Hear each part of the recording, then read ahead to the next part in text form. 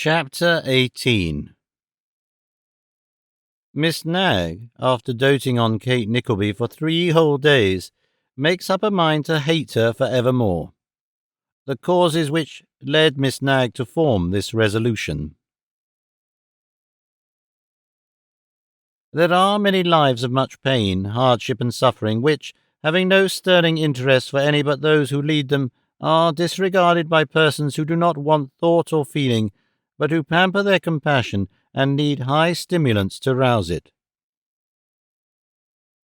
There are not a few among the disciples of charity who require, in their vocation, scarcely less excitement than the votaries of pleasure in theirs, and hence it is that diseased sympathy and compassion are every day expended on out-of-the-way objects, when only too many demands upon the legitimate exercise of the same virtues in a healthy state are constantly within the sight and hearing of the most unobservant person alive. In short, charity must have its romance, as the novelist or playwright must have his. A thief in fustian is a vulgar character, scarcely to be thought of by persons of refinement, but dress him in green velvet, with a high-crowned hat, and change the scene of his operations from a thickly peopled city to a mountain road, and you shall find him the very soul of poetry and adventure. So it is with the one great cardinal virtue which, properly nourished and exercised, leads to, if it does not necessarily include, all the others. It must have its romance, and the less of real, hard, struggling workaday life there is in that romance, the better. The life to which poor Kate Nickleby was devoted, in consequence of the unforeseen train of circumstances, already developed in this narrative, was a hard one, but lest the very dullness, unhealthy confinement, and bodily fatigue which made up its sum and substance should deprive it of any interest with the mass of the charitable and sympathetic, I would rather keep Miss Nickleby herself in view just now than chill them in the outset by a minute and lengthened description of the establishment presided over by Madame Mantalini. "Well, now, indeed, Madame Mantalini," said Miss Nag, as Kate was taking her weary way homewards on the first night of her novitiate, "that Miss Nickleby is a very creditable young person, a very creditable young person indeed. Upon my word, Madame Mantalini, it does very extraordinary credit even to your discrimination that you should have found such a very excellent, very well-behaved, very unassuming young woman to assist in the fitting on. I have seen some young women, where they had the opportunity of displaying before their betters, behave in such a— oh, dear, well, but you're always right, Madame Mantalini, always, and as I very often tell the young ladies, how you do contrive to be always right when so many people are so often wrong is to me a mystery indeed. Beyond putting a very excellent client out of humour, Miss Nickleby has not done anything very remarkable today that I am aware of, at least," said Madame Mantalini in reply. "Oh dear," said Miss Nag, "but you must allow a great deal for inexperience, you know." "And youth?" inquired Madame. "Oh, I say nothing about that, Madame Mantalini," replied Miss Nag, reddening. "Because if youth were any excuse, you wouldn't have—" "Quite so good a forewoman as I have, I suppose," suggested Madame. "Well, I never did know anybody like you, Madame Mantalini," rejoined Miss Nag most complacently, "and that's the fact, for you know what one's going to say before it has come to rise to one's lips. Oh, very good. For myself," observed Madame Mantalini, glancing with affected carelessness at her assistant, and laughing heartily in her sleeve, "I consider Miss Nickleby the most awkward girl I ever saw in my life." "Poor dear thing," said Miss Nag, "it's not her fault. If it was, we might hope to cure it. But as it's her misfortune, Madame Mantalini, why, really, you know, as the man said about the blind horse, we ought to respect it." "Her uncle told me she had been considered pretty," remarked Madame Mantalini. "I think her one of the most ordinary girls I ever met with." "Ordinary?" cried Miss Nag, with a countenance beaming delight. "And awkward? Well, all I can say is, Madame Mantalini, that I quite love the poor girl, and that if she was twice as indifferent-looking and twice as awkward as she is, I should be only so much the more her friend, and that's the truth of it. In fact, Miss Nag had conceived an incipient affection for Kate Nickleby after witnessing her failure that morning, and this short conversation with her superior increased the favourable prepossession to a most surprising extent, which was the more remarkable, as when she first scanned that young lady's face and figure, she had entertained certain inward misgivings that they would never agree. "But now," said Miss Nag, glancing at the reflection of herself in a mirror at no great distance, "I love her, I quite love her, I declare I do."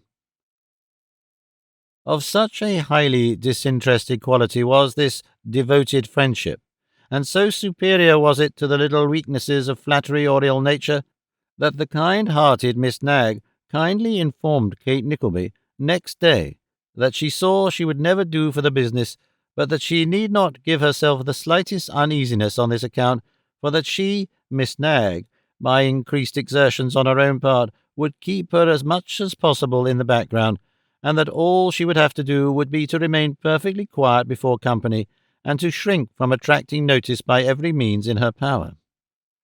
This last suggestion was so much in accordance with the timid girl's own feelings and wishes, that she readily promised implicit reliance on the excellent spinster's advice, without questioning or indeed bestowing a moment's reflection upon the motives that dictated it.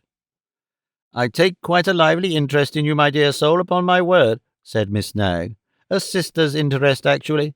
It's the most singular circumstance I ever knew."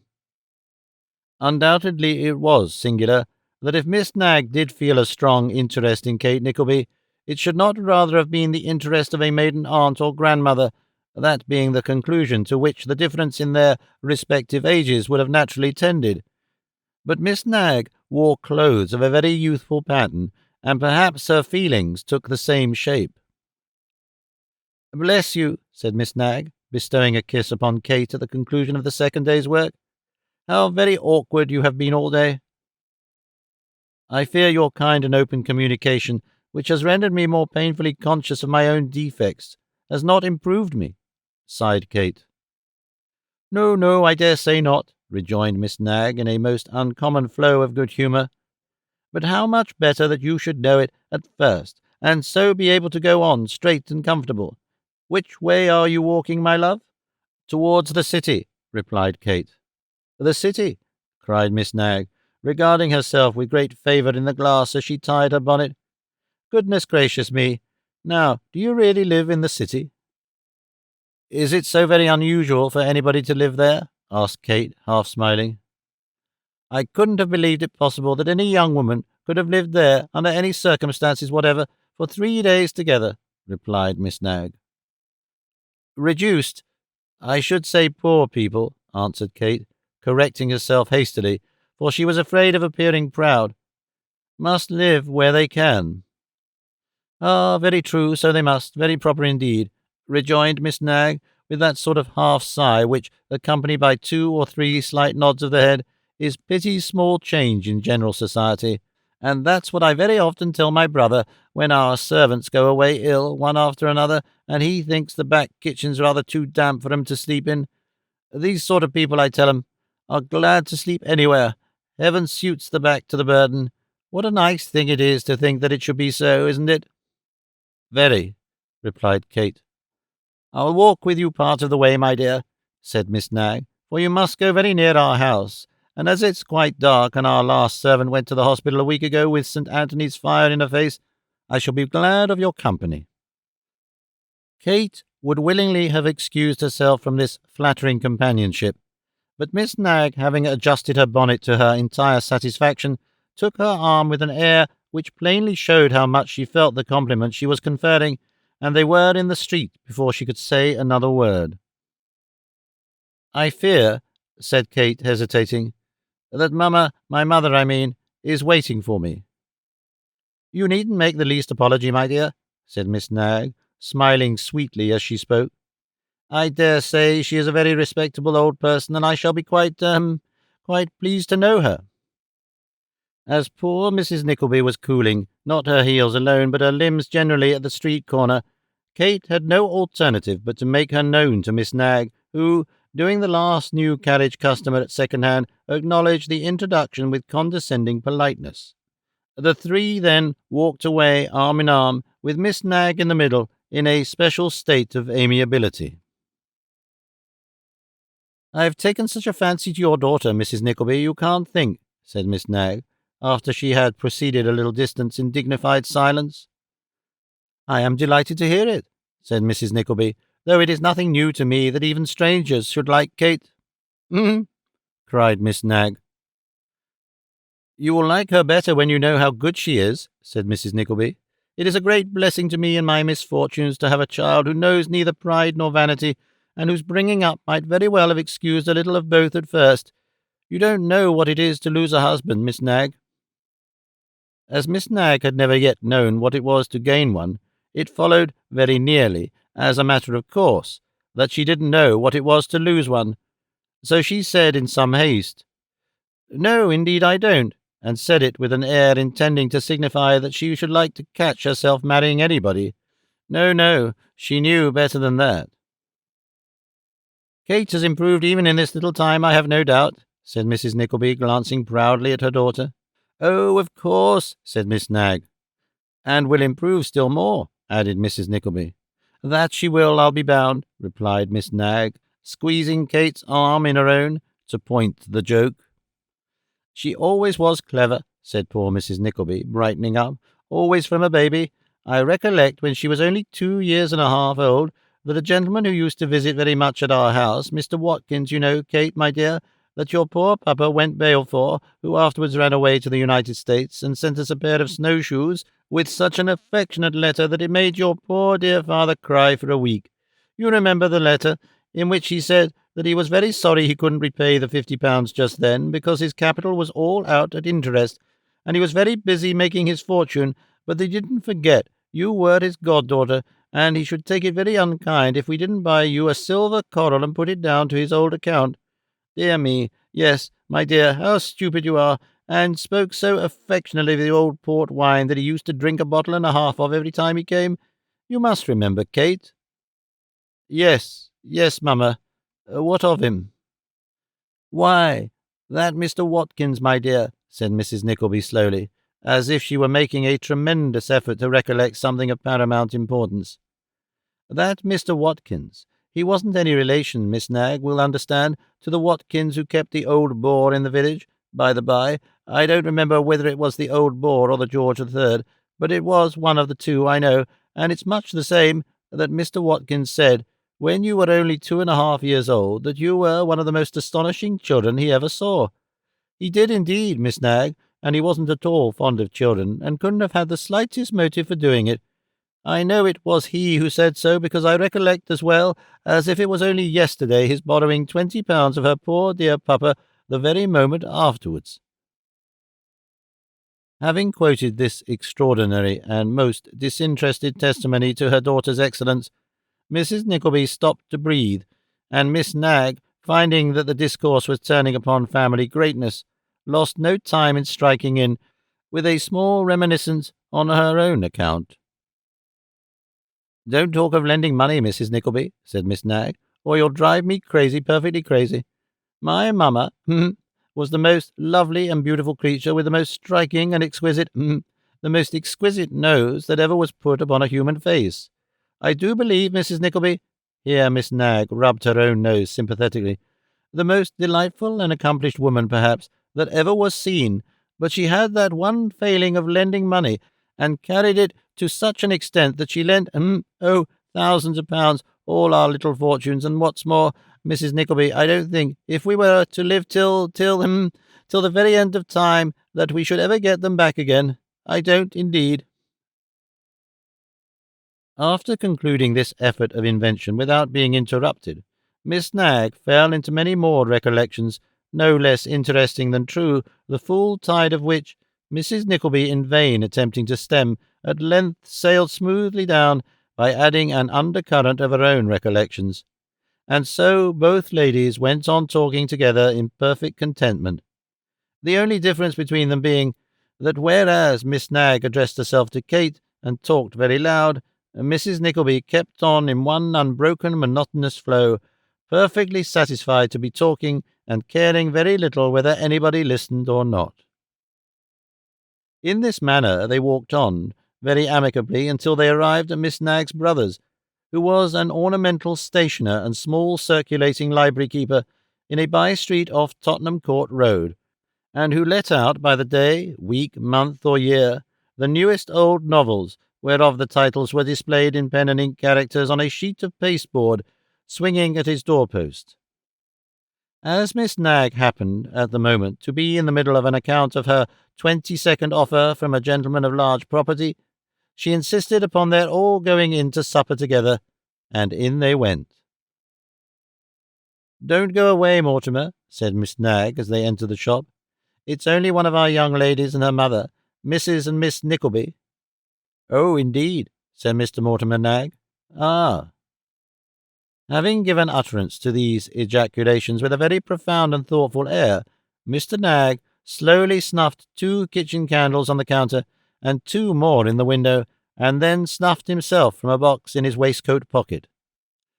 There was something very impressive in the ghostly air with which all this was done, and as Mr. Nag was a tall, lank gentleman of solemn features, wearing spectacles, and garnished with much less hair than a gentleman bordering on 40 or thereabouts usually boasts, Mrs. Nickleby whispered her daughter that she thought he must be literary.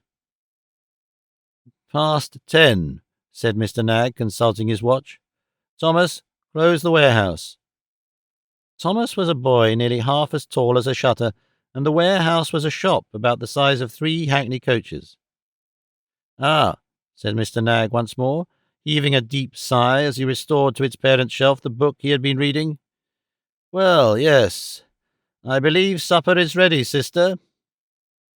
With another sigh, Mr. Nag took up the kitchen candles from the counter, and preceded the ladies with mournful steps to a back parlour, where a charwoman, employed in the absence of the sick servant, and remunerated with certain 18 pences to be deducted from her wages due, was putting the supper out. "Mrs. Blockson," said Miss Nag, reproachfully, "how very often have I begged you not to come into the room with your bonnet on?" "I can't help it, Miss Nag," said the charwoman, bridling up on the shortest notice. "There's been a deal of cleaning to do in this house, and if you don't like it, I must trouble you to look out for somebody else, for it don't hardly pay me, and that's the truth, if I was to be hung this minute." "I don't want any remarks, if you please," said Miss Nag, with a strong emphasis on the personal pronoun. "Is there any fire downstairs for some hot water presently?" "No, there is not indeed, Miss Nag," replied the substitute, "and so I won't tell you no stories about it." "Then why isn't there?" said Miss Nag. "Because there aren't no coals left out, and if I could make coals, I would, but as I can't, I won't, and so I make bold to tell you, ma'am," replied Mrs. Blockson. "Will you hold your tongue, female?" said Mr. Mortimer Nag, plunging violently into this dialogue. "By your leave, Mr. Nag," reported the charwoman, turning sharp round. "I'm only too glad not to speak in this house, excepting when and where I'm spoke to, sir, and with regard to being a female, sir, I should wish to know what you considered yourself."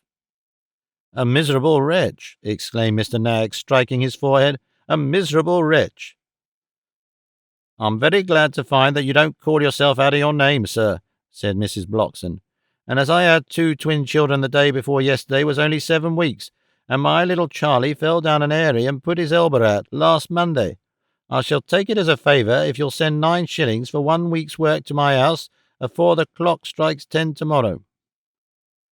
With these parting words, the good woman quitted the room with great ease of manner, leaving the door wide open. Mr. Nag, at the same moment, flung himself into the warehouse and groaned aloud. "What is the matter with that gentleman, pray?" inquired Mrs. Nickleby, greatly disturbed by the sound. "Is he ill?" inquired Kate, really alarmed. "Hush," replied Miss Nag. "A most melancholy history. He was once most devotedly attached to Madame Mantalini."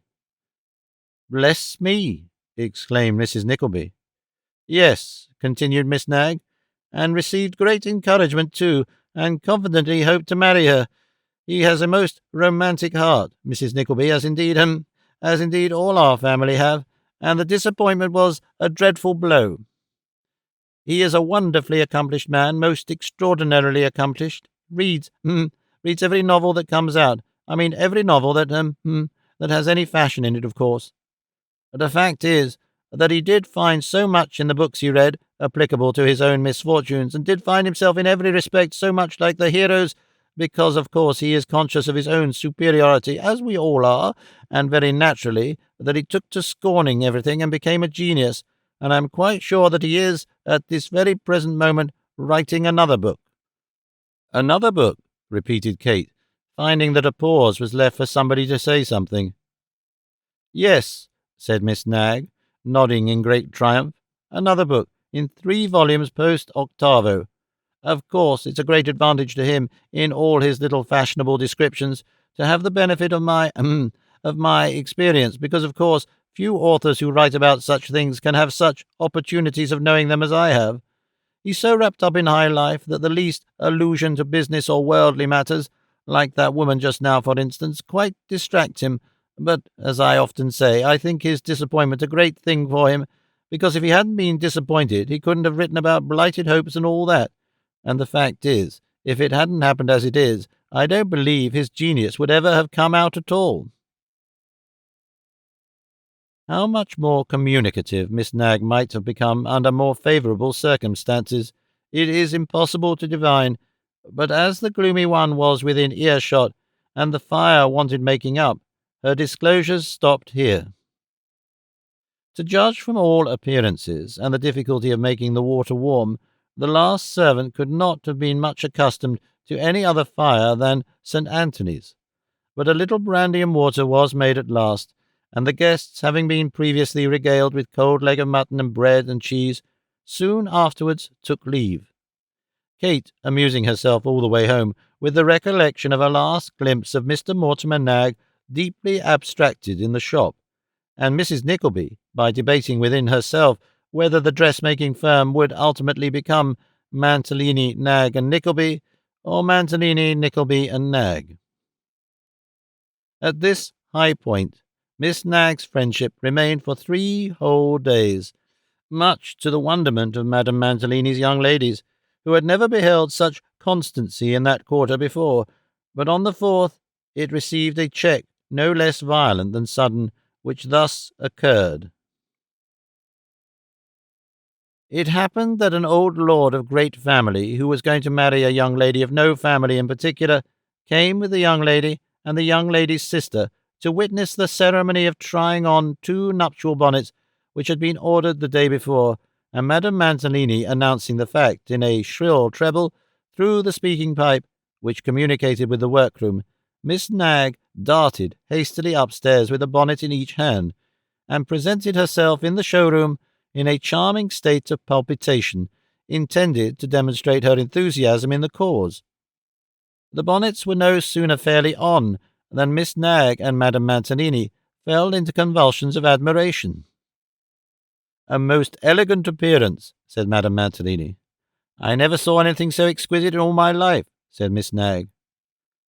Now, the old lord, who was a very old lord, said nothing, but mumbled and chuckled in a state of great delight, no less with the nuptial bonnets and their wearers than with his own address in getting such a fine woman for his wife, and the young lady, who was a very lively young lady, seeing the old lord in this rapturous condition, chased the old lord behind a cheval glass, and then and there kissed him, while Madame Mantalini and the other young lady looked discreetly another way. But pending the salutation, Miss Nag, who was tinged with curiosity, stepped accidentally behind the glass, and encountered the lively young lady's eye just at the very moment when she kissed the old lord, upon which the young lady, in a pouting manner, murmured something about an old thing and great impertinence, and finished by darting a look of displeasure at Miss Nag and smiling contemptuously. "Madame Mantalini," said the young lady. "Ma'am," said Madame Mantalini, "pray have up that pretty young creature we saw yesterday." "Oh, yes, do," said the sister. "Of all the things in the world, Madame Mantalini," said the lord's intended, throwing herself languidly on a sofa, "I hate being waited upon by frights or elderly persons. Let me always see that young creature, I beg, whenever I come." "By all means," said the old lord. "The lovely young creature, by all means." "Everybody is talking about her," said the young lady, in the same careless manner, "and my lord, being a great admirer of beauty, must positively see her." "She is universally admired," replied Madame Mantalini. "Miss Nag, send up Miss Nickleby. You needn't return." "I beg your pardon, Madame Mantalini, what did you say last?" asked Miss Nag, trembling. "You needn't return," repeated the superior sharply. Miss Nag vanished without another word, and in all reasonable time was replaced by Kate, who took off the new bonnets and put on the old ones, blushing very much to find that the old lord and the two young ladies were staring her out of countenance all the time. "Why, how you colour, child," said the lord's chosen bride. "She is not quite so accustomed to her business as she will be in a week or two," interposed Madame Mantalini with a gracious smile. "I am afraid you have been giving her some of your wicked looks, my lord," said the intended. "No, no, no," replied the old lord. "No, no, I'm going to be married and lead a new life. A new life, new life. It was a satisfactory thing to hear that the old gentleman was going to lead a new life, for it was pretty evident that his old one would not last him much longer. The mere exertion of protracted chuckling reduced him to a fearful ebb of coughing and gasping. It was some minutes before he could find breath to remark that the girl was too pretty for a milliner. "I hope you don't think good looks a disqualification for the business, my lord," said Madame Mantalini, simpering. "Not by any means," replied the old lord, "or you would have left it long ago." "You naughty creature," said the lively lady, poking the pier with her parasol. "I won't have you talk so. How dare you?" This playful inquiry was accompanied with another poke and another, and then the old lord caught the parasol and wouldn't give it up again, which induced the other lady to come up to the rescue, and some very pretty sportiveness ensued. "You will see that those little alterations are made, Madame Mantalini," said the lady. "Nay, you bad man, you positively shall go first. I wouldn't leave you behind me with that pretty girl, not for half a second. I know you too well. Jane, my dear, let him go first, and we shall be quite sure of him." The old lord, evidently much flattered by this suspicion, bestowed a grotesque leer upon Kate as he passed, and, receiving another tap with the parasol for his wickedness, tottered downstairs to the door, where his sprightly body was hoisted into the carriage by two stout footmen. "Pho," said Madame Mantalini. "How he ever gets into a carriage without thinking of a hearse, I can't think. There, take the things away, my dear, take them away." Kate, who had remained during the whole scene with her eyes modestly fixed upon the ground, was only too happy to avail herself of the permission to retire, and hasten joyfully downstairs to Miss Nag's dominion. The circumstances of the little kingdom had greatly changed, however, during the short period of her absence. In place of Miss Nag being stationed in her accustomed seat, preserving all the dignity and greatness of Madame Mantalini's representative, that worthy soul was reposing on a large box, bathed in tears, while 3 or 4 of the young ladies in close attendance upon her, together with the presence of hartshorn, vinegar, and other restoratives, would have borne ample testimony, even without the derangement of the headdress and front row of curls, to her having fainted desperately. "Bless me," said Kate, stepping hastily forward. "What is the matter?" This inquiry produced in Miss Nag violent symptoms of a relapse, and several young ladies, darting angry looks at Kate, applied more vinegar and hartshorn, and said it was a shame. "What is a shame?" demanded Kate. "What is the matter? What has happened? Tell me." "Matter?" cried Miss Nag, coming, all at once, bolt upright to the great consternation of the assembled maidens. "Matter? Fie upon you, you nasty creature!" "Gracious!" cried Kate, almost paralyzed by the violence with which the adjective had been jerked out from between Miss Nag's closed teeth. "Have I offended you?" "You offended me?" retorted Miss Nag. "You A chit, a child, an upstart nobody? Oh, indeed! Ah, ah! Now it was evident, as Miss Nag laughed, that something struck her as being exceedingly funny, and as the young ladies took their tone from Miss Nag, she being the chief, they all got up a laugh without a moment's delay, and nodded their heads a little, and smiled sarcastically to each other, as much as to say how very good that was. "Here she is," continued Miss Nag, getting off the box and introducing Kate with much ceremony and many low curtsies to the delighted throng. "Here she is. Everybody is talking about her. The belle ladies, the beauty, oh, you bold-faced thing!" At this crisis, Miss Nag was unable to repress a virtuous shudder, which immediately communicated itself to all the young ladies, after which Miss Nag laughed, and after that cried. "For 15 years," exclaimed Miss Nag, sobbing in a most affecting manner, "for 15 years have I been the credit and ornament of this room and the one upstairs. Thank God," said Miss Nag, stamping first her right foot and then her left with remarkable energy, "I never in all that time, till now, been exposed to the arts, the vile arts of a creature who disgraces us with all her proceedings and makes proper people blush for themselves. But I feel it, I do feel it, although I am disgusted."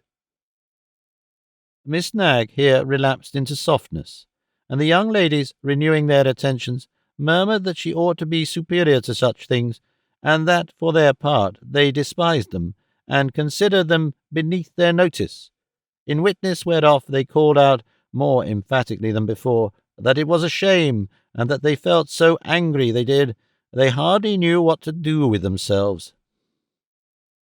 "Have I lived to this day to be called a fright?"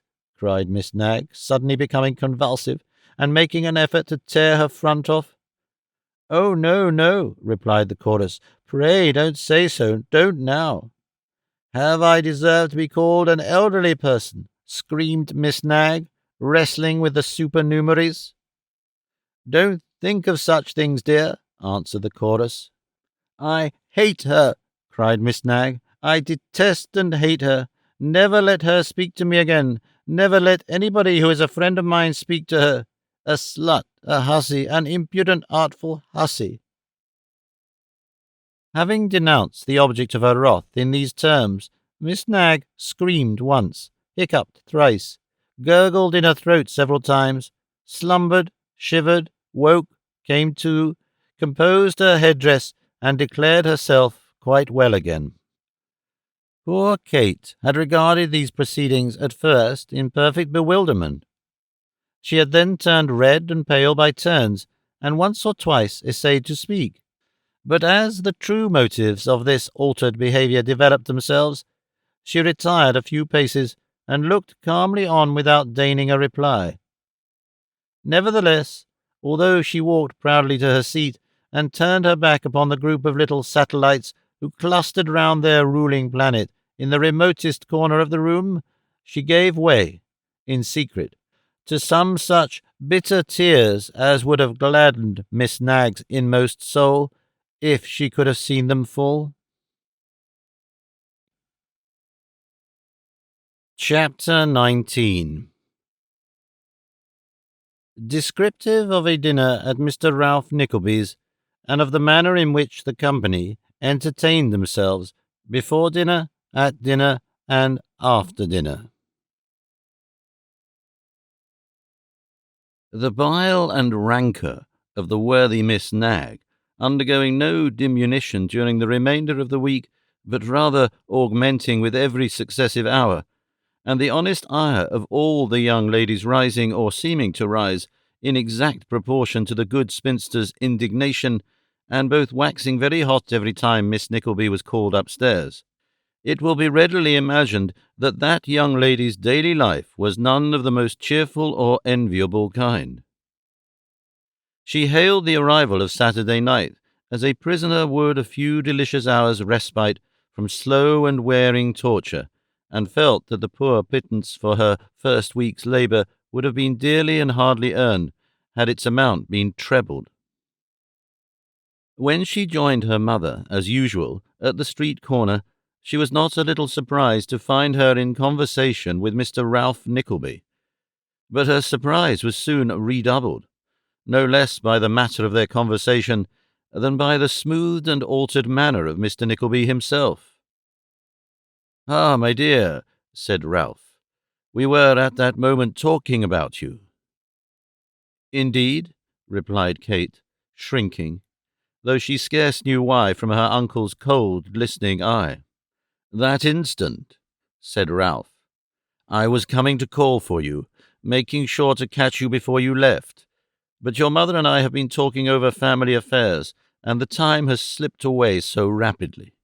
"Well, now, hasn't it?" interposed Mrs. Nickleby, quite insensible to the sarcastic tone of Ralph's last remark. "Upon my word, I couldn't have believed it possible that such a— Kate, my dear, you're to dine with your uncle at 6:30 tomorrow."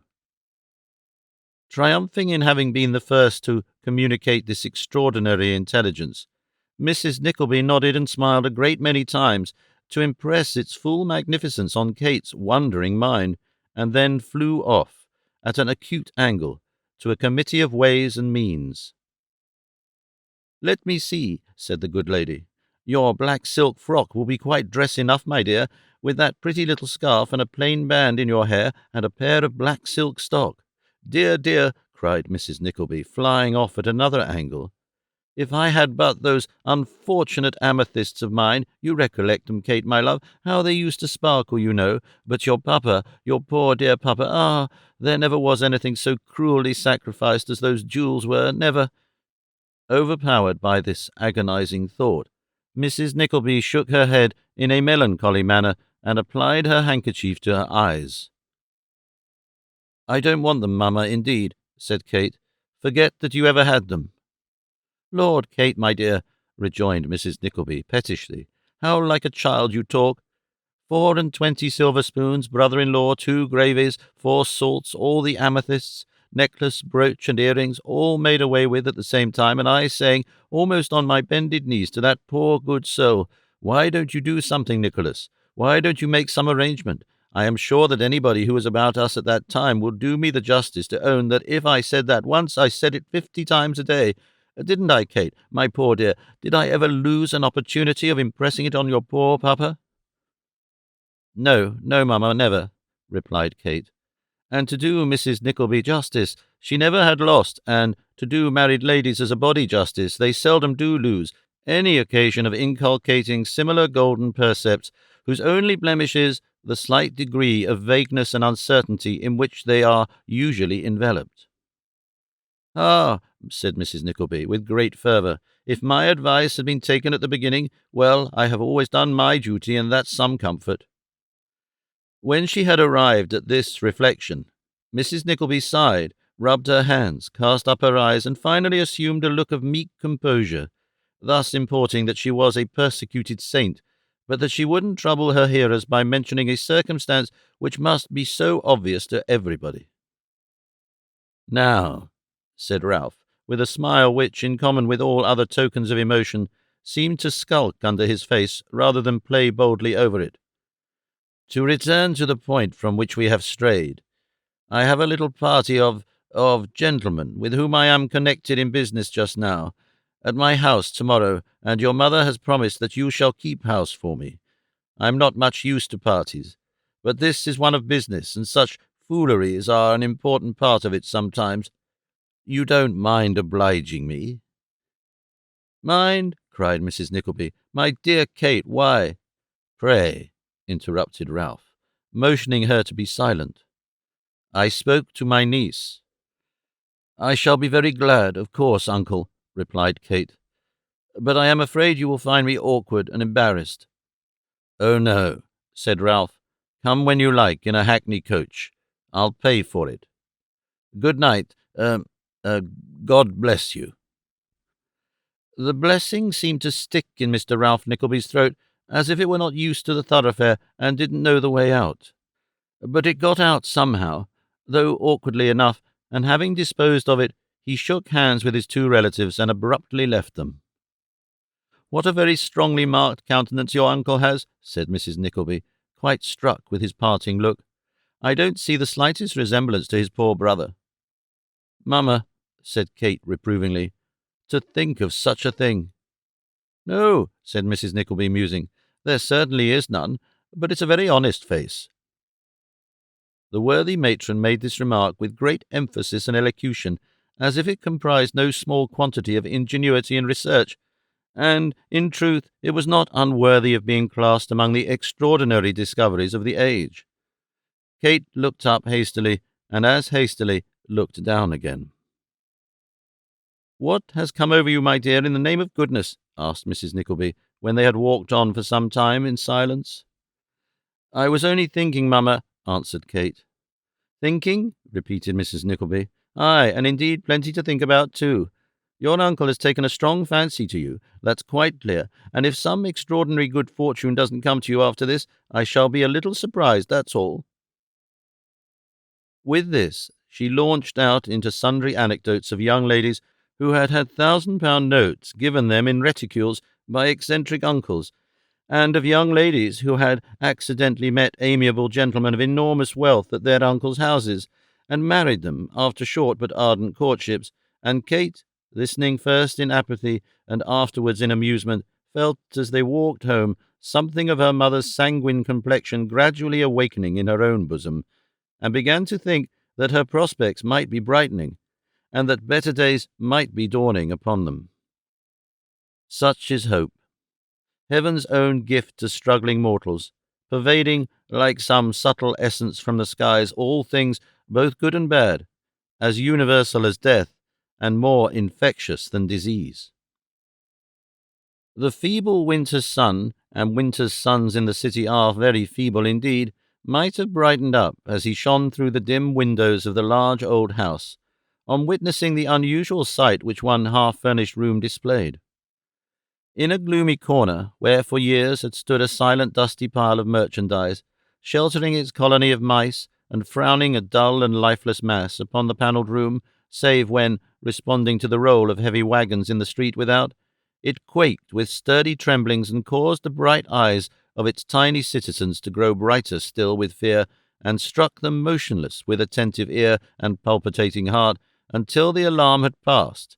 In this dark corner was arranged with scrupulous care all Kate's little finery for the day, each article of dress partaking of that indescribable air of jauntiness and individuality which empty garments, whether by association or that they become moulded, as it were, to the owner's form, will take in eyes accustomed to or picturing the wearer's smartness. In place of a bale of musty goods, there lay the black silk dress, the neatest possible figure in itself. The small shoes, with toes delicately turned out, stood upon the very pressure of some old iron weight, and a pile of harsh discoloured leather had unconsciously given place to the very same little pair of black silk stockings which had been the objects of Mrs. Nickleby's peculiar care. Rats and mice and such small gear had long ago been starved, or had emigrated to better quarters, and in their stead appeared gloves, bands, scarves, hairpins, and many other little devices, almost as ingenious in their way as rats and mice themselves, for the tantalization of mankind.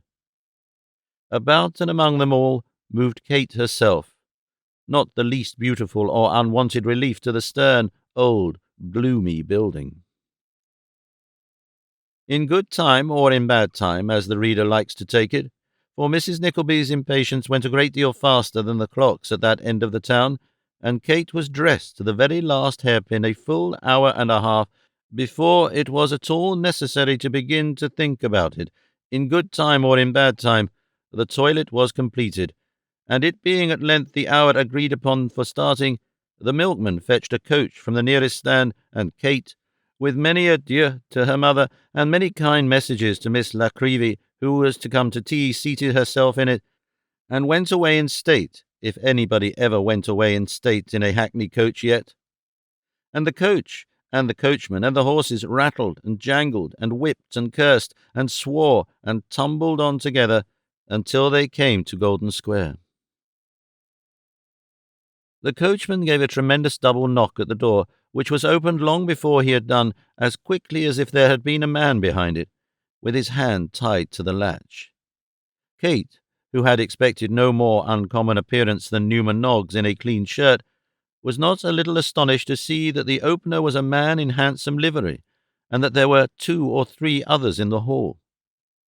There was no doubt about its being the right house, however, for there was the name upon the door. So she accepted the laced coat-sleeve which was tendered her, and entering the house, was ushered upstairs into a back drawing-room, where she was left alone.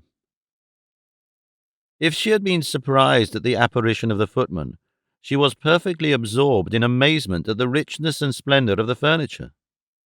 The softest and most elegant carpets, the most exquisite pictures, the costliest mirrors, articles of richest ornament, quite dazzling from their beauty and perplexing from the prodigality with which they were scattered around, encountered her on every side. The very staircase nearly down to the hall door was crammed with beautiful and luxurious things, as though the house were brimful of riches which, with a very trifling addition, would fairly run over into the street. Presently she heard a series of loud double knocks at the street door, and after every knock some new voice in the next room. The tones of Mr. Ralph Nickleby were easily distinguishable at first, but by degrees they merged into the general buzz of conversation, and all she could ascertain was that there were several gentlemen with no very musical voices, who talked very loud, laughed very heartily, and swore more than she would have thought quite necessary.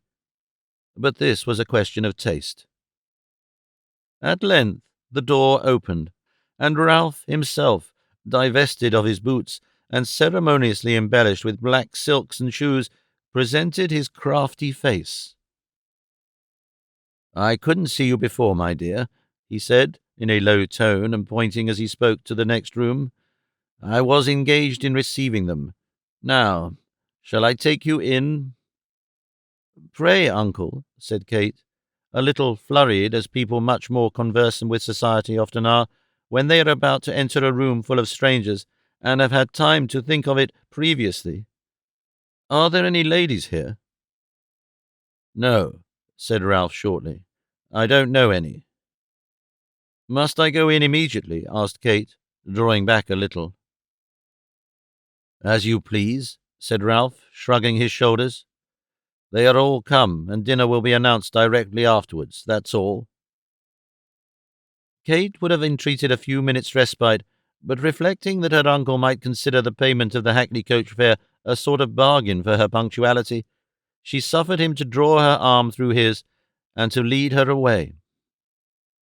7 or 8 gentlemen were standing round the fire when they went in, and as they were talking very loud, were not aware of their entrance until Mr. Ralph Nickleby, touching one on the coat-sleeve, said in a harsh, emphatic voice, as if to attract general attention, "Lord Frederick Verisopht, my niece, Miss Nickleby." The group dispersed, as if in great surprise, and the gentleman addressed, turning round, exhibited a suit of clothes of the most superlative cut, a pair of whiskers of similar quality, a moustache, a head of hair, and a young face. "Eh?" said the gentleman. "What the devil?" With which broken ejaculations he fixed his glass in his eye and stared at Miss Nickleby in great surprise. "My niece, my lord," said Ralph. "Then my ears did not deceive me, and it's not a waxwork," said his lordship. "How-de-do? I am very happy."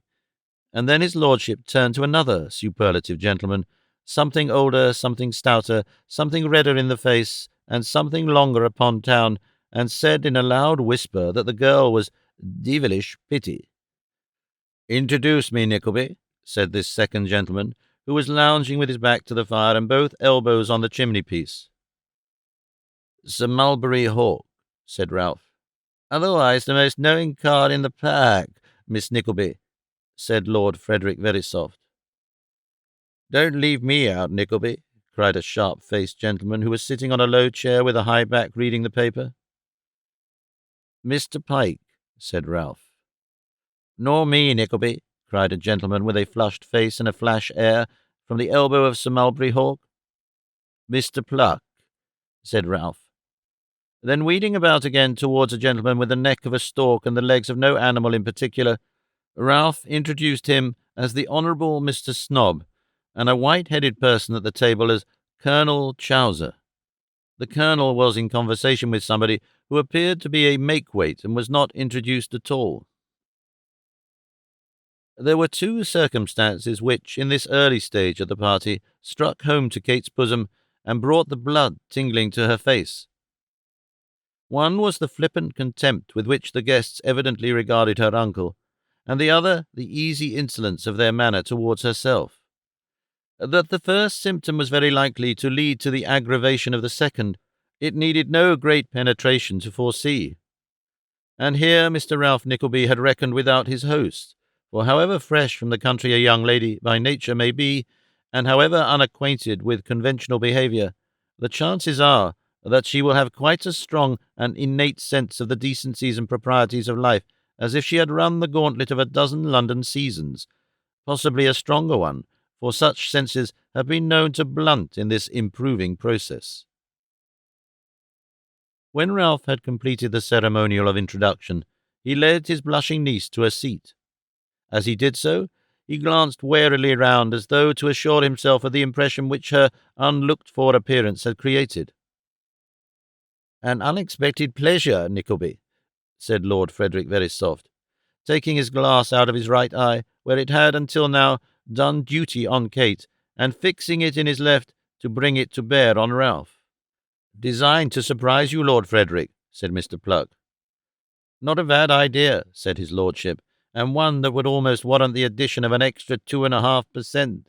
Nickleby," said Sir Mulberry Hawk, in a thick, coarse voice, "take the hint and tack it on the other 25, or whatever it is, and give me half for the advice." Sir Mulberry garnished this speech with a hoarse laugh, and terminated it with a pleasant oath regarding Mr. Nickleby's limbs, whereat Messrs. Pyke and Pluck laughed consumedly. These gentlemen had not yet quite recovered the jest when dinner was announced, and then they were thrown into fresh ecstasies by a similar cause. For Sir Mulberry Hawk, in an excess of humour, shot dexterously past Lord Frederick Verisopht, who was about to lead Kate downstairs, and drew her arm through his up to the elbow. "No, damn it, Verisopht," said Sir Mulberry. "Fair play's a jewel, and Miss Nickleby and I settled the matter with our eyes 10 minutes ago." laughed the Honourable Mr. Snob. "Very good, very good." Rendered additionally witty by this applause, Sir Mulberry Hawk leered upon his friends most facetiously, and led Kate downstairs with an air of familiarity which roused in her gentle breast such burning indignation as she felt it almost impossible to repress. Nor was the intensity of these feelings at all diminished when she found herself placed at the top of the table, with Sir Mulberry Hawk and Lord Frederick Verisopht on either side. "Oh, you've found your way into our neighbourhood, have you?" said Sir Mulberry, as his lordship sat down. "Of course," replied Lord Frederick, fixing his eyes on Miss Nickleby. "How can you ask me?" "Well, you attend to your dinner," said Sir Mulberry, "and don't mind Miss Nickleby and me, for we shall prove very indifferent company, I dare say." "I wish you'd interfere here, Nickleby," said Lord Frederick. "What is the matter, my lord?" demanded Ralph from the bottom of the table, where he was supported by Messrs. Pyke and Pluck. "This fellow Hawk is monopolizing your niece," said Lord Frederick. "He has a tolerable share of everything that you lay claim to, my lord," said Ralph with a sneer. "Gad, so he has," replied the young man. "Devil take me if I know which is master in my house, he or I." "I know," muttered Ralph. "I think I shall cut him off with a shilling," said the young nobleman, jocosely. "No, no, curse it," said Sir Mulberry. "When you come to the shilling, the last shilling, I'll cut you off fast enough, but till then I'll never leave you. You may take your oath of it." This sally, which was strictly founded on fact, was received with a general roar, above which was plainly distinguishable the laughter of Mr. Pyke and Mr. Pluck, who were evidently Sir Mulberry's toads in ordinary. Indeed, it was not difficult to see that the majority of the company preyed upon the unfortunate young lord, who, weak and silly as he was, appeared by far the least vicious of the party.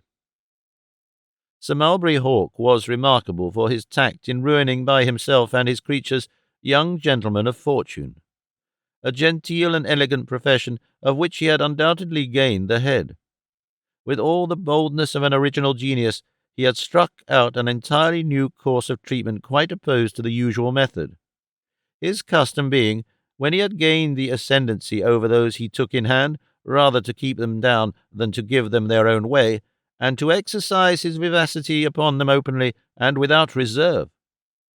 Thus he made them butts in a double sense, and while he emptied them with great address, caused them to ring with sundry well-administered taps for the diversion of society. The dinner was as remarkable for the splendour and completeness of its appointments as the mansion itself, and the company were remarkable for doing it ample justice, in which respect Messrs. Pyke and Pluck particularly signalized themselves, these two gentlemen eating of every dish and drinking of every bottle with a capacity and perseverance truly astonishing. They were remarkably fresh, too, notwithstanding their great exertions, for on the appearance of the dessert they broke out again as if nothing serious had taken place since breakfast. "Well," said Lord Frederick, sipping his first glass of port, "if this is a discounting dinner, all I have to say is, devil take me, if it wouldn't be a good plan to get discount every day." "You'll have plenty of it in your time," returned Sir Mulberry Hawk. "Nickleby will tell you that." "What do you say, Nickleby?" inquired the young man. "Am I to be a good customer?" "It depends entirely on circumstances, my lord," replied Ralph. "On your lordship's circumstances," interposed Colonel Chowser of the militia, "and the racecourses." The gallant colonel glanced at Messrs. Pyke and Pluck as if he thought they ought to laugh at his joke, but those gentlemen, being only engaged to laugh at Sir Mulberry Hawk, were, to his signal discomfiture, as grave as a pair of undertakers. To add to his defeat, Sir Mulberry, considering any such efforts an invasion of his peculiar privilege, eyed the offender steadily through his glass as if astonished at his presumption, and audibly stated his impression that it was an infernal liberty, which being a hint to Lord Frederick, he put up his glass and surveyed the object of censure as if he were some extraordinary wild animal then exhibiting for the first time.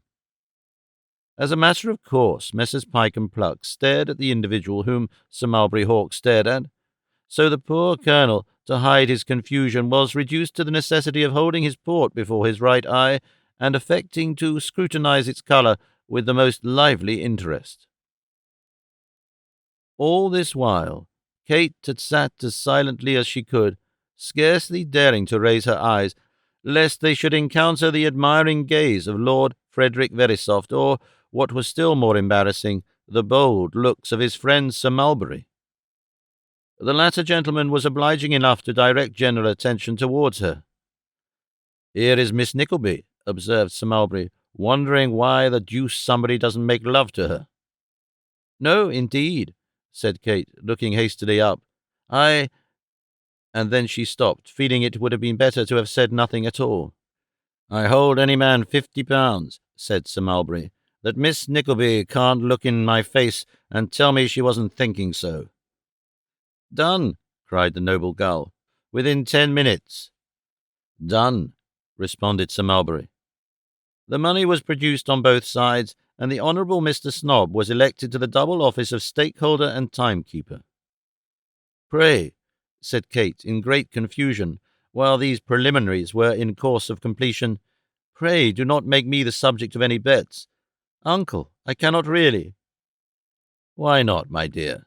replied Ralph, in whose grating voice, however, there was an unusual huskiness, as though he spoke unwillingly and would rather that the proposition had not been broached. "It is done in a moment. There is nothing in it.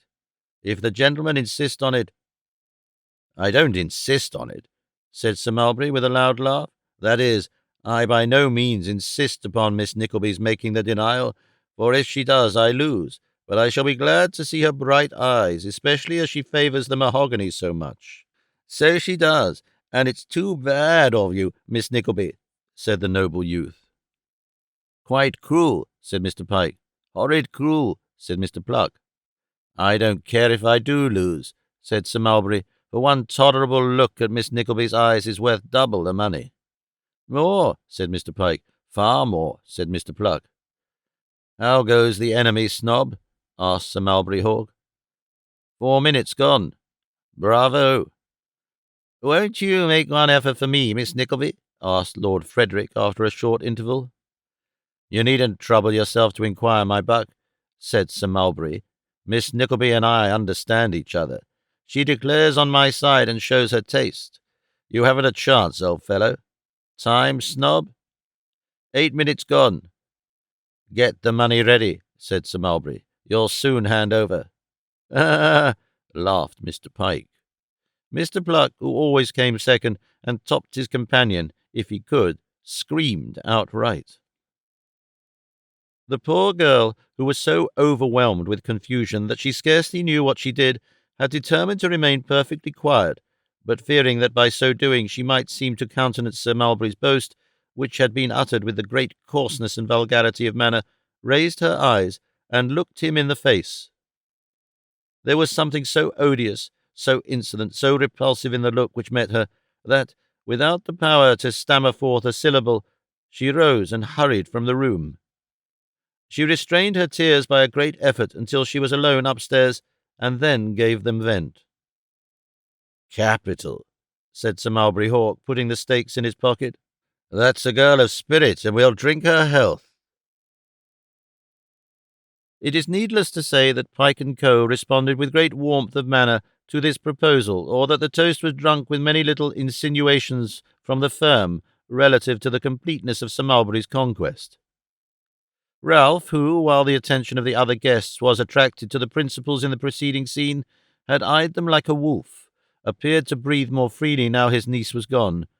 The decanters passing quickly round, he leaned back in his chair and turned his eyes from speaker to speaker, as they warmed with wine, with looks that seemed to search their hearts and lay bare, for his distempered sport, every idle thought within them. Meanwhile, Kate, left wholly to herself, had, in some degree, recovered her composure. She learned from a female attendant that her uncle wished to see her before she left, and had also gleaned the satisfactory intelligence that the gentleman would take coffee at table. The prospect of seeing them no more contributed greatly to calm her agitation, and taking up a book, she composed herself to read. She started sometimes when the sudden opening of the dining-room door let loose a wild shout of noisy revelry, and more than once rose in great alarm as a fancied footstep on the staircase impressed her with the fear that some stray member of the party was returning alone.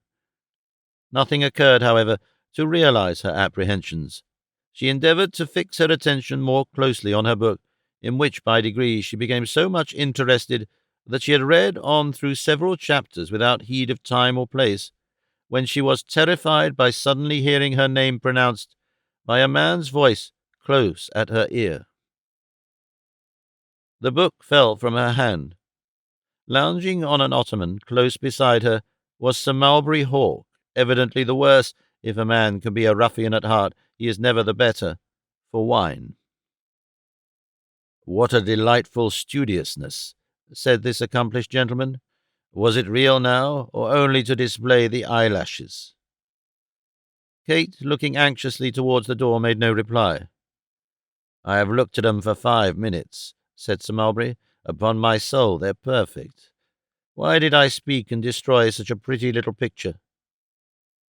"Do me the favour to be silent now, sir," replied Kate. "No, don't," said Sir Mulberry, folding his crushed hat to lay his elbow on, and bringing himself still closer to the young lady. "Upon my life, you oughtn't to. Such a devoted slave of yours, Miss Nickleby, it's an infernal thing to treat him so harshly. Upon my soul, it is." "I wish you to understand, sir," said Kate, trembling in spite of herself, but speaking with great indignation, "that your behaviour offends and disgusts me. If you have a spark of gentlemanly feeling remaining, you will leave me." "Now why?" said Sir Mulberry. "Why will you keep up this appearance of excessive rigour, my sweet creature? Now, be more natural, my dear Miss Nickleby. Be more natural, do." Kate hastily rose, but as she rose Sir Mulberry caught her dress and forcibly detained her. "Let me go, sir," she cried, her heart swelling with anger. "Do you hear? Instantly, this moment." "Sit down, said Sir Mulberry. "I want to talk to you." "Unhand me, sir, this instant," cried Kate. "Not for the world," joined Sir Mulberry. Thus speaking, he leaned over as if to replace her in a chair, but the young lady making a violent effort to disengage herself, he lost his balance and measured his length upon the ground. As Kate sprung forward to leave the room, Mr. Ralph Nickleby appeared in the doorway and confronted her. "What is this?" said Ralph. "It is this, sir," replied Kate, violently agitated, "that beneath the roof where I, a helpless girl, your dead brother's child, should most have found protection, I have been exposed to insult which should make you shrink to look upon me. Let me pass you." Ralph did shrink, as the indignant girl fixed her kindling eye upon him, but he did not comply with her injunction, nevertheless, for he led her to a distant seat, and returning and approaching Sir Mulberry Hawk, who had by this time risen, motioned towards the door. "Your way lies there, sir," said Ralph, in a suppressed voice that some devil might have owned with pride. "What do you mean by that?" demanded his friend fiercely. The swollen veins stood out like sinews on Ralph's wrinkled forehead, and the nerves about his mouth worked as though some unendurable emotion wrung them, but he smiled disdainfully and again pointed to the door. "Do you know me, you old madman?" asked Sir Mulberry. "Well," said Ralph. The fashionable vagabond for the moment quite quailed under the steady look of the older sinner, and walked towards the door, muttering as he went. "You wanted the Lord, did you?" he said, stopping short when he reached the door, as if a new light had broken in upon him, and confronting Ralph again. "Damme, I was in the way, was I?" Ralph smiled again, but made no answer. "Who brought him to you first?" pursued Sir Mulberry, "and how, without me, could you have ever wound him in your net as you have?" "The net is a large one, and rather full," said Ralph. "Take care that it chokes nobody in the meshes." "You would sell your flesh and blood for money yourself, if you have not already made a bargain with the devil," retorted the other. "Do you mean to tell me that your pretty niece was not brought here as a decoy for the drunken boy downstairs?" Although this hurried dialogue was carried on in a suppressed tone on both sides, Ralph looked involuntarily round to ascertain that Kate had not moved her position so as to be within hearing. His adversary saw the advantage he had gained, and followed it up. "Do you mean to tell me," he asked again, "that it is not so? Do you mean to say that if he had found his way up here instead of me, you wouldn't have been a little more blind, a little more deaf, and a little less flourishing than you have been? Come, Nickleby, answer me that." "I tell you this," replied Ralph, "that if I brought her here as a matter of business—" "Aye, that's the word," interposed Sir Mulberry with a laugh. "You're coming to yourself again now." "As a matter of business," pursued Ralph, speaking slowly and firmly, as a man who has made up his mind to say no more, "because I thought she might make some impression on the silly youth you have taken in hand and are lending good help to ruin. I knew, knowing him, that it would be long before he outraged her girl's feelings, and that unless he offended by mere puppyism and emptiness, he would, with a little management, respect the sex and conduct even of his usurer's niece. But if I thought to draw him on more gently by this device, I did not think of subjecting the girl to the licentiousness and brutality of so old a hand as you. And now we understand each other. Especially as there's nothing to be got by it, eh?" sneered Sir Mulberry. "Exactly so," said Ralph. He had turned away and looked over his shoulder to make this last reply. The eyes of the two worthies met with an expression as if each rascal felt that there was no disguising himself from the other, and Sir Mulberry Hawk shrugged his shoulders and walked slowly out. His friend closed the door and looked restlessly towards the spot where his niece still remained, in the attitude in which she had left her. She had flung herself heavily upon the couch, and with her head drooping over the cushion and her face hidden in her hands, seemed to be still weeping in an agony of shame and grief. Ralph would have walked into any poverty-stricken debtor's house and pointed him out to a bailiff though in attendance upon a young child's deathbed, without the smallest concern, because it would have been a matter quite in the ordinary course of business, and the man would have been an offender against his only code of morality. But here was a young girl who had done no wrong save that of coming into the world alive, who had patiently yielded to all his wishes, who had tried hard to please him, above all, who didn't owe him money, and he felt awkward and nervous. Ralph took a chair at some distance, then another chair a little nearer, then moved a little nearer still, then nearer again, and finally sat himself on the same sofa, and laid his hand on Kate's arm. "Hush, my dear," he said, as she drew it back, and her sobs burst out afresh. "Hush, hush. Don't mind it now. Don't think of it." "Oh, for pity's sake, let me go home," cried Kate. "Let me leave this house and go home." "Yes, yes," said Ralph. "You shall, but you must dry your eyes first, and compose yourself. Let me raise your head. There, there."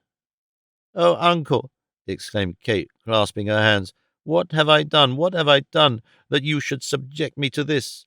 If I had wronged you in thought or word or deed, it would have been most cruel to me, and the memory of one you must have loved in some old time, but—" "Only listen to me for a moment," interrupted Ralph, seriously alarmed by the violence of her emotions. "I didn't know it would be so. It was impossible for me to foresee it. I did all I could.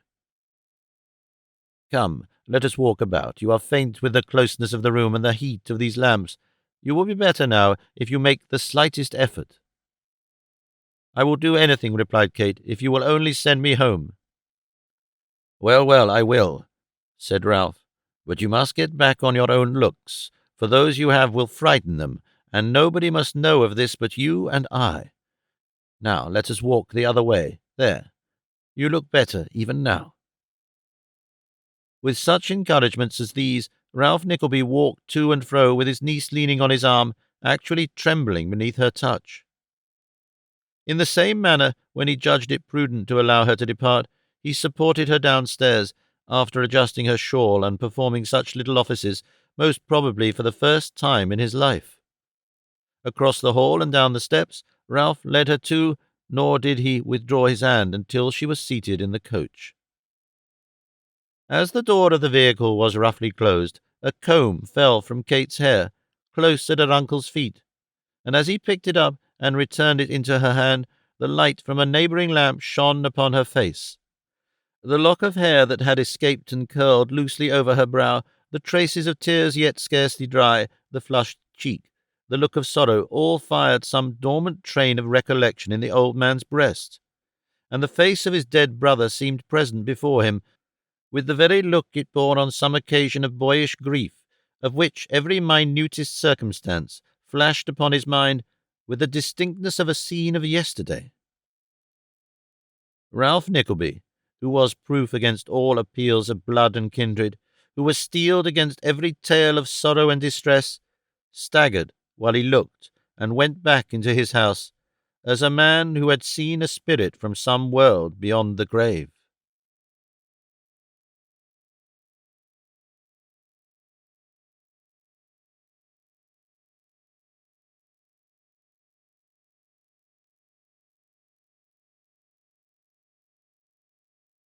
Chapter 20, wherein Nicholas at length encounters his uncle, to whom he expresses his sentiments with much candour. His resolution. Little Miss Nickleby trotted briskly through the divers streets at the west end of the town early on Monday morning, the day after the dinner, charged with the important commission of acquainting Madame Mantalini that Miss Nickleby was too unwell to attend that day, but hoped to be enabled to resume her duties on the morrow. And as Miss Nickleby walked along, revolving in her mind various genteel forms and elegant turns of expression, with a view to the selection of the very best in which to couch her communication, she cogitated a good deal upon the probable causes of her young friend's indisposition. "I don't know what to make of it," said Miss Nickleby. "Her eyes were decidedly red last night. She said she had a headache. Headaches don't occasion red eyes. She must have been crying." Arriving at this conclusion, which indeed she had established to her perfect satisfaction on the previous evening, Miss Nickleby went on to consider, as she had done nearly all night, what new cause of unhappiness her young friend could possibly have had. "I can't think of anything," said the little portrait painter.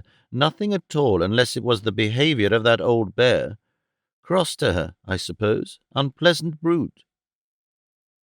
Relieved by this expression of opinion, albeit it was vented upon empty air, Miss Nickleby trotted on to Madame Mantalini's, and being informed that the governing power was not yet out of bed, requested an interview with the second in command, whereupon Miss Nag appeared. "So far as I am concerned," said Miss Nag, when the message had been delivered, with many ornaments of speech, "I could spare Miss Nickleby for evermore." "Oh, indeed, ma'am," rejoined Miss Nickleby, highly offended. "But you see, you are not mistress of the business, and therefore it's of no great consequence." "Very good, ma'am," said Miss Nag. "Have you any further commands for me?" "No, I have not, ma'am," rejoined Miss Nickleby. "Then good morning, ma'am," said Miss Nag. "Good morning to you, ma'am, and many obligations for your extreme politeness and good breeding," rejoined Miss Nickleby. Thus terminating the interview, during which both ladies had trembled very much and been marvellously polite, certain indications that they were within an inch of a very desperate quarrel, Miss Nickleby bounced out of the room and into the street. "I wonder who that is," said the queer little soul. "A nice person to know, I should think. I wish I had the painting of her. I'd do her justice." So, feeling quite satisfied that she had said a very cutting thing at Miss Nag's expense, Miss Nickleby had a hearty laugh and went home to breakfast in great good humour. Here was one of the advantages of having lived alone so long. The little bustling, active, cheerful creature existed entirely within herself, talked to herself, made a confidant of herself, was as sarcastic as she could be on people who offended her by herself, pleased herself, and did no harm. If she indulged in scandal, nobody's reputation suffered, and if she enjoyed a little bit of revenge, no living soul was one atom the worse.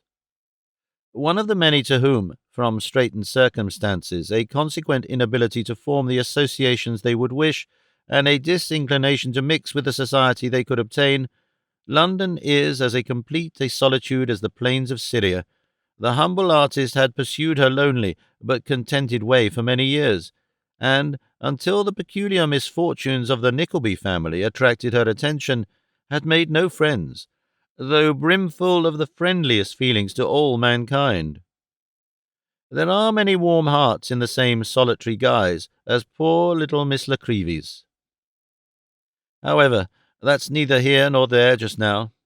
She went home to breakfast, and had scarcely caught the full flavour of her first sip of tea when the servant announced a gentleman, whereat Miss Nickleby, at once imagining a new sitter transfixed by admiration at the street-door case, was in unspeakable consternation at the presence of the tea-things. "Here, take 'em away, run with 'em into the bedroom, anywhere," said Miss Nickleby. "Dear, dear, to think that I should be late on this particular morning of all others, after being ready for 3 weeks by 8:30 o'clock, and not a soul coming near the place." "Don't let me put you out of the way," said a voice Miss Nickleby knew. "I told the servant not to mention my name, because I wish to surprise you." "Mr. Nicholas!" cried Miss Nickleby, starting in great astonishment. "You have not forgotten me, I see," replied Nicholas, extending his hand. "Why, I think I should have known you, even if I had met you in the street," said Miss Nickleby with a smile. "Hannah, another cup and saucer. Now, I'll tell you what, young man, I'll trouble you not to repeat the impertinence you were guilty of on the morning you went away." "You would not be very angry, would you?" asked Nicholas. "Wouldn't I?" said Miss Nickleby. "You had better try, that's all." Nicholas, with becoming gallantry, immediately took Miss Nickleby at her word, who uttered a faint scream and slapped his face, but it was not a very hard slap, and that's the truth. "I never saw such a rude creature," exclaimed Miss Nickleby. "You told me to try," said Nicholas. "Well, but I was speaking ironically," rejoined Miss Nickleby. "Oh, that's another thing," said Nicholas. "You should have told me that too." "I dare say you didn't know indeed." retorted Miss Nickleby. "But now I look at you again, you seem thinner than when I saw you last, and your face is haggard and pale. And how come you to have left Yorkshire?" She stopped here, for there was so much heart in her altered tone and manner that Nicholas was quite moved. "I need look somewhat changed," he said after a short silence, "for I have undergone some suffering both of mind and body since I left London. I have been very poor, too, and have even suffered from want." "Good heaven, Mr. Nicholas!" exclaimed Miss Nickleby, "what are you telling me?" "Nothing which need distress you quite so much," answered Nicholas, with a more sprightly air. "Neither did I come here to bewail my lot, but on matter more to the purpose. I wish to meet my uncle face to face. I should tell you that first." "Then all I have to say about that is," interposed Miss Nickleby, "that I don't envy you your tastes, and that sitting in the same room with his very boots would put me out of humour for a fortnight." "In the main," said Nicholas, "there may be no great difference of opinion between you and me so far, but you will understand that I desire to confront him, to justify myself, and to cast his duplicity and malice in his throat." "That's quite another matter," rejoined Miss Nickleby. "Heaven forgive me, but I shouldn't cry my eyes quite out of my head if they choked him. Well, to this end I called upon him this morning," said Nicholas. "He only returned to town on Saturday, and I knew nothing of his arrival until late last night." "And did you see him?" asked Miss Nickleby. "No," replied Nicholas. "He had gone out." "Ah," said Miss Nickleby, "on some kind charitable business, I dare say."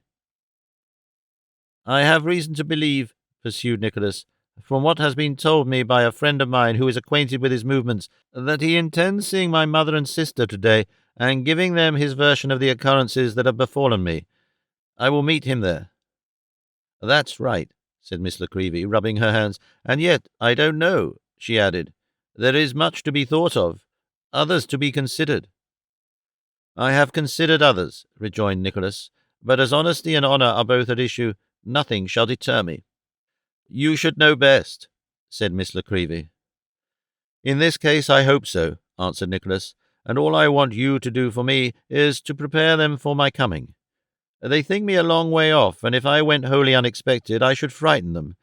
If you can spare time to tell them that you have seen me, and that I shall be with them in a quarter of an hour afterwards, you will do me a great service."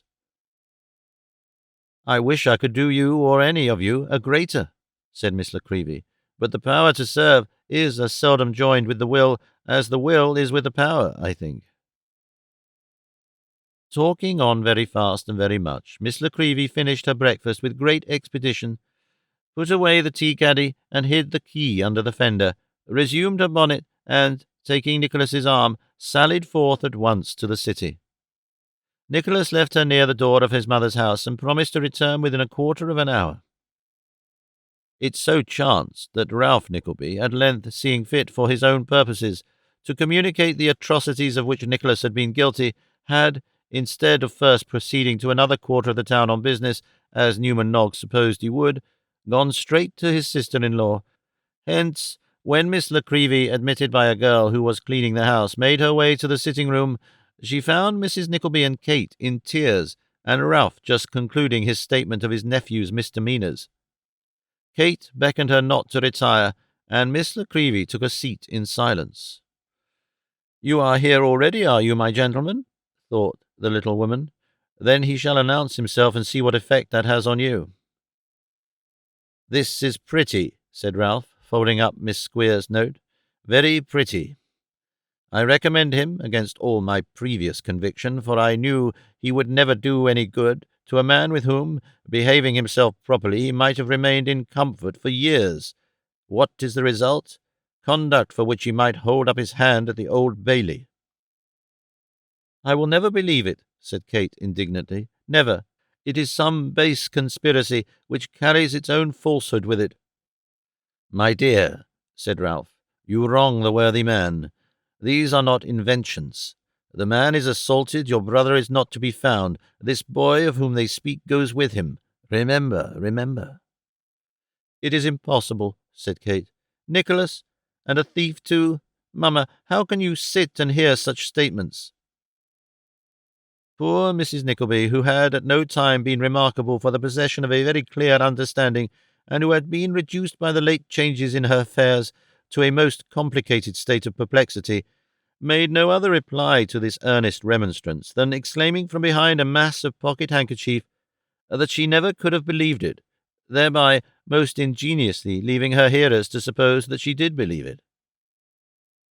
"It would be my duty, if he came in my way, to deliver him up to justice," said Ralph.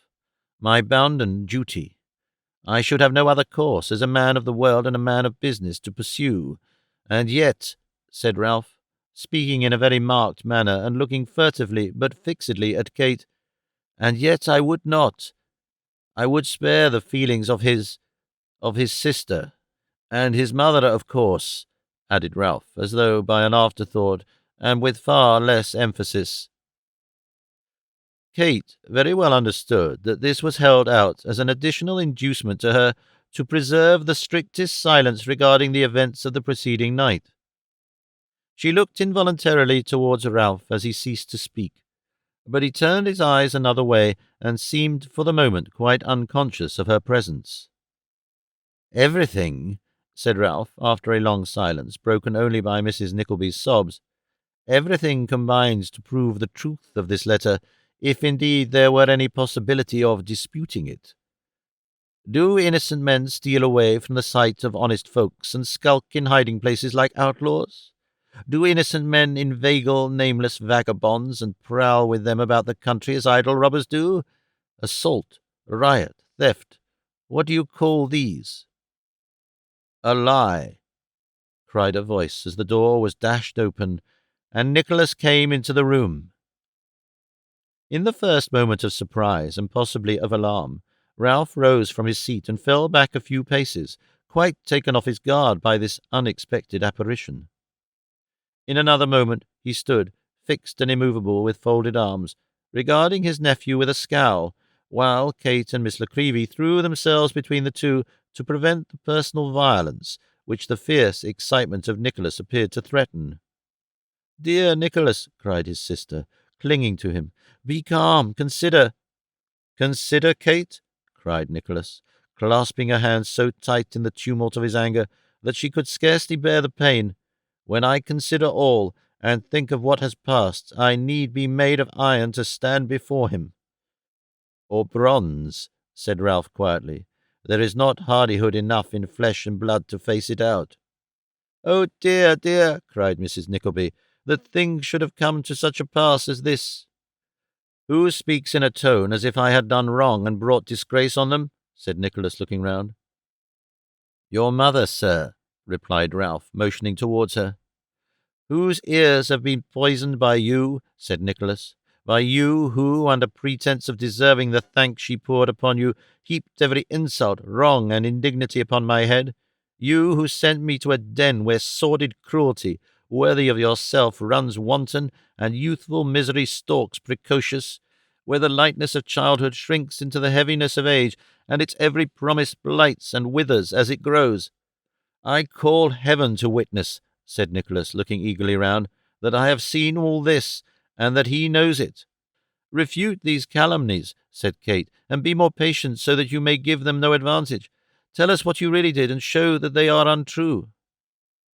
"Of what do they, or of what does he, accuse me?" said Nicholas.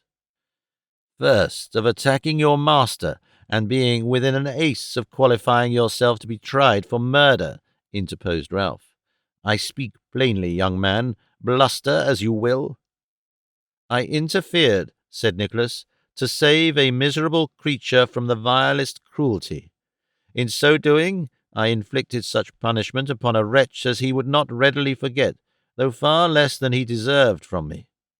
If the same scene were renewed before me now, I would take the same part, but I would strike harder and heavier, and brand him with such marks as he should carry to his grave, go to it when he would." "You hear?" said Ralph, turning to Mrs. Nickleby. "Penitence, this?" "Oh, dear me!" cried Mrs. Nickleby. "I don't know what to think, I really don't." "Do not speak just now, mamma, I entreat you," said Kate. "Dear Nicholas, I only tell you that you may know what wickedness can prompt, but they accuse you of— a ring is missing, and they dare to say that. The woman, said Nicholas haughtily, the wife of the fellow from whom these charges come, dropped, as I suppose, a worthless ring among some clothes of mine early in the morning on which I left the house. At least, I know that she was in the bedroom where they lay, struggling with an unhappy child, and that I found it when I opened my bundle on the road. I returned it at once by coach, and they have it now. I knew, said Kate, looking towards her uncle, about this boy, love, in whose company they say you left. The boy, a silly, helpless creature, from brutality and hard usage, is with me now, rejoined Nicholas. You hear? Said Ralph, appealing to the mother again. Everything proved, even upon his own confession. Do you choose to restore that boy, sir? No, I do not, replied Nicholas. You do not? Sneered Ralph. No, repeated Nicholas, not to the man with whom I found him. I would that I knew on whom he has the claim of birth. I might wring something from his sense of shame if he were dead to every tie of nature. Indeed, said Ralph. Now, sir, will you hear a word or two from me? You can speak when and what you please, replied Nicholas, embracing his sister. I take little heed of what you say or threaten. Mighty well, sir, retorted Ralph. But perhaps it may concern others, who may think it worth their while to listen and consider what I tell them. I will address your mother, sir, who knows the world. Ah, and I only too dearly wish I didn't, sobbed Mrs. Nickleby.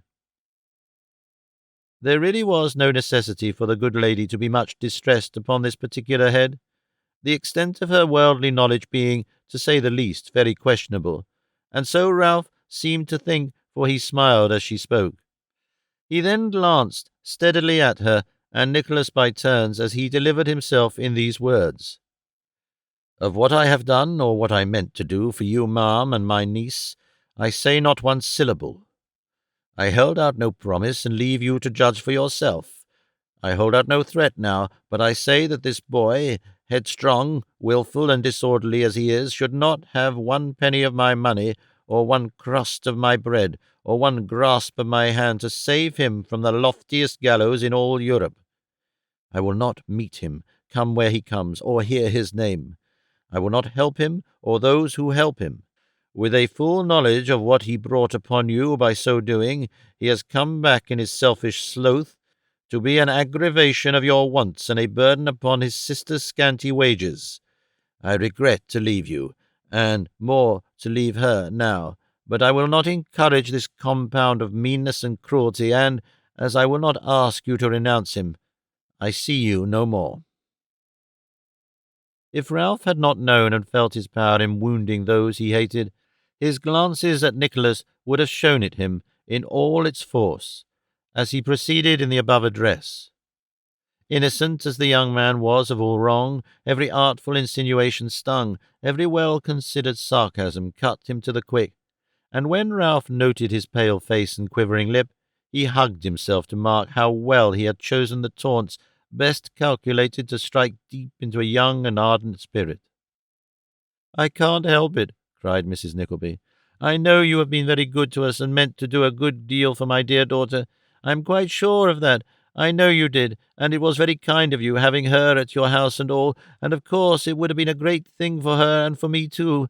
But I can't, you know, brother-in-law, I can't renounce my own son, even if he has done all you say he has. It's not possible. I couldn't do it. So we must go to rack and ruin, Kate, my dear. I can bear it, I dare say. Pouring forth these and a perfectly wonderful train of other disjointed expressions of regret, which no mortal power but Mrs. Nickleby's could ever have strung together, that lady wrung her hands, and her tears fell faster. What do you say, if Nicholas has done what they say he has, mamma? Asked Kate, with honest anger. You know he has not. I don't know what to think, one way or other, my dear, said Mrs. Nickleby. Nicholas is so violent, and your uncle has so much composure, that I can only hear what he says and not what Nicholas does. Never mind. Don't let us talk any more about it. We can go to the workhouse, or the refuge for the destitute, or the Magdalen Hospital, I dare say, and the sooner we go the better." With this extraordinary jumble of charitable institutions, Mrs. Nickleby again gave way to her tears. "Stay," said Nicholas, as Ralph turned to go. "You need not leave this place, sir, for it will be relieved of my presence in 1 minute, and it will be long, very long, before I darken these doors again."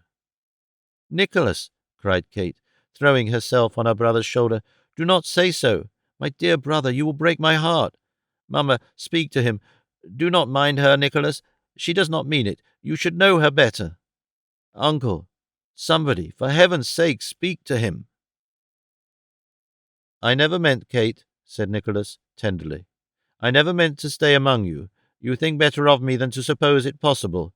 I may turn my back on this town a few hours sooner than I intended, but what of that? We shall not forget each other apart, and better days will come when we shall part no more. Be a woman, Kate," he whispered proudly, "and do not make me one while he looks on." "No, no, I will not," said Kate eagerly, "but you will not leave us.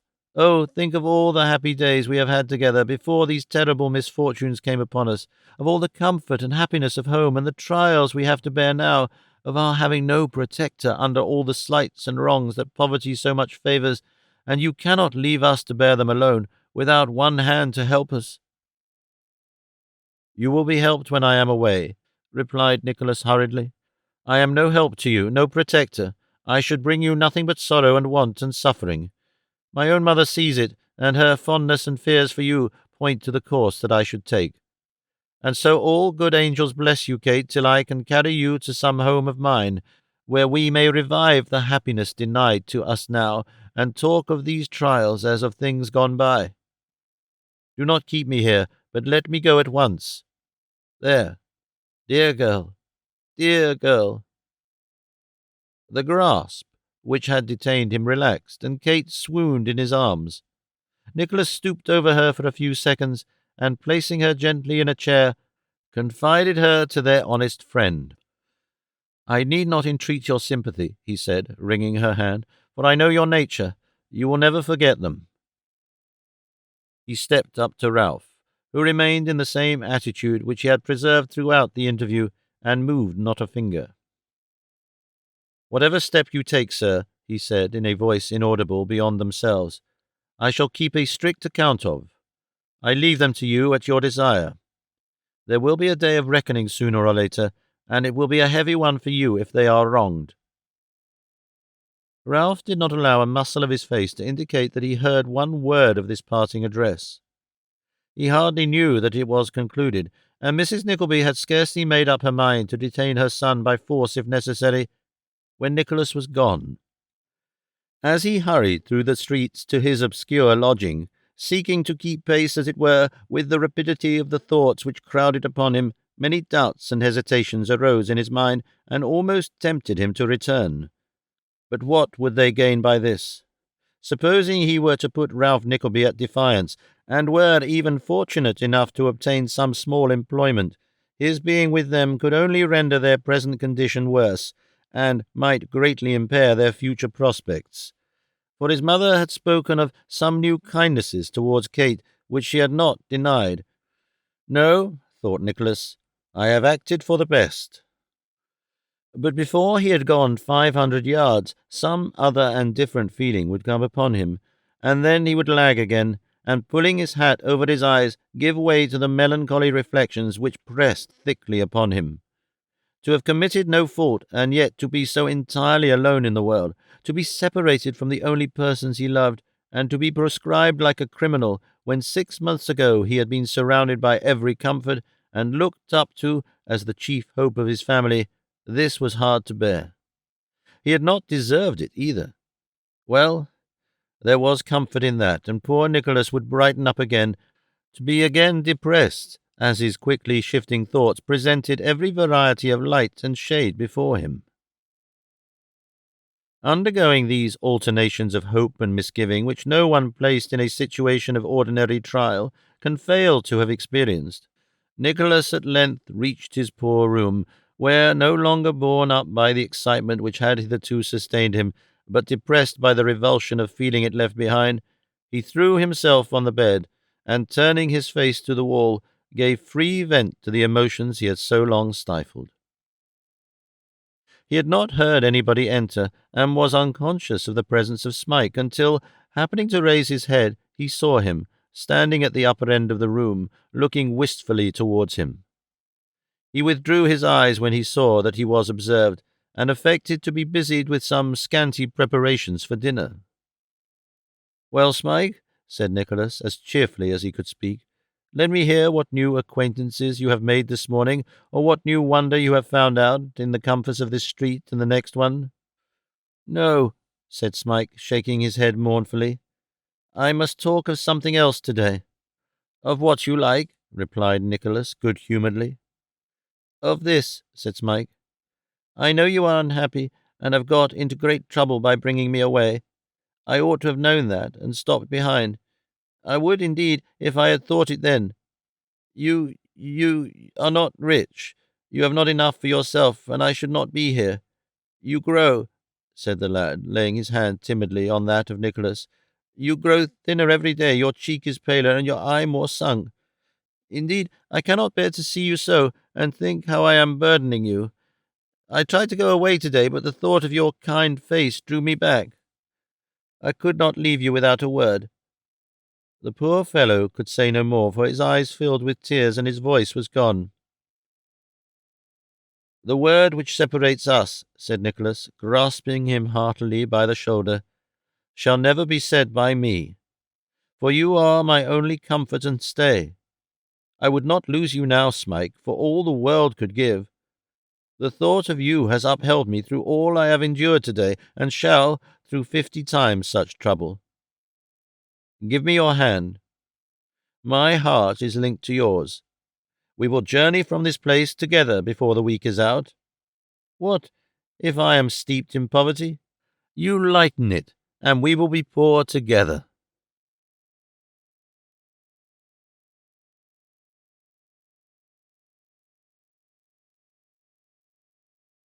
Chapter 21. Madame Mantalini finds herself in a situation of some difficulty, and Miss Nickleby finds herself in no situation at all.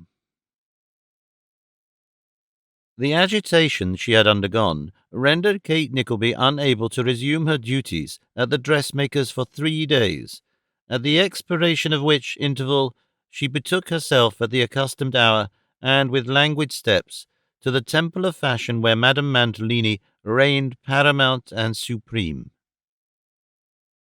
The ill will of Miss Nag had lost nothing of its virulence in the interval. The young ladies still scrupulously shrunk from all companionship with their denounced associate, and when that exemplary female arrived a few minutes afterwards, she was at no pains to conceal the displeasure with which she regarded Kate's return. "Upon my word," said Miss Nag, as the satellites flocked round to relieve her of her bonnet and shawl, "I should have thought some people would have had spirit enough to stop away altogether when they know what an encumbrance their presence is to right-minded persons. But it's a queer world, oh, it's a queer world." Miss Nag, having passed this comment on the world, in the tone in which most people do pass comments on the world when they are out of temper, that is to say, if they by no means belong to it, concluded by heaving a sigh wherewith she seemed meekly to compassionate the wickedness of mankind. The attendants were not slow to echo the sigh, and Miss Nag was apparently on the eve of favouring them with some further moral reflections, when the voice of Madame Mantalini, conveyed through the speaking tube, ordered Miss Nickleby upstairs to assist in the arrangement of the showroom, a distinction which caused Miss Nag to toss her head so much and bite her lips so hard that her powers of conversation were, for the time, annihilated. "Well, Miss Nickleby, child," said Madame Mantalini, when Kate presented herself, "are you quite well again?" "A great deal better, thank you," replied Kate. "I wish I could say the same," remarked Madame Mantalini, seating herself with an air of weariness. "Are you ill?" asked Kate. "I am very sorry for that." "Not exactly ill, but worried, child, worried," rejoined Madame. "I'm still more sorry to hear that," said Kate gently. "Bodily illness is more easy to bear than mental." "Ah, and it's much easier to talk than to bear either," said Madame, rubbing her nose with much irritability of manner. "There, get to your work, child, and put the things in order, do."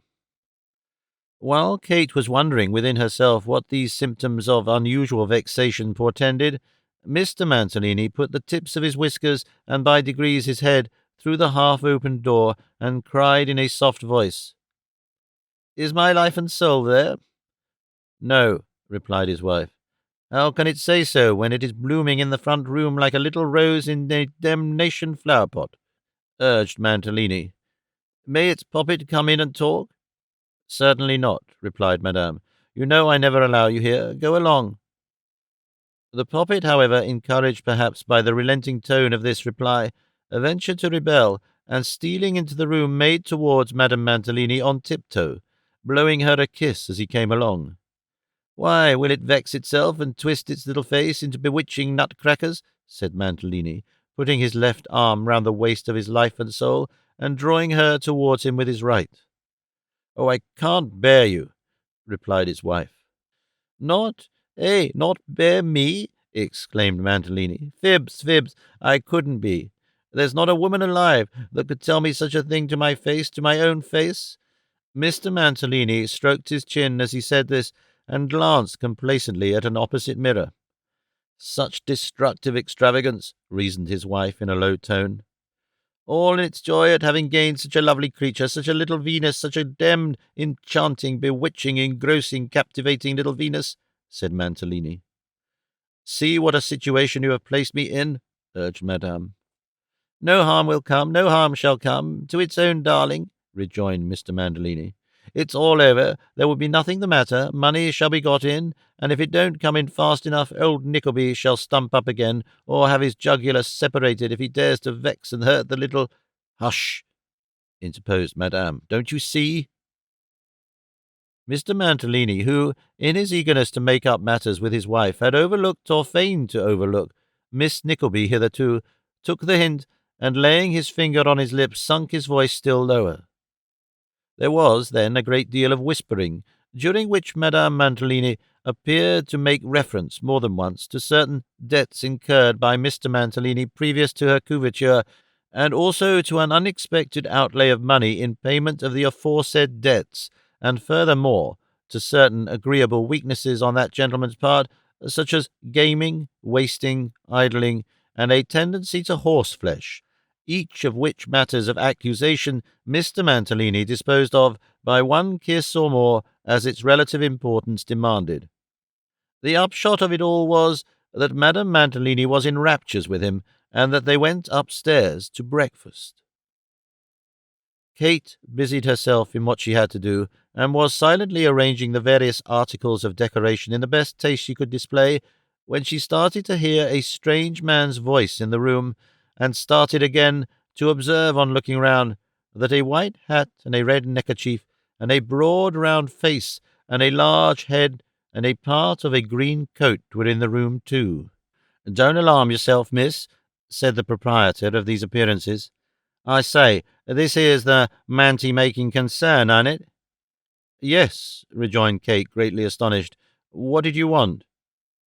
The stranger answered not, but first looking back as though to beckon to some unseen person outside, came very deliberately into the room, and was closely followed by a little man in brown, very much the worse for wear, who brought with him a mingled fumigation of stale tobacco and fresh onions. The clothes of this gentleman were much bespeckled with flue, and his shoes, stockings, and nether garments, from his heels to the waist buttons of his coat inclusive, were profusely embroidered with splashes of mud caught a fortnight previously, before the setting in of the fine weather. Kate's very natural impression was that these engaging individuals had called with a view of possessing themselves unlawfully of any portable articles that chanced to strike their fancy. She did not attempt to disguise her apprehensions, and made a move towards the door. "Wait a minute," said the man in the green coat, closing it softly and standing with his back against it. "This is an unpleasant business. Where's your governor?" "My what, did you say?" asked Kate, trembling, for she thought governor might be slang for watch or money. Mr. Montellini, said the man. What's come on him? Is he at home? He is above stairs, I believe, replied Kate, a little reassured by this inquiry. Do you want him? No, replied the visitor. I don't exactly want him, if it's made a favour on. You can just give him that here card and tell him if he wants to speak to me and save trouble. Here I am, that's all. With these words, the stranger put a thick square card into Kate's hand and, turning to his friend, remarked with an easy air that the rooms were a good high pitch, to which the friend assented, adding by way of illustration that there was lots of room for a little boy to grow up a man in either on 'em, without much fear of his ever bringing his head into contact with the ceiling. After ringing the bell which would summon Madame Mantalini, Kate glanced at the card and saw that it displayed the name of Scaly, together with some other information to which she had not had time to refer, when her attention was attracted by Mr. Scaly himself, who, walking up to one of the cheval glasses, gave it a hard poke in the centre with his stick, as coolly as if it had been made of cast iron. "Good plate, this here, Tix," said Mr. Scaly to his friend. "Ah," rejoined Mr. Tix, placing the marks of his 4 fingers and a duplicate impression of his thumb on a piece of sky-blue silk. "And this here article weren't made for nothing, mind you." From the silk, Mr. Tix transferred his admiration to some elegant articles of wearing apparel, while Mr. Scaly adjusted his neckcloth at leisure before the glass, and afterwards, aided by its reflection, proceeded to the minute consideration of a pimple on his chin, in which absorbing occupation he was yet engaged, when Madame Mantalini, entering the room, uttered an exclamation of surprise which roused him. "Oh, is this the missus?" inquired Scaly. "It is Madame Mantalini," said Kate. "Then," said Mr. Scaly, producing a small document from his pocket and unfolding it very slowly, "this is a writ of execution, and if it's not conwenient to settle, we'll go over the house at once, please, and take the inventory." Poor Madame Mantalini wrung her hands for grief, and rung the bell for her husband, which done, she fell into a chair and a fainting fit simultaneously. The professional gentlemen, however, were not at all discomposed by this event, for Mr. Scaly, leaning upon a stand on which a handsome dress was displayed, so that his shoulders appeared above it, in nearly the same manner as the shoulders of the lady for whom it was designed would have done if she had had it on, pushed his hat on one side, and scratched his head with perfect unconcern, while his friend, Mr. Tix, taking that opportunity for a general survey of the apartment preparatory to entering on business, stood with his inventory book under his arm and his hat in his hand, mentally occupied in putting a price upon every object within his range of vision.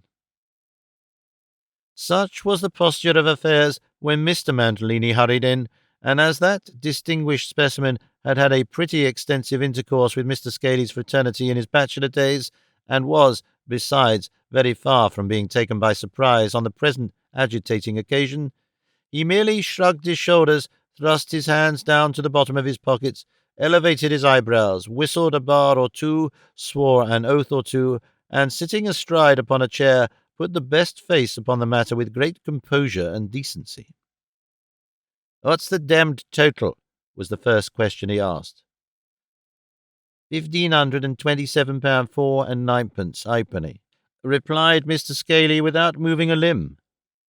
"The halfpenny be demmed," said Mr. Mantalini impatiently. "By all means, if you wish it," retorted Mr. Scaly. "And the 9pence? It don't matter to us if the £1,527 went along with it, that I know on," observed Mr. Tix. "Not a button," said Scaly. "Well," said the same gentleman after a pause, "what's to be done anything? Is it only a small crack or out-and-out smash? A break-up of the constitution, is it? Very good. Then, Mr. Tom Tix, Esquire, you must inform your angel wife and lovely family as you won't sleep at home for 3 nights to come, along of being in possession here. What's the good of the lady a-fretting herself?" continued Mr. Scaly, as Madame Mantalini sobbed.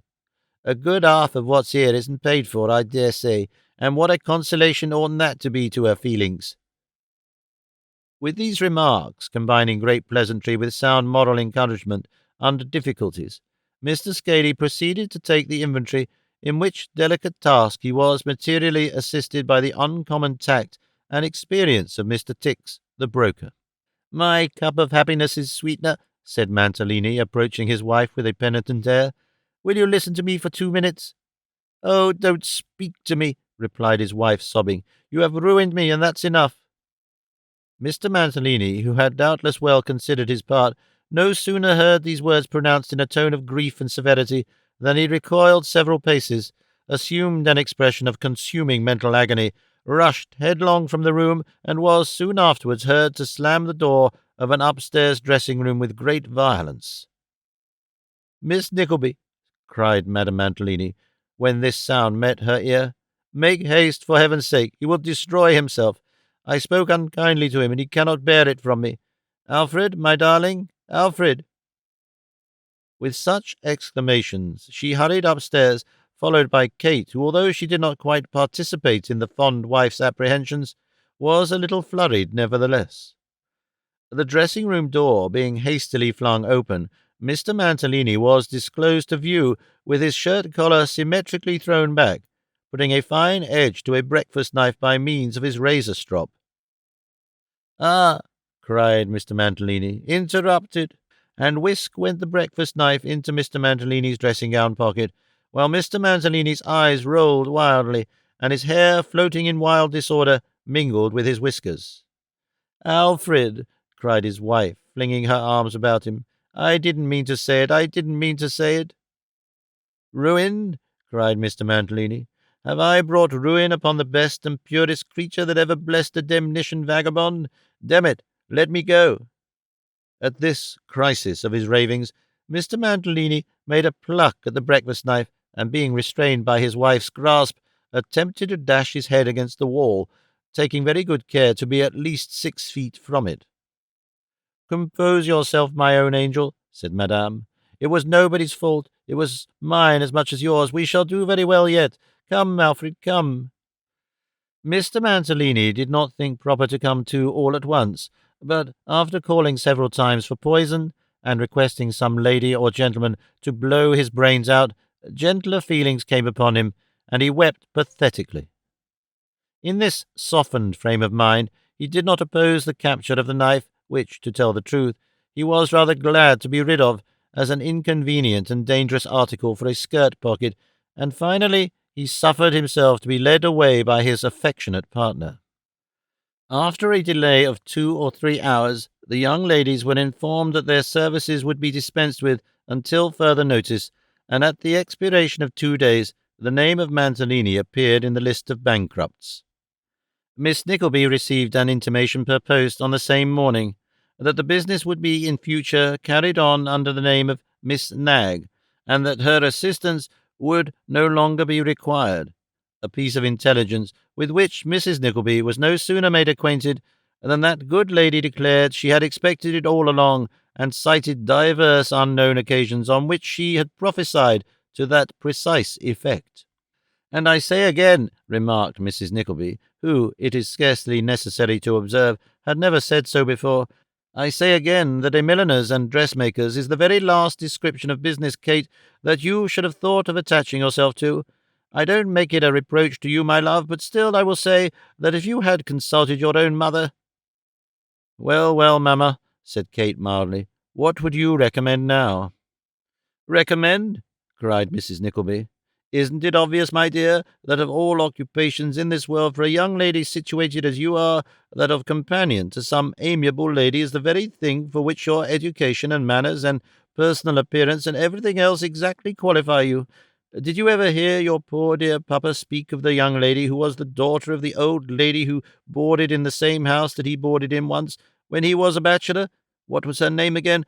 I know it began with a B and ended with G, but whether it was Waters or no, it could have been that either. But whatever her name was, don't you know that that young lady went as companion to a married lady who died soon afterwards, and that she married the husband, and had one of the finest little boys that the medical man had ever seen, all within 18 months. Kate knew perfectly well that this torrent of favourable recollection was occasioned by some opening, real or imaginary, which her mother had discovered in the companionship walk of life. She therefore waited very patiently until all reminiscences and anecdotes, bearing or not bearing upon the subject, had been exhausted, and at last ventured to inquire what discovery had been made. The truth then came out.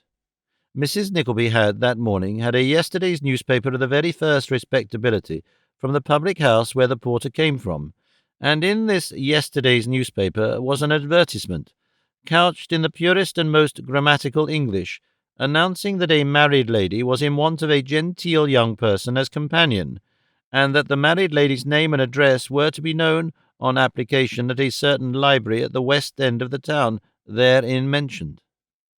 "And I say," exclaimed Mrs. Nickleby, laying the paper down in triumph, "that if your uncle don't object, it's well worth the trial." Kate was too sick at heart, after the rough jostling she had already had with the world, and really cared too little at the moment what fate was reserved for her, to make any objection. Mr. Ralph Nickleby offered none, but, on the contrary, highly approved of the suggestion. Neither did he express any great surprise at Madame Mantalini's sudden failure. Indeed, it would have been strange if he had, inasmuch as it had been procured and brought about chiefly by himself. So the name and address were obtained without loss of time, and Miss Nickleby and her mamma went off in quest of Mrs. Wititterly of Cadogan Place, Sloane Street, that same forenoon. Cadogan Place is the one slight bond that joins two great extremes. It is the connecting link between the aristocratic pavements of Belgrave Square and the barbarism of Chelsea. It is in Sloane Street, but not of it. The people in Cadogan Place look down upon Sloane Street and think Brompton low. They affect fashion too, and wonder where the new road is.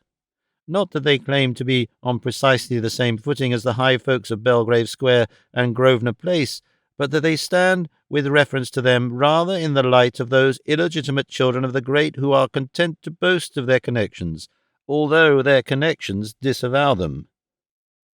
Wearing as much as they can of the airs and semblances of loftiest rank, the people of Cadogan Place have the realities of middle station. It is the conductor which communicates to the inhabitants of regions beyond its limit the shock of pride of birth and rank, which it has not within itself, but derives from a fountain-head beyond, or, like the ligament which unites the Siamese twins, it contains something of the life and essence of two distinct bodies, and yet belongs to neither. Upon this doubtful ground lived Mrs. Wititterly, and at Miss Wititterly's door Kate Nickleby knocked with trembling hand. The door was opened by a big footman with his head floured, or chalked, or painted in some way. It didn't look genuine powder, and the big footman, receiving the card of introduction, gave it to a little page, so little indeed that his body would not hold, in ordinary array, the number of small buttons which were indispensable to a page's costume, and they were consequently obliged to be struck on 4 abreast. This young gentleman took the card upstairs on a salver, and pending his return, Kate and her mother were shown into a dining-room of rather dirty and shabby aspect, and so comfortably arranged as to be adapted to almost any purpose rather than eating and drinking. Now, in the ordinary course of things, and according to all authentic descriptions of high life as set forth in books, Mrs. Wititterly ought to have been in her boudoir, but whether it was that Mr. Wititterly was at that moment shaving himself in the boudoir or what not, certain it is that Mrs. Wititterly's gave audience in the drawing-room, where was everything proper and necessary, including curtains and furniture, coverings of a roseate hue to shed a delicate bloom on Mrs. Wititterly's complexion, with a little dog to snap at strangers' legs for Mrs. Wititterly's amusement, and the aforementioned page to hand chocolate for Mrs. Wititterly's refreshment. The lady had an air of sweet insipidity, and a face of engaging paleness. There was a faded look about her, and about the furniture, and about the house. She was reclining on a sofa in such a very unstudied attitude that she might have been taken for an actress all ready for the first scene in a ballet, and only waiting for the drop curtain to go up. "Place chairs." The page placed them. "Leave the room, Alphonse." The page left it, but if ever an Alphonse carried plain Bill in his face and figure, that page was the boy. "I have ventured to call, ma'am," said Kate, after a few seconds of awkward silence, "from having seen your advertisement." "Yes," replied Mrs. Wititterly. "One of my people put it in the paper. Yes." "I thought perhaps," said Kate modestly, "that if you had not already made a final choice, you would forgive my troubling you with an application."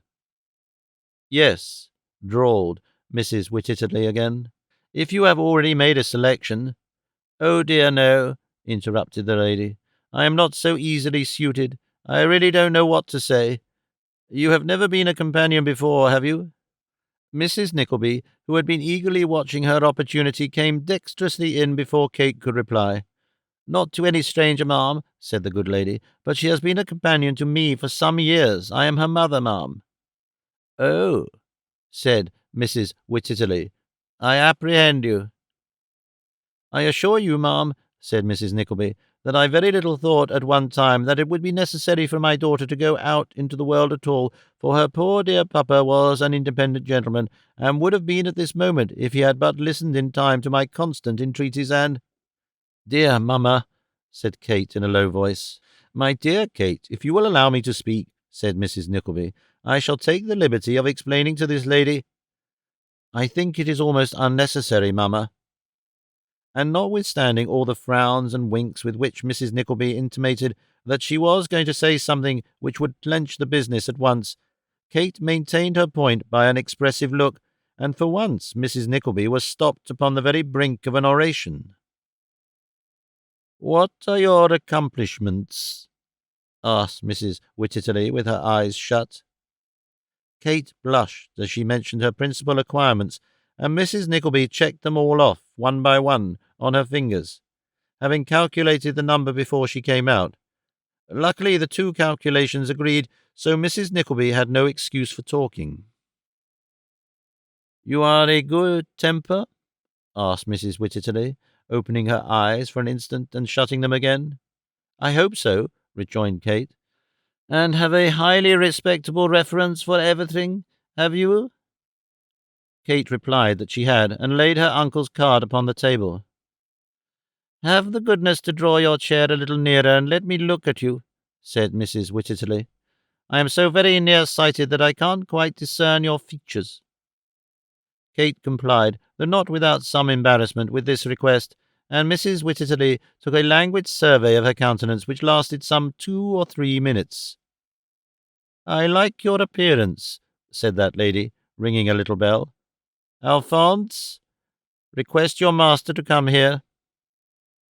The page disappeared on this errand, and after a short interval, during which not a word was spoken on either side, opened the door for an important gentleman of about 38, of rather plebeian countenance, and with a very light head of hair, who leant over Mrs. Wititterly for a little time, and conversed with her in whispers. "Oh," he said, turning round. "Yes. This is a most important matter. Mrs. Wititterly is of a very excitable nature, very delicate, very fragile, a hothouse plant, an exotic." "Oh, Henry, my dear," interposed Mrs. Wititterly. "You are my love, you know you are. One breath," said Mr. W., blowing an imaginary feather away. "Phoo, you're gone." The lady sighed. "Your soul is too large for your body," said Mr. Wititterly. "Your intellect wears you out. All the medical men say so. You know that there is not a physician who is not proud of being called into you. What is their unanimous declaration? 'My dear doctor,' said I to Sir Tumley Snuffin, in this very room the very last time he came, 'my dear doctor, what is my wife's complaint? Tell me all. I can bear it. Is it nerves?' 'My dear fellow,' he said, 'be proud of that woman. Make much of her. She is an ornament to the fashionable world and to you. Her complaint is soul. It swells, expands, dilates. The blood fires. The pulse quickens. The excitement increases. Phew!" Here Mr. Wititterly, who, in the ardour of his description, had flourished his right hand to within something less than an inch of Mrs. Nickleby's bonnet, drew it hastily back again, and blew his nose as fiercely as if it had been done by some violent machinery. "You make me out worse than I am, Henry," said Mrs. Wititterly with a faint smile. "I do not, Julia, I do not," said Mr. W. "The society in which you move, necessarily move from your station, connection, and endowments, is one vortex and a whirlpool of the most frightful excitement. Bless my heart and body, can I ever forget the night you danced with the baronet's nephew at the election ball at Exeter?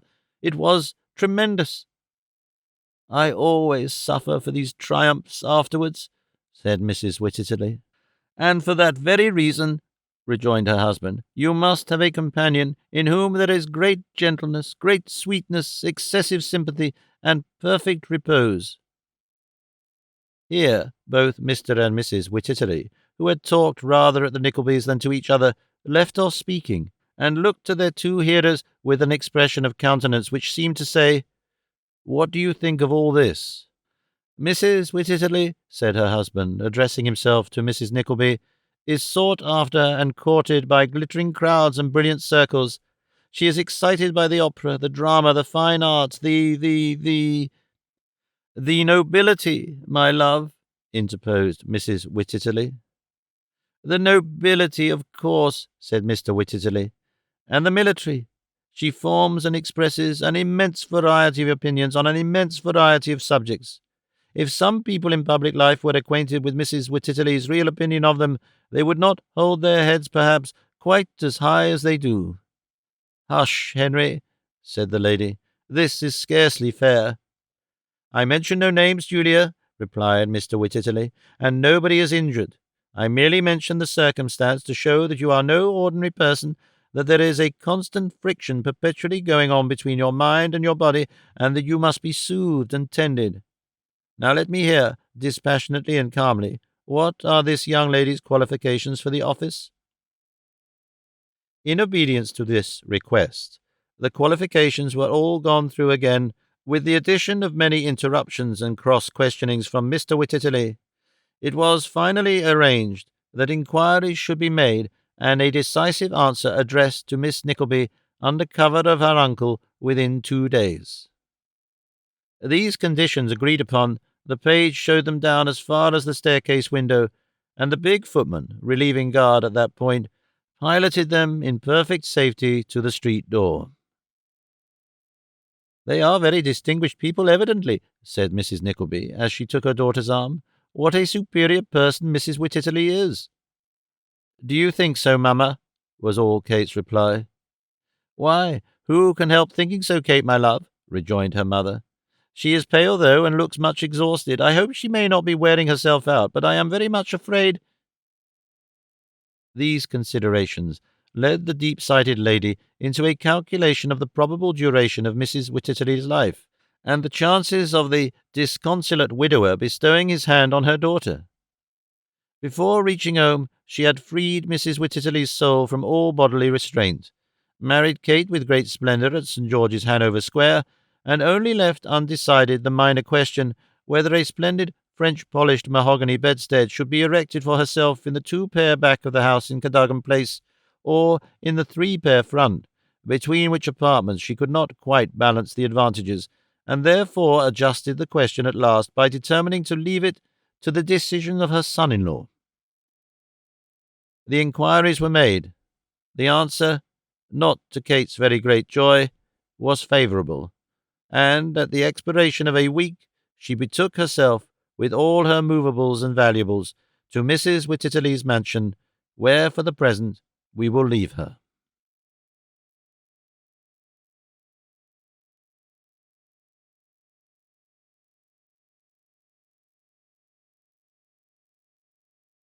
Chapter 22. Nicholas, accompanied by Smike, sallies forth to seek his fortune. He encounters Mr. Vincent Crummles, and who he was is herein made manifest. In the whole capital which Nicholas found himself entitled to, either in possession, reversion, remainder, or expectancy, after paying his rent and settling with the broker from whom he had hired his poor furniture, did not exceed by more than a few halfpence the sum of 20 shillings. and yet he hailed the morning on which he had resolved to quit London with a light heart, and sprang from his bed with an elasticity of spirit which is happily the lot of young persons, or the world would never be stocked with old ones. It was a cold, dry, foggy morning in early spring.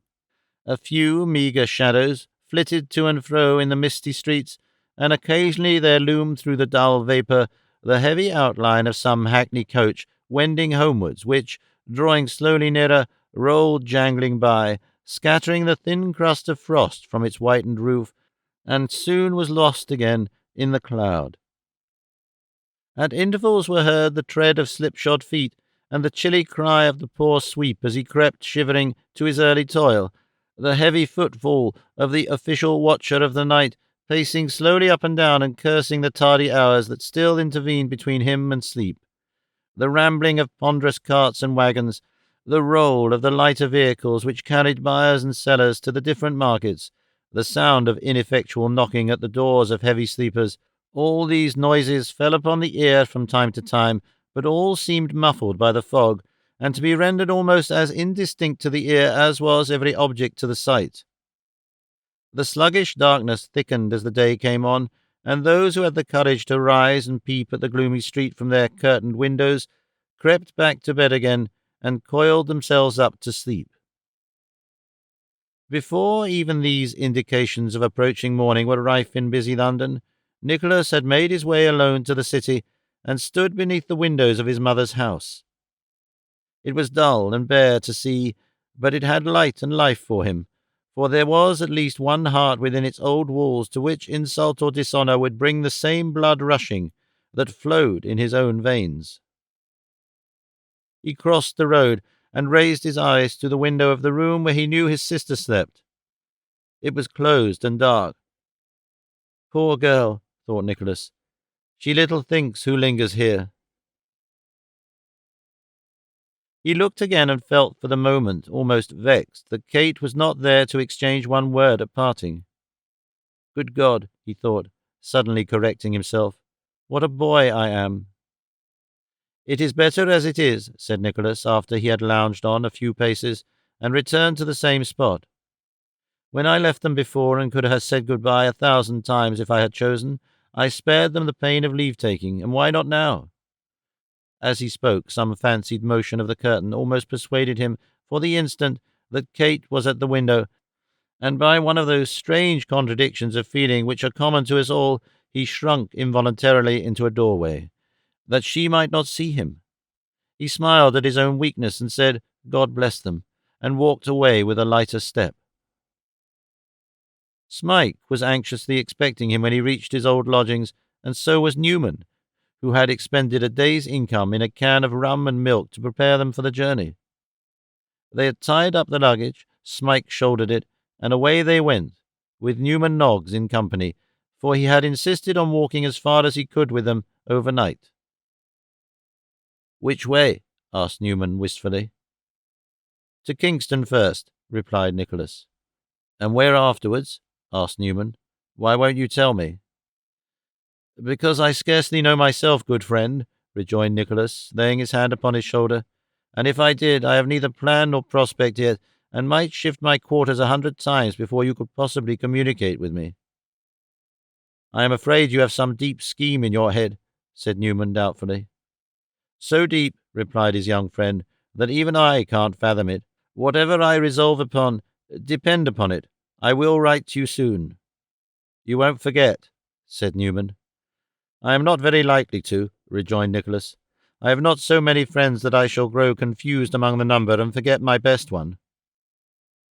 Occupied in such discourse, they walked on for a couple of hours, as they might have done for a couple of days if Nicholas had not sat himself down on a stone by the wayside, and resolutely declared his intention of not moving another step until Newman Noggs turned back. Having pleaded ineffectually first for another half-mile and afterwards for another quarter, Newman was fain to comply, and to shape his course towards Golden Square, after interchanging many hearty and affectionate farewells, and many times turning back to wave his hat to the two wayfarers when they had become mere specks in the distance. Now listen to me, Smike, said Nicholas, as they trudged with stout hearts onwards. "We are bound for Portsmouth." Smike nodded his head and smiled, but expressed no other emotion, for whether they had been bound for Portsmouth or Port Royal would have been alike to him. So they had been bound together.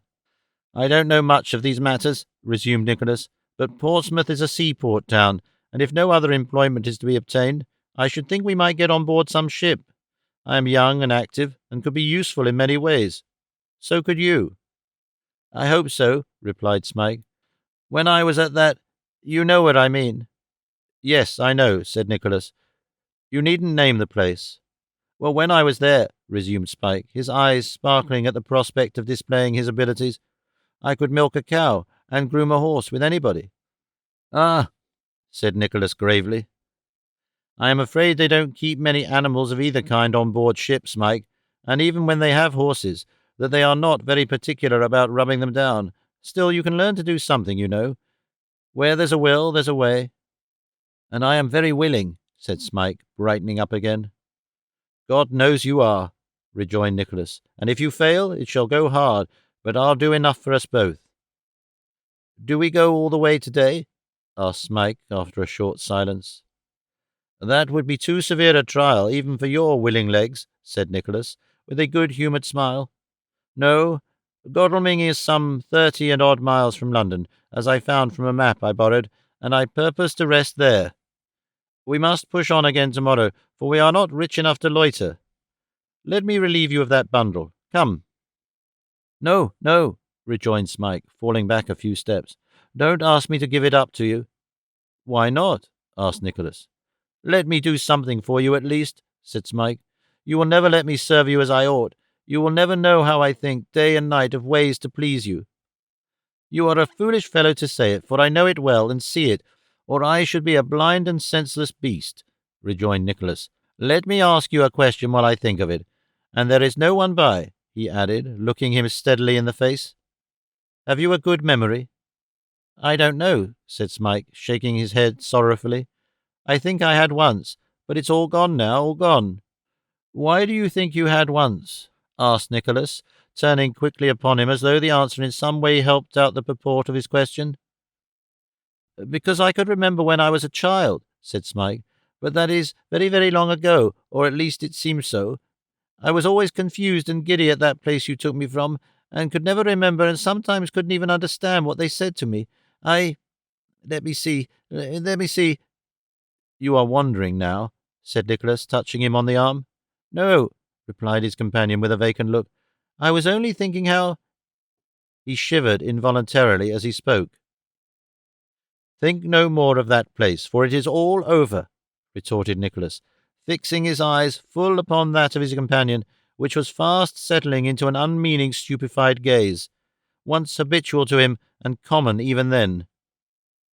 "What of the first day you went to Yorkshire?" "Eh?" cried the lad. "That was before you began to lose your recollection, you know," said Nicholas quietly. "Was the weather hot or cold?" "Wet," replied the boy. "Very wet. I have always said, when it has rained hard, that it was like the night I came, and they used to crowd round and laugh to see me cry when the rain fell heavily. It was like a child, they said, and that made me think of it more. I turned cold all over sometimes, for I could see myself as I was then, coming in at the very same door." "As you were then," repeated Nicholas, with assumed carelessness. "How was that?" "Such a little creature," said Smike, "that they might have had pity and mercy upon me, only to remember it." "You didn't find your way there alone?" remarked Nicholas. "No," rejoined Smike. "Oh, no." "Who was with you?" "A man, a dark, withered man. I have heard them say so, at the school, and I remembered that before. I was glad to leave him. I was afraid of him, but they made me more afraid of them, and used me harder too." "Look at me," said Nicholas, wishing to attract his full attention. "There, don't turn away. Do you remember no woman, no kind woman, who hung over you once and kissed your lips and called you her child?" "No," said the poor creature, shaking his head. "No, never." "Nor any house but that house in Yorkshire?" "No," rejoined the youth, with a melancholy look. A room? I remember I slept in a room, a large, lonesome room at the top of a house, where there was a trap door in the ceiling. I have covered my head with the clothes often not to see it, for it frightened me, a young child with no one near at night, and I used to wonder what was on the other side. There was a clock, too, an old clock in one corner. I remember that. I have never forgotten that room, for when I have terrible dreams, it comes back just as it was. I see things and people in it that I had never seen then, but there is the room just as it used to be. That never changes. Will you let me take the bundle now? Asked Nicholas, abruptly changing the theme. No, said Smike. No. Come, let us walk on. He quickened his pace as he said this, apparently under the impression that they had been standing still during the whole of the previous dialogue. Nicholas marked him closely, and every word of this conversation remained upon his memory. It was by this time within an hour of noon, and although a dense vapour still enveloped the city they had left, as if the very breath of its busy people hung over their schemes of gain and profit, and found greater attraction there than in the quiet region above, in the open country it was clear and fair. Occasionally, in some low spots, they came upon patches of mist, which the sun had not yet driven from their strongholds, but these were soon past, and as they laboured up the hills beyond, it was pleasant to look down and see how the sluggish mass rolled heavily off before the cheering influence of day. A broad, fine, honest sun lighted up the green pastures and dimpled water with the semblance of summer, while it left the travellers all the invigorating freshness of that early time of year. The ground seemed elastic under their feet. The sheep bells were music to their ears, and exhilarated by exercise and stimulated by hope, they pushed onward with the strength of lions. The day wore on, and all these bright colours subsided and assumed a quieter tint, like young hopes softened down by time, or youthful features by degrees resolving into the calm and serenity of age.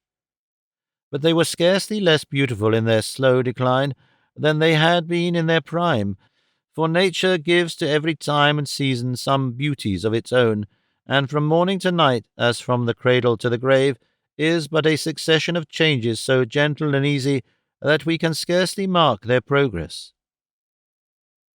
To Godalming they came at last, and here they bargained for 2 humble beds and slept soundly. In the morning they were astir, though not quite so early as the sun, and again afoot, if not with all the freshness of yesterday, still with enough of hope and spirit to bear them cheerily on. It was a harder day's journey than yesterday's, for there were long and weary hills to climb, and in journeys, as in life, it is a great deal easier to go downhill than up. However, they kept on with unabated perseverance, and the hill has not yet lifted its face to heaven that perseverance will not gain the summit of it at last. They walked upon the rim of the Devil's Punch Bowl, and Smike listened with greedy interest as Nicholas read the inscription upon the stone which, reared upon that wild spot, tells of a murder committed there by night. The grass on which they stood had once been dyed with gore, and the blood of the murdered man had run down, drop by drop, into the hollow which gives the place its name. The Devil's Bowl, thought Nicholas, as he looked into the void, never held fitter liquor than that. Onward they kept, with steady purpose, and entered at length upon a wide and spacious tract of downs, with every variety of little hill and plain to change their verdant surface. Here there shot up, almost perpendicularly, into the sky, a height so steep as to be hardly accessible to any but the sheep and goats that fed upon its sides, and there stood a mound of green, sloping and tapering off so delicately, and merging so gently into the level ground, that you could scarce define its limits. Hills swelling above each other, and the undulations shapely and uncouth, smooth and rugged, graceful and grotesque, thrown negligently side by side, bounded the view in each direction, while frequently, with unexpected noise, there uprose from the ground a flight of crows, who, cawing and wheeling round the nearest hills, as if uncertain of their course, suddenly poised themselves upon the wing and skimmed down the long vista of some opening valley with the speed of light itself. By degrees the prospect receded more and more on either hand, and as they had been shut out from rich and extensive scenery, So they emerged once again upon the open country. The knowledge that they were drawing near their place of destination gave them fresh courage to proceed, but the way had been difficult, and they had loitered on the road, and Smike was tired.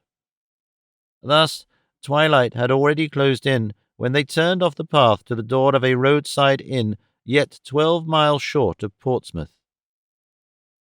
12 miles, said Nicholas, leaning with both hands on his stick and looking doubtfully at Smike. 12 long miles, repeated the landlord. Is it a good road? Inquired Nicholas. Very bad, said the landlord, as, of course, being a landlord, he would say. I want to get on, observed Nicholas, hesitating. I scarcely know what to do. Don't let me influence you, rejoined the landlord. I wouldn't go on if it was me.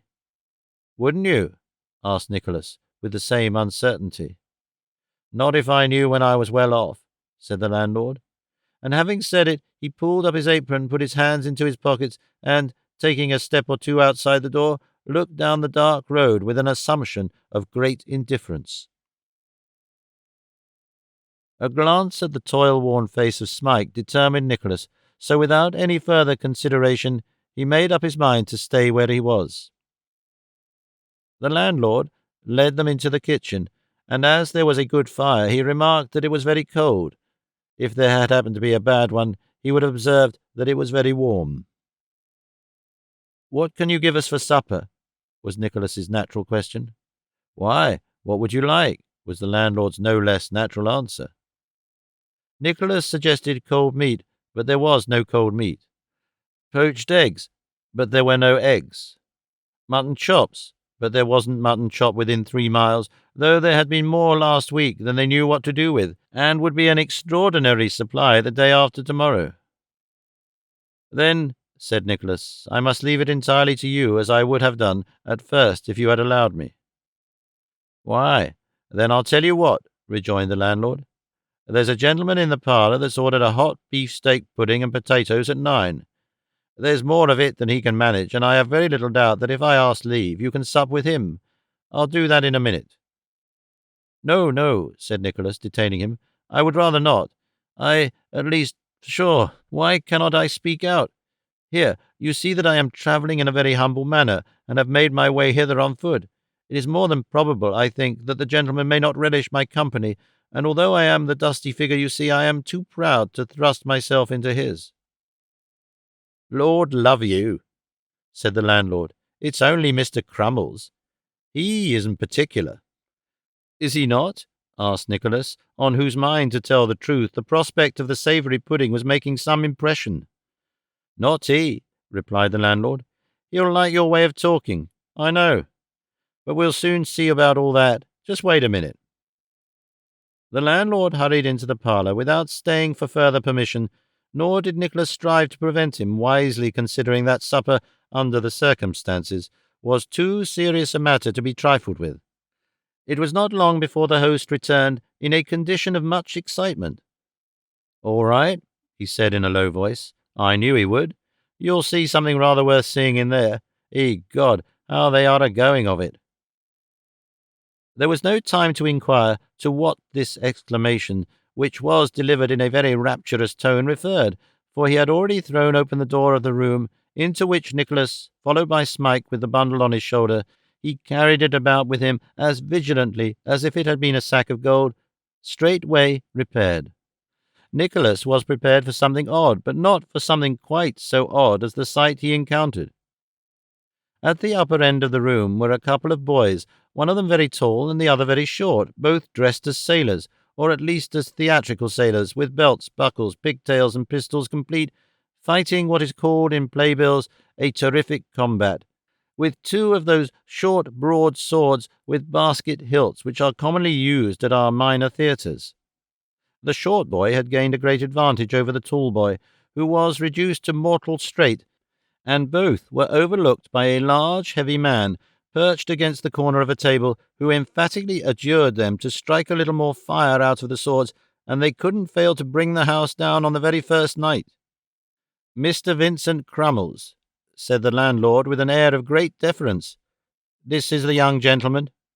Mr. Vincent Crummles received Nicholas with an inclination of the head, something between the courtesy of a Roman emperor and the nod of a pot companion, and bade the landlord shut the door and be gone. "There's a picture," said Mr. Crummles, motioning Nicholas not to advance and spoil it. "The little un has him. If the big un doesn't knock under, in 3 seconds he's a dead man. Do that again, boys." The two combatants went to work afresh, and chopped away until the swords emitted a shower of sparks, to the great satisfaction of Mr. Crummles, who appeared to consider this a very great point indeed.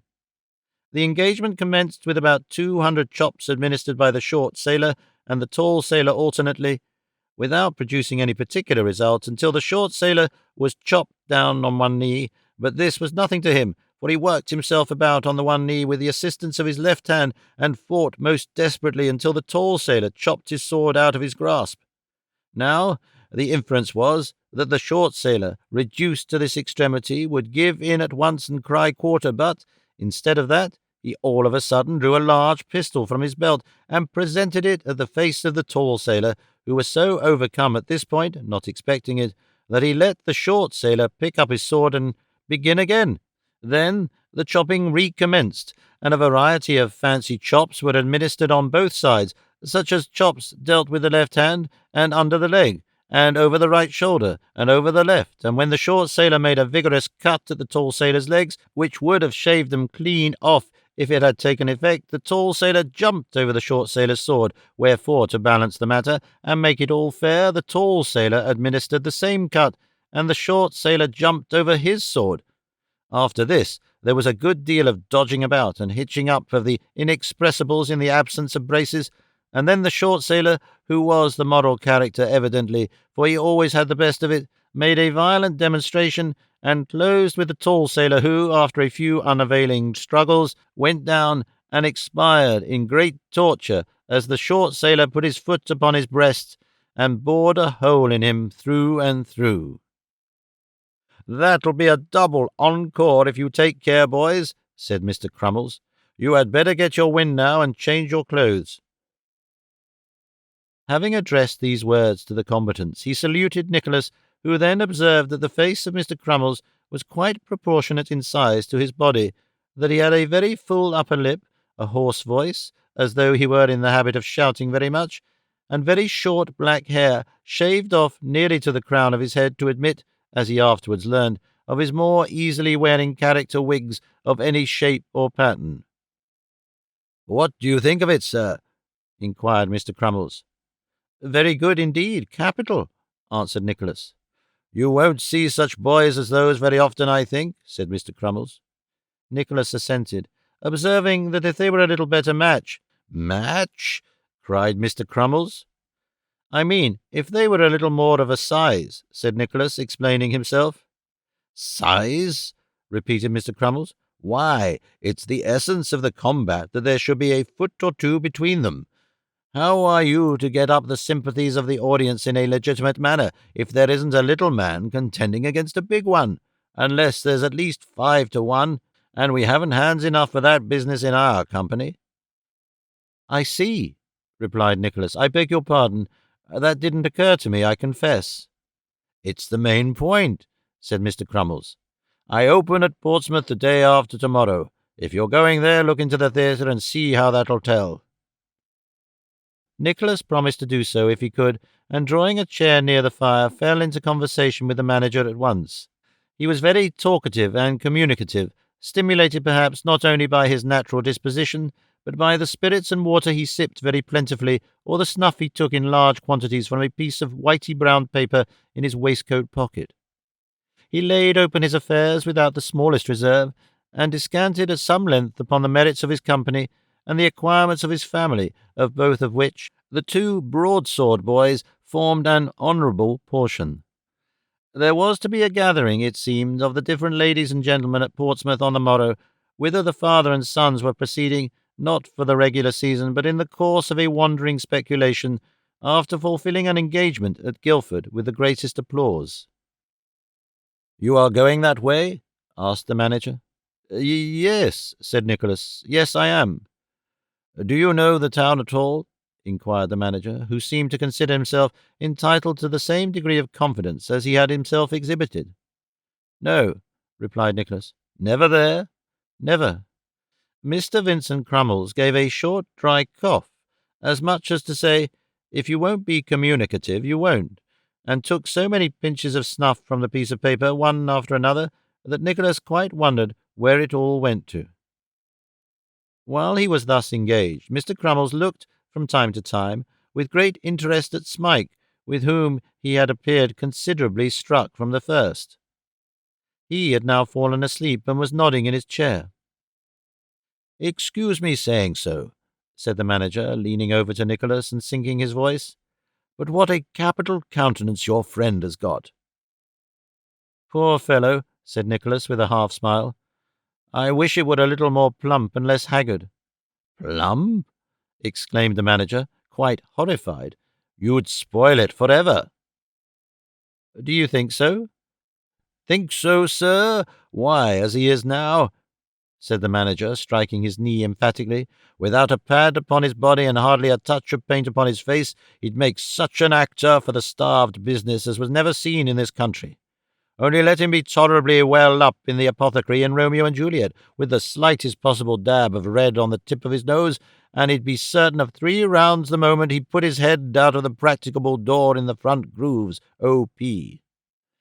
"You view him with a professional eye," said Nicholas, laughing. "And well I may," rejoined the manager. "I never saw a young fellow so regularly cut out for that line since I've been in the profession, and I played the heavy children when I was 18 months old." The appearance of the beefsteak pudding, which came in simultaneously with the junior Vincent Crummleses, turned the conversation to other matters, and indeed for a time stopped it altogether. These 2 young gentlemen wielded their knives and forks with scarcely less address than their broadswords, and as the whole party were quite as sharp set as either class of weapons, there was no time for talking until the supper had been disposed of. The master Crummleses had no sooner swallowed the last procurable morsel of food than they evinced, by various half-suppressed yawns and stretchings of their limbs, an obvious inclination to retire for the night, which Smike had betrayed still more strongly, he having in the course of the meal fallen asleep several times while he was in the very act of eating. Nicholas therefore proposed that they should break up at once, but the manager would by no means hear of it, vowing that he had promised himself the pleasure of inviting his new acquaintance to share a bowl of punch, and that if he declined, he should deem it very unhandsome behaviour. "Let them go," said Mr. Vincent Crummles, "and we'll have it snugly and cosily by the fire." Nicholas was not much disposed to sleep, being in truth too anxious. So, after a little demur, he accepted the offer, and having exchanged a shake of the hand with the young Crummleses, and the manager having on his part bestowed a most affectionate benediction on Smike, he sat himself down opposite to that gentleman by the fireside to assist in emptying the bowl, which soon afterwards appeared steaming in a manner which was quite exhilarating to behold, and sending forth a most grateful and inviting fragrance. But despite the punch and the manager, who told a variety of stories, and smoked tobacco from a pipe, and inhaled it in the shape of snuff with a most astonishing power, Nicholas was absent and dispirited. His thoughts were in his old home, and when they reverted to his present condition, the uncertainty of the morrow cast a gloom upon him, which his utmost efforts were unable to dispel. His attention wandered. Although he heard the manager's voice, he was deaf to what he said, and when Mr. Vincent Crummles concluded the history of some long adventure with a loud laugh and an inquiry what Nicholas would have done under the same circumstances, he was obliged to make the best apology in his power, and to confess his entire ignorance of all he had been talking about. "Why, so I saw," observed Mr. Crummles. "You're uneasy in your mind. What's the matter?" Nicholas could not refrain from smiling at the abruptness of the question, but, thinking it scarcely worth while to parry it, owned that he was under some apprehensions lest he might not succeed in the object which had brought him to that part of the country. "And what's that?" asked the manager. "Getting something to do which will keep me and my poor fellow traveller in the common necessaries of life," said Nicholas. "That's the truth. You guessed it long ago, I dare say, so I may as well have the credit of telling it to you with a good grace.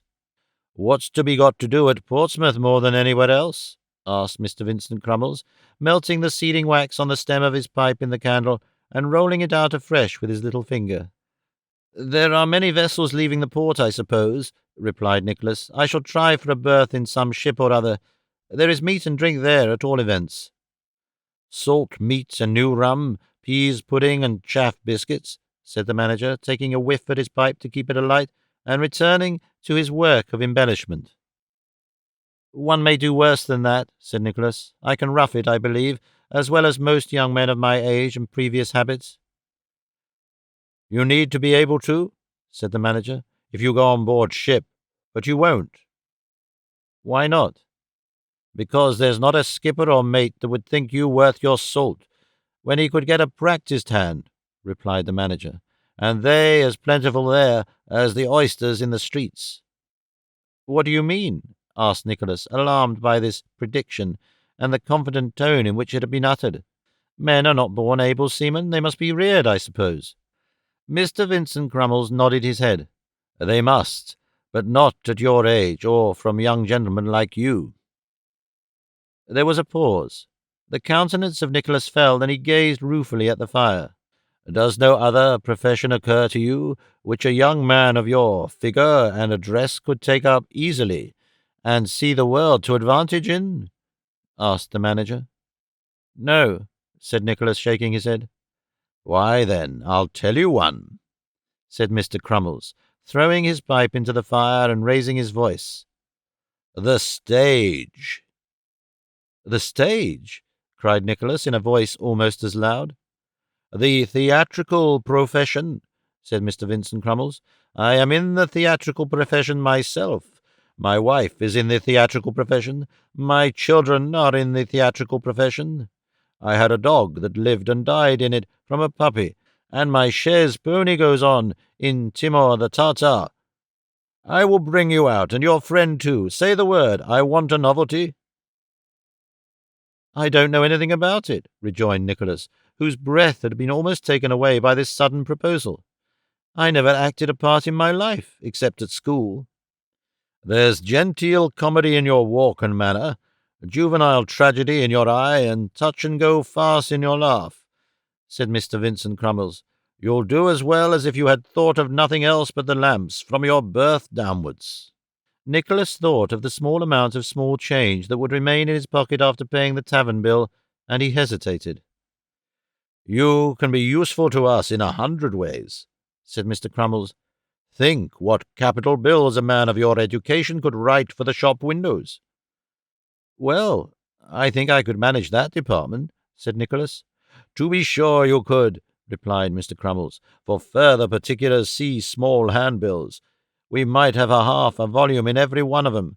Pieces, too. Why, you could write us a piece to bring out the whole strength of the company whenever we wanted one. I am not quite so confident about that, replied Nicholas, but I dare say I could scribble something now and then that would suit you. We'll have a new show piece out directly, said the manager. Let me see. Peculiar resources of this establishment, new and splendid scenery. You must manage to introduce a real pump and 2 washing tubs. Into the piece? Said Nicholas. Yes, replied the manager. I bought 'em cheap at a sale the other day, and they'll come in admirably. That's the London plan. They look up some dresses and properties and have a piece written to fit 'em. Most of the theatres keep an author on purpose. Indeed, cried Nicholas. Oh, yes, said the manager. A common thing. It'll look very well in the bills in separate lines. Real pump, splendid tubs, great attraction. You don't happen to be anything of an artist, do you? That is not one of my accomplishments, rejoined Nicholas. Ah, then it can't be helped, said the manager. If you had been, we might have had a large woodcut of the last scene for the posters, showing the whole depth of the stage, with the pump and tubs in the middle. But, however, if you're not, it can't be helped. What should I get for all this? Inquired Nicholas, after a few moments' reflection. Could I live by it? Live by it? Said the manager. Like a prince. With your own salary and your friends' and your writings, you'd make Ah, you'd make £1 a week." "You don't say so." "I do indeed, and if we had a run of good houses, nearly double the money." Nicholas shrugged his shoulders, but sheer destitution was before him, and if he could summon fortitude to undergo the extremes of want and hardship, for what had he rescued his helpless charge if it were only to bear as hard a fate as that from which he had wrested him? It was easy to think of 70 miles as nothing, when he was in the same town with the man who had treated him so ill and aroused his bitterest thoughts. But now it seemed far enough. What if he went abroad and his mother or Kate were to die the while? Without more deliberation, he hastily declared that it was a bargain, and gave Mr. Vincent Crummles his hand upon it.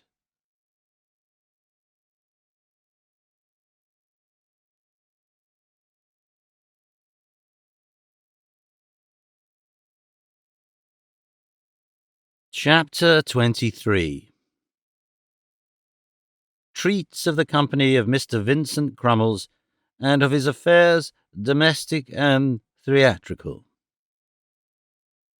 As Mr. Crummles had a strange four-legged animal in the inn stables, which he called a pony, and a vehicle of unknown design on which he bestowed the appellation of a four-wheeled phaeton, Nicholas proceeded on his journey next morning with greater ease than he had expected. The manager and himself occupying the front seat, and the master Crummleses and Smike being packed together behind, in company with a wicker basket, defended from wet by a stout oilskin, in which were the broadswords, pistols, pigtails, nautical costumes, and other professional necessaries of the aforesaid young gentleman. The pony took his time upon the road, and, possibly in consequence of his theatrical education, evinced every now and then a strong inclination to lie down. However, Mr. Vincent Crummles kept him up pretty well by jerking the rein and plying the whip, and when these means failed, and the animal came to a stand, the elder Master Crummles got out and kicked him. By dint of these encouragements, he was persuaded to move from time to time, and they jogged on, as Mr. Crummles truly observed, very comfortably for all parties. "He's a good pony at bottom," said Mr. Crummles, turning to Nicholas. He might have been at bottom, but he certainly was not at top, seeing that his coat was of the roughest and most ill-favoured kind. So Nicholas merely observed that he shouldn't wonder if he was. "Many and many is the circuit this pony has gone," said Mr. Crummles, flicking him skilfully on the eyelid for old acquaintance' sake. "He is quite one of us. His mother was on the stage." "Was she?" rejoined Nicholas. "She ate apple pie at a circus for upwards of 14 years, said the manager, "fired pistols and went to bed in a nightcap, and in short took the low comedy entirely. His father was a dancer." "Was he at all distinguished?" "Not very," said the manager. "He was rather a low sort of pony. The fact is, he had been originally jobbed out by the day, and he never quite got over his old habits. He was clever in melodrama too, but too broad. When the mother died, he took the port wine business."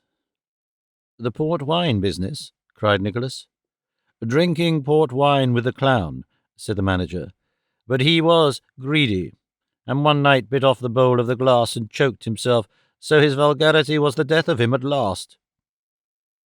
The descendant of this ill-starred animal, requiring increased attention from Mr. Crummles as he progressed in his day's work, that gentleman had very little time for conversation. Nicholas was thus left at leisure to entertain himself with his own thoughts, until they arrived at the drawbridge at Portsmouth, when Mr. Crummles pulled up. "We'll get down here," said the manager, "and the boys will take him round to the stable and call at my lodgings with the luggage. You had better let yours be taken there for the present." Thanking Mr. Vincent Crummles for his obliging offer, Nicholas jumped out, and giving Smike his arm, accompanied the manager up High Street on their way to the theatre, feeling nervous and uncomfortable enough at the prospect of an immediate introduction to a scene so new to him. They passed a great many bills pasted against the walls and displayed in windows, wherein the names of Mr. Vincent Crummles, Mrs. Vincent Crummles, Master Crummles, Master P. Crummles and Miss Crummles were printed in very large letters, and everything else in very small ones. And, turning at length into an entry in which was a strong smell of orange peel and lamp oil, with an undercurrent of sawdust, groped their way through a dark passage, and, descending a step or two, threaded a little maze of canvas screens and paint pots, and emerged upon the stage of the Portsmouth Theatre. "Here we are," said Mr. Crummles. It was not very light, but Nicholas found himself close to the first entrance on the prompt side, among bare walls, dusty scenes, mildewed clouds, heavily daubed draperies, and dirty floors. He looked about him. Ceiling, pit, boxes, gallery, orchestra, fittings and decorations of every kind, all looked coarse, cold, gloomy, and wretched. "Is this a theatre?" whispered Smike in amazement. "I thought it was a blaze of light and finery." "Why, so it is," replied Nicholas, hardly less surprised. "But not by day, Smike, not by day." The manager's voice recalled him from a more careful inspection of the building to the opposite side of the proscenium, where, at a small mahogany table with rickety legs and of an obliging oblong, sat a stout, portly female, apparently between 40 and 50, in a tarnished silk cloak, with her bonnet dangling by the strings in her hand, and her hair, of which she had a great quantity, braided in a large festoon over each temple. "Mr. Johnson," said the manager, for Nicholas had given the name which Newman Noggs had bestowed upon him in his conversation with Mrs. Kenwigs. "Let me introduce Mrs. Vincent Crummles." "I am glad to see you, sir," said Mrs. Vincent Crummles in a sepulchral voice. "I am very glad to see you, and still more happy to hail you as a promising member of our corps." The lady shook Nicholas by the hand as she addressed him in these terms. He saw it was a large one, but had not expected quite such an iron grip as that with which she honoured him. "And this," said the lady, crossing to Smike, as tragic actresses cross when they obey a stage direction. "And this is the other. You two are welcome, sir." "He'll do, I think, my dear," said the manager, taking a pinch of snuff. "He is admirable," replied the lady. "An acquisition indeed." As Mrs. Vincent Crummles recrossed back to the table, there bounded onto the stage from some mysterious inlet a little girl in a dirty white frock with tucks up to the knees, short trousers, sandalled shoes, white spencer, pink gauze bonnet, green veil, and curl papers, who turned a pirouette, cut twice in the air, turned another pirouette, then, looking off at the opposite wing, shrieked, bounded forward to within 6 inches of the footlights, and fell into a beautiful attitude of terror, as a shabby gentleman in an old pair of buff slippers came in at one powerful slide, and, chattering his teeth, fiercely brandished a walking stick. "They are going through the Indian Savage and the Maiden," said Mrs. Crummles. "Oh," said the manager, "the little ballet interlude. Very good, go on. A little this way, if you please, Mr. Johnson. That'll do, now." The manager clapped his hands as a signal to proceed, and the savage, becoming ferocious, made a slide towards the maiden, but the maiden avoided him in 6 twirls and came down at the end of the last one upon the very points of her toes. This seemed to make some impression upon the savage, for, after a little more ferocity and chasing of the maiden into corners, he began to relent and stroked his face several times with his right thumb and forefingers, thereby intimating that he was struck with admiration of the maiden's beauty. Acting upon the impulse of this passion, he, the savage, began to hit himself severe thumps in the chest, and to exhibit other indications of being desperately in love, which, being rather a prosy proceeding, was very likely the cause of the maiden's falling asleep. Whether it was or no, asleep she did fall, sound as a church, on a sloping bank, and the savage, perceiving it, leant his left ear on his left hand, and nodded sideways to intimate to all whom it might concern that she was asleep, and no shamming. Being left to himself, the savage had a dance, all alone. Just as he left off, the maiden woke up, rubbed her eyes, got off the bank, and had a dance all alone too. Such a dance that the savage looked on in ecstasy all the while, and when it was done, plucked from a neighbouring tree some botanical curiosity, resembling a small pickled cabbage, and offered it to the maiden, who at first wouldn't have it, but on the savage shedding tears, relented. Then the savage jumped for joy. Then the maiden jumped for rapture at the sweet smell of the pickled cabbage. Then the savage and the maiden danced violently together, and finally the savage dropped down on one knee, and the maiden stood on one leg upon his other knee, thus concluding the ballet, and leaving the spectators in a state of pleasing uncertainty whether she would ultimately marry the savage or return to her friends. "Very well indeed," said Mr. Crummles. "Bravo!" "Bravo!" cried Nicholas, resolved to make the best of everything. "Beautiful!" "This, sir," said Mr. Vincent Crummles, bringing the maiden forward, "is the infant phenomenon, Miss Ninetta Crummles." "Your daughter?" inquired Nicholas. "My daughter, replied Mr. Vincent Crummles, "the idol of every place we go into, sir. We have had complimentary letters about this girl, sir, from the nobility and gentry of almost every town in England." "I am not surprised at that," said Nicholas. "She must be quite a natural genius." "Quite a—" Mr. Crummles stopped. Language was not powerful enough to describe the infant phenomenon. "I'll tell you what, sir," he said. "The talent of this child is not to be imagined. She must be seen, sir, seen, to be ever so faintly appreciated. There, go to your mother, my dear." "May I ask how old she is?" inquired Nicholas. "You may, sir," replied Mr. Crummles, looking steadily in his questioner's face, as some men do when they have doubts about being implicitly believed in what they are going to say.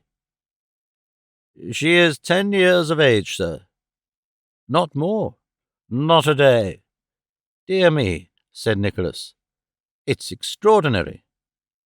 It was, for the infant phenomenon, though of short stature, had a comparatively aged countenance, and had, moreover, been precisely the same age, not perhaps to the full extent of the memory of the oldest inhabitant, but certainly for 5 good years.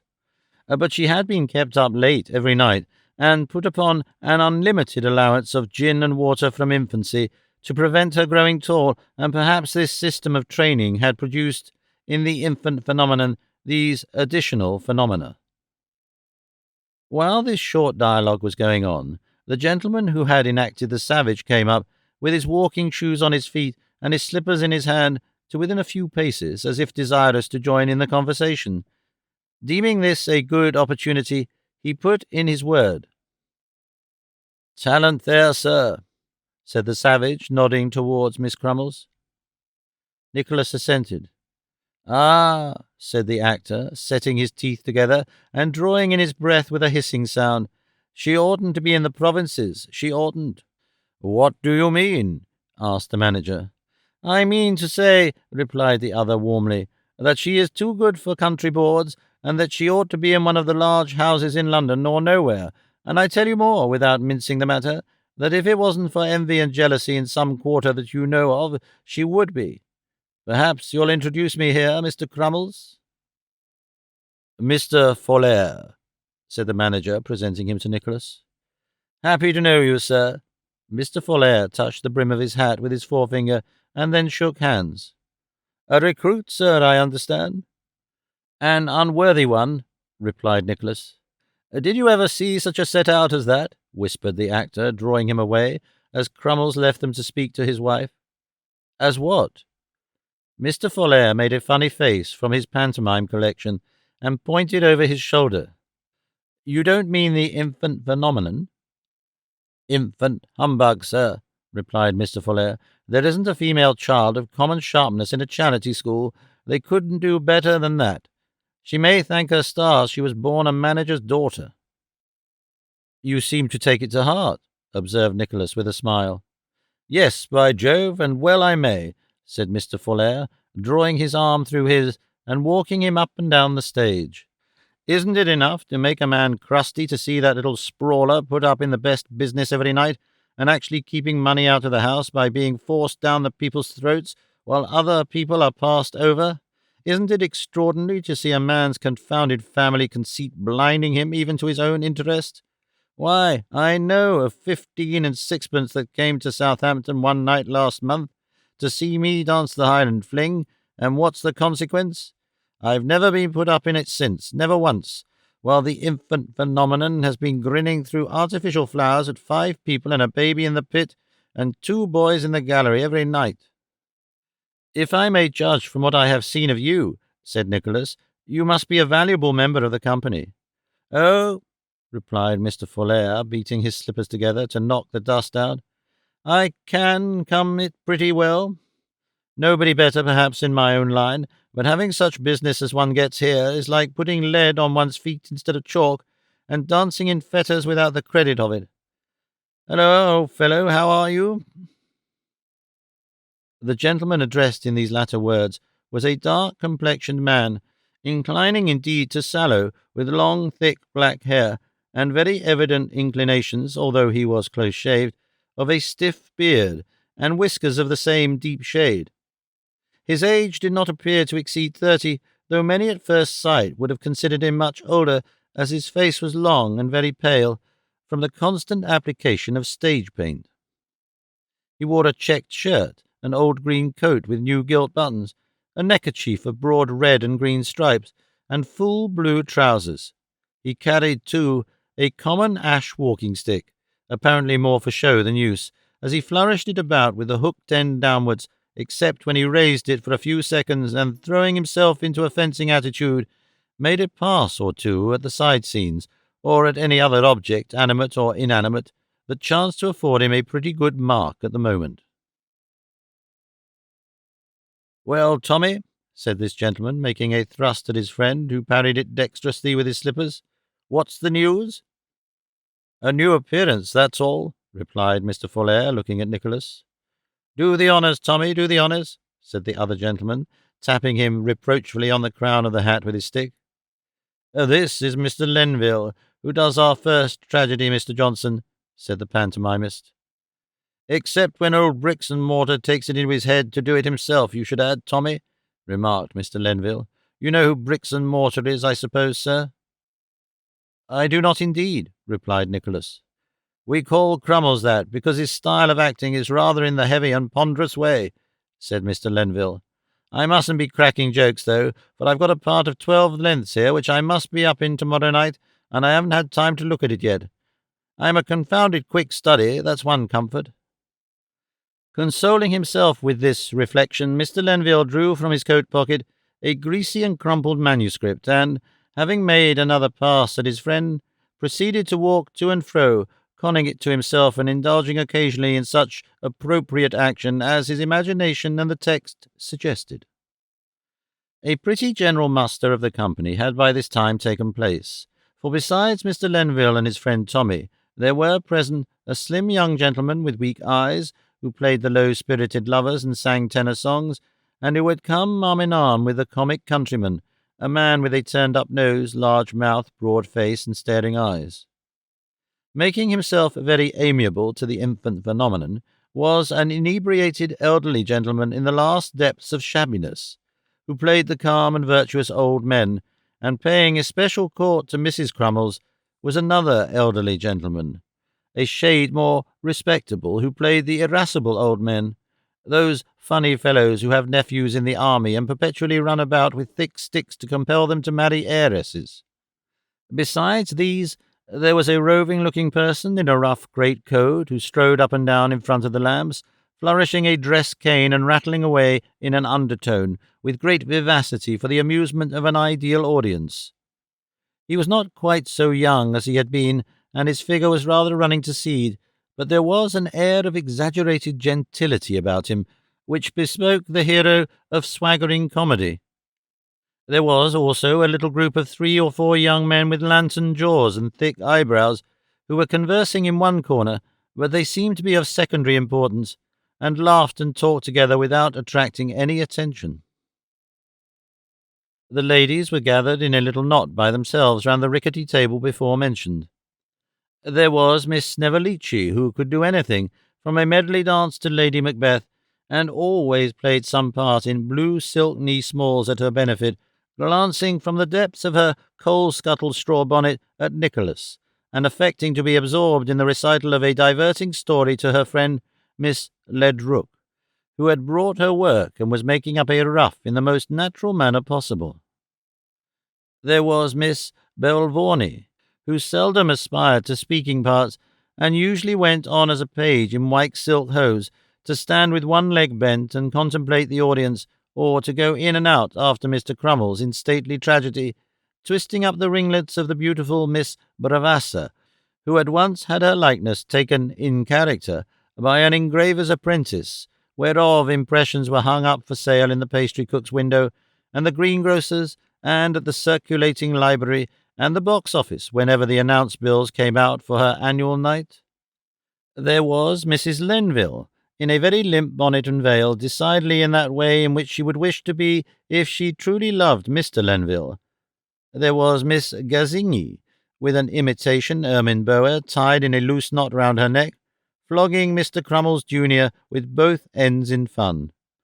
Lastly, there was Mrs. Grudden, in a brown cloth pelisse and a beaver bonnet, who assisted Mrs. Crummles in her domestic affairs, and took money at the doors, and dressed the tables, and swept the house, and held the prompt book when everybody else was on for the last scene, and acted any kind of part on any emergency without ever learning it, and was put down in the bills under my name or names whatever that occurred to Mr. Crummles as looking well in print.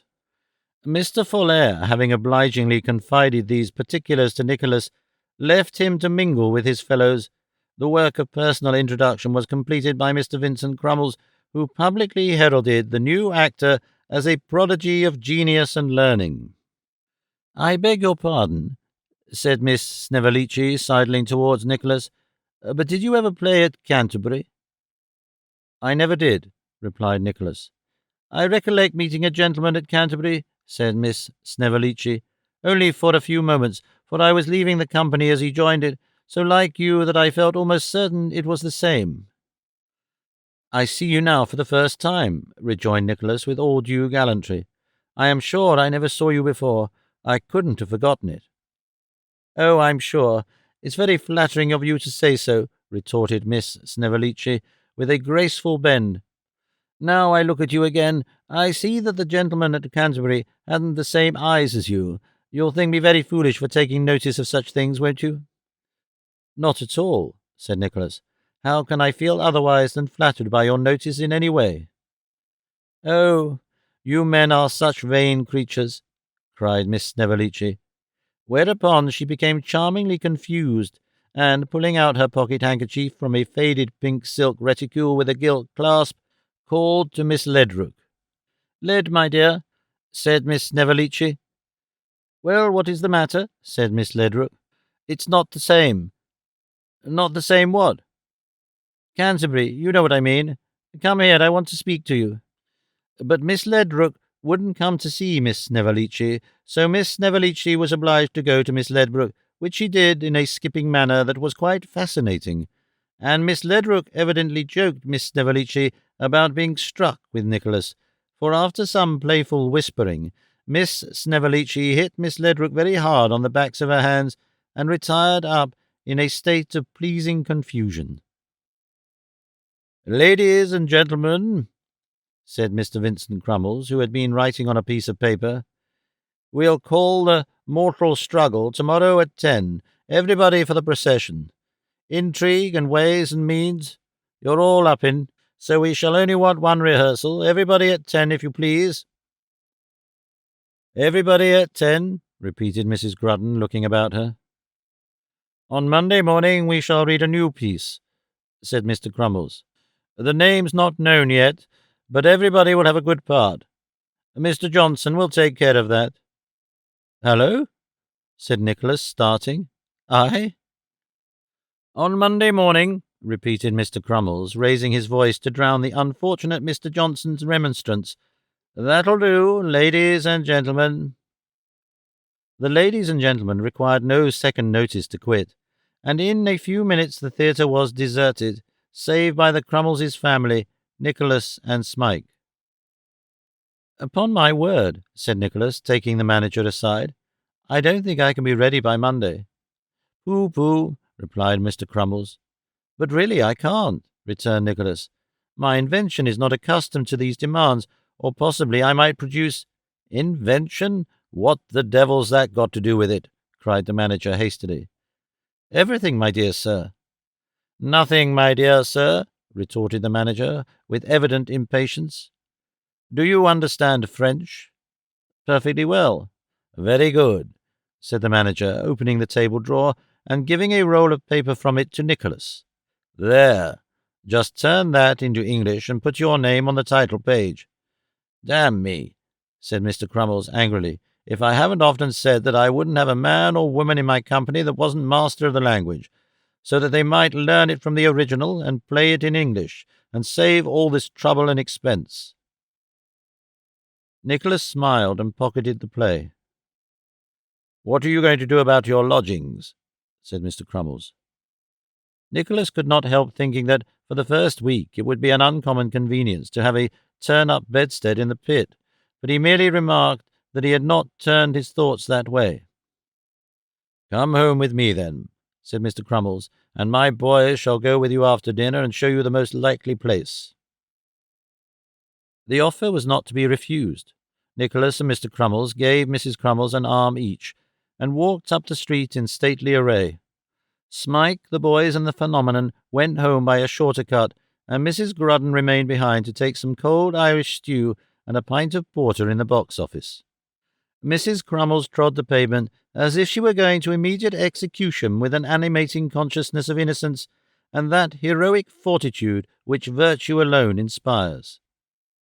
Mr. Crummles, on the other hand, assumed the look and gait of a hardened despot, but they both attracted some notice from many of the passers-by, and when they heard a whisper of "Mr. and Mrs. Crummles," or saw a little boy run back to stare them in the face, the severe expression of their countenances relaxed, for they felt it was popularity. Mr. Crummles lived in St. Thomas's Street, at the house of one Bulph, a pilot, who sported a boat-green door with window frames of the same colour, and had the little finger of a drowned man on his parlour mantel-shelf, with other maritime and natural curiosities. He displayed also a brass knocker, a brass plate, and a brass bell-handle, all very bright and shining, and had a mast with a vane on the top of it in his backyard. "You are welcome," said Mrs. Crummles, turning round to Nicholas when they reached the bow-windowed front on the first floor. Nicholas bowed his acknowledgments, and was unfeignedly glad to see the cloth laid. "We have but a shoulder of mutton with onion sauce," said Mrs. Crummles in the same charnel house voice, "but such as our dinner is, we beg you to partake of it." "You are very good," replied Nicholas. "I shall do it ample justice." "Vincent," said Mrs. Crummles, "what is the hour?" 5 minutes past the dinner time," said Mr. Crummles. Mr. Crummles rang the bell. "Let the mutton and onion sauce appear." The slave who attended upon Mr. Bulph's lodgers disappeared, and after a short interval reappeared with the festive banquet. Nicholas and the infant phenomenon opposed each other at the Pembroke table, and Smike and the Master Crummleses dined on the sofa bedstead. "Are they very theatrical people here?" asked Nicholas. "No," replied Mr. Crummles, shaking his head. "Far from it, far from it." "I pity them," observed Mrs. Crummles. "So do I," said Nicholas, "if they have no relish for theatrical entertainments properly conducted." "Then they have none, sir," rejoined Mr. Crummles. "To the infant's benefit last year, on which occasion she repeated 3 of her most popular characters, and also appeared in the Friary Porcupine as originally performed by her, there was a house of no more than £4.12. "Is it possible?"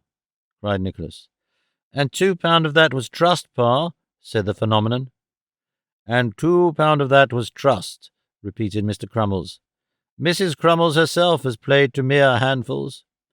"But they are always a taking audience, Vincent," said the manager's wife. "Most audiences are, when they have good acting, real good acting, the regular thing," replied Mr. Crummles forcibly. "Do you give lessons, ma'am?" inquired Nicholas. "I do," said Mrs. Crummles. "There is no teaching here, I suppose?" "There has been," said Mrs. Crummles. "I have received pupils here. I have imparted tuition to the daughter of a dealer in ship's provisions, but it afterwards appeared that she was insane when she first came to me. It was very extraordinary that she should come under such circumstances." Not feeling quite so sure of that, Nicholas thought it best to hold his peace. "Let me see," said the manager, cogitating after dinner. "Would you like some nice little part with the infant?" "You are very good," replied Nicholas hastily, "but I think perhaps it would be better if I had somebody of my own size at first, in case I should turn out awkward. I should feel more at home, perhaps." "True," said the manager. "Perhaps you would. And you could play up to the infant in time, you know." "Certainly," replied Nicholas, devoutly hoping that it would be a very long time before he was honoured with this distinction. "Then I'll tell you what we'll do," said Mr. Crummles. "You shall study Romeo when you've done that piece. Don't forget to throw the pump and tubs in by the by. Juliet, Miss Snevellicci, old Grudden, the nurse. Yes, that'll do very well. Rover, too. You might get up Rover while you are about it, and Cassio, and Jeremy Diddler. You can easily knock them off. One part helps the other so much. Here they are, cues and all." With these hasty general directions, Mr. Crummles thrust a number of little books into the faltering hands of Nicholas, and bidding his eldest son go with him and show where lodgings were to be had, shook him by the hand and wished him good night. There is no lack of comfortable furnished apartments in Portsmouth, and no difficulty in finding some that are proportionate to very slender finances. But the former were too good and the latter too bad, and they went into so many houses and came out unsuited that Nicholas seriously began to think he should be obliged to ask permission to spend the night in the theatre after all. Eventually, however, they stumbled upon 2 small rooms up 3 pairs of stairs, or rather 2 pair and a ladder, at a tobacconist's shop on the Common Hard, a dirty street leading down to the dockyard. These Nicholas engaged, only too happy to have escaped any request for payment of a week's rent beforehand. "There, lay down our personal property, Smike," he said, after showing young Crummles downstairs. "We have fallen upon strange times, and heaven only knows the end of them.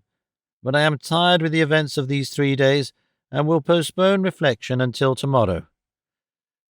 If I can."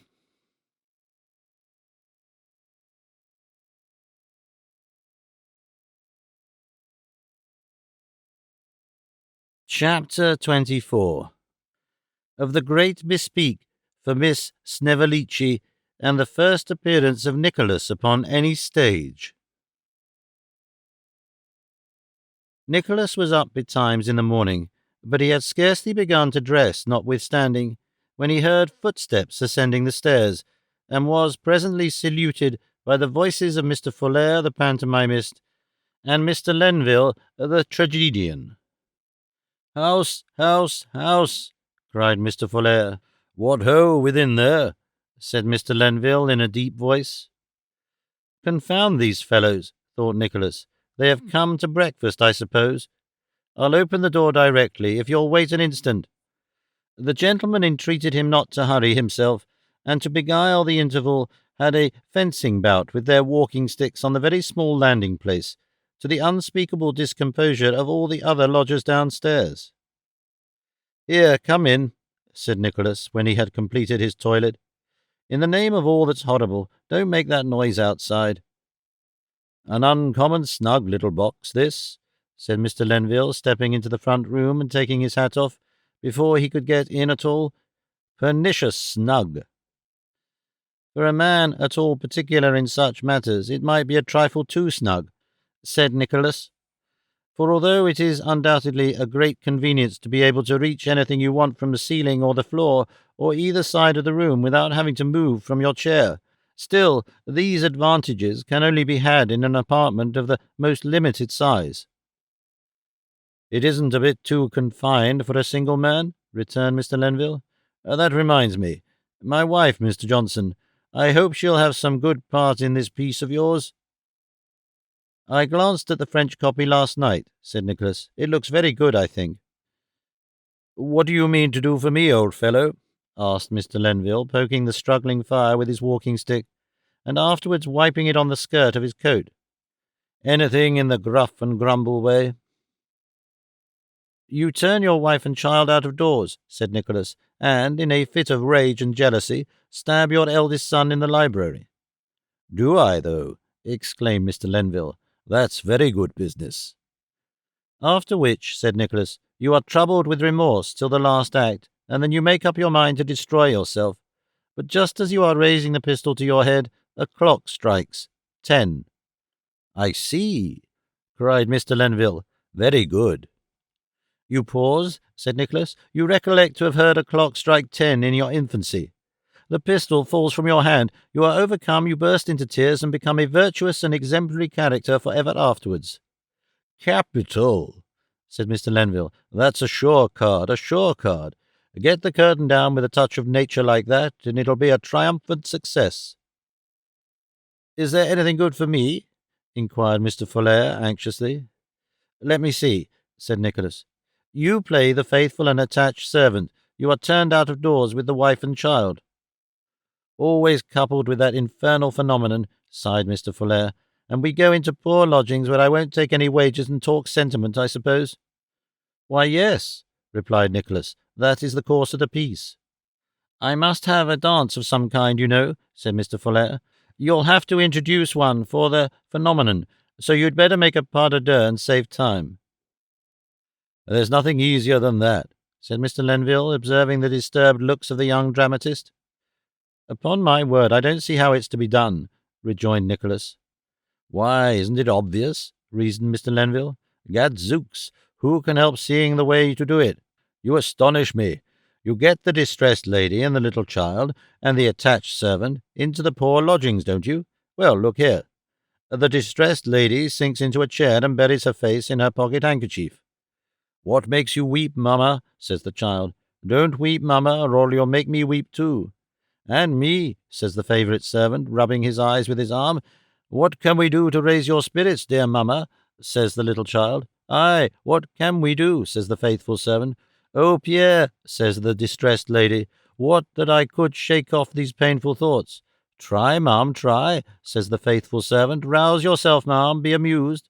'I will,' says the lady. 'I will learn to suffer with fortitude.' Do you remember that dance, my honest friend, which in happier days you practised with this sweet angel? It never failed to calm my spirits then. Oh, let me see it once again before I die. There it is. Cue for the band, Before I Die, and off they go. That's the regular thing, isn't it, Tommy?" "That's it," replied Mr. Folair. "The distressed lady, overpowered by old recollections, faints at the end of the dance, and you close in with a picture." Profiting by these and other lessons, which were the result of the personal experience of the two actors, Nicholas willingly gave them the best breakfast he could, and, when he at length got rid of them, applied himself to his task, by no means displeased to find that it was so much easier than he had at first supposed.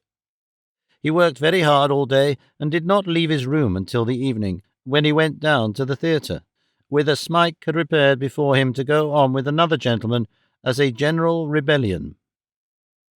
Here all the people were so much changed that he scarcely knew them. False hair, false colour, false calves, false muscles, they had become different things. Mr. Lenville was a blooming warrior of most exquisite proportions. Mr. Crummles, his large face shaded by a profusion of black hair, a Highland outlaw of most majestic bearing, one of the old gentlemen a jailer, and the other a venerable patriarch. The comic countryman, a fighting man of great valour, relieved by a touch of humour. Each of the Master Crummleses a prince in his own right, and the low-spirited lover a desponding captive.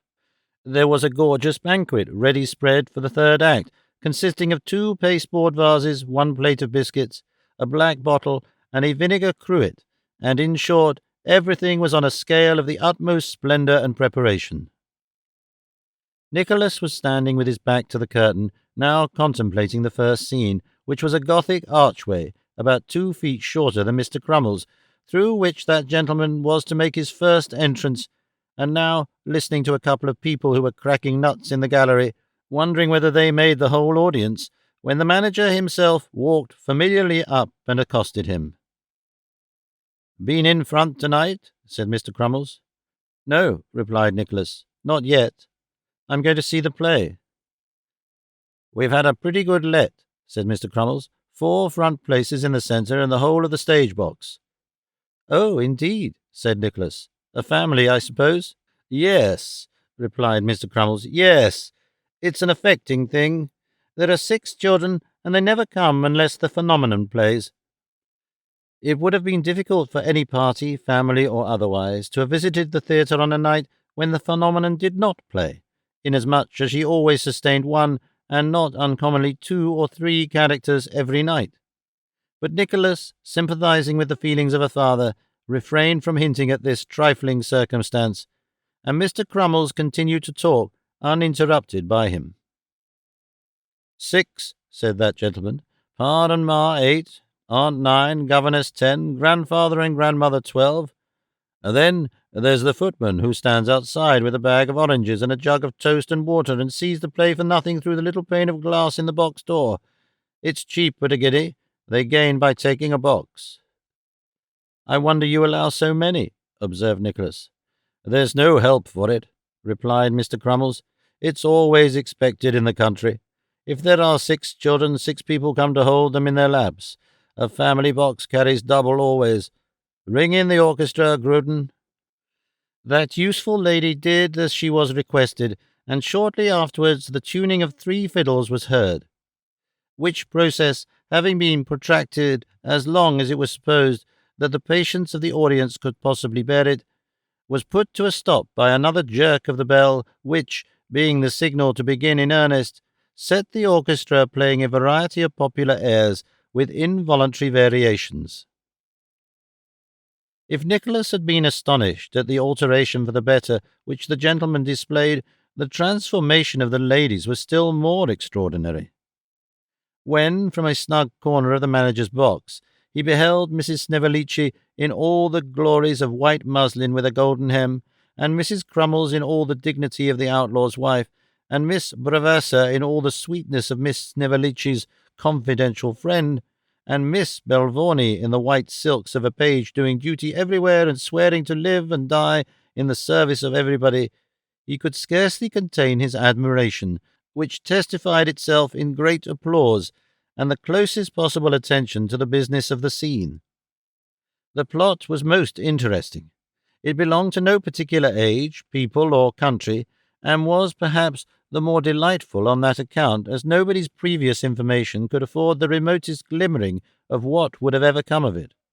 An outlaw had been very successful in doing something somewhere, and came home in triumph to the sound of shouts and fiddles to greet his wife, a lady of masculine mind, who talked a good deal about her father's bones, which it seemed were unburied, though whether from a particular taste on the part of the old gentleman himself, or the reprehensible neglect of his relations, did not appear. This outlaw's wife was, somehow or other, mixed up with a patriarch, living in a castle a long way off, and this patriarch was the father of several of the characters, but he didn't exactly know which, and was uncertain whether he had brought up the right ones in his castle or the wrong ones. He rather inclined to the latter opinion, and, being uneasy, relieved his mind with a banquet, during which solemnity somebody in a cloak said, "Beware," which somebody was known by nobody, except the audience, to be the outlaw himself, who had come there for reasons unexplained, but possibly with an eye to the spoons. There was an agreeable little surprise in the way of certain love passages between the desponding captive and Miss Snevellicci, and the comic fighting man and Miss Bravassa, besides which Mr. Lenville had several very tragic scenes in the dark, while on throat-cutting expeditions, which were all baffled by the skill and bravery of the comic fighting man, who overheard whatever was said all through the piece, and the intrepidity of Miss Snevellicci, who adopted tights, and therein repaired to the prison of her captive lover with a small basket of refreshments and a dark lantern. At last it came out that the patriarch was the man who had treated the bones of the outlaw's father-in-law with so much disrespect, for which cause and reason the outlaw's wife repaired to his castle to kill him, and so got into a dark room, where, after a good deal of groping in the dark, everybody got hold of everybody else, and took them for somebody besides, which occasioned a vast quantity of confusion, with some pistoling, loss of life, and torchlight. After which, the patriarch came forward, and observing with a knowing look that he knew all about his children now, and would tell them when they got inside, said that there could not be a more appropriate occasion for marrying the young people than that, and therefore he joined their hands, with the full consent of the indefatigable page, who, being the only other person surviving, pointed with his cap into the clouds and his right hand to the ground, thereby invoking a blessing and giving the cue for the curtain to come down, which it did, amidst general applause. "What did you think of that?" asked Mr. Crummles, when Nicholas went round to the stage again. Mr. Crummles was very red and hot, for your outlaws are desperate fellows to shout.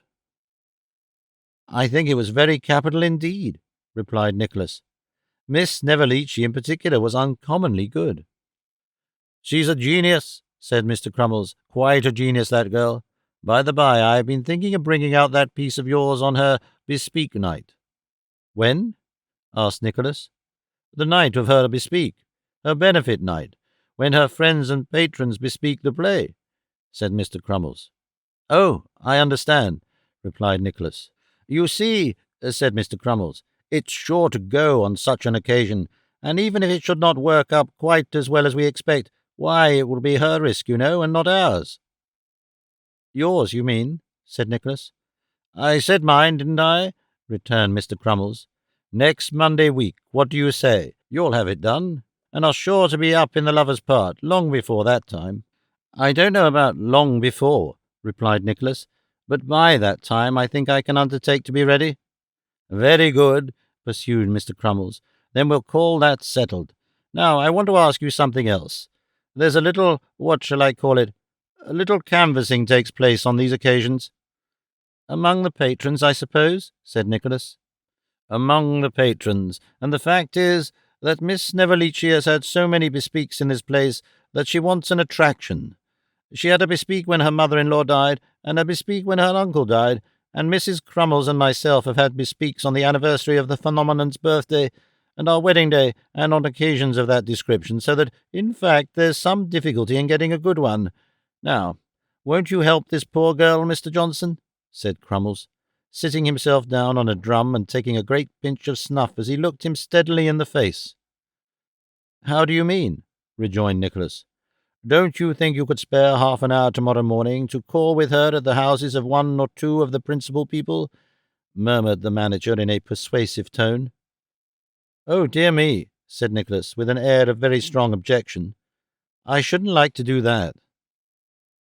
"The infant will accompany her," said Mr. Crummles. "The moment it was suggested to me, I gave permission for the infant to go. There will not be the smallest impropriety. Miss Snevellicci, sir, is the very soul of honour. It would be of material service. The gentleman from London, author of the new piece, actor in the new piece, first appearance on any boards. It would lead to a great bespeak, Mr. Johnson." "I am very sorry to throw a damp upon the prospects of anybody, and more especially a lady," replied Nicholas, "but really I must decidedly object to making one of the canvassing party." "What does Mr. Johnson say, Vincent?" inquired a voice close to his ear, and looking round he found Mrs. Crummles and Miss Snevellicci herself standing behind him. "He has some objection, my dear," replied Mr. Crummles, looking at Nicholas. "Objection?" exclaimed Mrs. Crummles. "Can it be possible?" "Oh, I hope not," cried Miss Snevellicci. "You are surely not so cruel. Oh, dear me! Well, to think of that now, after all one's looking forward to it." "Mr. Johnson will not persist, my dear," said Mrs. Crummles. "Think better of him than to suppose it. Gallantry, humanity, all the best feelings of his nature must be enlisted in this interesting cause." "Which moves even a manager," said Mr. Crummles, smiling. "And a manager's wife," added Mrs. Crummles in her accustomed tragedy tones. "Come, come, you will relent, I know you will." "It is not in my nature," said Nicholas, moved by these appeals, "to resist any entreaty, unless it is to do something positively wrong, and beyond a feeling of pride. I know nothing which should prevent my doing this. I know nobody here, and nobody knows me. So be it, then. I yield." Miss Snevellicci was at once overwhelmed with blushes and expressions of gratitude, of which latter commodity neither Mr. nor Mrs. Crummles was by any means sparing. It was arranged that Nicholas should call upon her at her lodgings at 11 next morning, and soon after they parted he returned home to his authorship, Miss Snevellicci to dress for the afterpiece, and the disinterested manager and his wife to discuss the probable gains of the forthcoming bespeak, of which they were to have 2/3 of the profits by solemn treaty of agreement. At the stipulated hour next morning, Nicholas repaired to the lodgings of Miss Snevellicci, which were in a place called Lombard Street, at the house of a tailor. A strong smell of ironing pervaded the little passage, and the tailor's daughter who opened the door appeared in that flutter of spirits which is so often attendant upon the periodical getting up of a family's linen. "Miss Snevellicci lives here, I believe?" said Nicholas, when the door was opened. The tailor's daughter replied in the affirmative. "Will you have the goodness to let her know that Mr. Johnson is here?" said Nicholas. "Oh, if you please, you're to come upstairs," replied the tailor's daughter with a smile. Nicholas followed the young lady and was shown into a small apartment on the first floor, communicating with a back room, in which, as he judged from a certain half-subdued clinking sound, as of cups and saucers, Miss Snevellicci was then taking her breakfast in bed. "You're to wait, if you please," said the tailor's daughter, after a short period of absence, during which the clinking of the back room had ceased and been succeeded by whispering. "She won't be long." As she spoke, she pulled up the window blind, and having by this means, as she thought, diverted Mr. Johnson's attention from the room to the street, caught up some articles which were airing on the fender and had very much the appearance of stockings, and darted off. As there were not many objects of interest outside the window, Nicholas looked about the room with more curiosity than he might otherwise have bestowed upon it. On the sofa lay an old guitar, several thumbed pieces of music, and a scattered litter of curled papers, together with a confused heap of playbills, and a pair of soiled white satin shoes with large blue rosettes. Hanging over the back of a chair was a half-finished muslin apron, with little pockets ornamented with red ribbons, such as waiting women wear on the stage, and, by consequence, are never seen with anywhere else. In one corner stood the diminutive pair of top boots in which Miss Snevellicci was accustomed to enact the little jockey, and, folded on a chair hard by, was a small parcel which bore a very suspicious resemblance to the companion Smalls. But the most interesting object of all was, perhaps, the open scrap-book, displayed in the midst of some theatrical duodecimos that were strewn upon the table, and pasted into which scrap-book were various critical notes of Miss Snevellicci's acting, extracted from different provincial journals, together with one poetic address in her honour, commencing, "Sing, God of love, and tell me in what dearth thrice-gifted Snevellicci came on earth, to thrill us with her smile, her tear, her eye. Sing, God of love, and tell me quickly why." Besides this effusion, there were innumerable complimentary allusions, also extracted from newspapers, such as, "We observe from an advertisement in another part of our paper of today that the charming and highly talented Miss Snevellicci takes her benefit on Wednesday, for which occasion she has put forth a bill of fare that might kindle exhilaration in the breast of a misanthrope.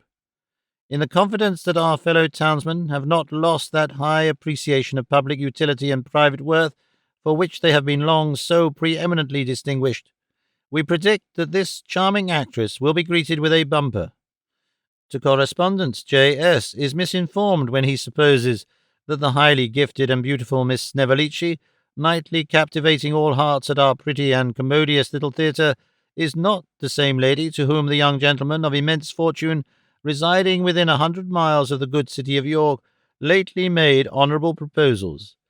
We have reason to know that Miss Snevellicci is the lady who was implicated in that mysterious and romantic affair, and whose conduct on that occasion did no less honour to her head and heart than do her histrionic triumphs to her brilliant genius. A copious assortment of such paragraphs as these, with long bills of benefits, all ending with "Come early" in large capitals, formed the principal contents of Miss Snevellicci's scrapbook. Nicholas had read a great many of these scraps, and was absorbed in a circumstantial and melancholy account of the train of events which had led Miss Snevellicci's spraining her ankle by slipping on a piece of orange peel, flung by a monster in human form, so the paper said, upon the stage at Winchester, when that young lady herself, attired in the coal-scuttle bonnet and walking dress complete, tripped into the room with 1,000 apologies for having detained him so long after the appointed time. "But really," said Miss Snevellicci, "my darling Led, who lives with me here, was taken so very ill in the night that I thought she would have expired in my arms." "Such a fate is almost to be envied," returned Nicholas, "but I am very sorry to hear it nevertheless." "What a creature you are to flatter," said Miss Snevellicci, buttoning her glove in much confusion. "If it be flattery to admire your charms and accomplishments," rejoined Nicholas, laying his hand upon the scrapbook, "you have better specimens of it here." "Oh, you cruel creature, to read such things as those! I am almost ashamed to look you in the face afterwards. Positively I am," said Miss Snevellicci, seizing the book and putting it away in a closet. "How careless of Led! How could she be so naughty?" "I thought you had kindly left it here on purpose for me to read," said Nicholas. And really it did seem possible. "I wouldn't have you see it for the world," rejoined Miss Snevellicci. "I never was so vexed, never. But she is such a careless thing, there's no trusting her." The conversation was here interrupted by the entrance of the phenomenon, who had discreetly remained in the bedroom up to this moment, and now presented herself, with much grace and lightness, bearing in her hand a very little green parasol with a broad fringed border and no handle. After a few words, of course, they sallied into the street. The phenomenon was rather a troublesome companion, for first the right sandal came down, and then the left, and these mischances being repaired, one leg of the little white trousers was discovered to be longer than the other. Besides these accidents, the green parasol was dropped down an iron grating, and only fished up again with great difficulty and by dint of much exertion. However, it was impossible to scold her, as she was the manager's daughter, so Nicholas took it all in perfect good humour and walked on, with Miss Snevellicci arm in arm on one side and the offending infant on the other. The first house to which they bent their steps was situated in a terrace of respectable appearance. Miss Snevellicci's modest double knock was answered by a footboy, who, in reply to her inquiry whether Mrs. Curdle was at home, opened his eyes very wide, grinned very much, and said he didn't know, but he'd inquire. With this, he showed them into a parlour where he kept them waiting until the two women servants had repaired thither under false pretences to see the play-actors, and having compared notes with them in the passage, and joined in a vast quantity of whispering and giggling, he at length went upstairs with Miss Snevellicci's name. Now Miss Curdle was supposed, by those who were best informed on such points, to possess quite the London taste in matters relating to literature and the drama, and as to Mr. Curdle, he had written a pamphlet of 64 pages post-octavo on the character of the nurse's deceased husband in Romeo and Juliet, with an inquiry whether he really had been a merry man in his lifetime, or whether it was merely a widow's affectionate partiality that induced her to so report him. He had likewise proved that by altering the received mode of punctuation, any one of Shakespeare's plays could be made quite different, and the sense completely changed, it is needless to say, therefore, that he was a great critic and a very profound and most original thinker. "Well, Miss Snevellicci," said Mrs. Curdle, entering the parlour, "and how do you do?" Miss Snevellicci made a graceful obeisance, and hoped Mrs. Curdle was well, as also Mr. Curdle, who at the same time appeared. Mrs. Curdle was dressed in a morning wrapper, with a little cap stuck upon the top of her head. Mr. Curdle wore a loose robe on his back, and his right forefinger on his forehead, after the portraits of Sterne, to whom somebody or other had once said he bore a striking resemblance. "I venture to call for the purpose of asking whether you would put your name to my bespeak, ma'am," said Miss Snevellicci, producing documents. "Oh, I really don't know what to say," replied Mrs. Curdle. "It's not as if the theatre was in its high and palmy days. You needn't stand, Miss Snevellicci, the drama is gone, perfectly gone. An exquisite embodiment of the poet's visions and a realization of human intellectuality, gilding with refulgent light our dreamy moments, and laying open a new and magic world before the mental eye The drama is gone, perfectly gone, said Mr. Curdle. What man is there now living who can present before us all those changing and prismatic colours with which the character of Hamlet is invested? Exclaimed Mrs. Curdle. What man, indeed, upon the stage? Said Mr. Curdle, with a small reservation in favour of himself. Hamlet! Pooh! Ridiculous! Hamlet is gone, perfectly gone. Quite overcome by these dismal reflections, Mr. and Mrs. Curdle sighed and sat for some short time without speaking. At length, the lady, turning to Miss Snevellicci, inquired what play she proposed to have. Quite a new one, said Miss Snevellicci, of which this gentleman is the author, and in which he plays, being his first appearance on any stage. Mr. Johnson is the gentleman's name. I hope you have preserved the unities, sir, said Mr. Curdle. The original is a French one, said Nicholas. There is abundance of incident, sprightly dialogue, strongly marked characters. All unavailing without a strict observance of the unities, sir, returned Mr. Curdle. The unities of the drama before everything. Might I ask you, said Nicholas, hesitating between the respect he ought to assume and his love of the whimsical, might I ask you what the unities are? Mr. Curdle coughed and considered. The unities, sir, he said, are a completeness, a kind of universal dovetailedness with regard to place and time, a sort of general oneness, if I may be allowed to use so strong an expression. I take those to be the dramatic unities, so far as I have been enabled to bestow attention upon them, and I have read much upon the subject and thought much. I find running through the performances of this child, said Mr. Curdle, turning to the phenomenon, a unity of feeling, a breadth, a light and shade, a warmth of colouring, a tone, a harmony, a glow, an artistical development of original conceptions, which I look for in vain among older performers. I don't know whether I make myself understood. Perfectly, replied Nicholas. Just so, said Mr. Curdle, pulling up his neckcloth. That is my definition of the unities of the drama. Mrs. Curdle had sat listening to this lucid explanation with great complacency. It being finished, she inquired what Mr. Curdle thought about putting down their names. I don't know, my dear, upon my word I don't know, said Mr. Curdle. If we do, it must be distinctly understood that we do not pledge ourselves to the quality of the performances. Let it go forth to the world that we do not give them the sanction of our names, but that we confer the distinction merely upon Miss Snevellicci.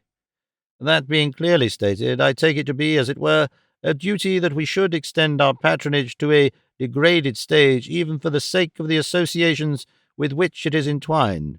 Have you got 2 and 6pence for half a crown, Miss Snevellicci? Said Mr. Curdle, turning over 4 of those pieces of money.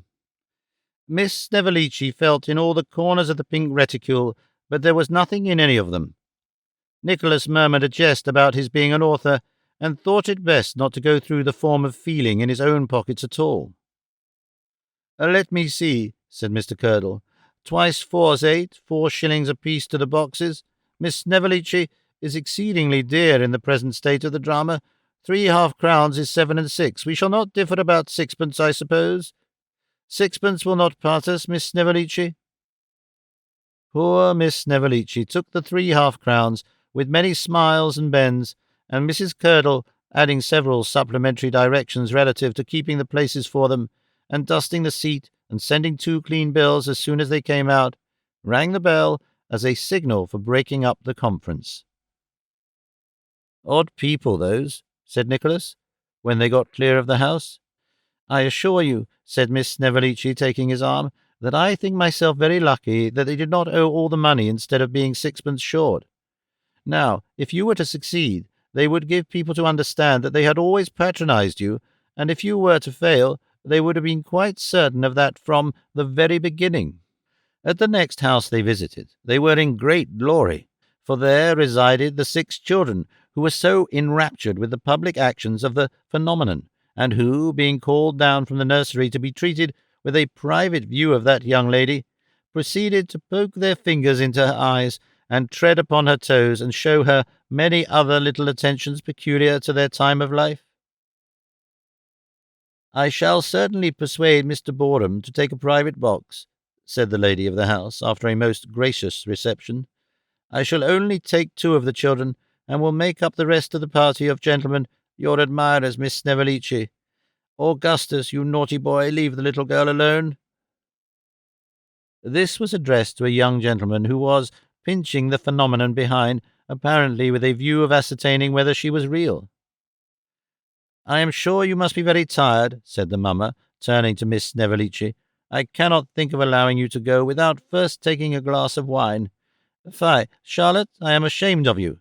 Miss Lane, my dear, pray see to the children." Miss Lane was the governess, and this entreaty was rendered necessary by the abrupt behaviour of the youngest Miss Boredom, who, having filched the phenomenon's little green parasol, was now carrying it bodily off, while the distracted infant looked helplessly on. "I am sure, where you ever learnt to act as you do," said good-natured Mrs. Boredom, turning again to Miss Snevellicci.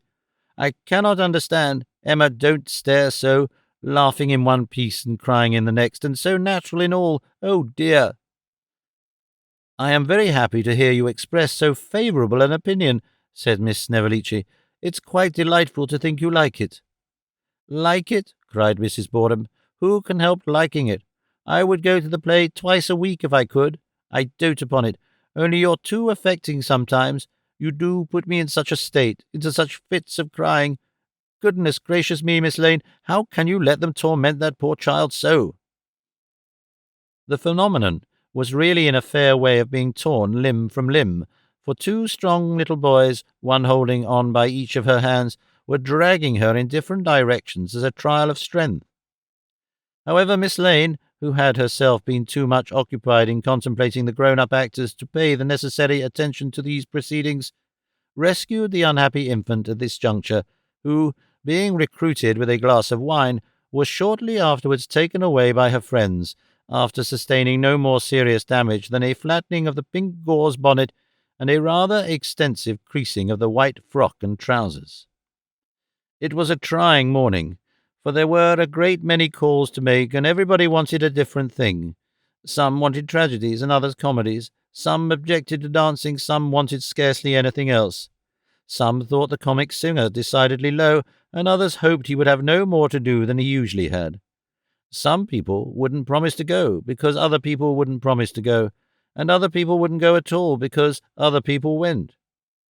At length, and by little and little, omitting something in this place and adding something in that, Miss Snevellicci pledged herself to a bill of fare which was comprehensive enough, if it had no other merit. It included, among other trifles, 4 pieces, divers songs, a few combats, and several dances, and they returned home pretty well exhausted with the business of the day.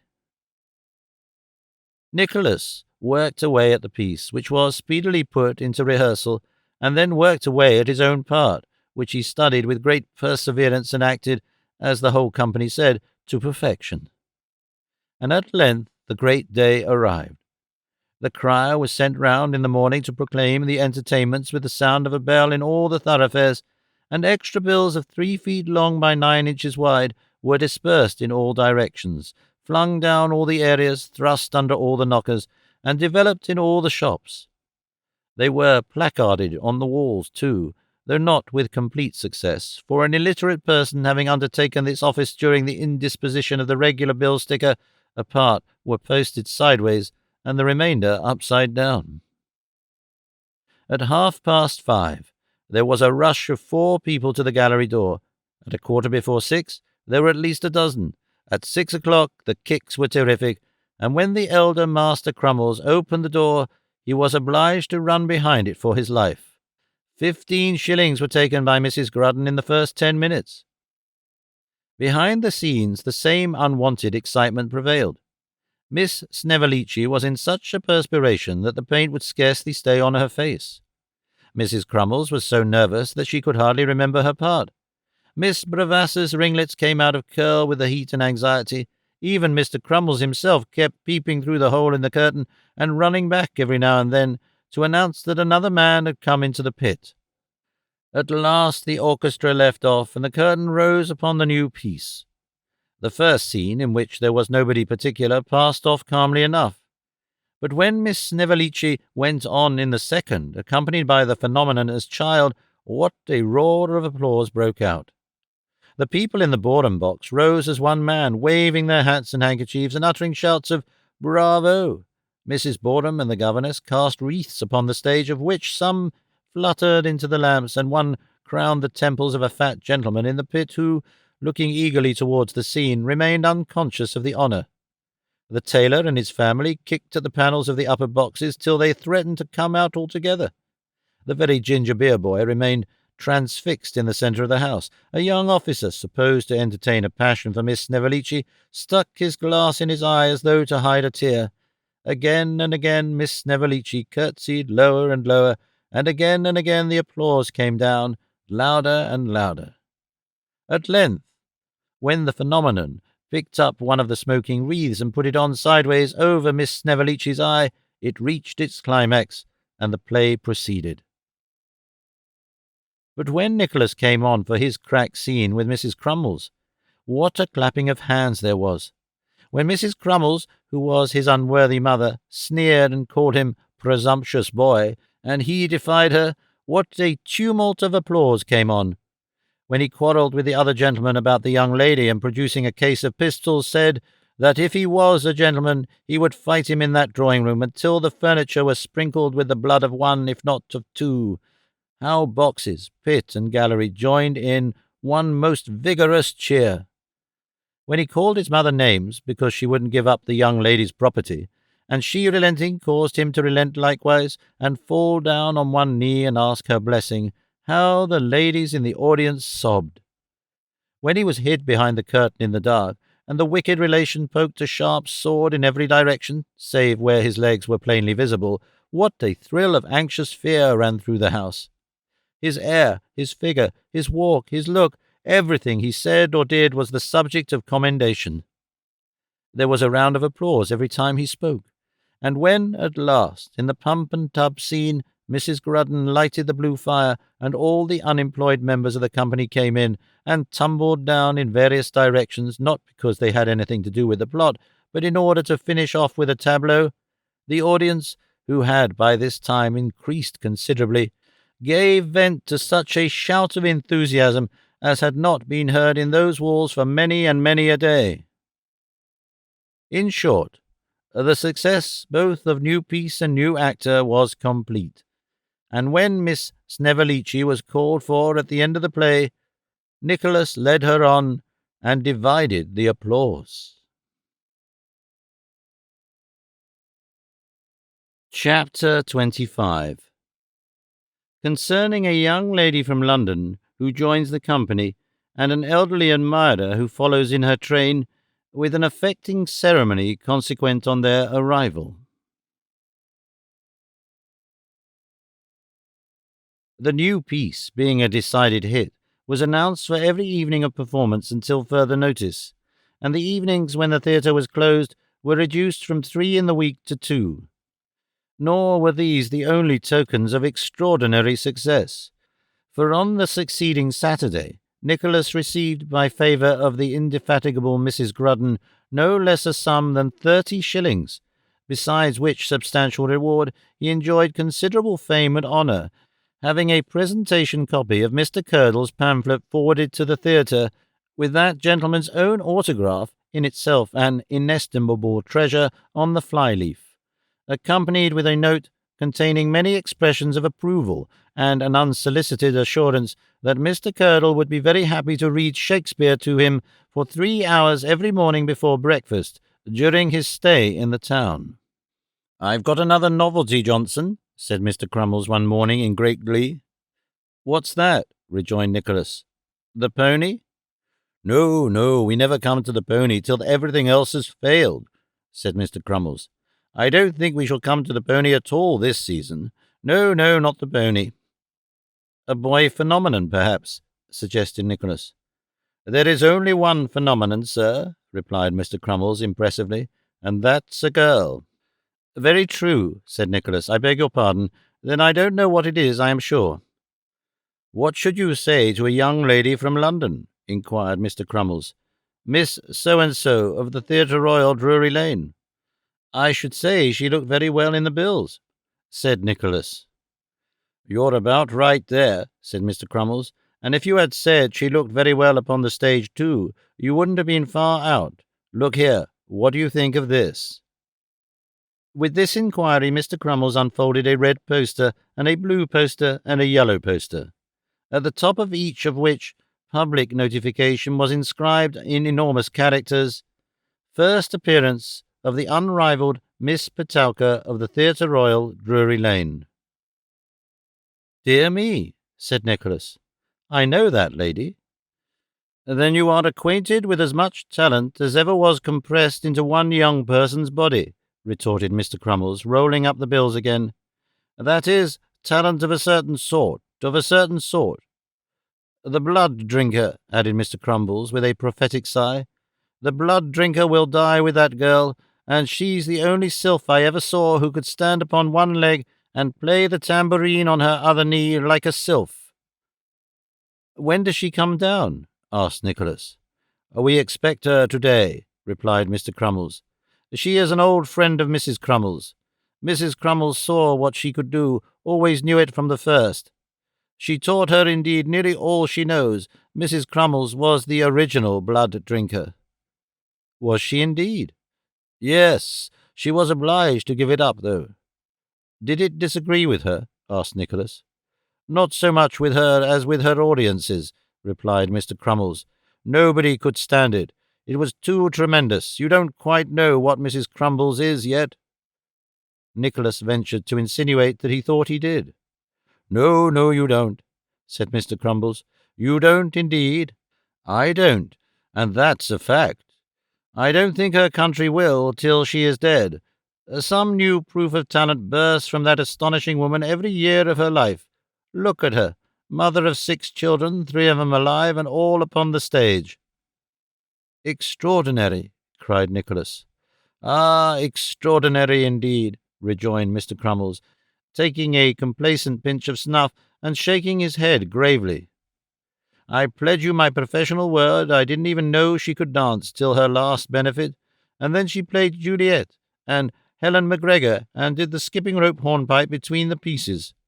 The very first time I saw that admirable woman Johnson, said Mr. Crummles, drawing a little nearer and speaking in the tone of confidential friendship, she stood upon her head on the butt end of a spear, surrounded with blazing fireworks. You astonish me, said Nicholas. She astonished me, returned Mr. Crummles, with a very serious countenance. Such grace, coupled with such dignity, I adored her from that moment. The arrival of the gifted subject of these remarks put an abrupt termination to Mr. Crummles's eulogium. Almost immediately afterwards, Master Percy Crummles entered with a letter which had arrived by the general post, and was directed to his gracious mother at sight of the superscription whereof Mrs. Crummles exclaimed, From Henrietta Petowker, I do declare, and instantly became absorbed in the contents. Is it? Inquired Mr. Crummles, hesitating. Oh, yes, it's all right, replied Mrs. Crummles, anticipating the question. What an excellent thing for her, to be sure. It's the best thing altogether that I ever heard of, I think, said Mr. Crummles. And then Mr. Crummles, Mrs. Crummles, and Master Percy Crummles all fell to laughing violently. Nicholas left them to enjoy their mirth together, and walked to his lodgings, wondering very much what mystery connected with Miss Petowker could provoke such merriment, and pondering still more on the extreme surprise with which that lady would regard his sudden enlistment in a profession of which she was such a distinguished and brilliant ornament. But in this latter respect he was mistaken, for whether Mr. Vincent Crummles had paved the way, or Miss Petowker had some special reason for treating him with even more than her usual amiability, their meeting at the theatre next day was more like that of 2 dear friends who had been inseparable from infancy, than a recognition passing between a lady and gentleman who had only met some 6 times, and then by mere chance.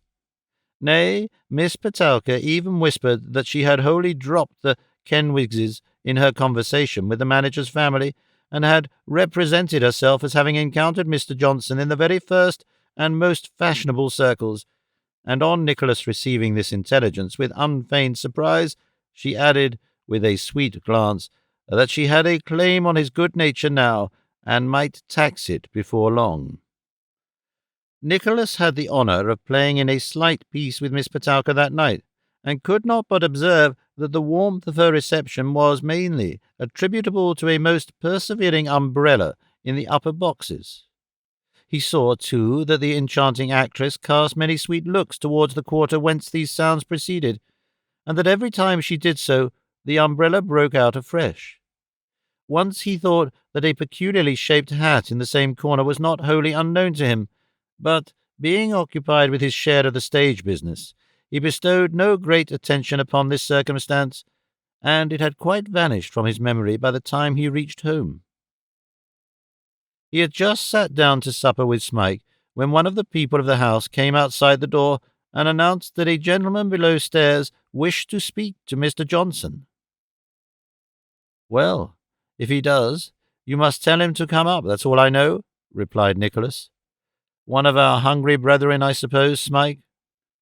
His fellow lodger looked at the cold meat in silent calculation of the quantity that would be left for dinner next day, and put back a slice he had cut for himself, in order that the visitor's encroachments might be less formidable in their effects. "It is not anybody who has been here before," said Nicholas, "for he is tumbling up every stair. Come in, come in. In the name of wonder, Mr. Lillyvick." It was, indeed, the collector of water rates who, regarding Nicholas with a fixed look and immovable countenance, shook hands with the most portentous solemnity, and sat himself down in a seat by the chimney-corner. "Why, when did you come here?" asked Nicholas. "Oh, this morning, sir," replied Mr. Lillyvick. "Oh, I see. Then you were at the theatre tonight, and it was your, this umbrella," said Mr. Lillyvick, producing a fat green cotton one with a battered ferrule. "What did you think of that performance?" "So far as I could judge, being on the stage," replied Nicholas, "I thought it very agreeable." "Agreeable!" cried the collector. "I mean to say, sir, that it was delicious."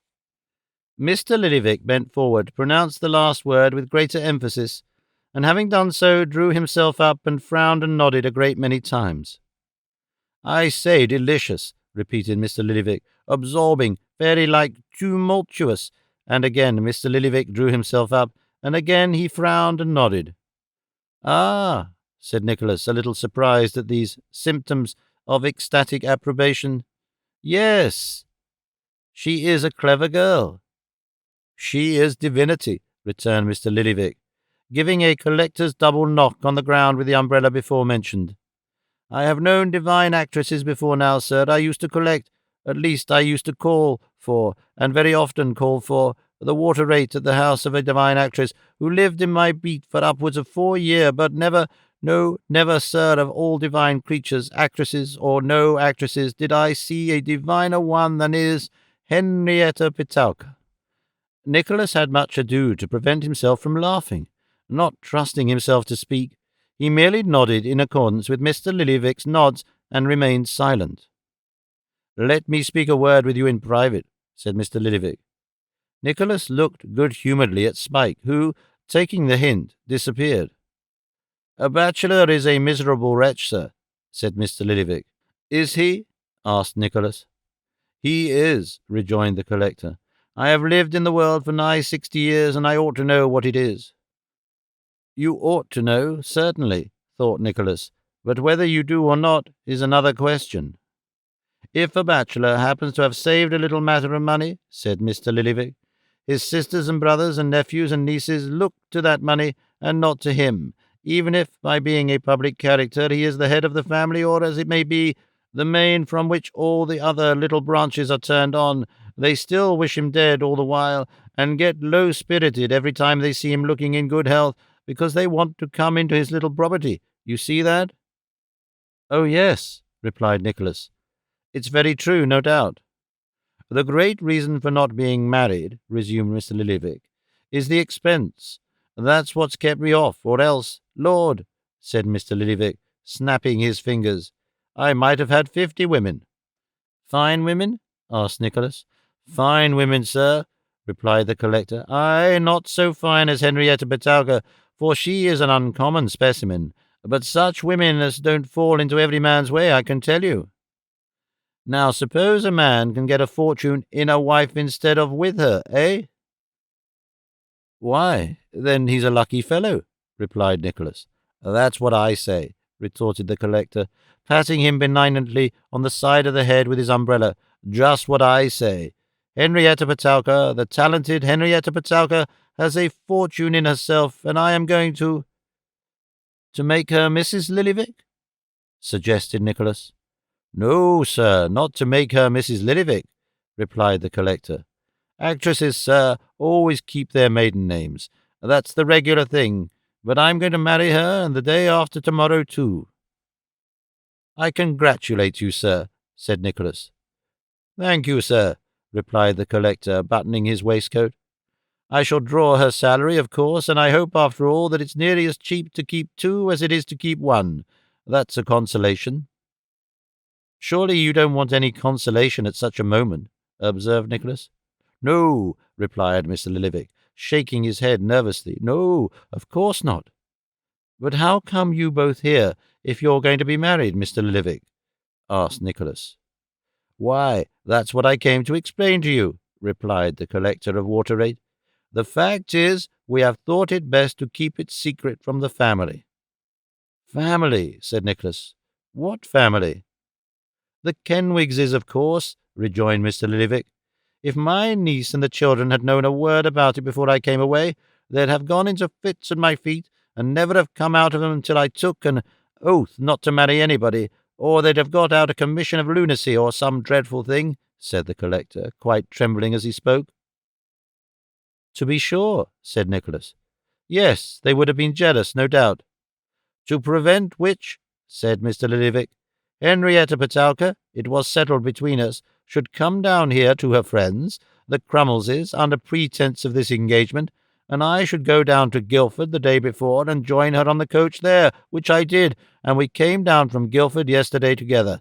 Now, for fear you should be writing to Mr. Noggs, and might say anything about us, we have thought it best to let you into the secret. We shall be married from the Crummleses' lodgings, and shall be delighted to see you, either before church or at breakfast time, which you like. It won't be expensive, you know," said the collector, highly anxious to prevent any misunderstanding on this point. "Just muffins and coffee, with perhaps a shrimp or something of that sort for a relish, you know." "Yes, yes, I understand," replied Nicholas. "Oh, I shall be most happy to come. It will give me the greatest pleasure. Where's the lady stopping? With Mrs. Crummles?" "Why, no," said the collector. "They couldn't very well dispose of her at night, and so she is staying with an acquaintance of hers and another young lady. They both belong to the theatre." "Miss Snevellicci, I suppose," said Nicholas. "Yes, that's the name." "And they'll be bridesmaids, I presume?" said Nicholas. "Why," said the collector with a rueful face, "they will have 4 bridesmaids. I'm afraid they'll make it rather theatrical." "Oh, no, not at all," replied Nicholas, with an awkward attempt to convert a laugh into a cough. "Who may the 4 be? Miss Snevellicci, of course, Miss Ledrook—" "The phenomenon," groaned the collector. cried Nicholas. "I beg your pardon. I don't know what I am laughing at. Yes, that'll be very pretty. The phenomenon. Who else?" "Some young woman or other," replied the collector, rising. "Some other friend of Henrietta Petowker's. Well, you'll be careful not to say anything about it, will you?" "You may safely depend upon me," replied Nicholas. "Won't you take anything to eat or drink?" "No," said the collector. "I haven't any appetite. I should think it was a very pleasant life, the married one, eh?" "I have not the least doubt of it," rejoined Nicholas. "Yes," said the collector. "Certainly. Oh, yes, no doubt. Good night." With these words, Mr. Lillyvick, whose manner had exhibited through the whole of this interview a most extraordinary compound of precipitation, hesitation, confidence and doubt, fondness, misgiving, meanness, and self-importance, turned his back upon the room, and left Nicholas to enjoy a laugh by himself if he felt so disposed. Without stopping to inquire whether the intervening day appeared to Nicholas to consist of the usual number of hours of the ordinary length, It may be remarked that, to the parties more directly interested in the forthcoming ceremony, it passed with great rapidity, insomuch that when Miss Petowker awoke on the succeeding morning in the chamber of Miss Snevellicci, she declared that nothing should ever persuade her that that really was the day which was to behold a change in her condition. "I never will believe it," said Miss Petowker. "I cannot really. It is of no use talking. I never can make up my mind to go through with such a trial." On hearing this, Miss Snevellicci and Miss Ledrook, who knew perfectly well that their fair friend's mind had been made up for 3 or 4 years, at any period of which time she would have cheerfully undergone the desperate trial now approaching if she could have found an eligible gentleman disposed for the venture, began to preach comfort and firmness, and to say how very proud she ought to feel that it was in her power to confer lasting bliss on a deserving object, and how necessary it was for the happiness of mankind in general that women should possess fortitude and resignation on such occasions, and that, although for their parts they held true happiness to consist in a single life which they would not willingly exchange, no, not for any worldly consideration, still, thank God, if ever the time should come, they hoped they knew their duty too well to repine, but would the rather submit with meekness and humility of spirit to a fate for which Providence had clearly designed them with a view to the contentment and reward of their fellow creatures. "I might feel it was a great blow," said Miss Snevellicci, "to break up old associations and what you do call-ums of that kind, but I would submit, my dear, I would." "So would I," said Miss Ledrook. "I would rather court the yoke than shun it. I have broken hearts before now, and I'm very sorry for it's a terrible thing to reflect upon." "It is indeed," said Miss Snevellicci. "Now, Led, my dear, we must positively get her ready, or we shall be too late, we shall indeed."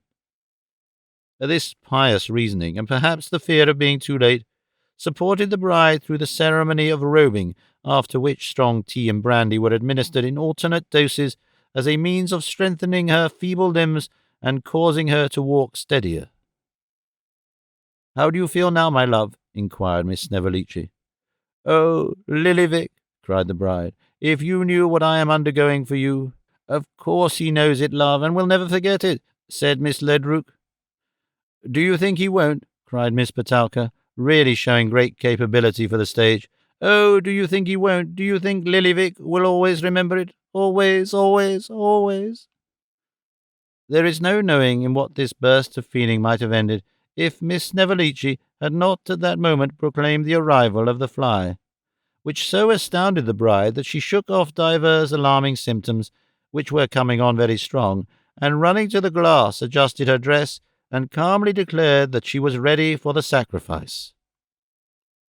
She was accordingly supported into the coach, and there kept up, as Miss Snevellicci said, with perpetual sniffs of sal volatile and sips of brandy and other gentle stimulants, until they reached the manager's door, which was already opened by the 2 Master Crummleses, who wore white cockades, and were decorated with the choicest and most resplendent waistcoats in the theatrical wardrobe. By the combined exertions of these young gentlemen and the bridesmaids, assisted by the coachman, Miss Petowker was at length supported in a condition of much exhaustion to the first floor, where she no sooner encountered the youthful bridegroom than she fainted with great decorum. "Henrietta Petowker," said the collector, "cheer up, my lovely one." Miss Petowker grasped the collector's hand, but emotion choked her utterance. "Is the sight of me so dreadful, Henrietta Petowker?" said the collector. "Oh, no, no, no," rejoined the bride, "but all the friends, the darling friends of my youthful days, to leave them all, it is such a shock." With such expressions of sorrow, Miss Petowker went on to enumerate the dear friends of her youthful days, one by one, and to call upon such of them as were present to come and embrace her. This done, she remembered that Mrs. Crummles had been more than a mother to her, and after that Mr. Crummles had been more than a father to her, and after that the Master Crummleses and Miss Ninetta Crummles had been more than brothers and sisters to her. These various remembrances, being each accompanied with a series of hugs, occupied a long time, and they were obliged to drive to church very fast for fear they should be too late. The procession consisted of 2 flies, in the first of which were Miss Bravassa, the 4th bridesmaid, Mrs. Crummles, the collector, and Mr. Folair, who had been chosen as his second on the occasion. In the other were the bride, Mr. Crummles, Miss Snevellicci, Miss Ledrook, and the phenomenon. The costumes were beautiful. The bridesmaids were quite covered with artificial flowers, and the phenomenon, in particular, was rendered almost invisible by the portable arbour in which she was enshrined. Miss Ledrook, who was of a romantic turn, wore in her breast the miniature of some field officer unknown, which she had purchased, a great bargain, not very long before. The other ladies displayed several dazzling articles of imitative jewellery almost equal to real, and Mrs. Crummles came out in a stern and gloomy majesty which attracted the admiration of all beholders. But perhaps the appearance of Mr. Crummles was more striking and appropriate than that of any member of the party.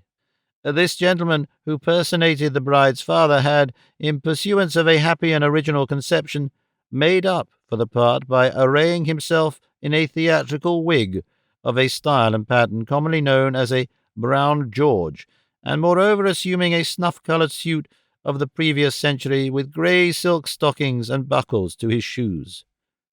The better to support his assumed character, he had determined to be greatly overcome, and consequently, when they entered the church, the sobs of the affectionate parent were so heart-rending that the pew-opener suggested the propriety of his retiring to the vestry and comforting himself with a glass of water before the ceremony. The procession up the aisle was beautiful. The bride, with the 4 bridesmaids, forming a group previously arranged and rehearsed, the collector, followed by his second, imitating his walk and gestures to the indescribable amusement of some theatrical friends in the gallery, Mr. Crummles, with an infirm and feeble gait, Mrs. Crummles, advancing with that stage walk which consists of a stride and a stop alternately. It was the completest thing ever witnessed. The ceremony was very quickly disposed of, and all parties present, having signed the register, for which purpose, when it came to his turn, Mr. Crummles carefully wiped and put on an immense pair of spectacles, they went back to breakfast in high spirits, and here they found Nicholas awaiting their arrival. "Now then," said Crummles, who had been assisting Mrs. Grudden in the preparations, which were on a more extensive scale than was quite agreeable to the collector, "breakfast, breakfast." No second invitation was required. The company crowded and squeezed themselves at the table as well they could, and fell to immediately, Miss Petowker blushing very much when anybody was looking, and eating very much when anybody was not looking, and Mr. Lillyvick going to work as though with the cool resolve that since the good things must be paid for by him, he would leave as little as possible for the Crummleses to eat up afterwards. "It's very soon done, sir, isn't it?" inquired Mr. Folair of the collector, leaning over the table to address him. "What is soon done, sir?" returned Mr. Lillyvick. "The tying up, the fixing oneself with a wife," replied Mr. Folair. "It doesn't take long, does it?" "No, sir," replied Mr. Lillyvick, colouring. "It does not take long. And what then, sir?" "Oh, nothing," said the actor. "It don't take a man long to hang himself either, eh? Ha! Mr. Lillyvick laid down his knife and fork, and looked round the table with indignant astonishment. "To hang himself?" repeated Mr. Lillyvick. A profound silence came upon all, for Mr. Lillyvick was dignified beyond expression. "To hang himself?" cried Mr. Lillyvick again. "Is any parallel attempted to be drawn in this company between matrimony and hanging?" "The noose, you know," said Mr. Folair, a little crestfallen. "The noose, sir?" retorted Mr. Lillyvick. "Does any man dare to speak to me of a noose and Henrietta "Lillyvick," suggested Mr. Crummles. "And Henrietta Lillyvick in the same breath," said the collector, "in this house, in the presence of Mr. and Mrs. Crummles, who have brought up a talented and virtuous family to be blessings and phenomenons and what not, are we to hear talk of nooses?" "Folair," said Mr. Crummles, deeming it a matter of decency to be affected by this allusion to himself and partner, "I am astonished at you. "What are you going on in this way at me for?" urged the unfortunate actor. "What have I done?"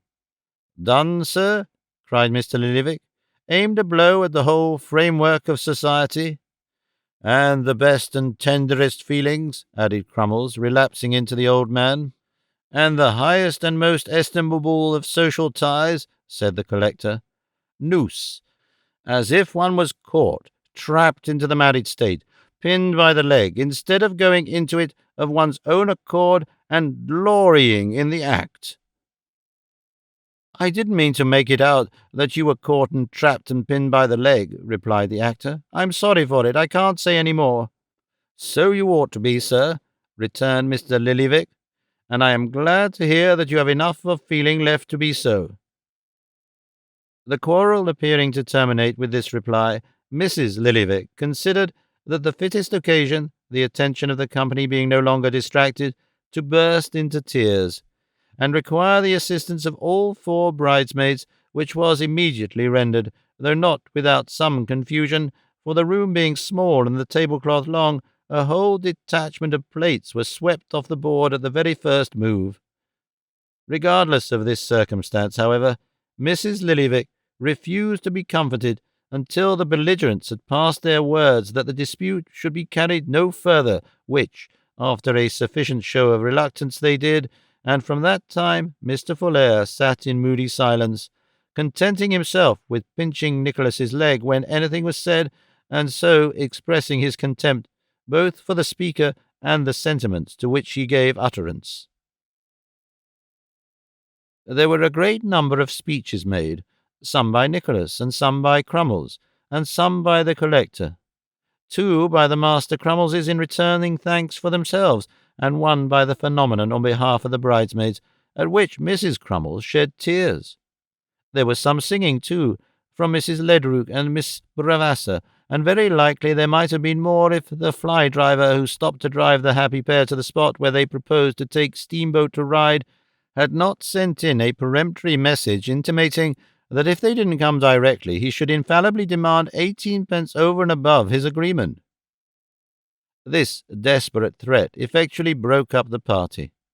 After a most pathetic leave-taking, Mr. Lillyvick and his bride departed for Ryde, where they were to spend the next 2 days in profound retirement, and whither they were accompanied by the infant, who had been appointed travelling bridesmaid on Mr. Lillyvick's express stipulation, as the steamboat people, deceived by her size, would, he had previously ascertained, transport her at half price.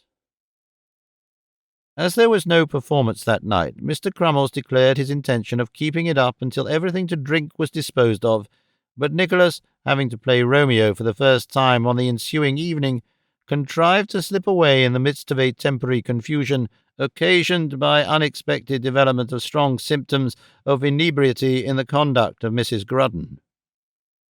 To this act of desertion he was led, not only by his own inclinations, but by his anxiety on account of Smike, who, having to sustain the character of the apothecary, had been as yet wholly unable to get any more of the part into his head than the general idea that he was very hungry, which, perhaps from old recollections, he had acquired with great aptitude. "I don't know what's to be done, Smike," said Nicholas, laying down the book. "I'm afraid you can't learn it, my poor fellow." "I'm afraid not," said Smike, shaking his head. "I think but that would give you so much trouble." "What?" inquired Nicholas. "Never mind me." "I think," said Smike, "if you were to keep saying it to me in little bits, over and over again, I should be able to recollect it from hearing you." "Do you think so?" exclaimed Nicholas. "Well said. Let us see who tires first. Not I, Smike, trust me. Now then, who calls so loud?" "Who calls so loud?" said Smike. "Who calls so loud?" repeated Nicholas. "Who calls so loud?" cried Smike. Thus they continued to ask each other who called so loud, over and over again, and when Smike had that by heart, Nicholas went to another sentence, and then to 2 at a time, and then to 3, and so on, until at midnight poor Smike found to his unspeakable joy that he really began to remember something about the text. Early in the morning they went to it again, and Smike, rendered more confident by the progress he had already made, got on faster and with better heart. As soon as he began to acquire the words pretty freely, Nicholas showed him how he must come in with both hands spread out upon his stomach, and how he must occasionally rub it, in compliance with the established form by which people on the stage always denote that they want something to eat. After the morning's rehearsal, they went to work again, nor did they stop except for a hasty dinner until it was time to repair to the theatre at night. Never had master a more anxious, humble, docile pupil. Never had pupil a more patient, unwearying, considerate, kind-hearted master. As soon as they were dressed, and at every interval when he was not upon the stage, Nicholas renewed his instructions. They prospered well. The Romeo was received with hearty plaudits and unbounded favour, and Smike was pronounced unanimously, alike by audience and actors, the very prince and prodigy of apothecaries.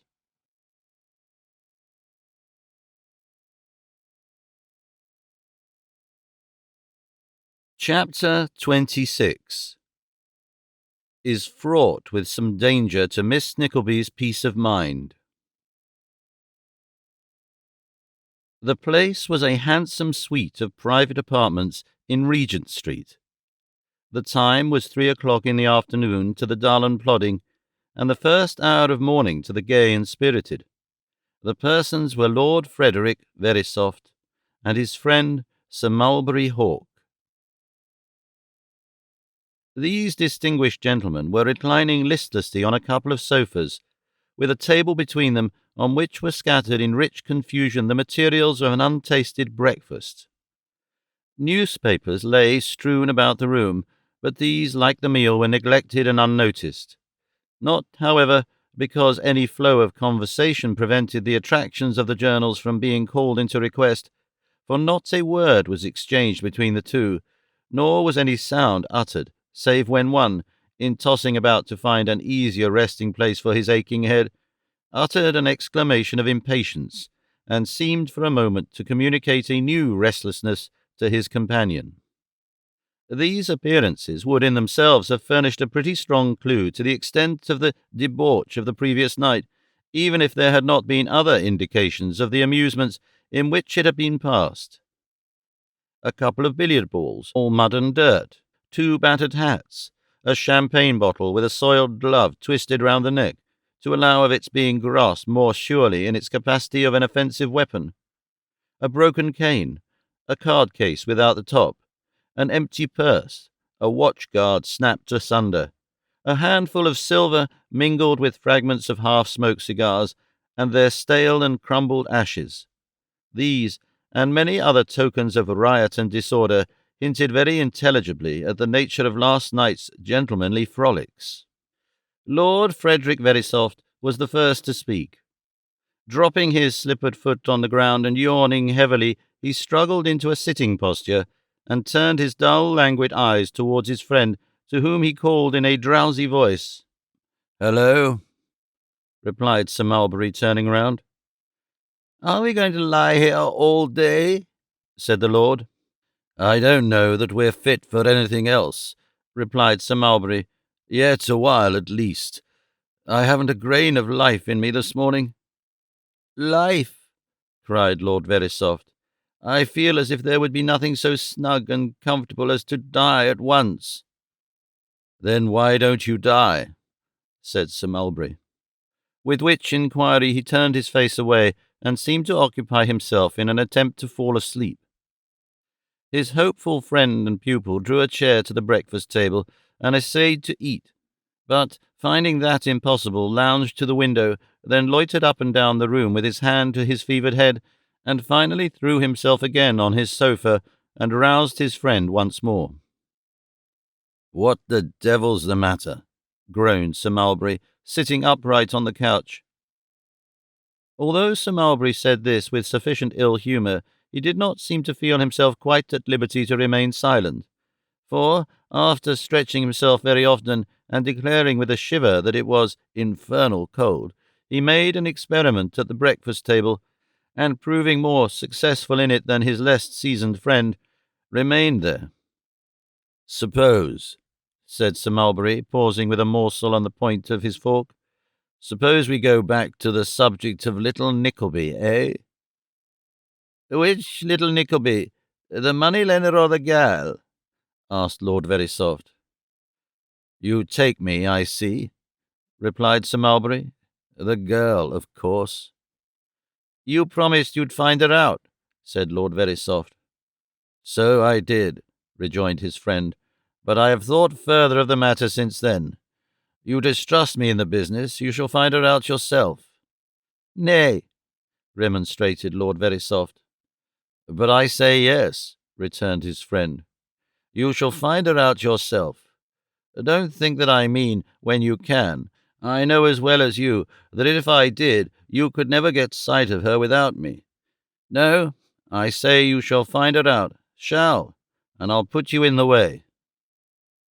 "Now, curse me, if you ain't a real devilish downright thorough-paced friend," said the young lord, on whom this speech had produced a most reviving effect. "I'll tell you how," said Sir Mulberry. "She was at the dinner as a bait for you." "No," cried the young lord. "What the "As a bait for you," repeated his friend. "Old Nickleby told me so himself." "What a fine old cock it is!" exclaimed Lord Verisopht. "A noble rascal." "Yes," said Sir Mulberry. "He knew she was a smart little creature." "Smart!" interposed the young lord. "'Pon my soul, Hawk, she's a perfect beauty, a picture, a statue, upon my soul she is." "Well," replied Sir Mulberry, shrugging his shoulders and manifesting an indifference, whether he felt it or not, "that's a matter of taste. If mine doesn't agree with yours, so much the better." "Confound it," reasoned the lord. "You were thick enough with her that day anyhow. I could hardly get in a word." "Well enough for once, replied Sir Mulberry, "but not worth the trouble of being agreeable to again. If you seriously want to follow up the niece, tell the uncle that you must know where she lives and how she lives, and with whom, or you are no longer a customer of his. He'll tell you fast enough." "Why didn't you say this before?" asked Lord Verisopht, "instead of letting me go on burning, consuming, dragging out a miserable existence for an age?" "I didn't know it in the first place," answered Sir Mulberry carelessly, "and in the second, I didn't believe you were so very much in earnest." Now the truth was that in the interval which had elapsed since the dinner at Ralph Nickleby's, Sir Mulberry Hawk had been furtively trying by every means in his power to discover whence Kate had so suddenly appeared, and whither she had disappeared. Unassisted by Ralph, however, with whom he had held no communication since their angry parting on that occasion, all his efforts were wholly unavailing, and he had therefore arrived at the determination of communicating to the young lord the substance of the admission he had gleaned from that worthy. To this he was impelled by various considerations, among which the certainty of knowing whatever the weak young man knew was decidedly not the least, as the desire of encountering the usurer's niece again, and using his utmost arts to reduce her pride and revenge himself for her contempt, was uppermost in his thoughts. It was a politic course of proceeding, and one which could not fail to redound to his advantage in every point of view, since the very circumstance of his having extorted from Ralph Nickleby his real design in introducing his niece to such society, coupled with his extreme disinterestedness in communicating it so freely to his friend, could not but advance his interests in that quarter, and greatly facilitate the passage of coin, pretty frequent and speedy already, from the pockets of Lord Frederick Verisopht to those of Sir Mulberry Hawk. Thus reasoned Sir Mulberry, and in pursuance of this reasoning, he and his friend soon afterwards repaired to Ralph Nickleby's, there to execute a plan of operations concerted by Sir Mulberry himself, avowedly to promote his friend's object, and really to attain his own. They found Ralph at home and alone. As he led them into the drawing-room, the recollection of the scene which had taken place there seemed to occur to him, for he cast a curious look at Sir Mulberry, who bestowed upon it no other acknowledgment than a careless smile. They had a short conference upon some money matters, then in progress, which were scarcely disposed of when the lordly dupe, in pursuance of his friend's instructions, requested with some embarrassment to speak to Ralph alone. "Alone, eh?" cried Sir Mulberry, affecting surprise. "Oh, very good. I'll walk into the next room here. Don't keep me long, that's all." So saying, Sir Mulberry took up his hat, and humming a fragment of a song, disappeared through the door of communication between the two drawing-rooms and closed it after him. "Now, my lord," said Ralph, "what is it?"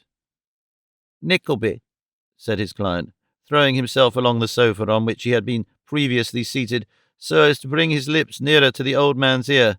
"What a pretty creature your niece is." "Is she, my lord?" replied Ralph. Maybe. I don't trouble my head with such matters." "You know she's a devilish fine girl," said the client. "You must know that, Nickleby. Come, don't deny that." "Yes, I believe she is considered so," replied Ralph. "Indeed, I know she is. If I did not, you are an authority on such points, and your taste, my lord, on all points indeed, is undeniable." Nobody but the young man to whom these words were addressed could have been deaf to the sneering tone in which they were spoken, or blind to the look of contempt by which they were accompanied. But Lord Frederick Verisopht was both, and took them to be complimentary. "Well," he said, "perhaps you're a little right, and perhaps you're a little wrong, a little of both, Nickleby. I want to know where this beauty lives, that I may have another peep at her, Nickleby." "Really?" Ralph began in his usual tones. "Don't talk so loud," cried the other, achieving the great point of his lesson to a miracle. "I don't want Hawk to hear." "You know he is your rival, do you?" said Ralph, looking sharply at him. "He always is, damn him," replied the client, "and I want to steal a march upon him. You're cut off so rough, Nickleby, at our talking together without him. Where does she live, Nickleby, that's all? Only tell me where she lives, Nickleby." "He bites," thought Ralph. "He bites." "Eh, Nickleby, eh?" pursued the client. "Where does she live?" "Really, my lord," said Ralph, rubbing his hands slowly over each other, "I must think before I tell you." "No, not a bit of it, Nickleby. You mustn't think at all," replied Verisopht. "Where is it?" "No good can come of your knowing," replied Ralph. "She has been virtuously and well brought up. To be sure, she is handsome, poor, unprotected. Poor girl, poor girl." Ralph ran over this brief summary of Kate's condition as if it were merely passing through his own mind, and he had no intention to speak aloud, but the shrewd, sly look which he directed at his companion as he delivered it gave this poor assumption the lie. "I tell you I only want to see her," cried his client. "A man may look at a pretty woman without harm, mayn't he? Now, where does she live? You know you're making a fortune out of me, Nickleby, and upon my soul, nobody shall ever take me to anybody else, if you only tell me this." "As you promise that, my lord," said Ralph, with feigned reluctance, "and as I am most anxious to oblige you, and as there's no harm in it, no harm, I tell you. But you had better keep it to yourself, my lord, strictly to yourself." Ralph pointed to the adjoining room as he spoke, and nodded expressively. The young lord, feigning to be equally impressed with the necessity of this precaution, Ralph disclosed the present address and occupation of his niece, observing that from what he heard of the family they appeared very ambitious to have distinguished acquaintances, and that a lord could, doubtless, introduce himself with great ease if he felt disposed. "Your object being only to see her again," said Ralph, "you could effect it at any time you choose by that means." Lord Verisopht acknowledged the hint with a great many squeezes of Ralph's hard, horny hand, and whispering that they would now do well to close the conversation, called to Sir Mulberry Hawk that he might come back. "I thought you had gone to sleep," said Sir Mulberry, reappearing with an ill-tempered air. "Sorry to detain you," replied the gull, "but Nickleby has been so amazingly funny that I couldn't tear myself away." "No, no," said Ralph. It was all his lordship. You know what a witty, humorous, elegant, accomplished man Lord Frederick is. Mind the step, my lord. Sir Mulberry, pray give way." With such courtesies as these, and many low bows, and the same cold sneer upon his face all the while, Ralph busied himself in showing his visitors downstairs, and otherwise than by the slightest possible motion about the corners of his mouth, returned no show of answer to the look of admiration with which Sir Mulberry Hawk seemed to compliment him on being such an accomplished and most consummate scoundrel. There had been a ring at the bell a few minutes before, which was answered by Newman Noggs, just as they reached the hall. In the ordinary course of business, Newman would have either admitted the newcomer in silence, or have requested him or her to stand aside while the gentleman passed out. But he no sooner saw who it was than, as if for some private reason of his own, he boldly departed from the established custom of Ralph's mansion in business hours, and looking towards the respectable trio who were approaching, cried in a loud and sonorous voice, "Mrs. Nickleby!" "Mrs. Nickleby?" cried Sir Mulberry Hawk, as his friend looked back and stared him in the face. It was, indeed, that well-intentioned lady who, having received an offer for the empty house in the city directed to the landlord, had brought it post-haste to Mr. Nickleby without delay. "Nobody you know," said Ralph. "Step into the office, my dear. I'll be with you directly." "Nobody I know?" cried Sir Mulberry Hawk, advancing to the astonished lady. "Is this Mrs. Nickleby, the mother of Miss Nickleby, the delightful creature that I had the happiness of meeting in this house the very last time I dined here? But no," said Sir Mulberry, stopping short. "No, it can't be. There is the same cast of features, the same indescribable air of— But no, this lady is too young for that." "I think you can tell the gentleman brother-in-law, if it concerns him to know," said Mrs. Nickleby, acknowledging the compliment with a graceful bend, "that Kate Nickleby is my daughter." "Her daughter, my lord!" cried Sir Mulberry, turning to his friend. "This lady's daughter, my lord." "My lord," thought Mrs. Nickleby. "Well, I never did." "This, then, my lord," said Sir Mulberry, "is the lady to whose obliging marriage we owe so much happiness. This lady is the mother of sweet Miss Nickleby. Do you observe the extraordinary likeness, my lord? Nickleby, introduce us." Ralph did so in a kind of desperation. "On my soul, it's a most delightful thing," said Lord Frederick, pressing forward. "How-de-do?" Mrs. Nickleby was too much flurried by these uncommonly kind salutations, and her regrets at not having on her other bonnet, to make an immediate reply, so she merely continued to bend and smile and betray great agitation. "Ah, and how is Miss Nickleby?" said Lord Frederick. "Well, I hope—" "She is quite well, I am obliged to you, my lord," returned Mrs. Nickleby, recovering. "Quite well.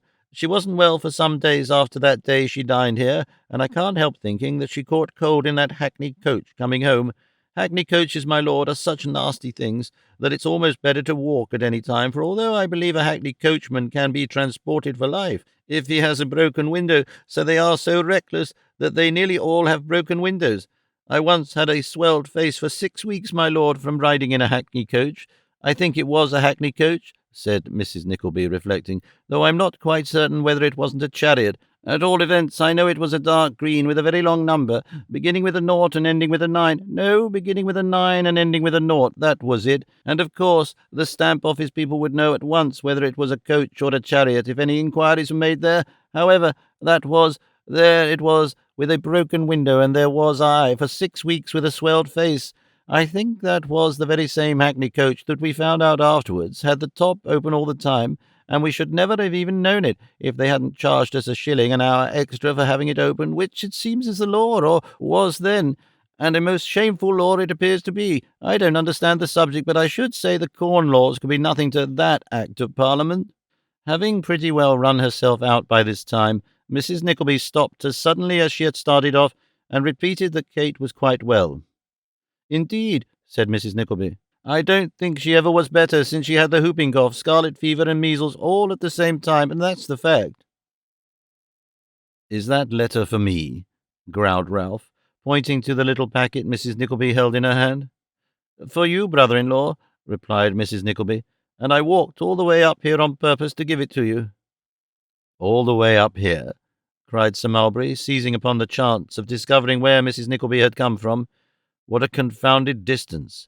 How far do you call it now?" "How far do I call it?" said Mrs. Nickleby. "Let me see. It's just a mile from our door to the Old Bailey." "No, no, not so much as that," urged Sir Mulberry. "Oh, it is indeed," said Mrs. Nickleby. "I appeal to his lordship." "I should decidedly say it was a mile," remarked Lord Frederick, with a solemn aspect. "It must be. It can't be a yard less," said Mrs. Nickleby. "All down Newgate Street, all down Cheapside, all up Lombard Street, down Gracechurch Street, and along Thames Street, as far as Spigwiffin's Wharf. Oh, it's a mile." "Yes, on second thoughts I should say it was," replied Sir Mulberry. "But you surely don't mean to walk all the way back?" "Oh, no," rejoined Mrs. Nickleby. "I shall go back in an omnibus. I didn't travel about in omnibuses when my poor dear Nicholas was alive, brother-in-law, but as it is, you know—" "Yes, yes," replied Ralph impatiently, "and you had better get back before dark." "Thank you, brother-in-law, so I had," returned Mrs. Nickleby. "I think I had better say good-bye at once."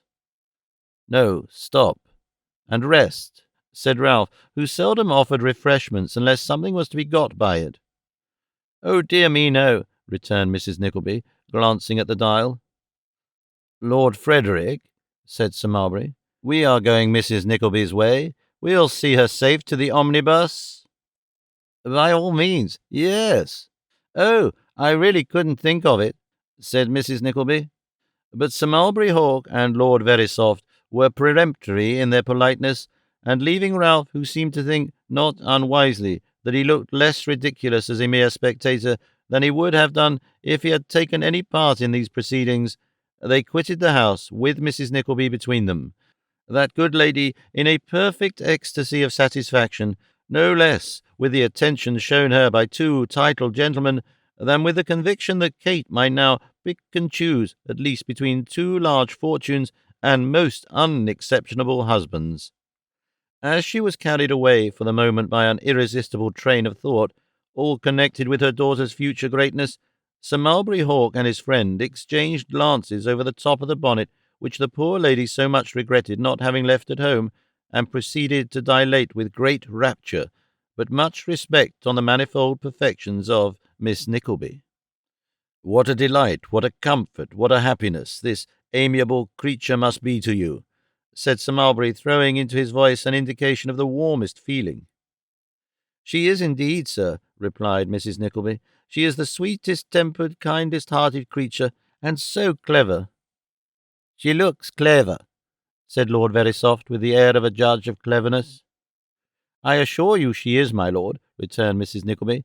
"When she was at school in Devonshire, she was universally allowed to be beyond all exception the very cleverest girl there, and there were a great many clever ones too, and that's the truth. 25 young ladies, 50 guineas a year, without the et ceteras, both the Miss Dowdles, the most accomplished, elegant, fascinating creatures. Oh, dear me," said Mrs. Nickleby, "I never shall forget what pleasure she used to give me and her poor dear papa when she was at that school. Never such a delightful letter every half-year, telling us that she was the first pupil in the whole establishment, and had made more progress than anybody else. I can scarcely bear to think of it even now. The girls wrote all the letters themselves," added Mrs. Nickleby, "and the writing-master touched them up afterwards with a magnifying glass and a silver pen. At least, I think they wrote them, though Kate was never quite certain about that, because she didn't know the handwriting of hers again. But anyway, I know it was a circular which they all copied, and of course it was a very gratifying thing, very gratifying." With similar recollections, Mrs. Nickleby beguiled the tediousness of the way until they reached the omnibus, which the extreme politeness of her new friends would not allow them to leave until it actually started, when they took their hats, as Mrs. Nickleby solemnly assured her hearers on many subsequent occasions, completely off, and kissed their straw-coloured kid gloves till they were no longer visible. Mrs. Nickleby leant back in the furthest corner of the conveyance, and closing her eyes resigned herself to a host of most pleasing meditations. Kate had never said a word about having met either of these gentlemen. That, she thought, argues that she is strongly prepossessed in favour of one of them. Then the question arose, which one could it be? The lord was the youngest, and his title was certainly the grandest. Still, Kate was not the girl to be swayed by such considerations as these. "I will never put any constraint upon her inclinations," said Mrs. Nickleby to herself, "but upon my word, I think there's no comparison between his lordship and Sir Mulberry. Sir Mulberry is such an attentive, gentlemanly creature, so much manner, such a fine man, and has so much to say for himself. I hope it's Sir Mulberry. I think it must be Sir Mulberry." And then her thoughts flew back to her old predictions, and the number of times she had said that Kate with no fortune would marry better than other people's daughters with thousands, and, as she pictured with the brightness of a mother's fancy all the beauty and grace of the poor girl who had struggled so cheerfully with her new life of hardship and trial, her heart grew too full, and the tears trickled down her face. Meanwhile, Ralph walked to and fro in his little back office, troubled in mind by what had just occurred. To say that Ralph loved or cared for, in the most ordinary acceptation of these terms, any one of God's creatures would be the wildest fiction. Still, there had somehow stolen upon him from time to time a thought of his niece which was tinged with compassion and pity. Breaking through the dull cloud of dislike or indifference which darkened men and women in his eyes, there was, in her case, the faintest gleam of light, a most feeble and sickly ray at the best of times, but there it was, and it showed the poor girl in a better and purer aspect than any in which he had looked on human nature yet. "I wish," thought Ralph, "I had never done this. And yet it will keep this boy to me while there is money to be made. Selling a girl, throwing her in the way of temptation and insult and coarse speech. Nearly £2,000 profit from him already, though. To sure. Matchmaking mothers do the same thing every day." He sat down and told the chances for and against on his fingers. "If I had not put them in the right track today," thought Ralph, "this foolish woman would have done so. Well, if her daughter is as true to herself as she should be, from what I have seen, what harm ensues? A little teasing, a little humbling, a few tears. Yes," said Ralph, aloud, as he locked his iron safe. "She must take her chance. She must take her chance."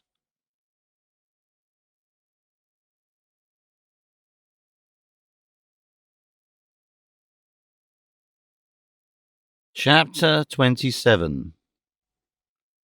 Mrs. Nickleby becomes acquainted with Messrs. Pyke and Pluck, whose affection and interest are beyond all bounds.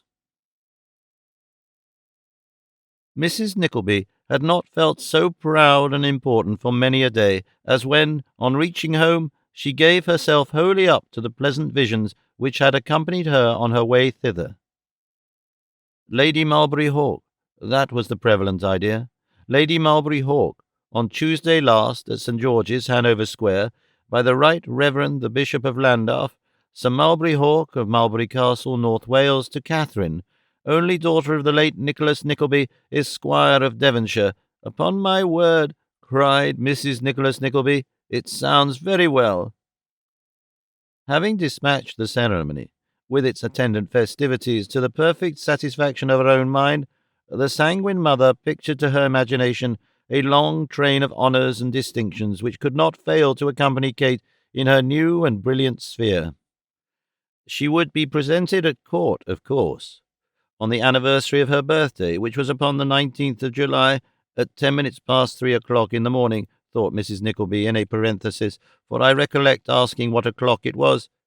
Sir Mulberry would give a great feast to all his tenants, and would return them 3.5% on the amount of their last half-year's rent, as would be fully described and recorded in the fashionable intelligence, to the immeasurable delight and admiration of all the readers thereof. Kate's picture, too, would be in at least half a dozen of the annuals, and on the opposite page would appear, in delicate type, Lines on Contemplating the Portrait of Lady Mulberry Hawk by Sir Dingleby Dabber.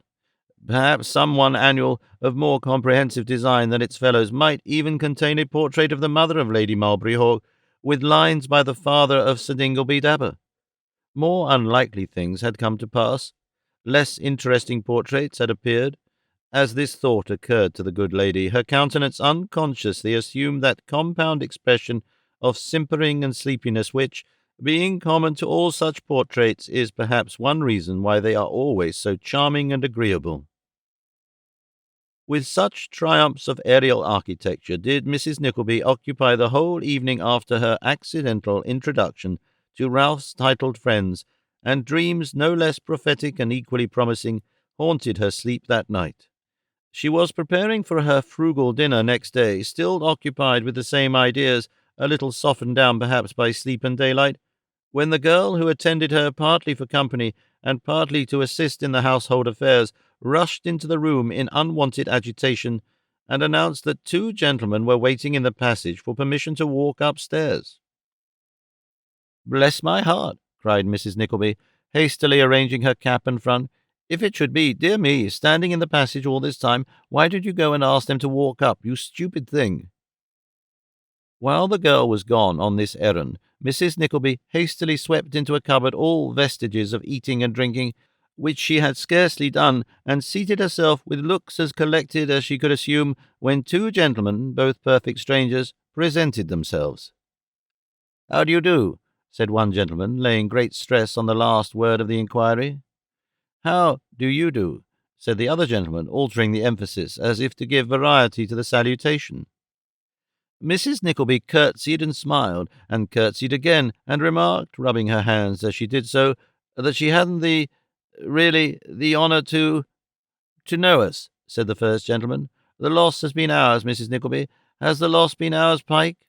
"It has, Pluck," answered the other gentleman. "We have regretted it very often, I believe, Pike," said the first gentleman. "Very often, Pluck," answered the second.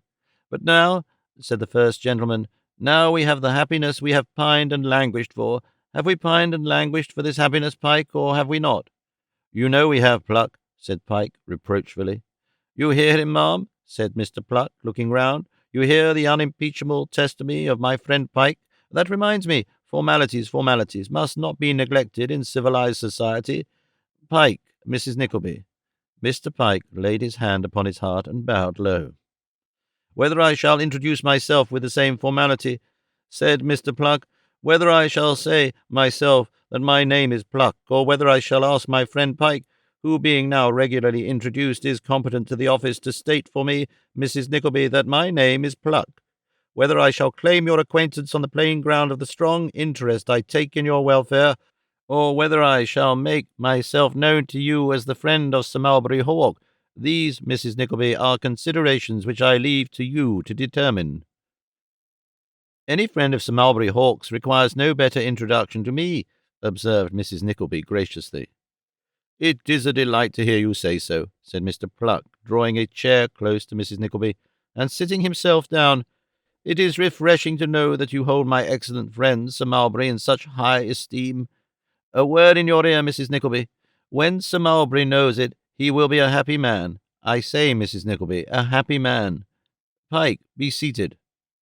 "My good opinion," said Mrs. Nickleby, and the poor lady exulted in the idea that she was marvellously sly, "my good opinion can be of very little consequence to a gentleman like Sir Mulberry."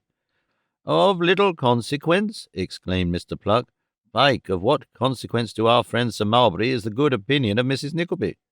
"Of what consequence?" echoed Pike. "Aye," repeated Pluck. "Is it of the greatest consequence?" "Of the very greatest consequence," replied Pike. "Mrs. Nickleby cannot be ignorant," said Mr. Pluck, "of the immense impression which that sweet girl has—" "Pluck," said his friend, "beware."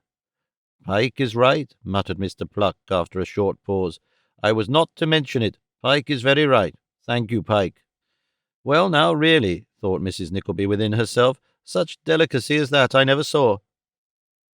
Mr. Pluck, after feigning to be in a condition of great embarrassment for some minutes, resumed the conversation by entreating Mrs. Nickleby to take no heed of what he had inadvertently said, to consider him imprudent, rash, injudicious. The only stipulation he would make in his own favour was that she should give him credit for the best intentions. "But when," said Mr. Pluck, "when I see so much sweetness and beauty on the one hand, and so much ardour and devotion on the other, pardon me, Pike, I didn't intend to resume that theme. Change the subject, Pike." "We promised Sir Mulberry and Lord Frederick," said Pike, "that we'd call this morning and inquire whether you took any cold last night." "Not in the least in the world last night, sir," replied Mrs. Nickleby, "with many thanks to his lordship and Sir Mulberry for doing me the honour to inquire, not the least, which is the more singular, as I am really very subject to colds indeed, very subject. I had a cold once," said Mrs. Nickleby. "I think it was in the year 1817, let me see, 4 and 5 and 9, and yes, 1817, that I thought I never should get rid of, actually and seriously, that I thought I should never get rid of. I was only cured at last by a remedy that I don't know whether you ever happened to hear of, Mr. Pluck. You have a gallon of water as hot as you can possibly bear it, with a pound of salt and 6 penny worth of the finest bran, and you sit with your head in it for 20 minutes every night just before going to bed. At least, I don't mean your head, your feet.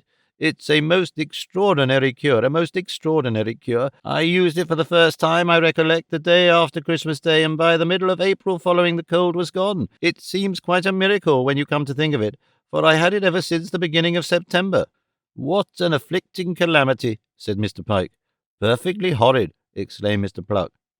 "But it's worth the pain of hearing only to know that Mrs. Nickleby recovered it, isn't it, Pluck?" cried Mr. Pike. "That is the circumstance which gives it such a thrilling interest," replied Mr. Pluck. "But come," said Pike, as if suddenly recollecting himself, "we must not forget our mission in the pleasure of this interview. We come on a mission, Mrs. Nickleby."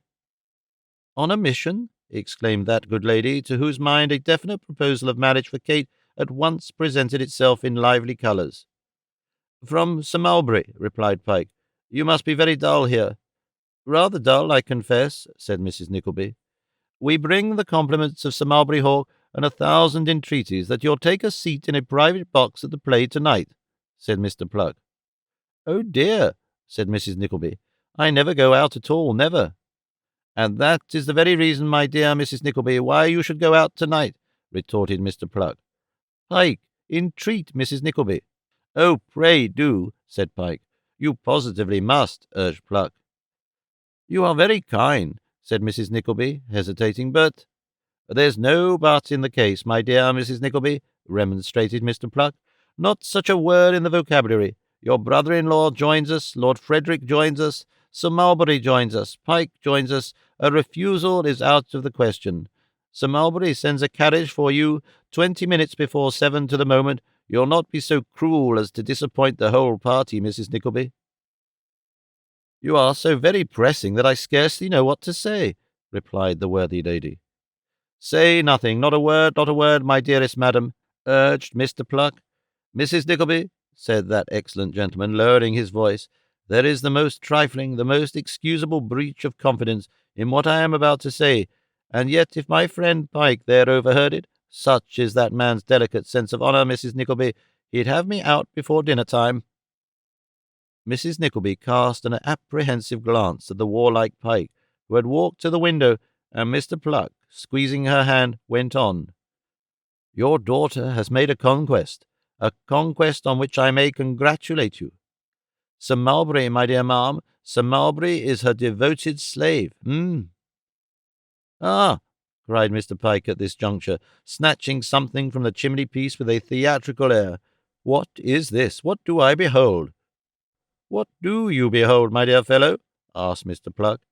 "It is the face, the countenance, the expression," cried Mr. Pike, falling into his chair with a miniature in his hand, "feebly portrayed, imperfectly caught, but still the face, the countenance, the expression." "I recognize it at this distance," exclaimed Mr. Pluck in a fit of enthusiasm. "Is it not, my dear madam, the faint similitude of—" "It is my daughter's portrait," said Mrs. Nickleby with great pride, and so it was, and little Miss Nickleby had brought it home for inspection only 2 nights before. Mr. Pike no sooner ascertained that he was quite right in his conjecture than he launched into the most extravagant encomiums of the divine original, and in the warmth of his enthusiasm kissed the picture 1,000 times, while Mr. Pluck pressed Mrs. Nickleby's hand to his heart, and congratulated her on the possession of such a daughter with so much earnestness and affection that the tears stood or seemed to stand in his eyes. Poor Mrs. Nickleby, who had listened in a state of enviable complacency at first, became at length quite overpowered by these tokens of regard for her, and attachment to the family, and even the servant-girl who had peeped in at the door remained rooted to the spot in astonishment at the ecstasies of the two friendly visitors. By degrees these raptures subsided, and Mrs. Nickleby went on to entertain her guests with a lament over her fallen fortunes and a picturesque account of her old house in the country, comprising a full description of the different apartments, not forgetting the little storeroom, and a lively recollection of how many steps you went down to get into the garden, and which way you turned when you came out at the parlour door, and what capital fixtures there were in the kitchen. This last reflection naturally conducted her into the wash-house, where she stumbled upon the brewing utensils, among which she might have wandered for an hour, if the mere mention of those implements had not, by an association of ideas, instantly reminded Mr. Pike that he was amazing thirsty. "And I'll tell you what," said Mr. Pike, "if you'll send round to the public-house for a pot of milk and a half, positively and actually, I'll drink it." And positively and actually Mr. Pike did drink it, and Mr. Pluck helped him, while Mrs. Nickleby looked on in divided admiration of the condescension of the two, and the aptitude with which they accommodated themselves to the pewter pot, in explanation of which seeming marvel it may be here observed that gentlemen who, like Messrs. Pike and Pluck, live upon their wits, or not so much perhaps upon the presence of their own wits as upon the absence of wits in other people, are occasionally reduced to very narrow shifts and straits, and are at such periods accustomed to regale themselves in a very simple and primitive manner. "At 20 minutes before 7, then," said Mr. Pike, rising. "The coach will be here. One more look, one little look at that sweet face. Ah, here it is, unmoved, unchanged." This, by the way, was a very remarkable circumstance, miniatures being liable to so many changes of expression. "Oh, Pluck, Pluck!" Mr. Pluck made no other reply than kissing Mrs. Nickleby's hand with a great show of feeling and attachment. Mr. Pike, having done the same, both gentlemen hastily withdrew. Mrs. Nickleby was commonly in the habit of giving herself credit for a pretty tolerable share of penetration and acuteness, but she had never felt so satisfied with her own sharp-sightedness as she did that day. She had found it all out the night before. She had never seen Sir Mulberry and Kate together, never even heard Sir Mulberry's name, and yet hadn't she said to herself from the very first that she saw how the case stood? And what a triumph it was, for there was now no doubt about it. If these flattering attentions to herself were not sufficient proofs, Sir Mulberry's confidential friend had suffered the secret to escape him in so many words. "I am quite in love with that dear Mr. Pluck, I declare I am," said Mrs. Nickleby.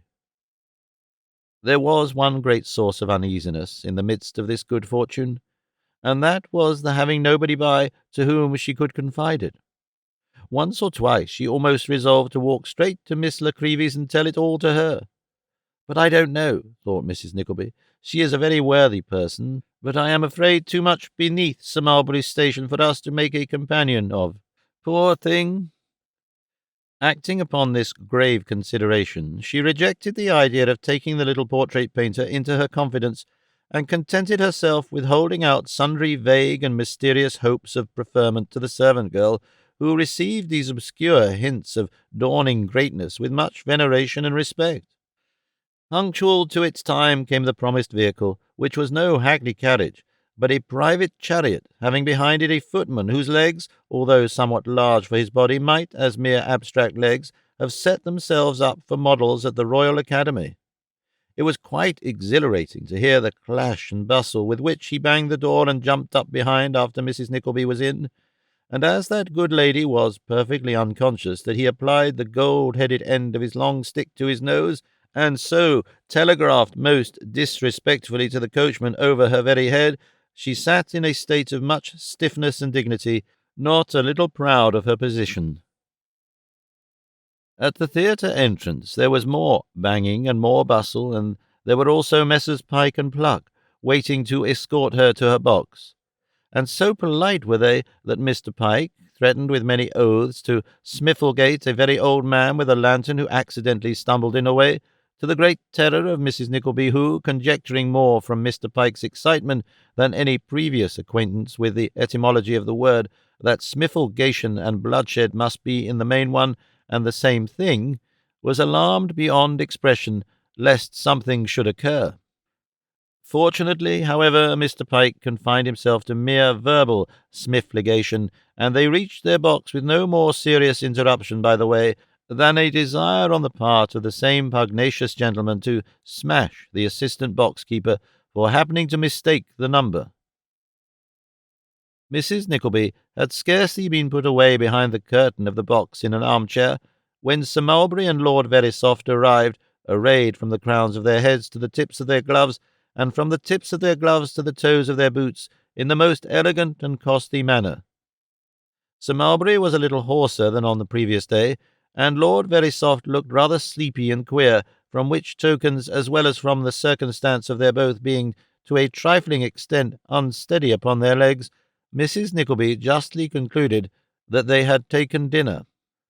We have been toasting your lovely daughter, Mrs. Nickleby," whispered Sir Mulberry, sitting down behind her. "Oh-ho," thought that knowing lady, "wine in, truth out. You are very kind, Sir Mulberry." "No, no, upon my soul," replied Sir Mulberry Hawk. "It's you that's kind, upon my soul it is. It was so kind of you to come tonight." "So very kind of you to invite me, you mean, Sir Mulberry," replied Mrs. Nickleby, tossing her head and looking prodigiously sly. "I'm so anxious to know you, so anxious to cultivate your good opinion, so desirous that there should be a delicious kind of harmonious family understanding between us," said Sir Mulberry, "that you mustn't think I am disinterested in what I do. I'm infernal selfish, I am. Upon my soul, I am." "I am sure you can't be selfish, Sir Mulberry," replied Mrs. Nickleby. "You have much too open and generous a countenance for that." "What an extraordinary observer you are," said Sir Mulberry Hawk. "Oh, no, indeed, I don't see very far into things, Sir Mulberry," replied Mrs. Nickleby in a tone of voice which left the baronet to infer that she saw very far indeed. "I am quite afraid of you," said the baronet. "Upon my soul," repeated Sir Mulberry, looking round to his companions, "I am afraid of Mrs. Nickleby. She is so immensely sharp." Messrs. Pyke and Pluck shook their heads mysteriously, and observed together that they had found that out long ago, upon which Mrs. Nickleby tittered, and Sir Mulberry laughed, and Pyke and Pluck roared. "But where's my brother-in-law, Sir Mulberry?" inquired Mrs. Nickleby. "I shouldn't be here without him. I hope he's coming." "Pyke," said Sir Mulberry, taking out his toothpick and lolling back in his chair, as if he were too lazy to invent a reply to this question, "where's Ralph Nickleby?" "Pluck," said Pyke, imitating the baronet's action and turning the lie over to his friend, "where's Ralph Nickleby?" Mr. Pluck was about to return some evasive reply, when the hustle caused by a party entering the next box seemed to attract the attention of all four gentlemen, who exchanged glances of much meaning. The new party beginning to converse together, Sir Mulberry suddenly assumed the character of a most attentive listener, and implored his friends not to breathe, not to breathe. "Why not?" said Mrs. Nickleby. "What is the matter?" "Hush," replied Sir Mulberry, laying his hand on her arm. "Lord Frederick, do you recognize the tones of that voice?" "Devil take me if I didn't think it was the voice of Miss Nickleby." "Law, my lord," cried Miss Nickleby's mamma, thrusting her head round the curtain. "Why, actually, Kate, my dear Kate." "You here, mamma? Is it possible?" "Possible, my dear? Yes." "Why, who on earth is that you have with you, mamma?" said Kate, shrinking back as she caught sight of a man smiling and kissing his hand. "Who do you suppose, my dear?" replied Mrs. Nickleby, bending towards Mrs. Wititterly, and speaking a little louder for that lady's edification. "There's Mr. Pyke, Mr. Pluck, Sir Mulberry Hawk, and Lord Frederick Verisopht." "Gracious heaven!" thought Kate hurriedly. How comes she in such society? Now, Kate thought thus so hurriedly, and the surprise was so great, and moreover brought back so forcibly the recollection of what had passed at Ralph's delectable dinner, that she turned extremely pale and appeared greatly agitated, which symptoms being observed by Mrs. Nickleby were at once set down by that acute lady as being caused and occasioned by violent love. But although she was in no small degree delighted by this discovery, which reflected so much credit on her own quickness of perception, it did not lessen her motherly anxiety in Kate's behalf, and accordingly, with a vast quantity of trepidation, she quitted her own box to hasten into that of Mrs. Wititterly. Mrs. Wititterly, keenly alive to the glory of having a lord and a baronet among her visiting acquaintance, lost no time in signing to Mr. Wititterly to open the door, and thus it was that in less than 30 seconds Mrs. Nickleby's party had made an irruption into Mrs. Wititterly's box, which it filled to the very door, there being in fact only room for Messrs. Pyke and Pluck to get in their heads and waistcoats. "My dear Kate," said Mrs. Nickleby, kissing her daughter affectionately, "how ill you looked a moment ago! You quite frighted me, I declare." "It was mere fancy, mamma. The reflection of the lights, perhaps," replied Kate, glancing nervously round, and finding it impossible to whisper any caution or explanation. "Don't you see Sir Mulberry Hawk, my dear?" Kate bowed slightly, and biting her lip, turned her head towards the stage. But Sir Mulberry Hawk was not to be so easily repulsed, for he advanced with extended hand, and Mrs. Nickleby officiously informing Kate of this circumstance, she was obliged to extend her own. Sir Mulberry detained it while he murmured a profusion of compliments, which Kate, remembering what had passed between them, rightly considered as so many aggravations of the insult he had already put upon her. Then followed the recognition of Lord Verisopht, and then the greeting of Mr. Pyke, and then that of Mr. Pluck, and finally, to complete the young lady's mortification, she was compelled, at Mrs. Wititterly's request, to perform the ceremony of introducing the odious persons whom she regarded with the utmost indignation and abhorrence. "Mrs. Wititterly is delighted," said Mr. Wititterly, rubbing his hands. "Delighted, my lord, I am sure, with this opportunity of contracting an acquaintance which, I trust, my lord, we shall improve. Julia, my dear, you must not allow yourself to be too much excited. You must not. Indeed you must not. Mrs. Wititterly is of a most excitable nature, Sir Mulberry. The snuff of a candle, the wick of a lamp, the bloom on a peach, the down on a butterfly. You might blow her away, my lord, you might blow her away." Sir Mulberry seemed to think that it would be a great convenience if the lady could be blown away. He said, however, that the delight was mutual, and Lord Verisopht added that it was mutual, whereupon Messrs. Pyke and Pluck were heard to murmur from the distance that it was very mutual indeed. "I take an interest, my lord," said Mrs. Wititterly, with a faint smile, "such an interest in the drama." "Yes, it's very interesting," replied Lord Verisopht. "I'm always ill after Shakespeare," said Mrs. Wititterly. "I scarcely exist the next day. I find the reaction so very great after a tragedy, my lord, and Shakespeare is such a delicious creature." "Yes," replied Lord Verisopht, "he was a clever man." "Do you know, my lord," said Mrs. Wititterly after a long pause, "I find I take so much more interest in his plays after having been to that dear little dull house he was born in. Were you ever there, my lord?" "Never," replied Verisopht. "Then you really ought to go, my lord," returned Mrs. Wititterly in very languid and drawling accents. "I don't know how it is, but after you've seen the place and written your name in the little book, somehow or other you seem to be inspired. It kindles up quite a fire within one." "Yes," replied Lord Verisopht, "I shall certainly go there." "Julia, my life," interposed Mr. Wititterly, "you are deceiving his lordship unintentionally, my lord. She is deceiving you. It is your poetical temperament, my dear, your ethereal soul, your fervid imagination, which throws you into a glow of genius and excitement. There is nothing in the place, my dear, nothing, nothing." "I think there must be something in the place," said Mrs. Nickleby, who had been listening in silence, "for soon after I was married I went to Stratford with my poor dear Mr. Nickleby in a post-chaise from Birmingham. Was it a post-chaise, though?" said Mrs. Nickleby, considering. Yes, it must have been a post-chaise, because I recollect remarking at the time that the driver had a green shade over his left eye, in a post-chaise from Birmingham, and after we had seen Shakespeare's tomb and birthplace, we went back to the inn there, where we slept that night, and I recollect that all night long I dreamt of nothing but a black gentleman at full length in plaster of Paris, with a lay-down collar tied with 2 tassels, leaning against a post and thinking, and when I woke in the morning and described him to Mr. Nickleby, he said it was Shakespeare, just as he had been when he was alive, which was very curious indeed. Stratford, continued Mrs. Nickleby, considering.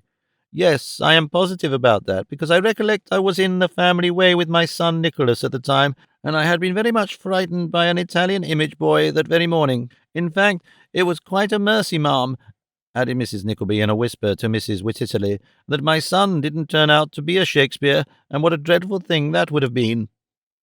When Mrs. Nickleby had brought this interesting anecdote to a close, Pike and Pluck, ever zealous in their patron's cause, proposed the adjournment of a detachment of the party into the next box, and with so much skill were the preliminaries adjusted that Kate, despite all she could say or do to the contrary, had no alternative but to suffer herself to be led away by Sir Mulberry Hawk. Her mother and Mr. Pluck accompanied them, but the worthy lady, pluming herself upon her discretion, took particular care not so much as to look at her daughter during the whole evening, and to seem wholly absorbed in the jokes and conversation of Mr. Pluck, who, having been appointed sentry over Mrs. Nickleby for that especial purpose, neglected on his side no possible opportunity of engrossing her attention. Lord Frederick Verisopht remained in the next box, to be talked to by Mrs. Wititterly, and Mr. Pike was in attendance to throw in a word or two when necessary.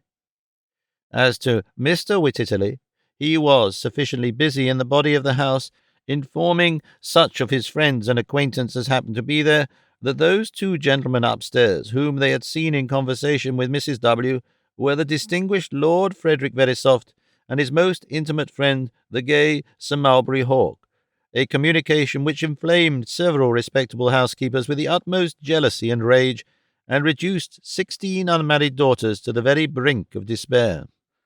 The evening came to an end at last, but Kate had yet to be handed downstairs by the detested Sir Mulberry, and so skilfully were the manoeuvres of Messrs. Pike and Pluck conducted, that she and the baronet were the last of the party, and were even, without an appearance of effort or design, left at some little distance behind.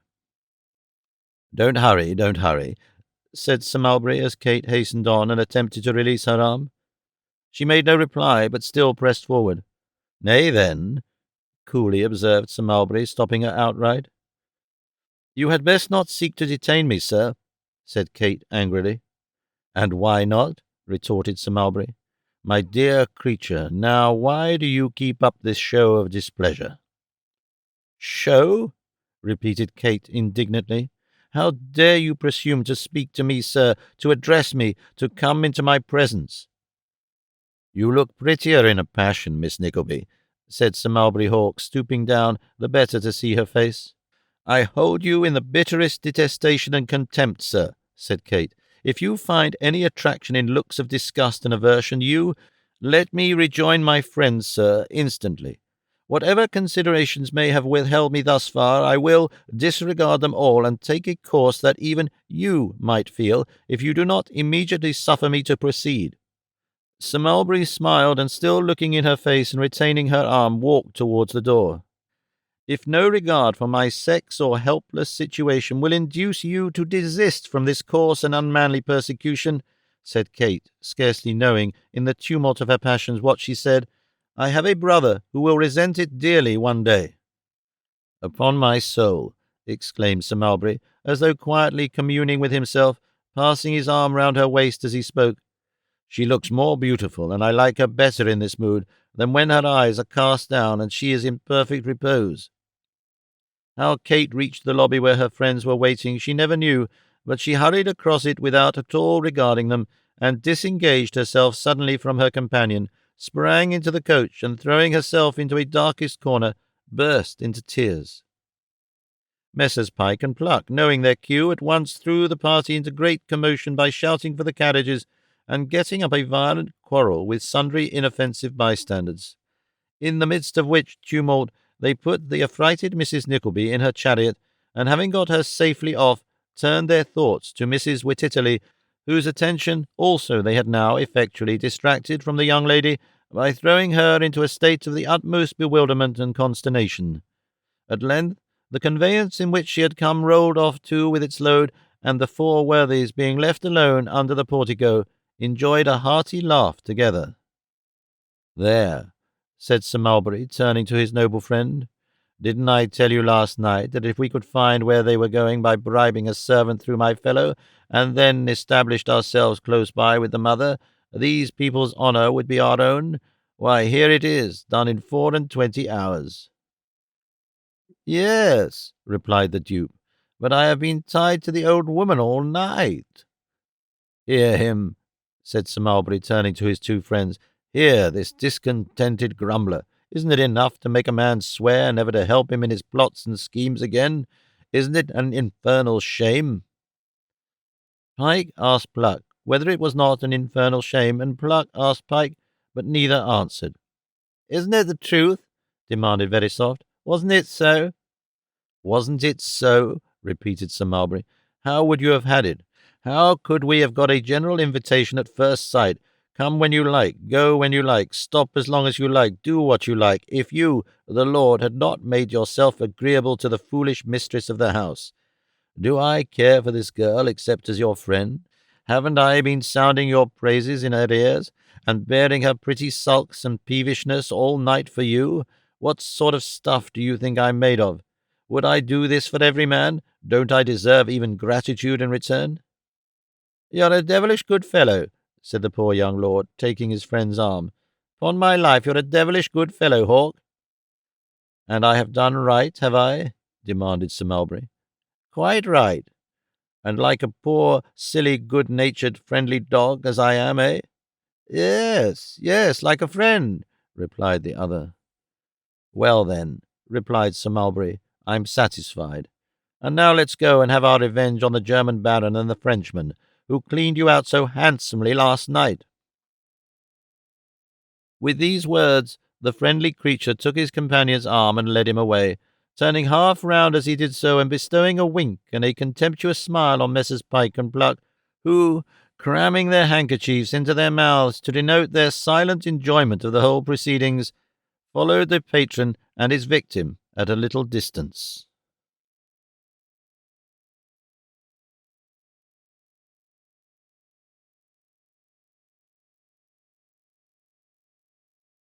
Chapter 28. Miss Nickleby, rendered desperate by the persecution of Sir Mulberry Hawk and the complicated difficulties and distresses which surround her, appeals as a last resource to her uncle for protection. The ensuing morning brought reflection with it, as morning usually does, but widely different was the train of thought it awakened in the different persons who had been so unexpectedly brought together on the preceding evening by the active agency of Messrs. Pike and Pluck. The reflections of Sir Mulberry Hawk, if such a term can be applied to the thoughts of the systematic and calculating man of dissipation, whose joys, regrets, pains, and pleasures are all of self, and who would seem to retain nothing of the intellectual faculty but the power to debase himself, and to degrade the very nature whose outward semblance he wears, the reflections of Sir Mulberry Hawk turned upon Kate Nickleby, and were, in brief, that she was undoubtedly handsome, that her coyness must be easily conquerable by a man of his address and experience, and that the pursuit was one which could not fail to redound to his credit and greatly to enhance his reputation with the world. And lest this last consideration, no mean or secondary one with Sir Mulberry, should sound strangely in the ears of some, let it be remembered that most men live in a world of their own, and that in that limited circle alone are they ambitious for distinction and applause. Sir Mulberry's world was peopled with profligates, and he acted accordingly. Thus, cases of injustice and oppression and tyranny and the most extravagant bigotry are in constant occurrence among us every day. It is the custom to trumpet forth much wonder and astonishment at the chief actors therein setting at defiance so completely the opinion of the world. But there is no greater fallacy. It is precisely because they consult the opinion of their own little world that such things take place at all, and strike the great world dumb with amazement. The reflections of Mrs. Nickleby were of the proudest and most complacent kind, and under the influence of her very agreeable delusion, she straightway sat down and indited a long letter to Kate, in which she expressed her entire approval of the admirable choice she had made, and extolled Sir Mulberry to the skies, asserting for the more complete satisfaction of her daughter's feelings that he was precisely the individual whom she, Mrs. Nickleby, would have chosen for her son-in-law if she had had the picking and choosing from all mankind. The good lady then, with the preliminary observation that she might be fairly supposed not to have lived in the world so long without knowing its ways, communicated a great many subtle precepts applicable to the state of courtship, and confirmed in their wisdom by her own personal experience. Above all things, she commended a strict maidenly reserve, as being not only a very laudable thing in itself, but as tending materially to strengthen and increase a lover's ardour. "And I never," added Mrs. Nickleby, "was more delighted in my life than to observe last night, my dear, that your good sense had already told you this." With which sentiment and various hints of the pleasure she derived from the knowledge that her daughter inherited so large an instalment of her own excellent sense and discretion, to nearly the full measure of which she might hope with care to succeed in time, Mrs. Nickleby concluded a very long and rather illegible letter. Poor Kate was well nigh distracted on the receipt of 4 closely written and closely crossed sides of congratulation on the very subject which had prevented her closing her eyes all night, and kept her weeping and watching in her chamber. Still worse and more trying was the necessity of rendering herself agreeable to Mrs. Wititterly, who, being in low spirits after the fatigue of the preceding night, of course expected her companion, else wherefore had she board and salary, to be in the best spirits possible. As to Mr. Wititterly, he went about all day in a tremor of delight at having shaken hands with the lord, and having actually asked him to come and see him in his own house. The lord himself, not being troubled to any inconvenient extent with the power of thinking, regaled himself with the conversation of Messrs. Pyke and Pluck, who sharpened their wit by a plentiful indulgence in various costly stimulants at his expense. It was 4 in the afternoon, that is, the vulgar afternoon of the sun and the clock, and Mrs. Wititterly reclined, according to custom, on the drawing-room sofa, while Kate read aloud a new novel in 3 volumes entitled The Lady Flabella, which Alphonse the Doubtful had procured from the library that very morning. And it was a production admirably suited to a lady labouring under Mrs. Wititterly's complaint, seeing that there was not a line in it from beginning to end which could, by the most remote contingency, awaken the smallest excitement in any person breathing. Kate read on. "Cherisette," said the Lady Flabella, inserting her mouse-like feet in the blue satin slippers which had unwittingly occasioned the half-playful, half-angry altercation between herself and the youthful Colonel Belfilaire in the Duke of Mincefenil's salon de danse on the previous night. "Cherisette, my chère, donnez-moi de l'eau de Cologne, s'il vous plaît, mon enfant." "Merci, thank you," said the Lady Flabella, as the lively but devoted Cherisette plentifully besprinkled with the fragrant compound the Lady Flabella's mouchoir of finest cambric, edged with richest lace, and emblazoned at the 4 corners with the Flabella crest, and gorgeous heraldic bearings of that noble family. "Merci, that will do." At this instant, while the Lady Flabella yet inhaled that delicious fragrance by holding the mouchoir to her exquisite but thoughtfully chiselled nose, the door of the boudoir, artfully concealed by rich hangings of silk and damask, the hue of Italy's firmament, was thrown open, and with noiseless tread 2 valets de chambre, clad in sumptuous liveries of peach blossom and gold, advanced into the room, followed by a page in bois de soie silk stockings, who, while they remained at some distance, making the most graceful obeisances, advanced to the feet of his lovely mistress, and dropping on one knee, presented, on a golden salver gorgeously chased, a scented billet. The Lady Flabella, with an agitation she could not repress, hastily tore off the envelope and broke the scented seal.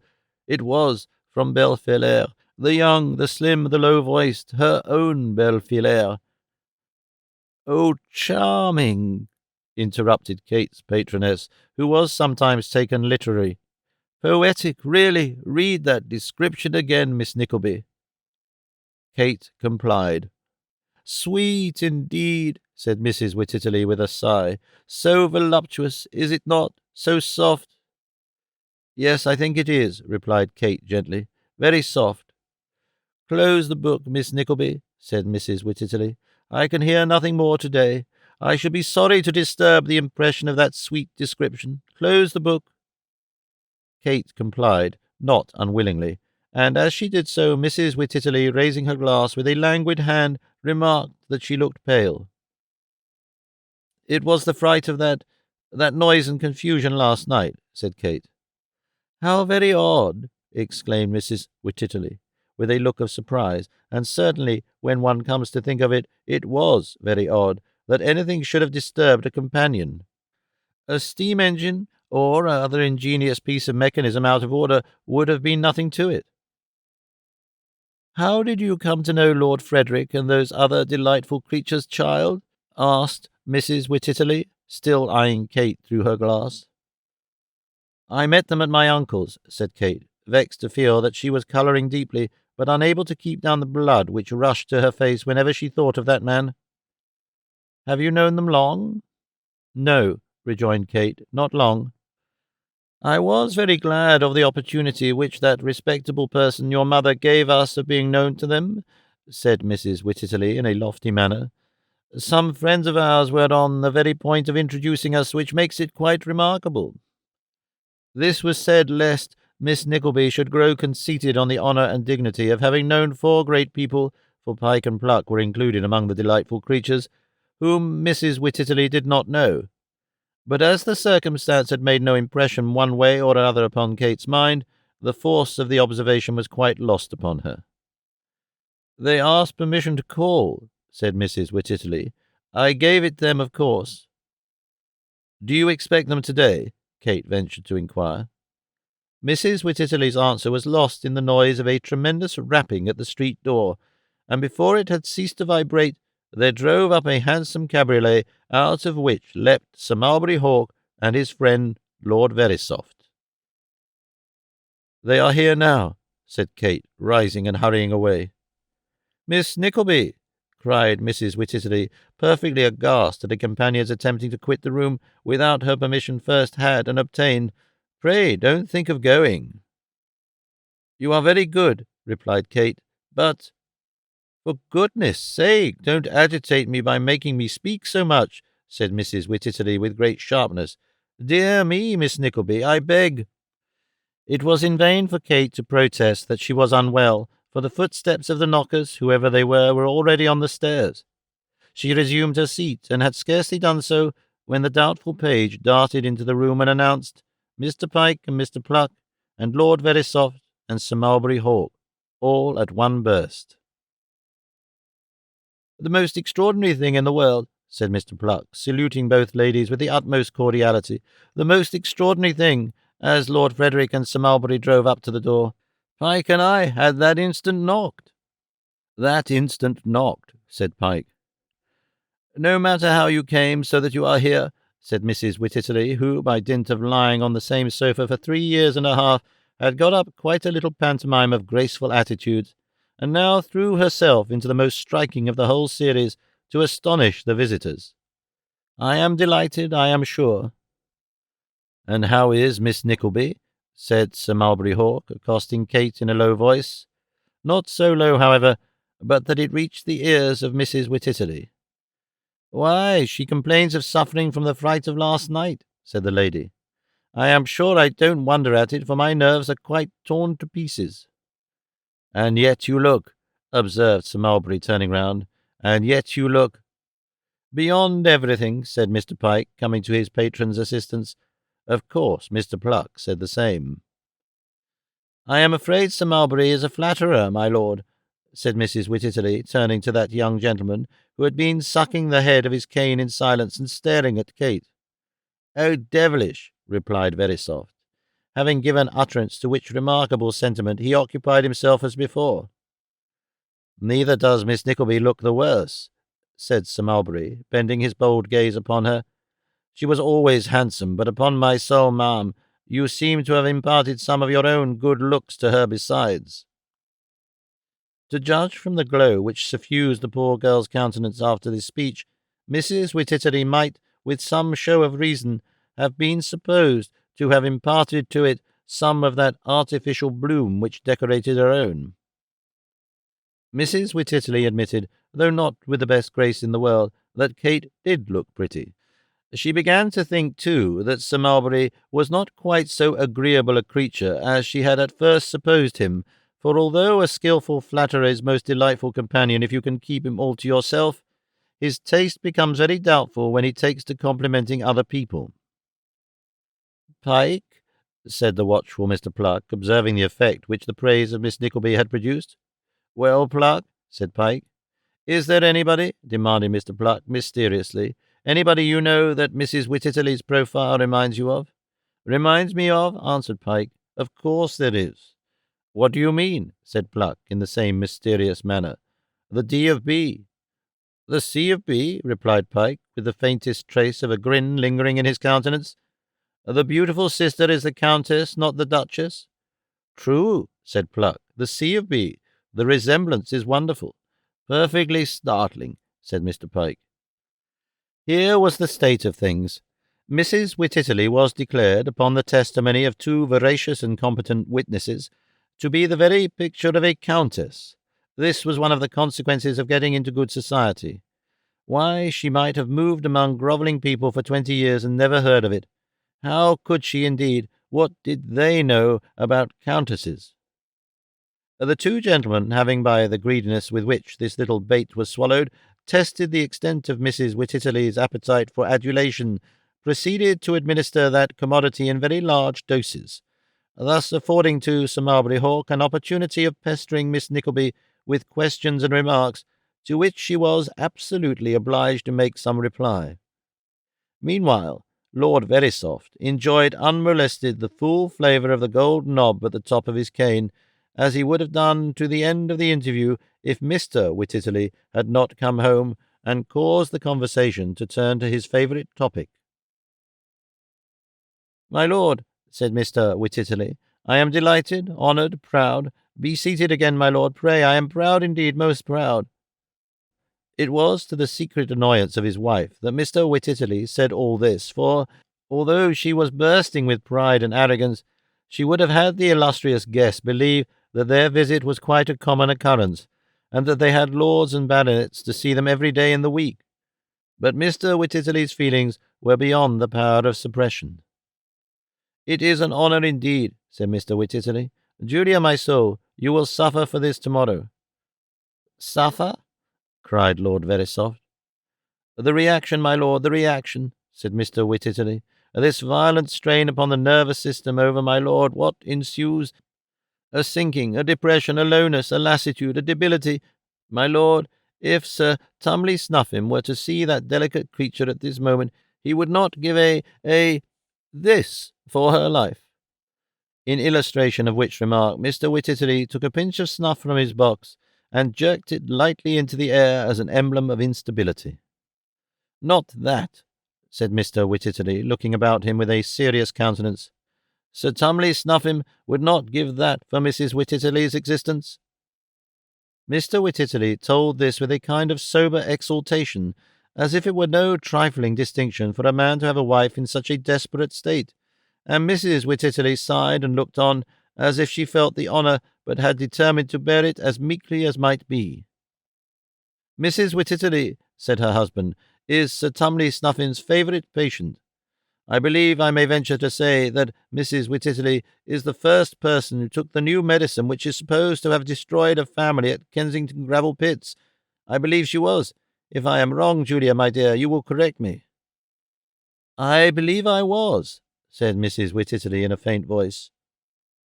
As there appeared to be some doubt in the mind of his patron how he could best join in this conversation, the indefatigable Mr. Pike threw himself into the breach, and by way of saying something to the point, inquired, with reference to the aforesaid medicine, whether it was nice. "No, sir, it was not. It had not even that recommendation," said Mr. W. "Mrs. Wititterly is quite a martyr," observed Pike, with a complimentary bow. "I think I am," said Mrs. Wititterly, smiling. "I think you are, my dear Julia," replied her husband, in a tone which seemed to say that he was not vain, but still must insist upon their privileges. "If anybody, my lord," added Mr. Wititterly, wheeling round to the nobleman, "will produce to me a greater martyr than Mrs. Wititterly, all I can say is, that I shall be glad to see that martyr, whether male or female. That's all, my lord." Pike and Pluck promptly remarked that certainly nothing could be fairer than that, and the call having been by this time protracted to a very great length, they obeyed Sir Mulberry's look and rose to go. This brought Sir Mulberry himself and Lord Verisopht on their legs also. Many protestations of friendship and expressions anticipative of the pleasure which must inevitably flow from so happy an acquaintance were exchanged, and the visitors departed with renewed assurances that at all times and seasons the mansion of the Wititterlys would be honoured by receiving them beneath its roof. That they came at all times and seasons, that they dined there one day, supped the next, dined on the next, and were constantly to and fro on all, that they made parties to visit public places and met by accident at lounges, that upon all these occasions Miss Nickleby was exposed to the constant and unremitting persecution of Sir Mulberry Hawk, who now began to feel his character, even in the estimation of his two dependents, involved in the successful reduction of her pride, that she had no intervals of peace or rest except at those hours when she could sit in her solitary room and weep over the trials of the day. All these were consequences naturally flowing from the well-laid plans of Sir Mulberry, and their able execution by the auxiliaries, Pike and Pluck. And thus, for a fortnight matters went on, that any but the weakest and silliest of people could have seen in one interview that Lord Verisopht, though he was a lord, and Sir Mulberry Hawk, though he was a baronet, were not persons accustomed to be the best possible companions, and were certainly not calculated by habits, manners, tastes, or conversation to shine with any great lustre in the society of ladies, need scarcely be remarked. But with Mrs. Wititterly the two titles were all sufficient. Coarseness became humour, vulgarity softened itself down into the most charming eccentricity, insolence took the guise of an easy absence of reserve, attainable only by those who had had the good fortune to mix with high folks. If the mistress put such a construction upon the behaviour of her new friends, what could the companion urge against them? If they accustomed themselves to very little restraint before the lady of the house, with how much more freedom could they address her paid dependent? Nor was even this the worst. As the odious Sir Mulberry Hawk attached himself to Kate with less and less of disguise, Mrs. Wititterly began to grow jealous of the superior attractions of Miss Nickleby. If this feeling had led to her banishment from the drawing-room when such company was there, Kate would have been only too happy and willing that it should have existed, but unfortunately for her, she possessed that native grace and true gentility of manner, and those thousand nameless accomplishments which give to female society its greatest charm. If these be valuable anywhere, they were especially so where the lady of the house was a mere animated doll.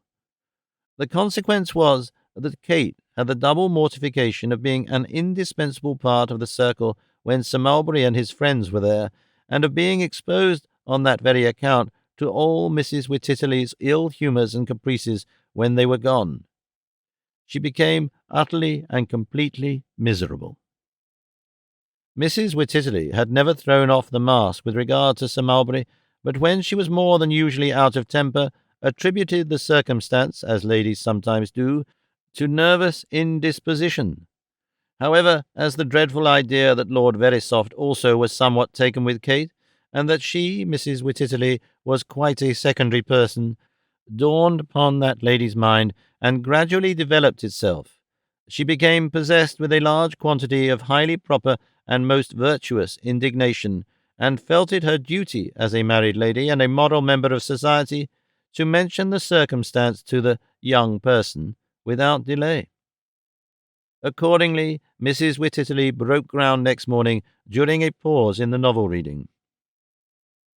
"Miss Nickleby," said Mrs. Wititterly, "I wish to speak to you very gravely.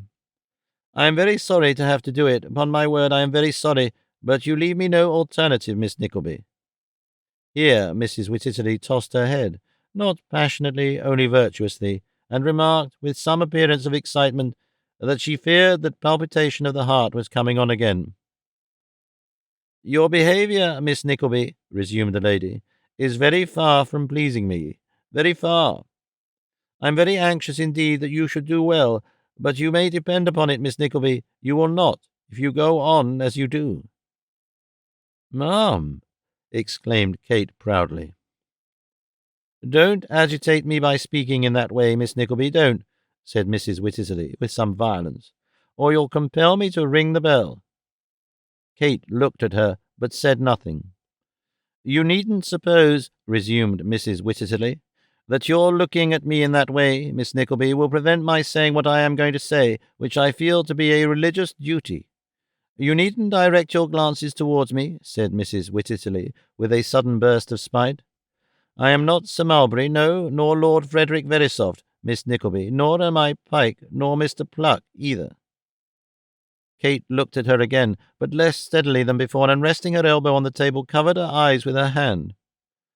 "If such things had been done when I was a young girl," said Mrs. Wititterly, this, by the way, must have been some little time before, "I don't suppose anybody would have believed it." "I don't think they would," murmured Kate. "I do not think anybody would believe, without actually knowing it, what I seem doomed to undergo." "Don't talk to me of being doomed to undergo, Miss Nickleby, if you please," said Mrs. Wititterly, with a shrillness of tone quite surprising in so great an invalid. "I will not be answered, Miss Nickleby. I am not accustomed to be answered, nor will I permit it for an instant. Do you hear?"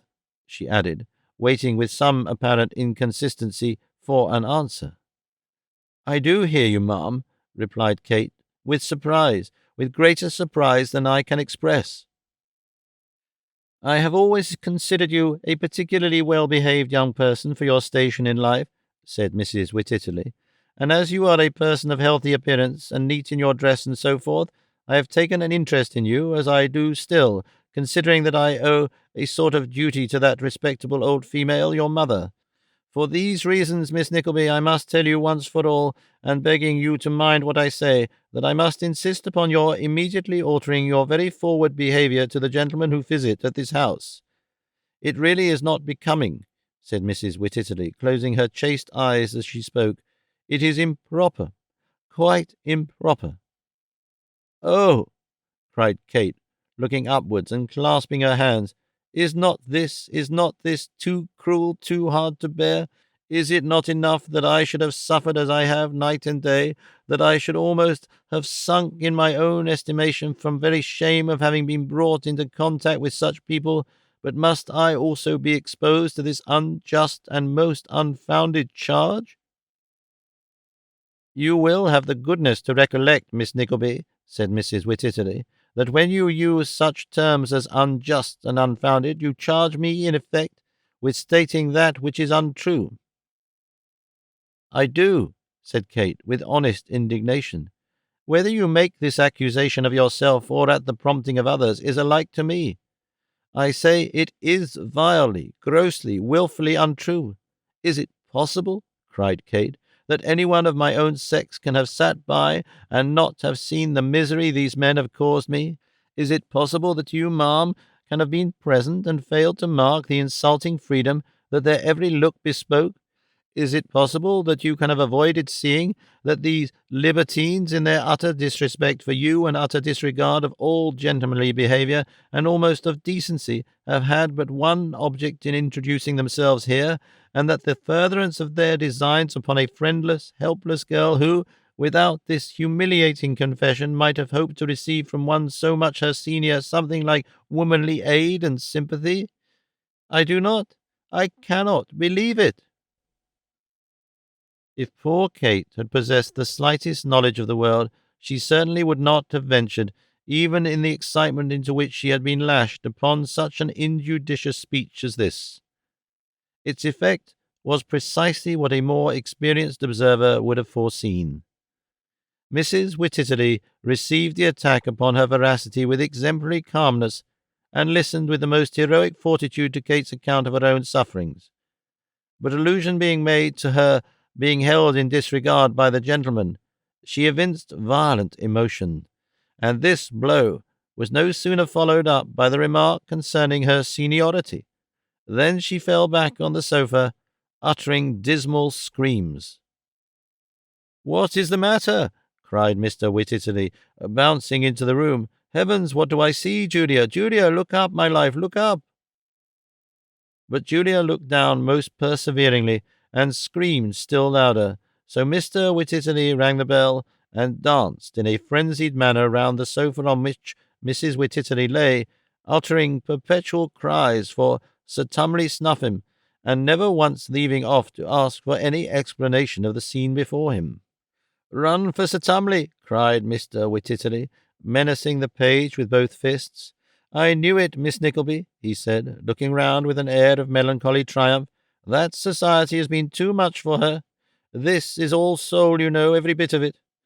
With this assurance, Mr. Wititterly took up the prostrate form of Mrs. Wititterly and carried her bodily off to bed.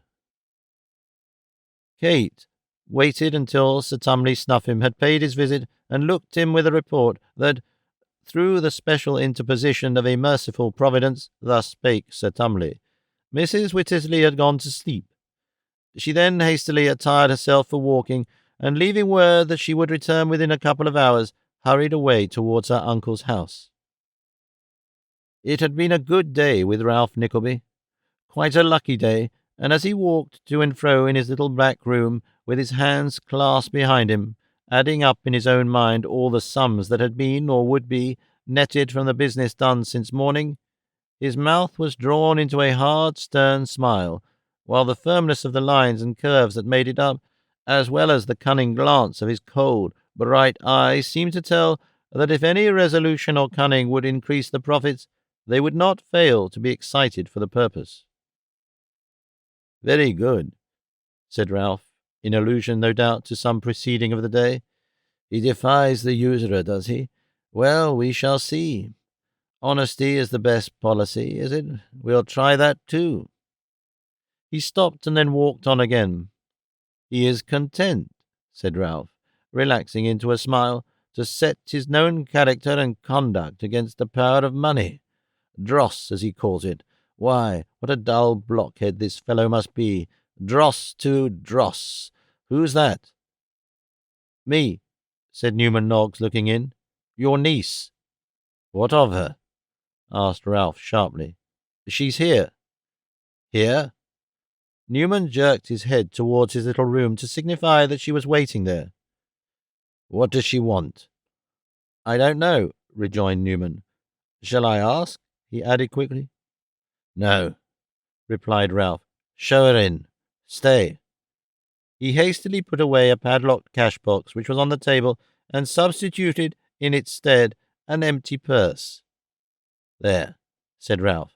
"Now she may come in." Newman, with a grim smile at this manoeuvre, beckoned the young lady to advance, and having placed a chair for her, retired, looking stealthily over his shoulder at Ralph as he limped slowly out. "Well?" said Ralph, roughly enough, but still with something more of kindness in his manner than he would have exhibited towards anybody else. "Well, my dear, what now?" Kate raised her eyes, which were filled with tears, and with an effort to master her emotion strove to speak, but in vain. So drooping her head again, she remained silent. Her face was hidden from his view, but Ralph could see that she was weeping. "I can guess the cause of this," thought Ralph, after looking at her for some time in silence. I can guess the cause. Well, well, thought Ralph, for the moment quite disconcerted, as he watched the anguish of his beautiful niece.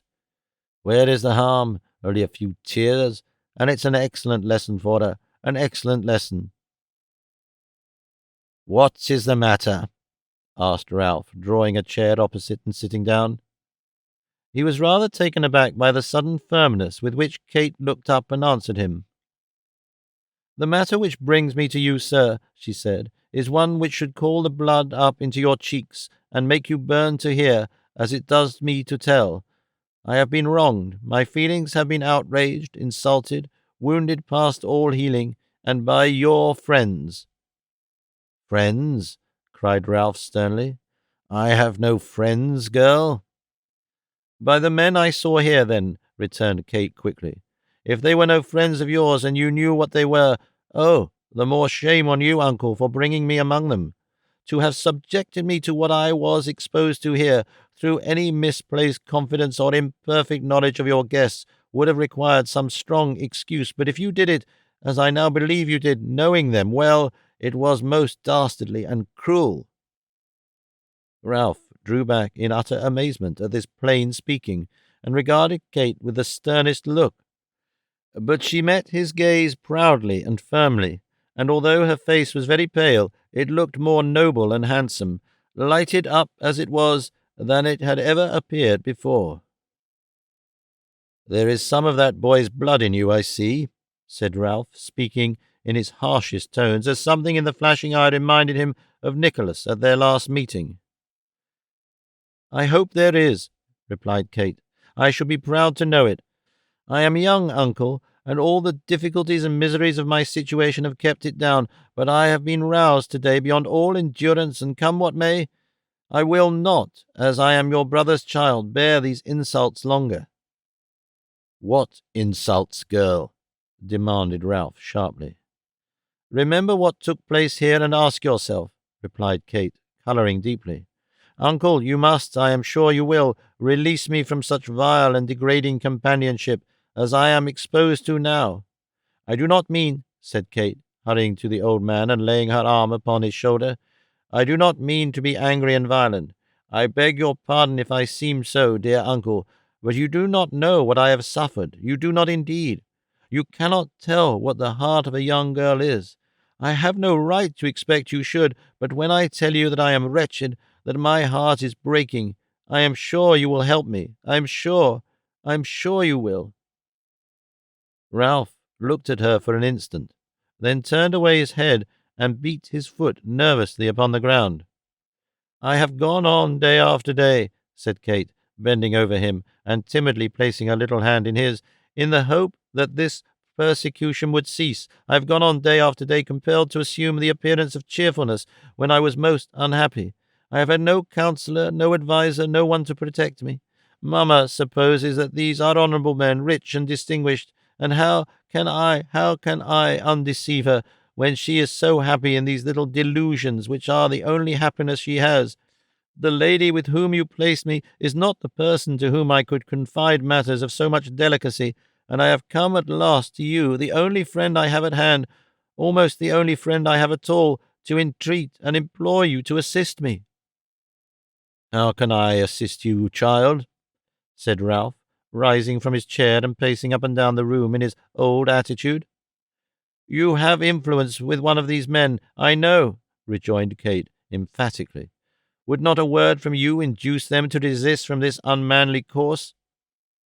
No, said Ralph, suddenly turning. At least that I can't say it if it would. Can't say it? No, said Ralph, coming to a dead stop and clasping his hands more tightly behind him. I can't say it.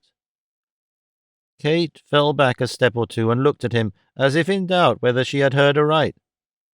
We are connected in business, said Ralph, poising himself alternately on his toes and heels and looking coolly in his niece's face. In business, and I can't afford to offend them. What is it after all? We have all our trials, and this is one of yours. Some girls would be proud to have such gallants at their feet. Proud? Cried Kate. I don't say, rejoined Ralph, raising his forefinger, but that you do right to despise them. No, you show your good sense in that, as indeed I knew from the first you would. Well, in all other respects you are comfortably bestowed. It's not much to bear. If this young lord does dog your footsteps and whisper his drivelling inanities in your ears, what of it? It's a dishonourable passion. So be it. It won't last long. Some other novelty will spring up one day, and you will be released. In the meantime—" "In the meantime," interrupted Kate, with becoming pride and indignation, "I am to be the scorn of my own sex and the toy of the other, justly condemned by all women of right feeling and despised by all honest and honourable men, sunken in my own esteem and degraded in every eye that looks upon me. No, not if I work my fingers to the bone, not if I am driven to the roughest and hardest labour. Do not mistake me. I will not disgrace your recommendation. I will remain in the house in which you placed me until I am entitled to leave it by the terms of my engagement. Though mind, I see these men no more. When I quit it, I will hide myself from them and you, and striving to support my mother by hard service, I will live at least in peace and trust in God to help me." With these words, she waved her hand and quitted the room, leaving Ralph Nickleby motionless as a statue.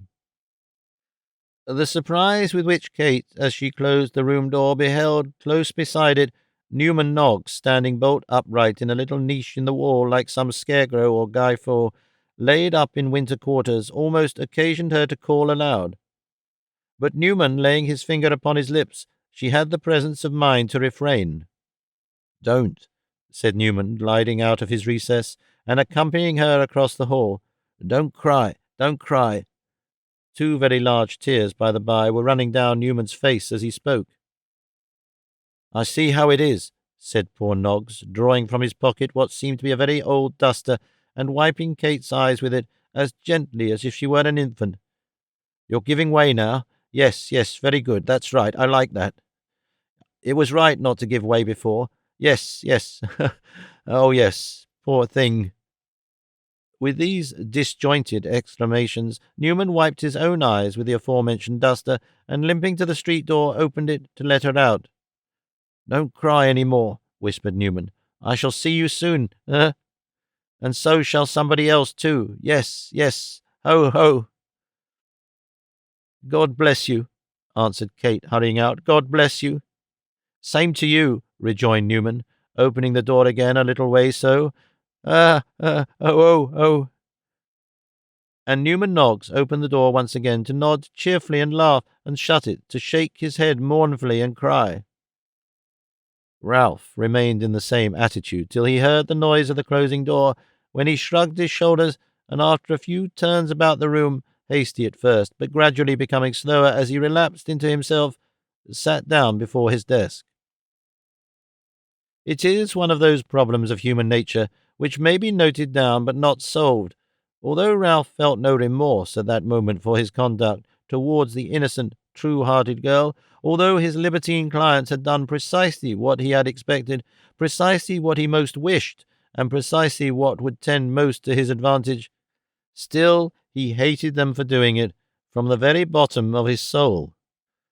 "Yuck," said Ralph, scowling round and shaking his clenched hand as the faces of the two profligates rose up before his mind. "You shall pay for this. Oh, you shall pay for this."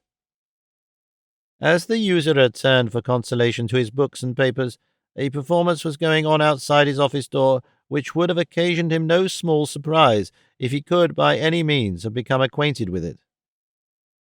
Newman Noggs was the sole actor. He stood at a little distance from the door, with his face towards it, and with the sleeves of his coat turned back on the wrists, was occupied in bestowing the most vigorous, scientific, and straightforward blows upon the empty air. At first sight, this would have appeared merely a wise precaution in a man of sedentary habits, with the view of opening the chest and strengthening the muscles of the arms. But the intense eagerness and joy depicted in the face of Newman Noggs, which was suffused with perspiration, the surprising energy with which he directed a constant succession of blows towards a particular panel about 5 feet 8 from the ground, and still worked away in the most untiring and persevering manner, would have sufficiently explained to the attentive observer that his imagination was thrashing, to within an inch of his life, his body's most active employer, Mr. Ralph Nickleby.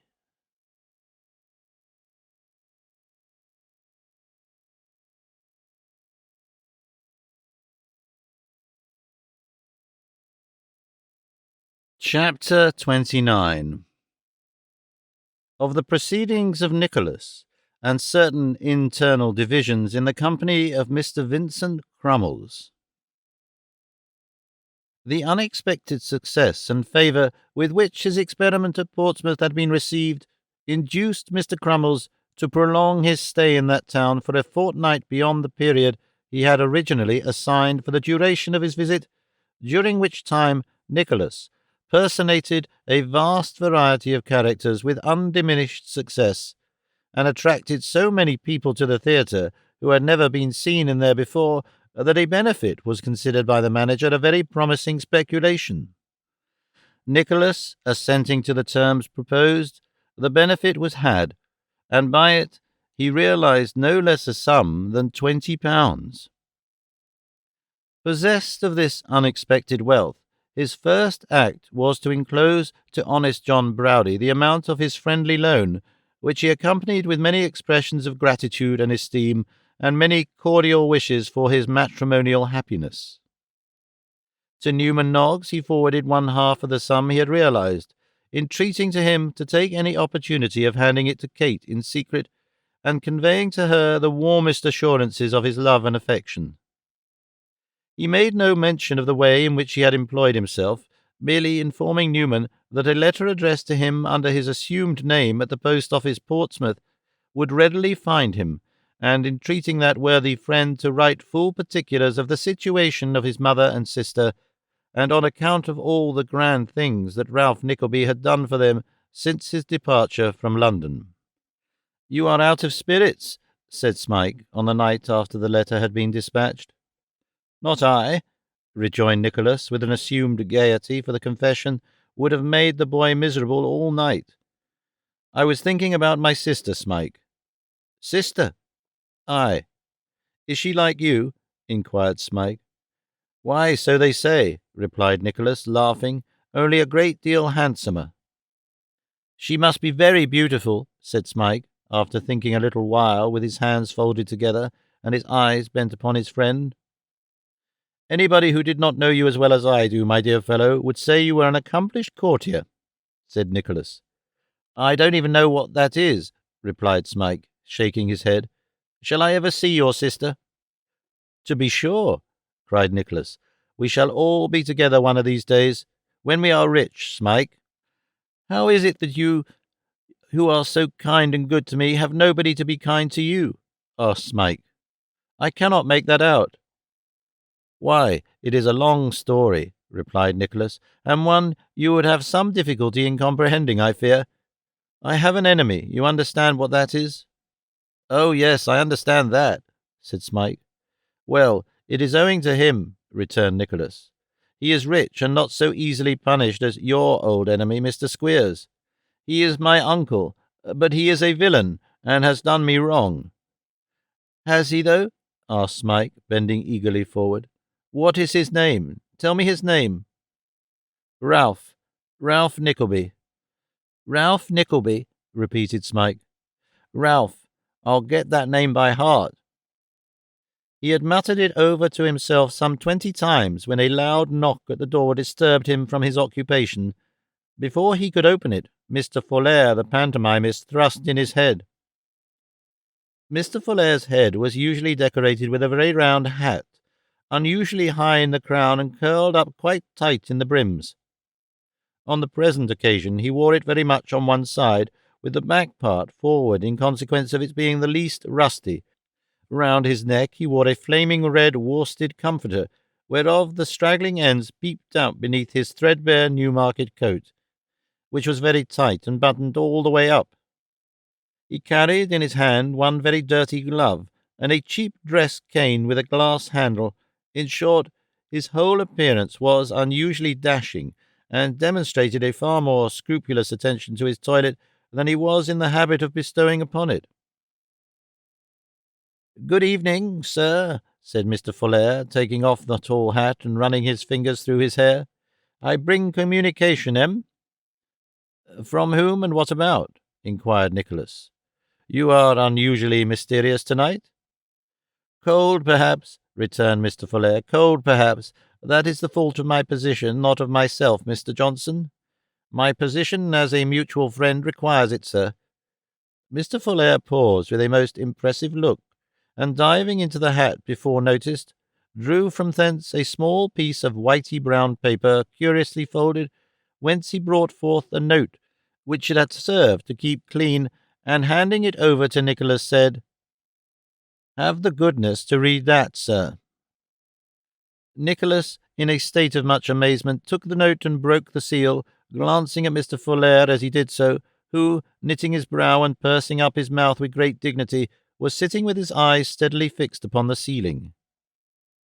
It was directed to Blank Johnson, Esquire, by favour of Augustus Fuller, Esquire, and the astonishment of Nicholas was in no degree lessened when he found it to be couched in the following laconic terms: "Mr. Lenville presents his kind regards to Mr. Johnson, and will feel obliged if he will inform him at what hour tomorrow morning it will be most convenient for him to meet Mr. L. at the theatre, for the purpose of having his nose pulled in the presence of the company. Mr. Lenville requests Mr. Johnson not to neglect making an appointment, as he has invited 2 or 3 professional friends to witness the ceremony, and cannot disappoint them upon any account whatever. Portsmouth, Tuesday night." Indignant as he was at this impertinence, there was something so exquisitely absurd in such a cartel of defiance that Nicholas was obliged to bite his lip and read the note over 2 or 3 times before he could muster sufficient gravity and sternness to address the hostile messenger, who had not taken his eyes from the ceiling nor altered the expression of his face in the slightest degree. "Do you know the contents of this note, sir?" he asked at length. "Yes," rejoined Mr. Fuller, looking round for an instant, and immediately carrying his eyes back again to the ceiling. "And how dare you bring it here, sir?" asked Nicholas, tearing it into very little pieces and jerking it in a shower towards the messenger. "Had you no fear of being kicked downstairs, sir?" Mr. Fuller turned his head, now ornamented with several fragments of the note, towards Nicholas, and with the same imperturbable dignity briefly replied, "No." "Then," said Nicholas, taking up the tall hat and tossing it towards the door, "you had better follow that article of your dress, sir, or you may find yourself very disagreeably deceived, and that within a dozen seconds." "I say, Johnson," remonstrated Mr. Fuller, suddenly losing all his dignity, "none of that, you know. No tricks with a gentleman's wardrobe." "Leave the room," returned Nicholas. "How could you presume to come here on such an errand, you scoundrel?" Pooh," said Mr. Fuller, unwinding his comforter and gradually getting himself out of it. "There, that's enough." "Enough?" cried Nicholas, advancing towards him. "Take yourself off, sir." Pooh, I tell you," returned Mr. Fuller, waving his hand in deprecation of any further wrath. "I wasn't in earnest. I only brought it in joke." "You had better be careful how you indulge in such jokes again," said Nicholas, "or you may find an allusion to pulling noses rather a dangerous reminder for the subject of your facetiousness. Was it written in joke too, pray?" No, that's the best of it," returned the actor. "Right down earnest, honour bright." Nicholas could not repress a smile at the odd figure before him, which, at all times more calculated to provoke mirth than anger, was especially so at that moment, when, with one knee upon the ground, Mr. Fuller twirled his old hat round upon his hand, and affected the extremest agony lest any of the nap should have been knocked off, an ornament which, it is almost superfluous to say, it had not boasted for many months. "Come, sir," said Nicholas, laughing in spite of himself, "have the goodness to explain." "Why, I'll tell you how it is," said Mr. Fuller, sitting himself down in a chair with great coolness. "Since you came here, Lenville has done nothing but second business, and, instead of having a reception every night as he used to have, they have let him come on as if he was nobody." "What do you mean by a reception?" asked Nicholas. "Jupiter!" exclaimed Mr. Fuller. "What an unsophisticated shepherd you are, Johnson! Why, applause from the house when you first come on. So he has gone on night after night, never getting a hand, and you getting a couple of rounds at least, and sometimes 3, till at length he got quite desperate, and had half a mind last night to play Tybalt with a real sword and pink you, not dangerously, but just enough to lay you up for a month or two." "Very considerate," remarked Nicholas. "Yes, I think it was under the circumstances, his professional reputation being at stake," said Mr. Fuller quite seriously. "But his heart failed, and he cast about for some other way of annoying you and making himself popular at the same time, for that's the point. Notoriety is the thing. Bless you, if he had pinked you," said Mr. Fuller, stopping to make a calculation in his mind, it would have been worth 8 or 10 shillings a week to him. All the town would have come to see the actor who nearly killed a man by mistake. I shouldn't wonder if it had got him an engagement in London. However, he was obliged to try some other mode of getting popular, and this one occurred to him. It's a clever idea, really. If you had shown the white feather and let him pull your nose, he'd have got it into the paper. If you had sworn the peace against him, it would have been in the paper too, and he'd have been just as much talked about as you, don't you see?" "Oh, certainly," rejoined Nicholas. "But suppose I were to turn the tables and pull his nose, what then? Would that make his fortune?" "Why, I don't think it would," replied Mr. Fuller, scratching his head, "because there wouldn't be any romance about it, and he wouldn't be favourably known. To tell you the truth, though, he didn't calculate much upon that, for you're always so mild-spoken and are so popular among the women that we didn't suspect you of showing fight. If you did, however, he has a way of getting out of it easily, depend upon that." "Has he?" rejoined Nicholas. "We will try tomorrow morning. In the meantime, you can give whatever account of our interview you like best. Good night." As Mr. Fuller was pretty well known among his fellow actors for a man who delighted in mischief and was by no means scrupulous, Nicholas had not much doubt but that he had secretly prompted the tragedian in the course he had taken, and, moreover, that he would have carried his mission with a very high hand if he had not been disconcerted by the very unexpected demonstrations with which it had been received. It was not worth his while to be serious with him, however, so he dismissed the pantomimist with a gentle hint that if he offended again it would be under the penalty of a broken head, and Mr. Fuller, taking the caution in exceedingly good part, walked away to confer with his principal and give such an account of his proceedings as he might think best calculated to carry on the joke. He had no doubt reported that Nicholas was in a state of extreme bodily fear, for when the young gentleman walked with much deliberation down to the theatre next morning at the usual hour, he found all the company assembled in evident expectation, and Mr. Lenville, with his severest stage face, sitting majestically on a table, whistling defiance.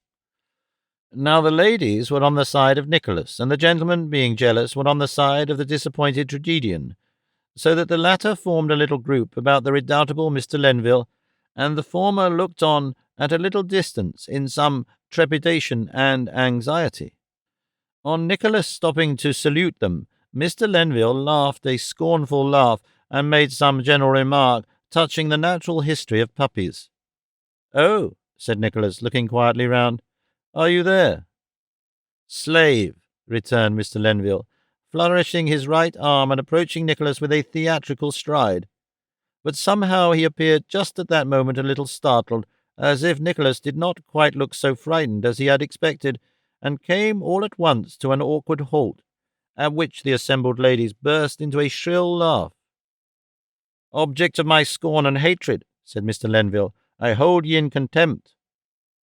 Nicholas laughed in very unexpected enjoyment of this performance, and the ladies, by way of encouragement, laughed louder than before, whereat Mr. Lenville assumed his bitterest smile and expressed his opinion that they were minions. "But they shall not protect ye," said the tragedian, taking an upward look at Nicholas, beginning at his boots and ending at the crown of his head, and then a downward one, beginning at the crown of his head and ending at his boots, which took 2 looks, as everybody knows, expressed defiance on the stage. "They shall not protect ye, boy." Thus speaking, Mr. Lenville folded his arms and treated Nicholas to that expression of face with which, in melodramatic performances, he was in the habit of regarding the tyrannical kings when they said, "Away with him to the deepest dungeon beneath the castle moat," and which, accompanied with a little jingling of fetters, had been known to produce great effects in its time. Whether it was the absence of the fetters or not, it made no very deep impression on Mr. Lenville's adversary, however, but rather seemed to increase the good humour expressed in his countenance, in which stage of the contest one or two gentlemen, who had come out expressly to witness the pulling of Nicholas's nose, grew impatient, murmuring that if it were to be done at all, it had better be done at once, and that if Mr. Lenville didn't mean to do it, he had better say so, and not keep them waiting there. Thus urged, the tragedian adjusted the cuff of his right coat sleeve for the performance of the operation, and walked in a very stately manner up to Nicholas, who suffered him to approach to within the requisite distance, and then, without the smallest discomposure, knocked him down. Before the discomfited tragedian could raise his head from the boards, Mrs. Lenville, who, as has been before hinted, was in an interesting state, rushed from the rear rank of ladies, and uttering a piercing scream, threw herself upon the body. "Do you see this monster? Do you see this?" cried Mr. Lenville, sitting up and pointing to his prostrate lady, who was holding him very tight round the waist. "Come," said Nicholas, nodding his head, "apologize for the insolent note you wrote me last night, and waste no more time in talking." "Never!" cried Mr. Lenville. "Yes, yes, yes," screamed his wife.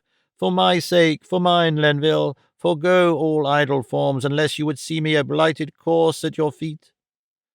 "This is affecting," said Mr. Lenville, looking round him and drawing the back of his hand across his eyes. "The ties of nature are strong. The weak husband and the father that is yet to be, relents. I apologize." "Humbly and submissively?" said Nicholas.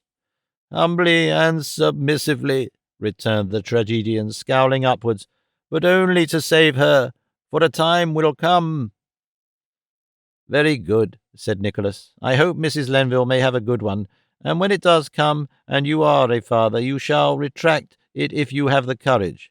There. Be careful, sir, to what lengths your jealousy carries you another time, and be careful also, before you venture too far, to ascertain your rival's temper." With this parting advice, Nicholas picked up Mr. Lenville's ash stick, which had flown out of his hand, and breaking it in half, threw him the pieces and withdrew, bowing slightly to the spectators as he walked out. The profoundest deference was paid to Nicholas that night, and the people who had been most anxious to have his nose pulled in the morning embraced occasions of taking him aside and telling him with great feeling how very friendly they took it that he should have treated that Lenville so properly, who was a most unbearable fellow, and on whom they had all, by a remarkable coincidence, at one time or other contemplated the infliction of condign punishment, which they had only been restrained from administering by considerations of mercy. Indeed, to judge from the invariable termination of all these stories, there never was such a charitable and kind-hearted set of people as the male members of Mr. Crummles's company. Nicholas bore his triumph, as he had his success in the little world of the theatre, with the utmost moderation and good humour. The crestfallen Mr. Lenville made an expiring effort to obtain revenge by sending a boy into the gallery to hiss, but he fell a sacrifice to popular indignation, and was promptly turned out without having his money back. "Well, Smike," said Nicholas, when the first piece was over, and he had almost finished dressing to go home, "is there any letter yet?" "Yes," replied Smike. "I got this one from the post-office." "From Newman Noggs?" said Nicholas, casting his eye upon the cramped direction. "It's no easy matter to make his writing out. Let me see. By dint of poring over the letter for half an hour, he contrived to make himself master of the contents, which were certainly not of a nature to set his mind at ease. Newman took upon himself to send back the £10, observing that he had ascertained that neither Mrs. Nickleby nor Kate was in actual want of money at the moment, and that a time might shortly come when Nicholas might want it more. He entreated him not to be alarmed at what he was about to say. There was no bad news, they were in good health, but he thought circumstances might occur, or were occurring, which would render it absolutely necessary that Kate should have her brother's protection, and if so, Newman said, he would write to him to that effect, either by the next post, or the next but one. Nicholas read this passage very often, and the more he thought of it, the more he began to fear some treachery upon the part of Ralph. Once or twice he felt tempted to repair to London at all hazards without an hour's delay, but a little reflection assured him that if such a step were necessary, Newman would have spoken out and told him so at once. "At all events, I should prepare them here for the possibility of my going away suddenly," said Nicholas. "I should lose no time in doing that." As the thought occurred to him, he took up his hat and hurried to the green room. "Well, Mr. Johnson," said Mrs. Crummles, who was seated there in full regal costume, with the phenomenon as the maiden in her maternal arms. "Next week for Ryde, then for Winchester, then for—" "I have some reason to fear," interrupted Nicholas, "that before you leave here my career with you will have closed." "Closed?" cried Mrs. Crummles, raising her hands in astonishment. "Closed?" cried Miss Snevellicci, trembling so much in her tights that she actually laid her hand upon the shoulder of the manageress for support. "Why, you don't mean to say he's going?" exclaimed Mrs. Grudden, making her way towards Mrs. Crummles. "Hoity-toity nonsense!" The phenomenon, being of an affectionate nature and moreover excitable, raised a loud cry, and Miss Belvani and Miss Bravassa actually shed tears. Even the male performers stopped in their conversation and echoed the word "going," although some among them, and they had been the loudest in their congratulations that day, winked at each other as though they would not be sorry to lose such a favoured rival, an opinion, indeed, which the honest Mr. Folair, who was ready dressed for the savage, openly stated in so many words to a demon with whom he was sharing a pot of porter. Nicholas briefly said that he feared it would be so, although he could not yet speak with any degree of certainty, and getting away as soon as he could, went home to con Newman's letter once more, and speculate upon it afresh. How trifling all that had been occupying his time and thoughts for many weeks seemed to him during that sleepless night, and how constantly and incessantly present to his imagination was the one idea that Kate, in the midst of some great trouble and distress, might even then be looking, and vainly too, for him.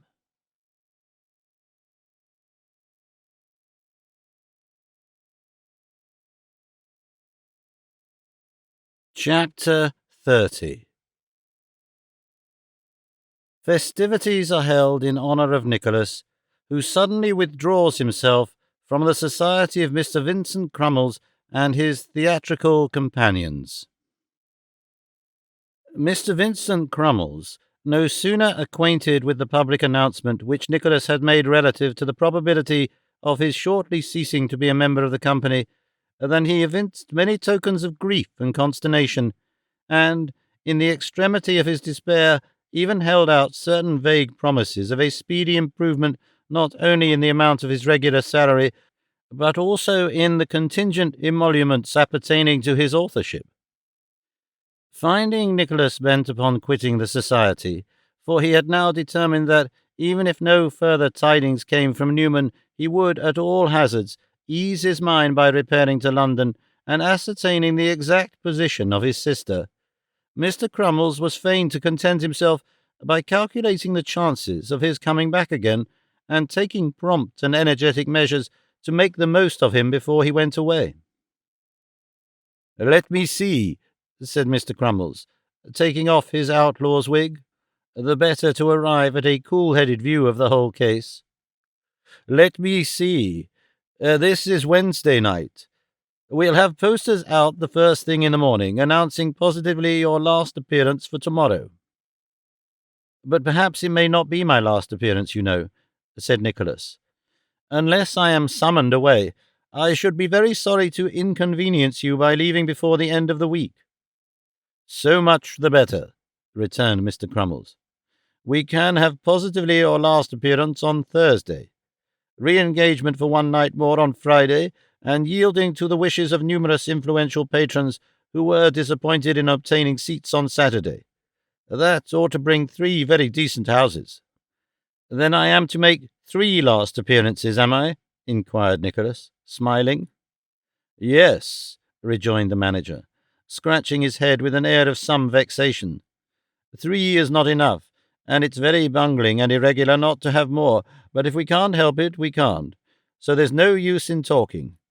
A novelty would be very desirable. You couldn't sing a comic song on the pony's back, could you?" "No," replied Nicholas, "I couldn't indeed." "It has drawn money before now," said Mr. Crummles, with a look of disappointment. "What do you think of a brilliant display of fireworks?" "That it would be rather expensive," replied Nicholas dryly. 18 pence would do it," said Mr. Crummles. "You on top of a pair of steps, with the phenomenon in an attitude. Farewell on a transparency behind, and 9 people at the wings with a squib in each hand, all the 12 going off at once. It would be very grand, awful from the front, quite awful." As Nicholas appeared by no means impressed with the solemnity of the proposed effect, but, on the contrary, received the proposition in a most irreverent manner, and laughed at it very heartily, Mr. Crummles abandoned the project in its birth, and gloomily observed that they must make up the best bill they could with combats and hornpipes, and so stick to the legitimate drama. For the purpose of carrying this object into instant execution, the manager at once repaired to a small dressing-room adjacent, where Mrs. Crummles was then occupied in exchanging the habiliments of a melodramatic empress for the ordinary attire of matrons in the 19th century. And with the assistance of this lady and the accomplished Mrs. Grudden, who had quite a genius for making out bills, being a great hand at throwing in the notes of admiration, and knowing from long experience exactly where the largest capitals ought to go, he seriously applied himself to the composition of the poster.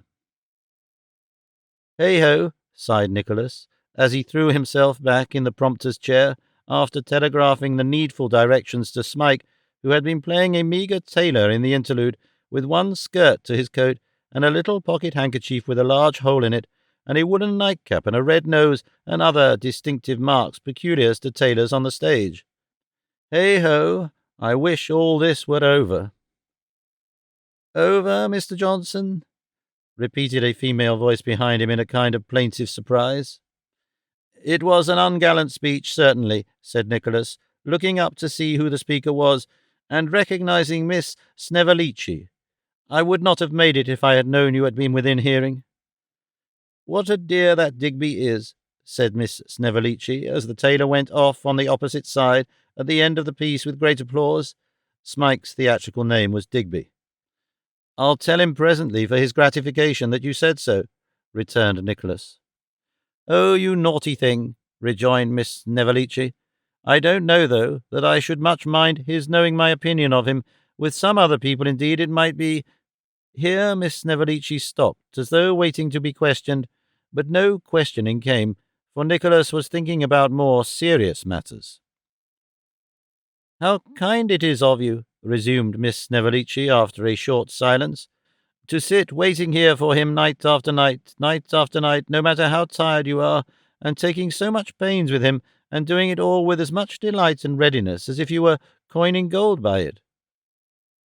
"He well deserves all the kindness I can show him, and a great deal more," said Nicholas. "He is the most grateful, single-hearted, affectionate creature that ever breathed." "So odd, too," remarked Miss Snevellicci, "isn't he?" "God help him, and those who have made him so. He is indeed," rejoined Nicholas, shaking his head. "He is such a devilish close chap," said Mr. Folair, who had come up a little before and now joined in the conversation. "Nobody can ever get anything out of him." "What should they get out of him?" asked Nicholas, turning round with some abruptness. "Zooks, what a fire-eater you are, Johnson," returned Mr. Folair, pulling up the heel of his dancing shoe. "I'm only talking of the natural curiosity of the people here, to know what he has been about all his life. Poor fellow, it is pretty plain, I should think, that he has not the intellect to have been about anything of much importance to them or anybody else," said Nicholas. "Aye," rejoined the actor, contemplating the effect of his face in a lamp reflector, "but that involves the whole question, you know." "What question?"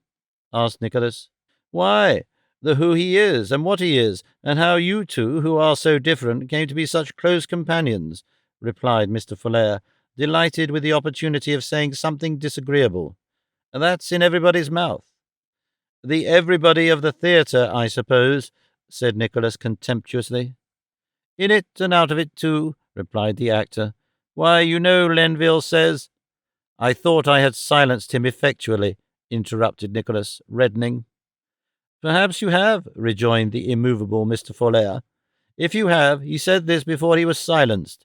Lenville says that you're a regular stick of an actor, and that it's only the mystery about you that has caused you to go down with the people here, and that Crummles keeps it up for his own sake, though Lenville says he don't believe there's anything at all in it, except your having got into a scrape and run away from somewhere for doing something or other. Oh, said Nicholas, forcing a smile. That's a part of what he says, added Mr. Folair. I mention it as the friend of both parties and in strict confidence. I don't agree with him, you know.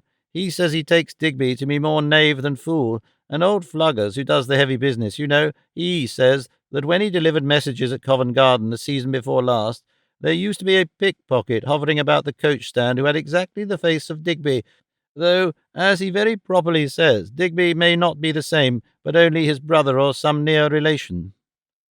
Oh, cried Nicholas again. Yes, said Mr. Folair, with undisturbed calmness. That's what they say. I thought I'd tell you, because really you ought to know. Oh, here's this blessed phenomenon at last. Ah, you little imposition, I should like to— Quite ready, my darling. Humbug. Ring up Mrs. G. and let the favourite wake 'em. Uttering in a loud voice such of the latter allusions as were complimentary to the unconscious phenomenon, and giving the rest in a confidential aside to Nicholas, Mr. Folair followed the ascent of the curtain with his eyes, regarded with a sneer the reception of Miss Crummles as the maiden, and, falling back a step or two to advance with the better effect, uttered a preliminary howl, and went on, chattering his teeth and brandishing his tin tomahawk as the Indian savage. So these are some of the stories they invent about us, and bandy from mouth to mouth, thought Nicholas. If a man would commit an inexpiable offence against any society, large or small, let him be successful. They will forgive him any crime but that. You surely don't mind what that malicious creature says, Mr. Johnson? Observed Miss Snevellicci in her most winning tones. Not I, replied Nicholas. If I were going to remain here, I might think it worth my while to embroil myself. As it is, let them talk till they are hoarse. But here, added Nicholas, as Smike approached, here comes the subject of a portion of their good nature, so let he and I say good night together. No, I will not let either of you say anything of the kind, returned Miss Snevellicci. You must come home and see Mamma, who only came to Portsmouth today and is dying to behold you. Led, my dear, persuade Mr. Johnson. Oh, I am sure, returned Miss Ledrook, with considerable vivacity. If you can't persuade him— Miss Ledrook said no more, but intimated by a dexterous playfulness that if Miss Snevellicci couldn't persuade him, nobody could. Mr. and Mrs. Lillyvick have taken lodgings in our house and share our sitting-room for the present, said Miss Snevellicci. Won't that induce you? Surely, returned Nicholas. I can require no possible inducement beyond your invitation. Oh, no, I dare say, rejoined Miss Snevellicci, and Miss Ledrook said, upon my word, upon which Miss Snevellicci said that Miss Ledrook was a giddy thing, and Miss Ledrook said that Miss Snevellicci needn't colour up quite so much, and Miss Snevellicci beat Miss Ledrook, and Miss Ledrook beat Miss Snevellicci. Come, said Miss Ledrook, it's high time we were there, or we shall have poor Miss Snevellicci thinking that you have run away with her daughter, Mr. Johnson, and then we should have a pretty to-do. My dear Led, remonstrated Miss Snevellicci, how do you talk? Miss Ledrook made no answer, but taking Smike's arm in hers, left her friend and Nicholas to follow at their pleasure, which it pleased them, or rather pleased Nicholas, who had no great fancy for a tete-a-tete under the circumstances, to do at once. There were not wanting matters of conversation when they reached the street, for it turned out that Miss Snevellicci had a small basket to carry home, and Miss Ledrook a small bandbox, both containing such minor articles of theatrical costume as the lady performers usually carried to and fro every evening. Nicholas would insist upon carrying the basket, and Miss Snevellicci would insist upon carrying it herself, which gave rise to a struggle, in which Nicholas captured the basket and the bandbox likewise. Then Nicholas said that he wondered what could possibly be inside the basket, and attempted to peep in, whereat Miss Snevellicci screamed, and declared that if she thought he had seen, she was sure she should faint away. This declaration was followed by a similar attempt on the bandbox, and similar demonstrations on the part of Miss Ledrook, and then both ladies vowed that they wouldn't move a step further until Nicholas had promised that he wouldn't offer to peep again. At last, Nicholas pledged himself to betray no further curiosity, and they walked on, both ladies giggling very much, and declaring that they never had seen such a wicked creature in all their born days. Never. Lightening the way with such pleasantry as this, they arrived at the tailor's house in no time, and here they made quite a little party, there being present, besides Mr. Lillyvick and Mrs. Lillyvick, not only Miss Snevellicci's mamma, but her papa also. And an uncommonly fine man Miss Snevellicci's papa was, with a hook nose, and a white forehead, and curly black hair, and high cheekbones, and altogether quite a handsome face, only a little pimply as though with drinking. He had a very broad chest, had Miss Snevellicci's papa, and he wore a threadbare blue dress coat buttoned with gilt buttons tight across it. And he no sooner saw Nicholas come into the room than he whipped the 2 forefingers of his right hand in between the 2 centre buttons, and sticking his other arm gracefully akimbo, seemed to say, "Now here I am, my buck, and what have you got to say to me?" Such was, and in such an attitude sat Miss Snevellicci's papa, who had been in the profession ever since he had first played the 10-year-old imps in the Christmas pantomimes, who could sing a little, dance a little, fence a little, act a little, and do everything a little, but not much, who had been sometimes in the ballet and sometimes in the chorus, at every theatre in London, who was always selected in virtue of his figure to play the military visitors and the speechless nobleman, who always wore a smart dress, and came on arm in arm with a smart lady in short petticoats, and always did it, too, with such an air that people in the pit had been several times known to cry out, "Bravo!" under the impression that he was somebody. Such was Miss Snevellicci's papa, upon whom some envious persons cast the imputation that he occasionally beat Miss Snevellicci's mamma, who was still a dancer, with a neat little figure and some remains of good looks, and who now sat, as she danced, being rather too old for the full glare of the footlights, in the background. To these good people Nicholas was presented with much formality. The introduction being completed, Miss Snevellicci's papa, who was scented with rum and water, said that he was delighted to make the acquaintance of a gentleman so highly talented, and furthermore remarked that there hadn't been such a hit made, no, not since the first appearance of his friend Mr. Glavomelli at the Coburg. "You have seen him, sir?" said Miss Snevellicci's papa. "No, really, I never did," replied Nicholas. "You never saw my friend Glavomelli, sir?" said Miss Snevellicci's papa.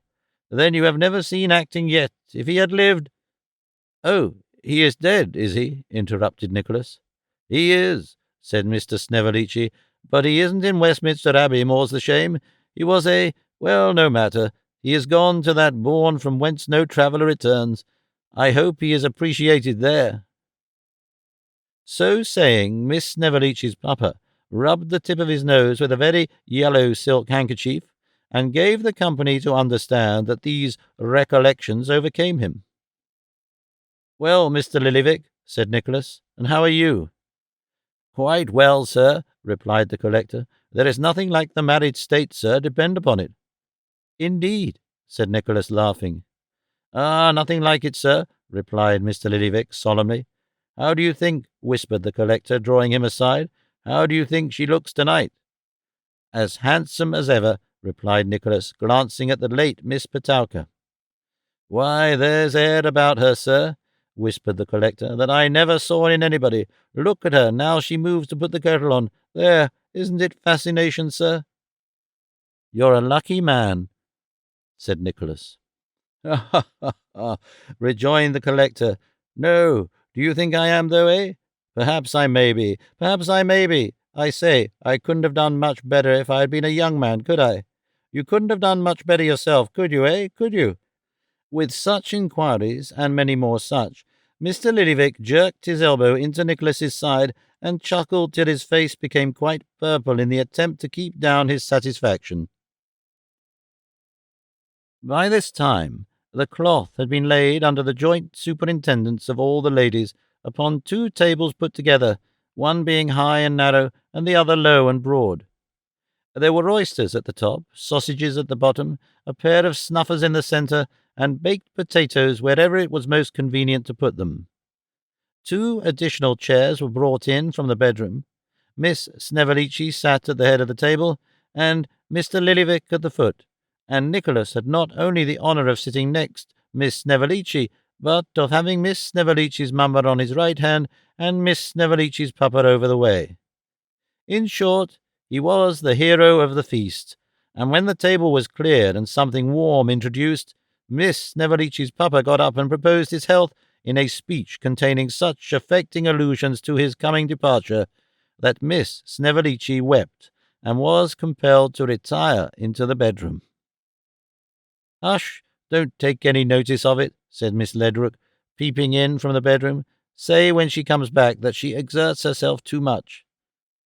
Miss Ledrook eked out this speech with so many mysterious nods and frowns before she shut the door again that a profound silence came upon all the company, during which Miss Snevellicci's papa looked very big indeed, several sizes larger than life, at everybody in turn, but particularly at Nicholas, and kept on perpetually emptying his tumbler and filling it again, until the ladies returned in a cluster, with Miss Snevellicci among them. "You needn't alarm yourself a bit, Mr. Snevellicci," said Mrs. Lillyvick. "She is only a little weak and nervous. She has been so ever since the morning." "Oh," said Mr. Snevellicci, "that's all, is it?" "Oh, yes, that's all. Don't make a fuss about it," cried all the ladies together.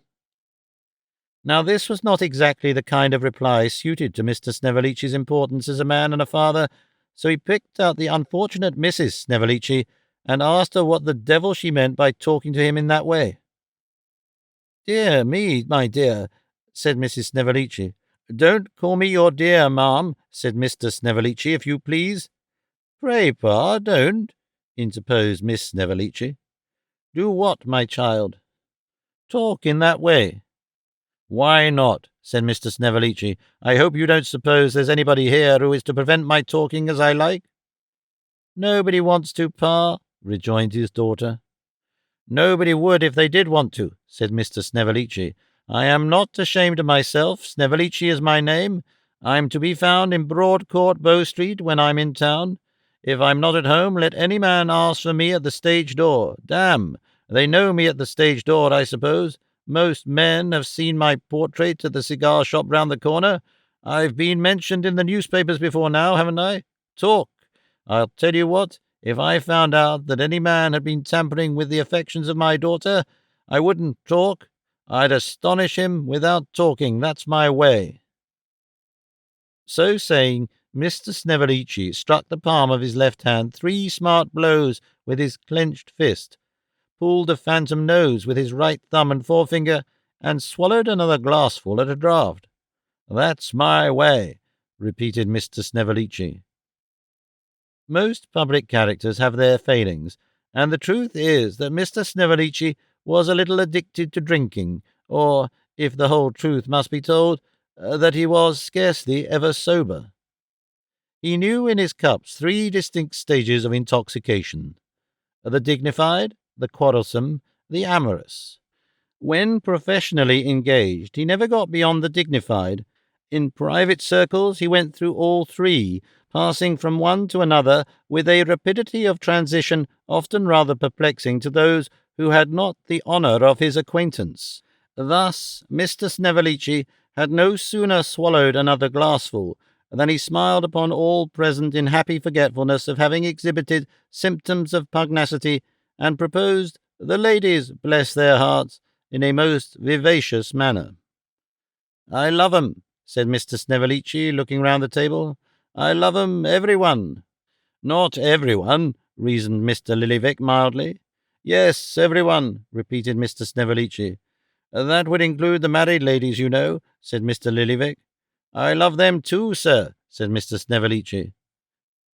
The collector looked into the surrounding faces with an aspect of grave astonishment, seeming to say, "This is a nice man," and appeared a little surprised that Mrs. Lillyvick's manner yielded no evidences of horror and indignation.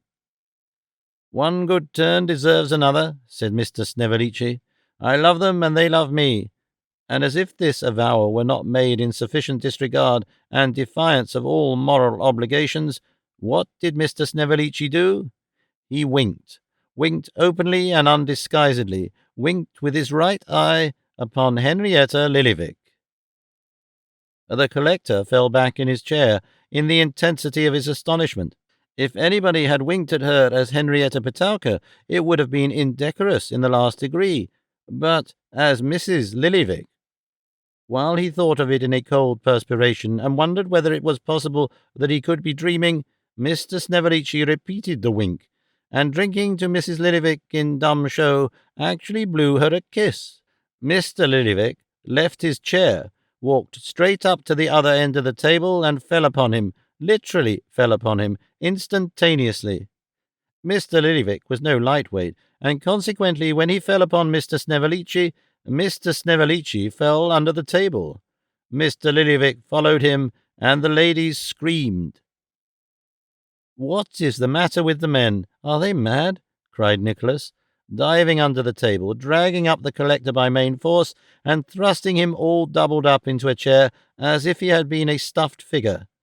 "What do you mean to do? What do you mean to do? What is the matter with you?" While Nicholas raised up the collector, Smike could perform the same office for Mr. Snevellicci, who now regarded his late adversary in tipsy amazement. "Look here, sir," replied Mr. Lillyvick, pointing to his astonished wife. "Here is purity and elegance combined, whose feelings have been outraged, violated, sir." "Law, what nonsense he talks!" exclaimed Mrs. Lillyvick in answer to the inquiring look of Nicholas. "Nobody has said anything to me." "Said, Henrietta?" cried the collector. "Didn't I see him?" Mr. Lillyvick couldn't bring himself to utter the word, but he counterfeited the motion of the eye. "Well," cried Mrs. Lillyvick, "do you suppose nobody is ever to look at me?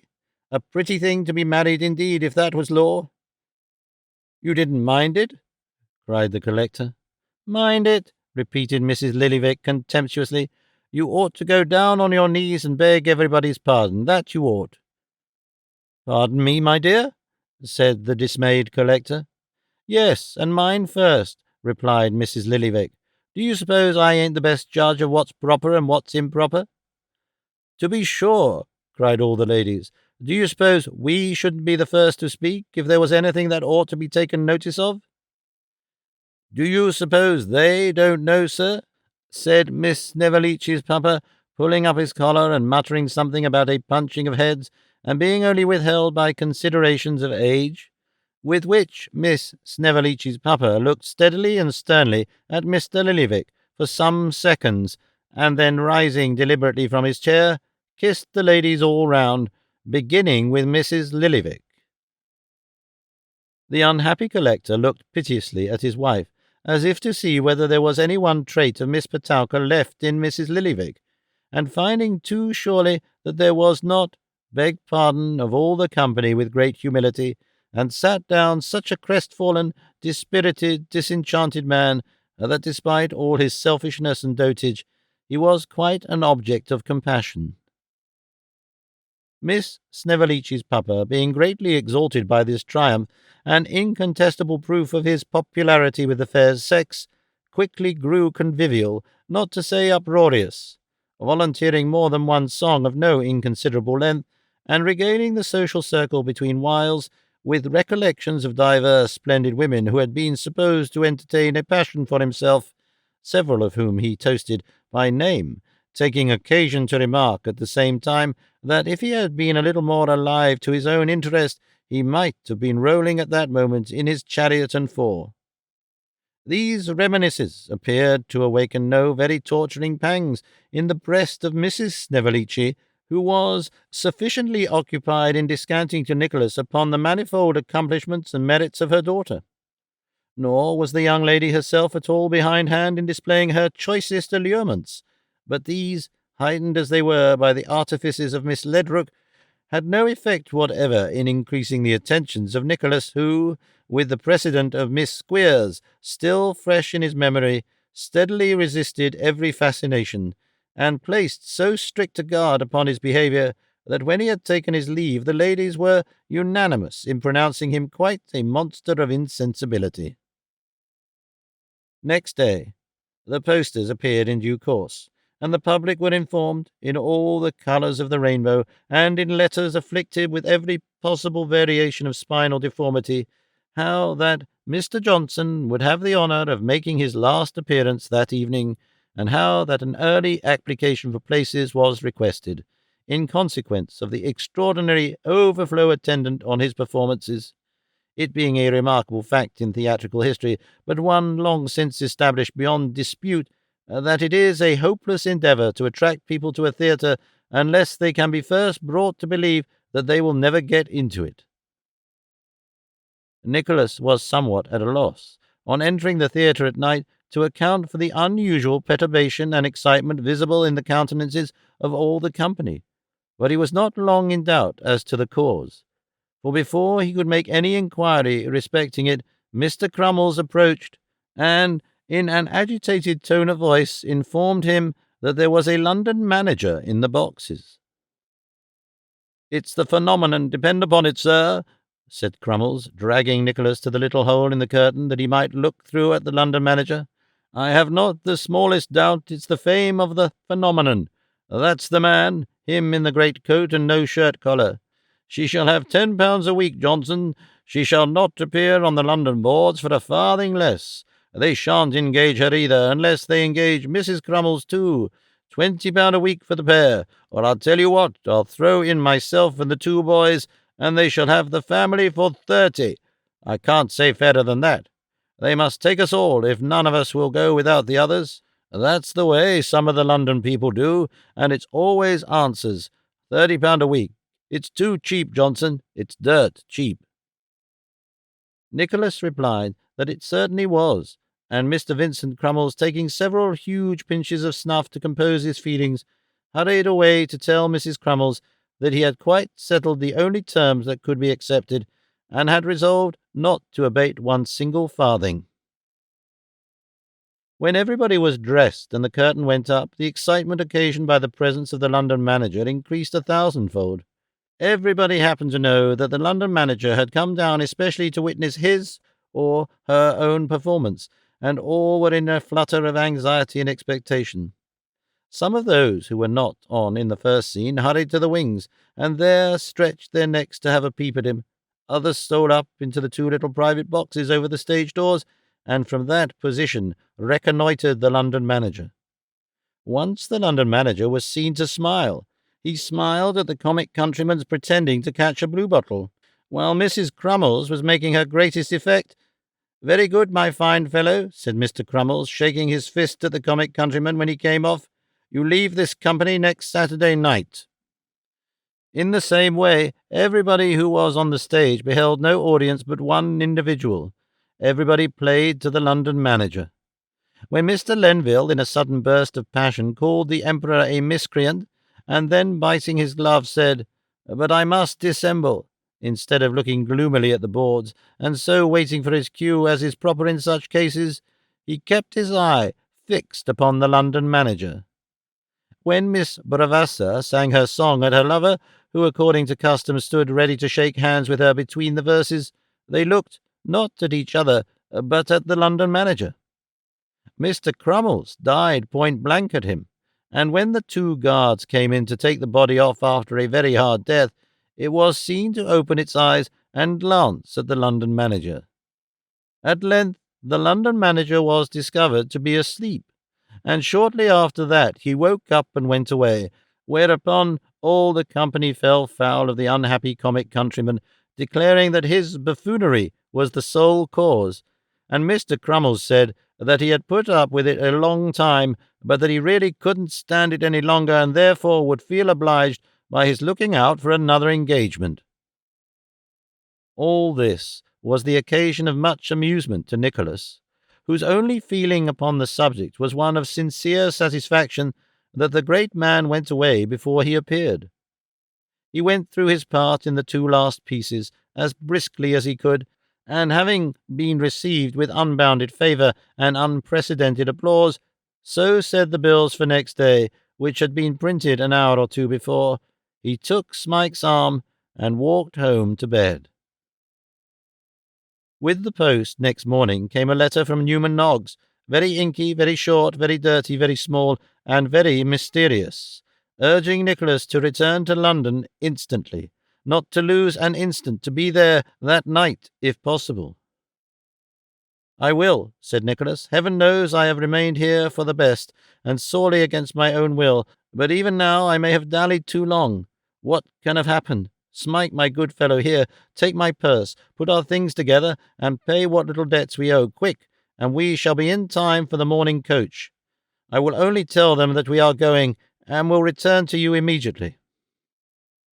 So saying, he took his hat, and hurrying away to the lodgings of Mr. Crummles, applied his hand to the knocker with such hearty goodwill that he awakened that gentleman who was still in bed, and caused Mr. Balfe, the pilot, to take his morning's pipe very neatly out of his mouth in the extremity of his surprise. The door being opened, Nicholas ran upstairs without any ceremony, and bursting into the darkened sitting-room on the one-pair front, found that the two Master Crummleses had sprung out of the sofa bedstead, and were putting on their clothes with great rapidity, under the impression that it was the middle of the night, and the next house was on fire. Before he could undeceive them, Mr. Crummles came down in a flannel gown and nightcap, and to him Nicholas briefly explained that circumstances had occurred which rendered it necessary for him to repair to London immediately. "So good-bye," said Nicholas. "Good-bye, good-bye." He was half-way downstairs before Mr. Crummles had sufficiently recovered his surprise to gasp out something about the posters. "I can't help it," replied Nicholas. "Set whatever I may have earned this week against them, or if that will not repay you, say at once what will. Quick, quick." "We'll cry quits about that," returned Crummles, "but can't we have one last night more?" "Not an hour, not a minute," replied Nicholas impatiently. "Won't you stop to say something to Mrs. Crummles?" asked the manager, following him down to the door. "I couldn't stop, if it were to prolong my life a score of years," rejoined Nicholas. "Here, take my hand, and with it my hearty thanks. Oh, that I should have been fooling here!"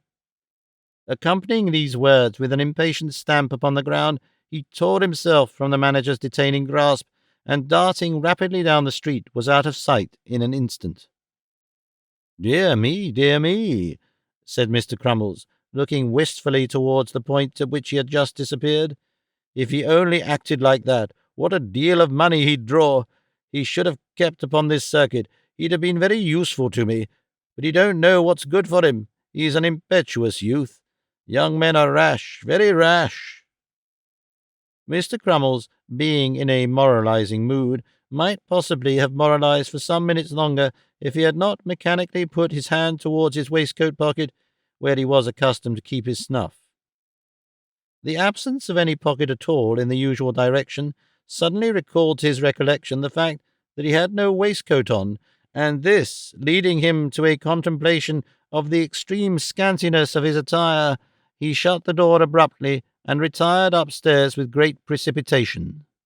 Smike had made good speed while Nicholas was absent, and with his help everything was soon ready for their departure. They scarcely stopped to take a morsel of breakfast, and in less than half an hour arrived at the coach-office, quite out of breath with the haste they had made to reach it in time. There were yet a few minutes to spare, so, having secured the places, Nicholas hurried into a slop-seller's hard by and bought Smike a greatcoat. It would have been rather large for a substantial yeoman, but the shopman averring, and with considerable truth, that it was a most uncommon fit, Nicholas would have purchased it in his impatience if it had been twice the size. As they hurried up to the coach, which was now in the open street and all ready for starting, Nicholas was not a little astonished to find himself suddenly clutched in a close and violent embrace, which nearly took him off his legs, nor was his amazement at all lessened by hearing the voice of Mr. Crummles exclaim, It is he, my friend, my friend." "Bless my heart!" cried Nicholas, struggling in the manager's arms. "What are you about?" The manager made no reply, but strained him to his breast again, exclaiming as he did so, "Farewell, my noble, my lion-hearted boy." In fact, Mr. Crummles, who could never lose any opportunity for professional display, had turned out for the express purpose of taking a public farewell of Nicholas, and to render it the more imposing, he was now, to that young gentleman's most profound annoyance, inflicting upon him a rapid succession of stage embraces, which, as everybody knows, are performed by the embracer's laying his or her chin on the shoulder of the object of affection and looking over it. This Mr. Crummles did in the highest style of melodrama, pouring forth at the same time all the most dismal forms of farewell he could think of out of the stock pieces. Nor was this all, for the elder Master Crummles was going through a similar ceremony with Smike, while Master Percy Crummles, with a very little second-hand camlet cloak worn theatrically over his left shoulder, stood by in the attitude of an attendant officer waiting to convey the two victims to the scaffold. The lookers-on laughed very heartily, and as it was as well to put a good face upon the matter, Nicholas laughed too when he had succeeded in disengaging himself, and rescuing the astonished Smike, climbed up to the coach roof after him, and kissed his hand in honour of the absent Mrs. Crummles as they rolled away.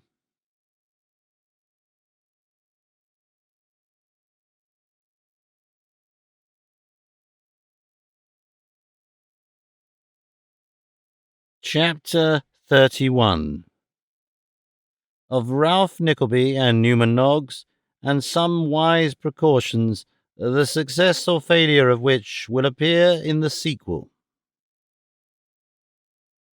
In blissful unconsciousness that his nephew was hastening at the utmost speed of 4 good horses towards his sphere of action, and that every passing minute diminished the distance between them, Ralph Nickleby sat that morning occupied in his customary avocations, and yet unable to prevent his thoughts wandering from time to time back to the interview which had taken place between himself and his niece on the previous day. At such intervals, after a few moments of abstraction, Ralph would mutter some peevish interjection, and apply himself with renewed steadiness of purpose to the ledger before him, but again and again the same train of thought came back despite all his efforts to prevent it, confusing him in his calculations, and utterly distracting his attention from the figures over which he bent. At length Ralph laid down his pen, and threw himself back in his chair as though he had made up his mind to allow the obtrusive current of reflection to take its own course, and, by giving it full scope, to rid himself of it effectually. "I am not a man to be moved by a pretty face," muttered Ralph sternly. "There is a grinning skull beneath it, and men like me who look and work below the surface see that, and not its delicate covering. And yet I almost like the girl, or should, if she had been less proudly and squeamishly brought up. If the boy were drowned or hanged, and the mother dead, this house should be her home. I wish they were, with all my soul." Notwithstanding the deadly hatred which Ralph felt towards Nicholas, and the bitter contempt with which he sneered at poor Mrs. Nickleby, notwithstanding the baseness with which he had behaved, and was then behaving, and would behave again if his interest prompted him, towards Kate herself, still there was, strange though it may seem, something humanizing and even gentle in his thoughts at that moment. He thought of what his home might be if Kate were there. He placed her in the empty chair, looked upon her, heard her speak. He felt again upon his arm the gentle pressure of the trembling hand. He strewed his costly rooms with 100 silent tokens of feminine presence and occupation. He came back again to the cold fireside and the silent, dreary splendour, and in that one glimpse of a better nature, born as it was in selfish thoughts, the rich man felt himself friendless, childless, and alone. Gold, for the instant, lost its lustre in his eyes, for there were countless treasures of the heart which it could never purchase. A very slight circumstance was sufficient to banish such reflections from the mind of such a man. As Ralph looked vacantly out across the yard towards the window of the other office, he became suddenly aware of the earnest observation of Newman Noggs, who, with his red nose almost touching the glass, feigned to be mending a pen with a rusty fragment of a knife, but was in reality staring at his employer with a countenance of the closest and most eager scrutiny. Ralph exchanged his dreamy posture for his accustomed business attitude. The face of Newman disappeared, and the train of thought took to flight, all simultaneously and in an instant. After a few minutes, Ralph rang his bell. Newman answered the summons, and Ralph raised his eyes stealthily to his face, as if he almost feared to read there a knowledge of his recent thoughts. There was not the smallest speculation, however, in the countenance of Newman Noggs. If it be possible to imagine a man with two eyes in his head and both wide open, looking in no direction whatever and seeing nothing, Newman appeared to be that man, while Ralph Nickleby regarded him. "How now?" growled Ralph. "Oh," said Newman, throwing some intelligence into his eyes all at once and dropping them on his master. "I thought you rang," with which laconic remark Newman turned round and hobbled away. "Stop," said Ralph. Newman stopped, not at all disconcerted. "I did ring." "I knew you did." "Then why do you offer to go if you know that?" "I thought you rang to say you didn't ring," replied Newman. "You often do." "How dare you pry and peer and stare at me, sirrah?" demanded Ralph. "Stare?" cried Newman. "At you?" Which was all the explanation Newman deigned to offer. "Be careful, sir," said Ralph, looking steadily at him. "Let me have no drunken fooling here. Do you see this parcel?" "It's big enough," rejoined Newman. "Carry it into the city to Cross in Broad Street, and leave it there. Quick, do you hear?" Newman gave a dogged kind of nod to express an affirmative reply, and, leaving the room for a few seconds, returned with his hat. Having made various ineffective attempts to fit the parcel, which was some 2 feet square, into the crown thereof, Newman took it under his arm, and after putting on his fingerless gloves with great precision and nicety, keeping his eyes fixed upon Mr. Ralph Nickleby all the time, he adjusted his hat upon his head with as much care, real or pretended, as if it were a brand-new one of the most expensive quality, and at last departed on his errand. He executed his commission with great promptitude and dispatch, only calling at one public-house for half a minute, and even that might be said to be in his way, for he went in at one door and came out at the other, but as he returned and had got so far homewards as the Strand, Newman began to loiter with the uncertain air of a man who has not quite made up his mind whether to halt or to go straight forwards. After a very short consideration, the former inclination prevailed, and making towards the point he had had in his mind, Newman knocked a modest double knock, or rather a nervous single one, at Miss Nickleby's door. It was opened by a strange servant, on whom the odd figure of the visitor did not appear to make the most favourable impression possible, inasmuch as she no sooner saw him than she very nearly closed it, and placing herself in the narrow gap, inquired what he wanted. But Newman, merely uttering the monosyllable, "Noggs," as if it were some cabalistic word, at sound of which bolts would fly back and doors open, pushed briskly past and gained the door of Miss Nickleby's sitting-room, before the astonished servant could offer any opposition. "Walk in, if you please," said Miss Nickleby in reply to the sound of Newman's knuckles, and in he walked accordingly. "Bless us!" cried Miss Nickleby, starting as Newman bolted in. "What did you want, sir?" "You have forgotten me," said Newman, with an inclination of the head. "I wonder at that. That nobody should remember me who knew me in other days is natural enough, but there are few people who, seeing me once, forget me now." He glanced, as he spoke, at his shabby clothes and paralytic limb, and slightly shook his head. "I did forget you, I declare," said Miss Nickleby, rising to receive Newman, who met her halfway, and I am ashamed of myself for doing so, for you are a kind, good creature, Mr. Noggs. Sit down, and tell me all about Miss Nickleby. Poor dear thing, I haven't seen her for this many a week." "How's that?" asked Newman. "Why, the truth is, Mr. Noggs," said Miss Nickleby, "that I have been out on a visit. The first visit I have made for 15 years. "That is a long time," said Newman sadly. "So it is a very long time to look back upon in years, though somehow or other, thank heaven, the solitary days roll away peacefully and happily enough," replied the miniature painter. "I have a brother, Mr. Noggs, the only relation I have, and all that time I never saw him once. Not that we ever quarrelled, but he was apprenticed down in the country, and he got married there, and new ties and affections springing up about him, he forgot a poor little woman like me, as it was very reasonable he should, you know. Don't suppose that I complain about that, because I always said to myself, it is very natural. Poor dear John is making his way in the world, and has a wife to tell his cares and troubles to, and children now to play about him, so God bless him and them, and send we may all meet together one day where we shall part no more. But what do you think, Mr. Noggs," said the miniature painter, brightening up and clapping her hands, "of that very same brother coming up to London at last, and never resting till he found me out?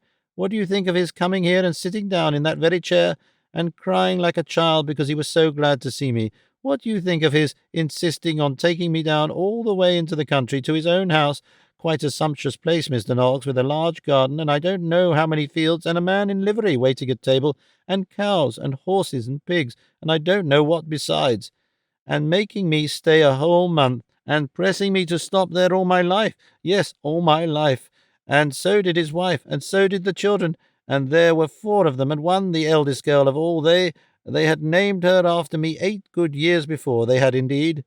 I never was so happy. In all my life I never was." The worthy soul hid her face in her handkerchief, and sobbed aloud, for it was the first opportunity she had of unburdening her heart, and it would have its way. "But bless my life," said Miss Nickleby, wiping her eyes after a short pause, and cramming her handkerchief into her pocket with great bustle and dispatch, "what a foolish creature I must seem to you, Mr. Noggs.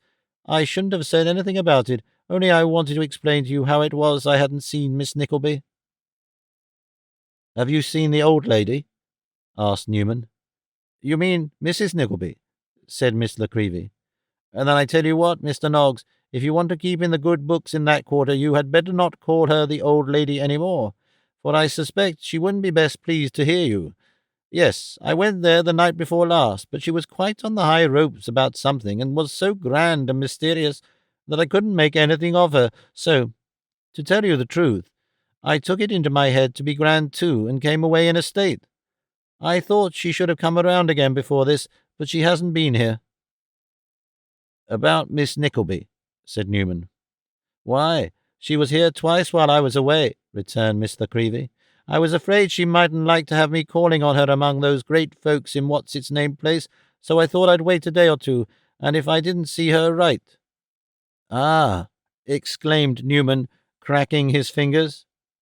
"However, I want to hear all the news about them from you," said Miss Nickleby. "How is the old rough-and-tough monster of Golden Square? Well, of course, such people always are. I don't mean how is he in health, but how is he going on? How is he behaving himself?" "Damn him!" cried Newman, dashing his cherished hat on the floor like a false hound. "Gracious, Mr. Noggs, you quite terrify me!" exclaimed Miss Nickleby, turning pale. "I should have spoiled his features yesterday afternoon if I could have afforded it," said Newman, moving restlessly about and shaking his fist at a portrait of Mr. Canning over the mantelpiece. "I was very near it. I was obliged to put my hands in my pockets and keep 'em there very tight. I shall do it some day in that little back parlour. I know I shall. I should have done it before now, if I hadn't been afraid of making bad worse. I shall double-lock myself in with him and have it out before I die. I'm quite certain of it." "I shall scream if you don't compose yourself, Mr. Noggs," said Miss Nickleby. "I'm sure I shan't be able to help it." "Never mind," rejoined Newman, darting violently to and fro. "He's coming up tonight. I wrote to tell him. He little thinks I know. He little thinks I care. Cunning scoundrel. He don't think that. Not he, not he. Never mind, I'll thwart him. Aye, Newman Noggs. Oh, the rascal! Lashing himself up to an extravagant pitch of fury, Newman Noggs jerked himself about the room with the most eccentric motion ever beheld in a human being, now sparring at the little miniatures on the wall, and now giving himself violent thumps on the head, as if to heighten the delusion, until he sank down in his former seat, quite breathless and exhausted. "There," said Newman, picking up his hat. "That's done me good. Now I'm better, and I'll tell you all about it." It took some little time to reassure Miss Nickleby, who had been almost frightened out of her senses by this remarkable demonstration, but that done, Newman faithfully related all that had passed in the interview between Kate and her uncle, prefacing his narrative with a statement of his previous suspicions on the subject, and his reasons for forming them, and concluding with a communication of the step he had taken in secretly writing to Nicholas. Though little Miss Nickleby's indignation was not so singularly displayed as Newman's, it was scarcely inferior in violence and intensity. Indeed, if Ralph Nickleby had happened to make his appearance in the room at that moment, there is some doubt whether he would not found Miss Nickleby a more dangerous opponent than even Newman Noggs himself. "God forgive me for saying so," said Miss Nickleby, as a wind-up to all her expressions of anger, "but I really feel as if I could stick this into him with pleasure." It was not a very awful weapon that Miss Nickleby held, it being, in fact, nothing more or less than a black lead pencil, but discovering her mistake, the little portrait painter exchanged it for a mother-of-pearl fruit-knife, wherewith, in proof of her desperate thoughts, she made a lunge, as she spoke, which would have scarcely disturbed the crumb of a half-quartern loaf. "She won't stop where she is after tonight," said Newman. "That's a comfort." "Stop!" cried Miss Nickleby. "She should have left there weeks ago." "If we had known of this," rejoined Newman, "but we didn't. Nobody could properly interfere but her mother or brother. The mother's weak, poor thing, weak. The dear young man will be here tonight." "Heart alive!" cried Miss Nickleby. "He will do something desperate, Mr. Noggs, if you tell him all at once." Newman left off rubbing his hands and assumed a thoughtful look. "Depend upon it," said Miss Nickleby earnestly, "if you are not very careful in breaking out the truth to him, he will do some violence upon his uncle or one of these men that will bring some terrible calamity upon his own head, and grief and sorrow to us all." "I never thought of that," rejoined Newman, his countenance falling more and more. "I came to ask you to receive his sister in case he brought her here, but—" "But this is a matter of much greater importance," interrupted Miss Nickleby, "that you might have been sure of before you came, but the end of this nobody can foresee, unless you are very guarded and careful." "What can I do?" cried Newman, scratching his head with an air of great vexation and perplexity. "If he was to talk of pistoling 'em all, I should be obliged to say, certainly, serve 'em right." Miss Nickleby could not suppress a small shriek on hearing this, and instantly set about extorting a solemn pledge from Newman that he would use his utmost endeavours to pacify the wrath of Nicholas, which, after some demur, was conceded. They then consulted together on the safest and surest method of communicating to him the circumstances which had rendered his presence necessary. "He must have time to cool before he can possibly do anything," said Miss Nickleby. "That is the greatest consequence. He must not be told until late at night." "But he'll be in town between 6 and 7 this evening," replied Newman. "I can't keep it from him when he asks me." "Then you must go out, Mr. Noggs," said Miss Nickleby. "You can easily have been kept away by business, and must not return until nearly midnight." "Then he will come straight here," retorted Newman. "So I suppose," observed Miss Nickleby, "but he won't find me at home, for I'll go straight to the city the instant you leave me, make up matters with Mrs. Nickleby, and take her away to the theatre, so that he may not even know where his sister lives." Upon further discussion, this appeared the safest and most feasible mode of proceeding that could possibly be adopted. Therefore it was finally determined that matters should be so arranged, and Newman, after listening to many supplementary cautions and entreaties, took his leave of Miss Nickleby, and trudged back to Golden Square, ruminating as he went upon a vast number of possibilities and impossibilities which crowded upon his brain, and arose out of the conversation they had just terminated.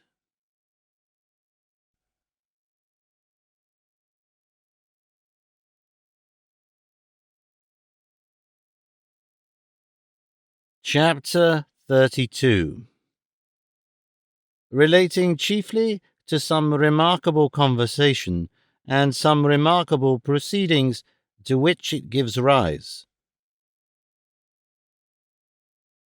"London at last!" cried Nicholas, throwing back his greatcoat and rousing Smike from a long nap. "It seemed to me as though we should never reach it." "And yet you came along at a tidy pace too," observed the coachman, looking over his shoulder at Nicholas with no very pleasant expression of countenance. "Aye, I know that," was the reply, "but I've been very anxious to be at my journey's end, and that makes the way seem long." "Well," remarked the coachman, "if the way seemed long with such cattle as you have sat behind, you must have been most uncommon anxious." And so saying, he let out his whiplash and touched up a little boy on the calves of his legs by way of emphasis. They rattled on through the noisy, bustling, crowded street of London, now displaying long double rows of brightly burning lamps, dotted here and there with the chemist's glaring lights, and illuminated besides with brilliant flood that streamed from the windows of the shops, where sparkling jewellery, silks, and velvets of the richest colours, the most inviting delicacies, and most sumptuous articles of luxurious ornament, succeeded each other in rich and glittering profusion. Streams of people, apparently without end, poured on, jostling each other in the crowd and hurrying forward, scarcely seeming to notice the riches that surrounded them on every side, while vehicles of all shapes and makes mingled up together in one moving mass, like running water, lent their ceaseless roar to swell the noise and tumult. As they dashed by the quickly changing and ever-varying objects, it was curious to observe in what a strange procession they processed before the eye. Emporiums of splendid dresses, the materials brought from every quarter of the world, tempting stores of everything to stimulate and pamper the sated appetite and give new relish to the oft-repeated feast. Vessels of burnished gold and silver, wrought into every exquisite form of vase and dish and goblet, guns, swords, pistols, and patent engines of destruction, screws and irons for the crooked, clothes for the newly born, drugs for the sick, coffins for the dead, and churchyards for the buried. All these, jumbled each with the other, and flocking side by side, seemed to flit by in motley dance, like the fantastic groups of the old Dutch painter, and with the same stern moral for the unheeding restless crowd. Nor were there wanting objects in the crowd itself to give new point and purpose to the shifting scene. The rags of the squalid ballad singer fluttered in the rich light that showed the goldsmith's treasures. Pale and pinched-up faces hovered about the windows where was tempting food. Hungry eyes wandered over the profusion guarded by one thin sheet of brittle glass. An iron wall to them, half-naked, shivering figures stopped to gaze at Chinese shawls and golden stuffs of India. There was a christening party at the largest coffin-maker's, and a funeral hatchment had stopped some great improvements in the bravest mansion. Life and death went hand in hand, wealth and poverty stood side by side, repletion and starvation laid them down together.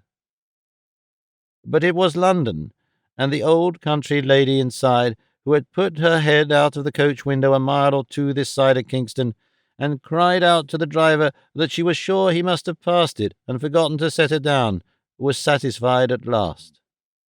Nicholas engaged beds for himself and Smike at the inn where the coach stopped, and repaired, without the delay of another moment, to the lodgings of Newman Noggs, for his anxiety and impatience had increased with every succeeding minute and were almost beyond control.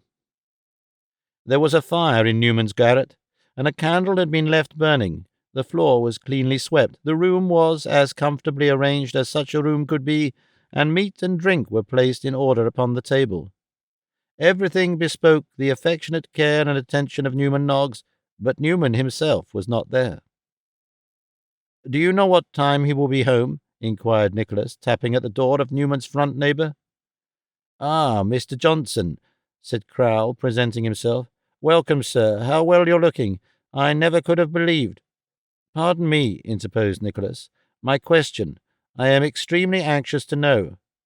"Why, he has a troublesome affair of business," replied Crowle, "and will not be home before 12 o'clock. He was very unwilling to go, I can tell you, but there was no help for it. However, he left word that you were to make yourself comfortable till he came back, and that I was to entertain you, which I shall be very glad to do." In proof of his extreme readiness to exert himself for the general entertainment, Mr. Crowle drew a chair to the table as he spoke, and helping himself plentifully to the cold meat, invited Nicholas and Smike to follow his example. Disappointed and uneasy, Nicholas could touch no food, so, after he had seen Smike comfortably established at the table, he walked out, despite a great many discussions uttered by Mr. Crowle, with his mouth full, and left Smike to detain Newman in case he returned first. As Miss Nickleby had anticipated, Nicholas betook himself straight to her house. Finding her from home, he debated within himself for some time whether he should go to his mother's residence, and so compromise her with Ralph Nickleby. Fully persuaded, however, that Newman would not have solicited him to return unless there was some strong reason which required his presence at home, he resolved to go there, and hastened eastwards with all speed. Mrs. Nickleby would not be at home, the girl said, until past 12 or later. She believed Miss Nickleby was well, but she didn't live at home now, nor did she come home except very seldom. She couldn't say where she was stopping, but it was not at Madame Mantalini's. She was sure of that. With his heart beating violently, and apprehending he knew not what disaster, Nicholas returned to where he had left Smike.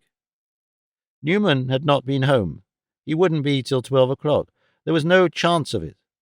Was there no possibility of sending to fetch him, if it were only for an instant, or forwarding to him one line of writing to which he might return a verbal reply? That was quite impracticable. He was not at Golden Square, and probably had been sent to execute some commission at a distance. Nicholas tried to remain quietly where he was, but he felt so nervous and excited that he could not sit still.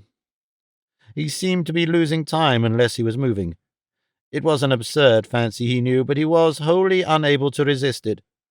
So he took up his hat and rambled out again.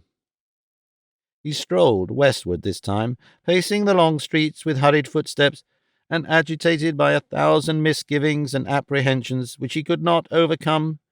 He passed into Hyde Park, now silent and deserted, and increased his rate of walking, as if in the hope of leaving his thoughts behind. They crowded upon him more thickly, however. Now there was no passing objects to attract his attention, and the one idea was always uppermost, that some stroke of ill fortune must have occurred so calamitous in its nature that all were fearful of disclosing it to him. The old question arose again and again. What could it be? Nicholas walked till he was weary, but was not one bit the wiser, and indeed he came out of the park at last a great deal more confused and perplexed than when he went in. He had taken scarcely anything to eat or drink since early in the morning, and felt quite worn out and exhausted. As he returned languidly towards the point from which he had started, along one of the thoroughfares which lie between Park Lane and Bond Street, he passed a handsome hotel, before which he stopped mechanically. An expensive place, I dare say, thought Nicholas, but a pint of wine and a biscuit are no great debauch wherever they are had, and yet I don't know. He walked on a few steps, but looking wistfully down the long vista of gas lamps before him, and thinking how long it would take to reach the end of it, and being besides in that kind of mood in which a man is most disposed to yield to his first impulse, and being besides strongly attracted to the hotel, in part by curiosity, and in part by some odd mixture of feelings which he would have been troubled to define, Nicholas turned back again and walked into the coffee-room. It was handsomely furnished. The walls were ornamented with the choicest specimens of French paper, enriched with a gilded cornice of elegant design. The floor was covered with a rich carpet, and 2 superb mirrors, one above the chimney-piece and one at the opposite end of the room, reaching from floor to ceiling, multiplied the other beauties and added new ones of their own to enhance the general effect. There was a rather noisy party of 4 gentlemen in a box by the fireplace, and only 2 other persons present, both elderly and both alone. Observing all this in the first comprehensive glance, with which a stranger surveys a place that is new to him, Nicholas sat himself down in the box next to the noisy party, with his back towards them, and postponing his order for a pint of claret until such time as the waiter and one of the elderly gentlemen should have settled a disputed question relative to the price of an item in the bill of fare, took up a newspaper and began to read. He had not read 20 lines, and was in truth himself dozing, when he was startled by the mention of his sister's name. Little Kate Nickleby were the words that caught his ear. He raised his head in amazement, and as he did so saw by the reflection in the opposite glass that 2 of the party behind him had risen and were standing before the fire. It must have come from one of them, thought Nicholas. He waited to hear more, with a countenance of some indignation, for the tone of speech had been anything but respectful, and the appearance of the individual whom he presumed to have been the speaker was coarse and swaggering. This person, so Nicholas observed in the same glance at the mirror which had enabled him to see his face, was standing with his back to the fire conversing with a younger man, who stood with his back to the company, wore his hat, and was adjusting his shirt-collar by the aid of the glass. They spoke in whispers, now and then bursting into loud laugh, but Nicholas could catch no repetition of the words, nor anything sounding at all like the words which had attracted his attention. At length the 2 resumed their seats, and more wine being ordered, the party grew louder in their mirth. Still there was no reference made to anybody with whom he was acquainted, and Nicholas became persuaded that his excited fancy had either imagined the sounds altogether, or converted some other words into the name which had been so much in his thoughts. It is remarkable, too, thought Nicholas. If it had been Kate or Kate Nickleby, I should not have been so much surprised, but little Kate Nickleby. The wine, coming at the moment, prevented his finishing the sentence. He swallowed a glassful and took up the paper again. At that instant, "Little Kate Nickleby," cried the voice behind him. "I was right," muttered Nicholas, as the paper fell from his hand, "and it was the man I supposed." "As there was a proper objection to drinking her in heel-taps," said the voice, "we'll give her the first glass in the new magnum. Little Kate Nickleby." "Little Kate Nickleby," cried the other 3, and the glasses were set down empty. Keenly alive to the tone and manner of this slight and careless mention of his sister's name in a public place, Nicholas fired at once, but he kept himself quiet by a great effort, and did not even turn his head. "The jade," said the same voice which had spoken before. "She's a true Nickleby, a worthy imitator of her old Uncle Ralph. She hangs back to be more sought after, so does he. Nothing to be got out of Ralph unless you follow him up, and then the money comes doubly welcome, and the bargain doubly hard, for you're impatient, and he isn't. Oh, infernal cunning!" "Infernal cunning," echoed 2 voices. Nicholas was in perfect agony as the 2 elderly gentlemen opposite rose one after the other and went away, lest they should be the means of his losing one word of what was said. But the conversation was suspended as they withdrew, and resumed with even greater freedom when they had left the room. "I'm afraid," said the younger gentleman, "that the old woman has grown jealous and locked her up. Upon my soul, it looks like it." "If they quarrel and little Nickleby goes home to her mother, so much the better," said the first. "I can do anything with the old lady. She'll believe anything I tell her." "Egad, that's true," returned the other voice. "Ha, ha! Poor devil!" The laugh was taken up by the 2 voices, which always came in together, and became general at Mrs. Nickleby's expense. Nicholas turned burning hot with rage, but he commanded himself for the moment, and waited to hear more. What he heard need not be repeated here. Suffice it that, as the wine went round, he heard enough to acquaint him with the characters and designs of those whose conversation he overheard, to possess him with the full extent of Ralph's villainy, and the real person of his own presence being required in London. He heard all this and more. He heard his sister's sufferings derided, and her virtuous conduct jeered at and brutally misconstrued.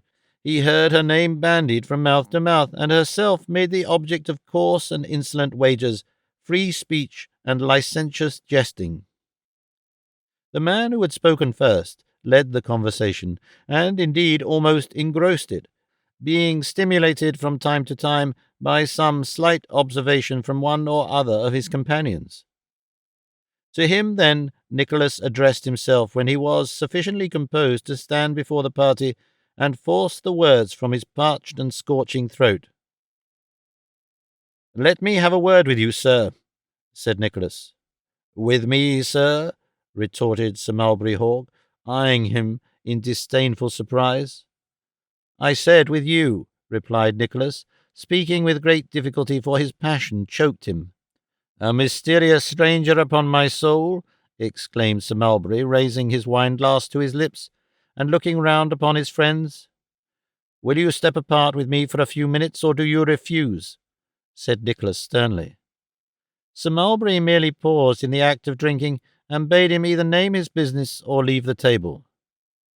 Nicholas drew a card from his pocket and threw it before him.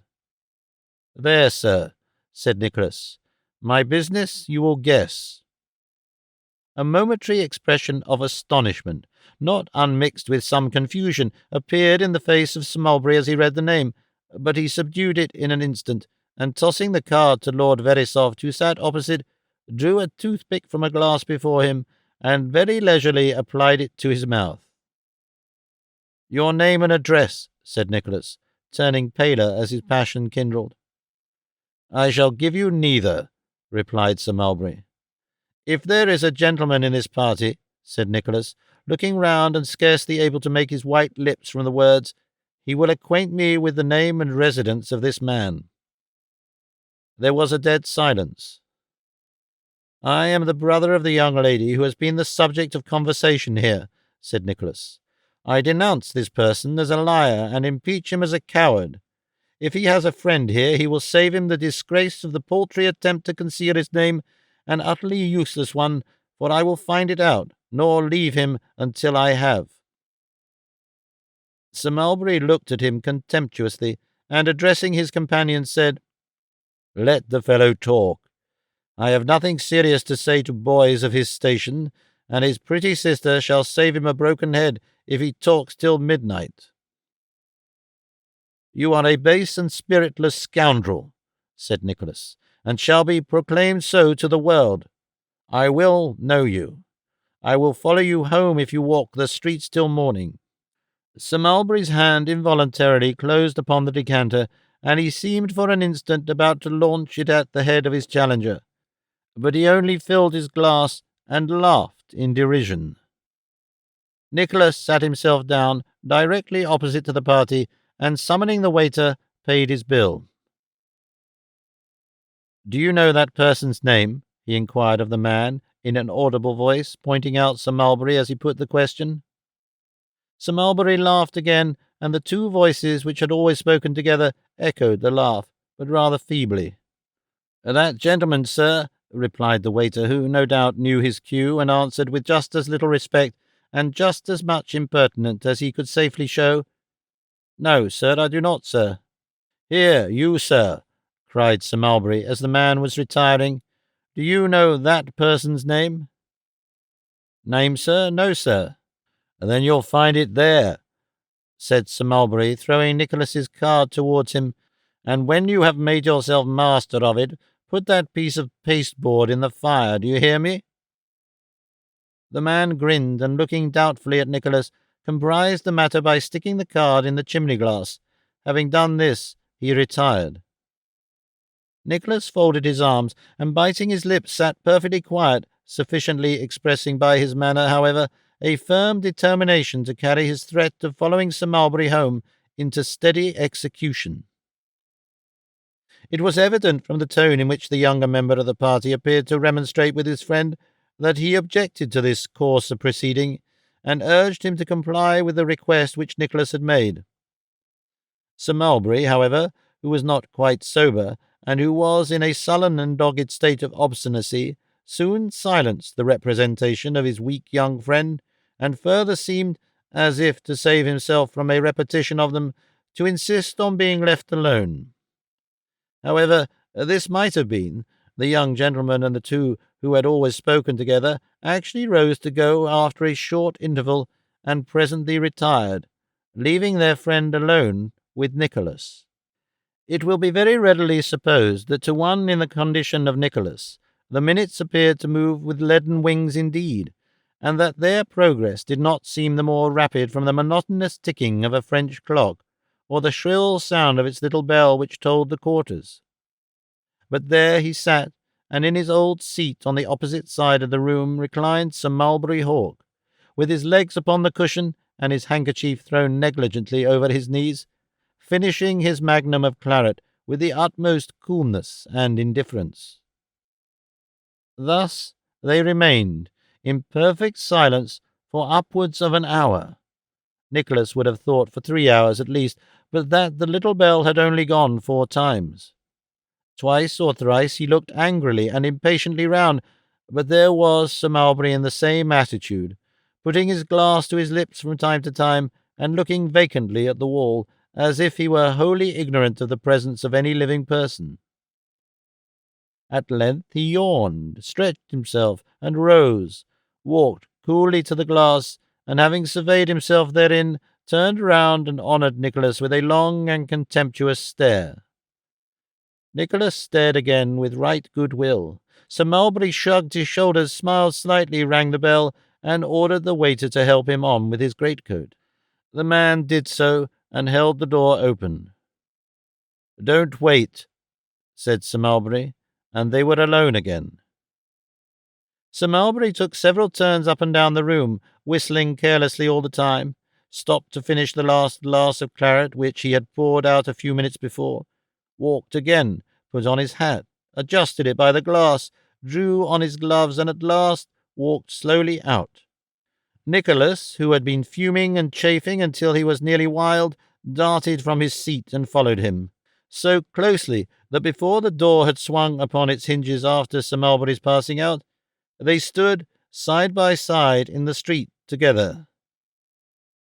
There was a private cabriolet in waiting. The groom opened the apron and jumped out to the horse's head. "Will you make yourself known to me?" asked Nicholas in a suppressed voice. "No," replied the other fiercely, and confirming the refusal with an oath. "No." "If you trust to your horse's speed, you will find yourself mistaken," said Nicholas. "I will accompany you. By heaven I will, if I have to hang on to the footboard." "You shall be horsewhipped if you do," returned Sir Mulberry. "You are a villain," said Nicholas. "You are an errand-boy for aught I know," said Sir Mulberry Hawk. "I am the son of a country gentleman," returned Nicholas, "your equal in birth and education, and your superior, I trust, in everything besides. I tell you again, Miss Nickleby is my sister. Will you, or will you not, answer for your unmanly and brutal conduct?" "To a proper champion, yes. To you, no," returned Sir Mulberry, taking the reins in his hand. "Stand out of the way, dog. William, let go her head." "You had better not," cried Nicholas, springing on the step as Sir Mulberry jumped in, and catching at the reins. "He has no command over the horse, mind. You shall not go. You shall not, I swear, till you have told me who you are." The groom hesitated, for the mare, who was a high-spirited animal and thoroughbred, plunged so violently that he could scarcely hold her. "Leave go, I tell you," thundered his master. The man obeyed. The animal reared and plunged as though it would dash the carriage into 1,000 pieces, but Nicholas, blind to all sense of danger, and conscious of nothing but his fury, still maintained his place and his hold upon the reins. "Will you unclasp your hand? Will you tell me who you are?" "No." "No." In less time than the quickest tongue could tell it, these words were exchanged, and Sir Mulberry, shortening his whip, applied it furiously to the head and shoulders of Nicholas. It was broken in the struggle. Nicholas gained the heavy handle, and with it laid open one side of his antagonist's face from eye to the lip. He saw the gash, knew that the mare had darted off at a wild, mad gallop. 100 lights danced in his eyes, and he felt himself flung violently upon the ground. He was giddy and sick, but staggered to his feet directly, roused by the loud shouts of the men who were tearing up the street and screaming to those ahead to clear the way. He was conscious of a torrent of people rushing quickly by. Looking up, could discern the cabriolet whirled along the foot pavement with frightful rapidity, then heard a loud cry, the smashing of some heavy body, and the breaking of glass, and then the crowd closed in the distance, and he could see or hear no more. The general attention had been entirely directed from himself to the person in the carriage, and he was quite alone. Rightly judging that under such circumstances it would be madness to follow, he turned down a by-street in search of the nearest coach-stand, finding after a minute or two that he was reeling like a drunken man, and aware for the first time of a stream of blood that was trickling down his face and breast.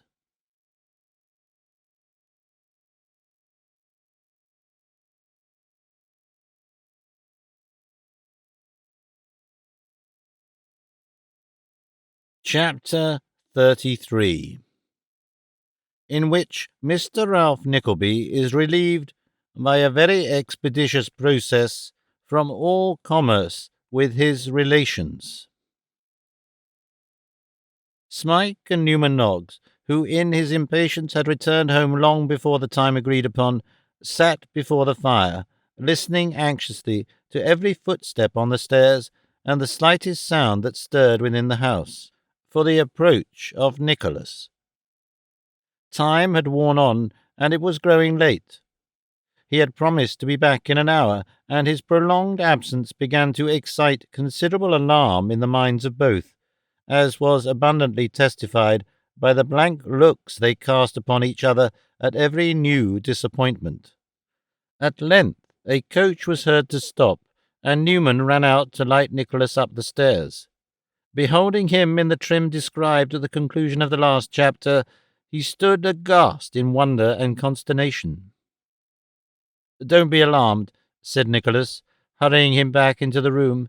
"There is no harm done, beyond what a basin of water can repair." "No harm?" cried Newman, passing his hands hastily over the back and arms of Nicholas, as if to assure himself that he had broken no bones. "What have you been doing?"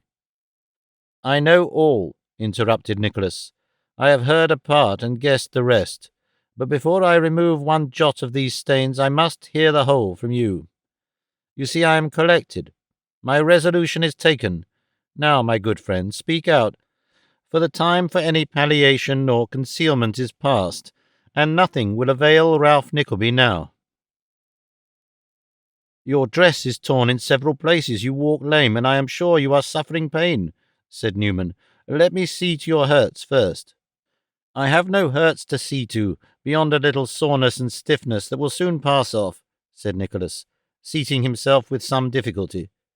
"But if I had fractured every limb and still preserved my senses, you should not bandage one until you had told me what I have the right to know." "Come," said Nicholas, giving his hand to Noggs. "You had a sister of your own, you told me once, who died before you fell into misfortune. Now think of her and tell me, Newman." "Yes, I will," said Noggs. "I'll tell you the whole truth." Newman did so.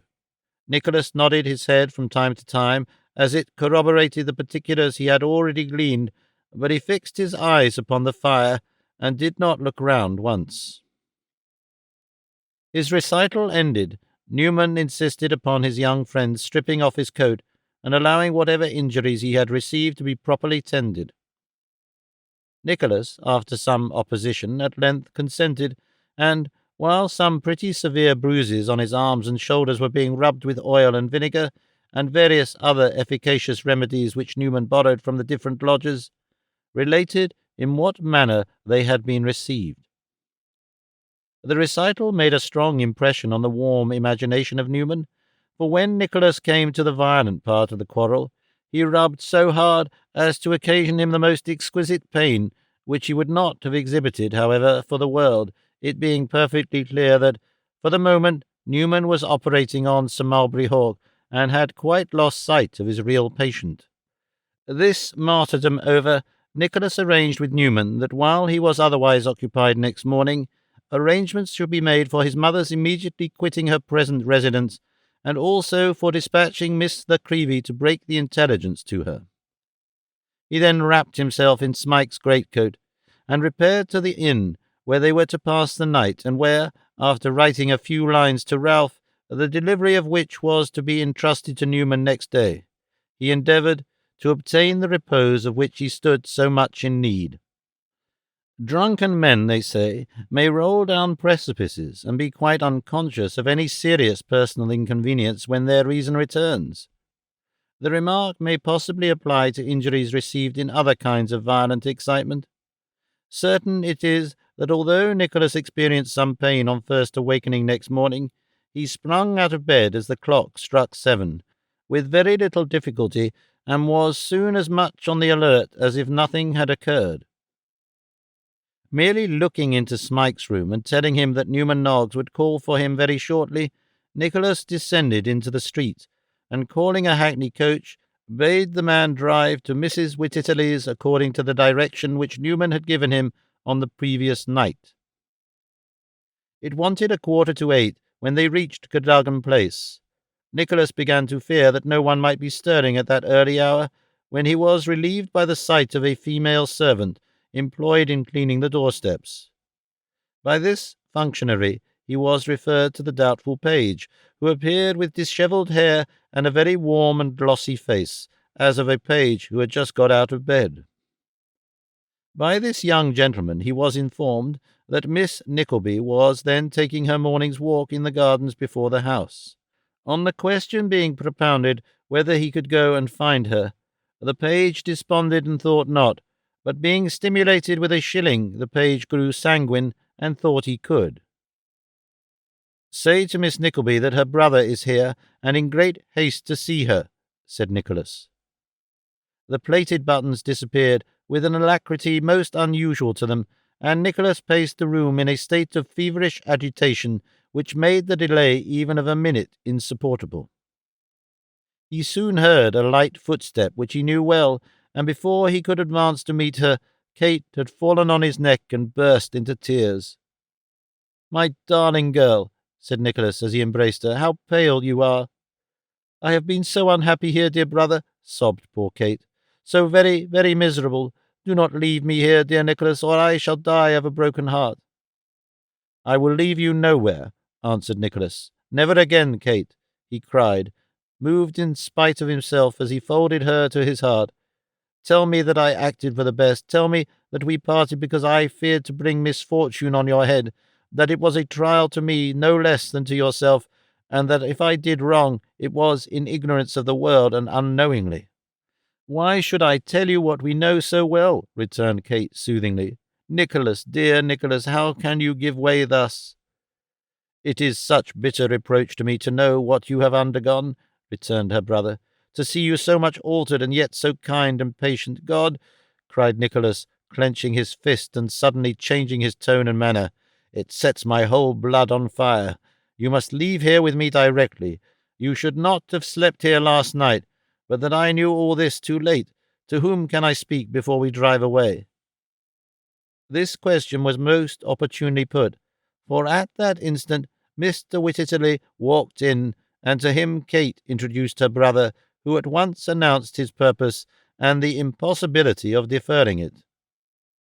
"The quarter's notice," said Mr. Nickleby, with the gravity of a man on the right side, "is not yet half expired. Therefore, interposed Nicholas, "the quarter's salary must be lost, sir. You will excuse this extreme haste, but circumstances require that I should immediately remove my sister, and I have not a moment's time to lose. Whatever she brought here I will send for, if you will allow me, in the course of the day." Mr. Nickleby bowed, but offered no opposition to Kate's immediate departure, with which, indeed, he was rather gratified than otherwise, Sir Tumley Snuffim having given it as his opinion that she rather disagreed with Mrs. Nickleby's constitution. "With regard to the trifle of salary that is due," said Mr. Nickleby, I will—" Here he was interrupted by a violent fit of coughing. "I will owe it to Miss Nickleby." Mr. Wititterly, it should be observed, was accustomed to owe small accounts, and to leave them owing. All men have some little pleasant way of their own, and this was Mr. Wititterly's. "If you please," said Nicholas, and once more offering a hurried apology for so sudden a departure, he hurried Kate into the vehicle, and bade the man drive with all speed into the city. To the city they went accordingly, with all the speed the hackney coach could make, and as the horses happened to live at Whitechapel, and to be in the habit of taking their breakfast there, when they breakfasted at all, they performed the journey with greater expedition than could reasonably have been expected. Nicholas sent Kate upstairs a few minutes before him, that his unlooked-for appearance might not alarm his mother, and when the way had been paved, presented himself with much duty and affection. Newman had not been idle, for there was a little cart at the door, and the effects were hurrying out already.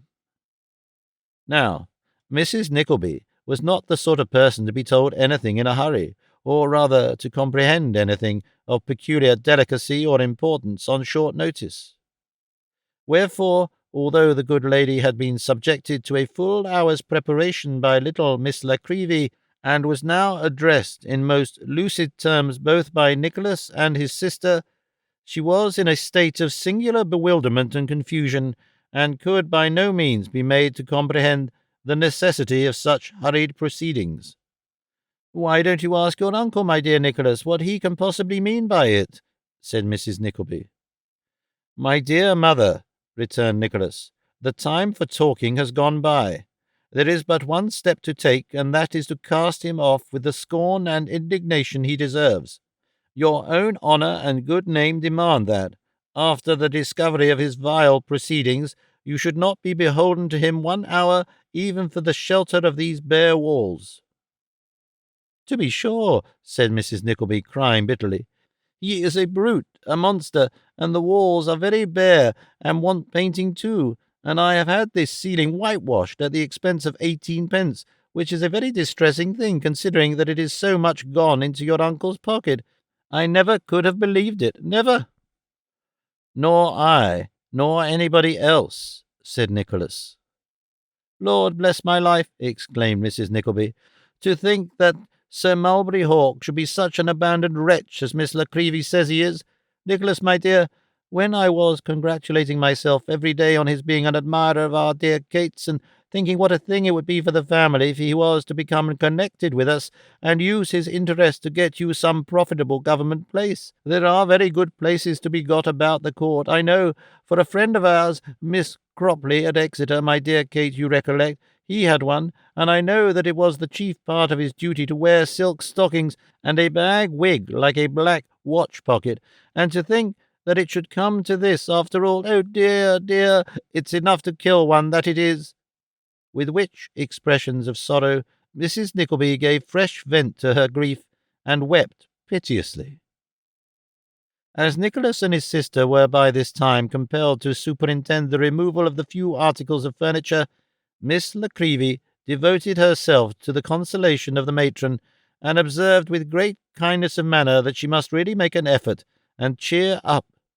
"Oh, I dare say, Miss Nickleby," returned Mrs. Nickleby, with a petulance not unnatural in her unhappy circumstances, "it's very easy to say cheer up, but if you had as many occasions to cheer up as I have had, and there," said Mrs. Nickleby, stopping short, "think of Mr. Pike and Mr. Pluck, 2 of the most perfect gentlemen that ever lived. What am I to say to them? What can I say to them? Why, if I was to say to them, 'I'm told your friend Sir Mulberry is a base wretch,' they'd laugh at me."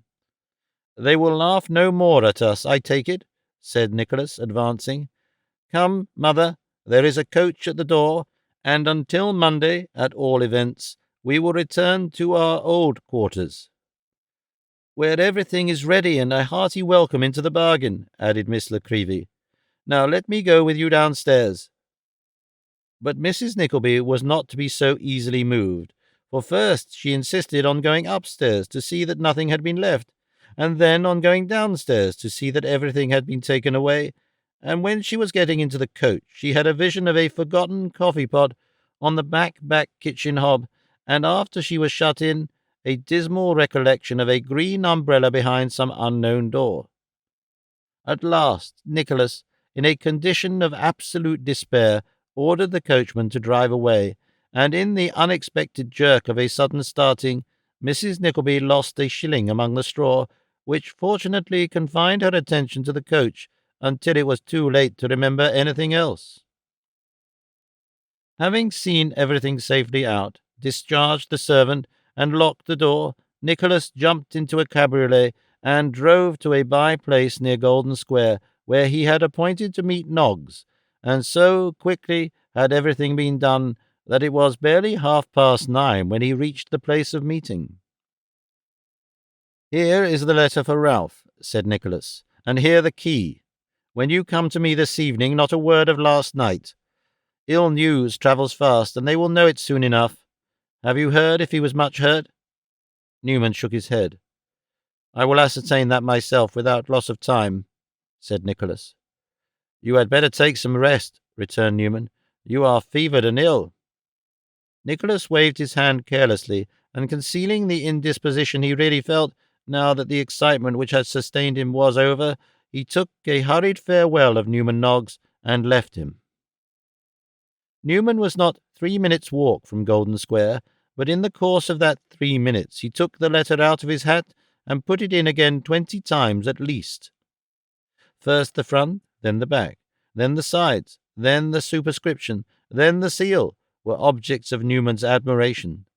Then he held it at arm's length, as if to take in the whole at one delicious survey, and then he rubbed his hands in a perfect ecstasy with his commission.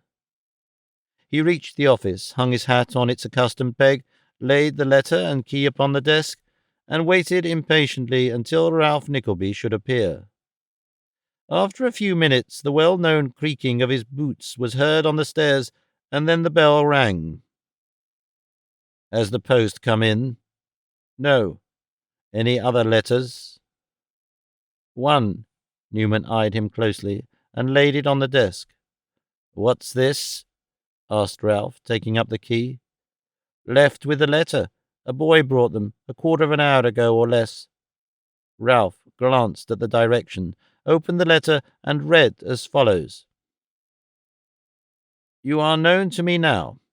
There are no reproaches I could heap upon your head which would carry with them 1,000th part of the grovelling shame that this assurance will awaken even in your breast. Your brother's widow and her orphan child spurn the shelter of your roof, and shun you with disgust and loathing. Your kindred renounce you, for they know no shame but the ties of blood which bind them in name with you. You are an old man, and I leave you to the grave. May every recollection of your life cling to your false heart and cast their darkness on your deathbed." Ralph Nickleby read this letter twice, and frowning heavily, fell into a fit of musing. The paper fluttered from his hand and dropped upon the floor, but he clasped his fingers as if he held it still.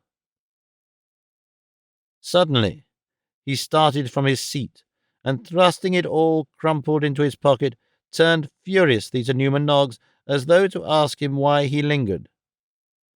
But Newman stood unmoved, with his back towards him, following up with the worn and blackened stump of an old pen some figures in an interest table which was pasted against the wall, and apparently quite abstracted from every other object.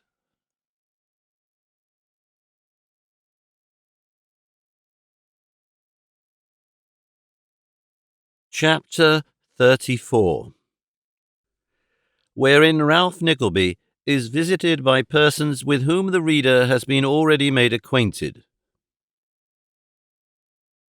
"What a damnation long time you have kept me ringing at this confounded old cracked tea-kettle of a bell, every tinkle of which is enough to throw a strong man into blue convulsions. Upon my life and soul, oh, damn it," said Mr. Mantalini to Newman Noggs, scraping his boots as he spoke on Ralph Nickleby's scraper. "I didn't hear the bell more than once," replied Newman. "Then you are most immensely and outrageously deaf," said Mr. Mantalini. as deaf as a demnition post. Mr. Mantalini had got by this time into the passage, and was making his way to the door of Ralph's office with very little ceremony, when Newman interposed his body, and hinting that Mr. Nickleby was unwilling to be disturbed, inquired whether the client's business was of a pressing nature. "It is most damnably particular," said Mr. Mantalini. "It is to melt some scraps of dirty paper into bright, shining, chinking, tinkling, damned mint sauce." Newman uttered a significant grunt, and taking Mr. Mantalini's proffered card, limped with it into his master's office. As he thrust his head in at the door, he saw that Ralph had resumed the thoughtful posture into which he had fallen after perusing his nephew's letter, and that he seemed to have been reading it again, as he once more held it open in his hand. The glance was but momentary, for Ralph, being disturbed, turned to demand the cause of the interruption. As Newman stated it, the cause himself swaggered into the room, and grasping Ralph's horny hand with uncommon affection, vowed that he had never seen him looking so well in all his life. "There is quite a bloom upon your damned countenance," said Mr. Mantalini, seating himself unbidden, and arranging his hair and whiskers. "You look quite juvenile and jolly, demmit." "We are alone," returned Ralph tartly. "What do you want with me?" "Good," cried Mr. Mantalini, displaying his teeth. "What did I want? Yes, ha ha, very good. What did I want? Ha ha, oh damn." "What do you want, man?" demanded Ralph, sternly. "Demnation discount," returned Mr. Mantalini, with a grin and shaking his head waggishly. "Money is scarce," said Ralph. "Demned scarce, or I shouldn't want it," interrupted Mr. Mantalini. "The times are bad, and one scarcely knows whom to trust," continued Ralph. "I don't want to do business just now. In fact, I would rather not. But as you are a friend, how many bills have you there?" "2," returned Mr. Mantalini. "What is the gross amount?" "Demned trifling, 5.70. "And the dates?" 2 months and 4. "I'll do them for you." "Mind, for you. I wouldn't for many people, for £25, said Ralph deliberately. "Oh, damn it," cried Mr. Mantalini, whose face lengthened considerably at this handsome proposal. "Why, that leaves you 50, retorted Ralph. "What would you have? Let me see the names." "You are so damned hard, Nickleby," remonstrated Mr. Mantalini. "Let me see the names," replied Ralph, impatiently extending his hand for the bills. "Well, they are not sure, but they are safe enough. Do you consent to the terms, and will you take the money? I don't want you to do so. I would rather you didn't." "Damn it, Nickleby, can't you—" began Mr. Mantalini. "No," replied Ralph, interrupting him. "I can't. Will you take the money? Down, mind. No delay, no going into the city and pretending to negotiate with some other party who has no existence, and never had. Is it a bargain, or is it not?" Ralph pushed some papers from him as he spoke, and carelessly rattled his cash-box, as though by mere accident. The sound was too much for Mr. Mantalini. He closed the bargain directly it reached his ears, and Ralph told the money out upon the table.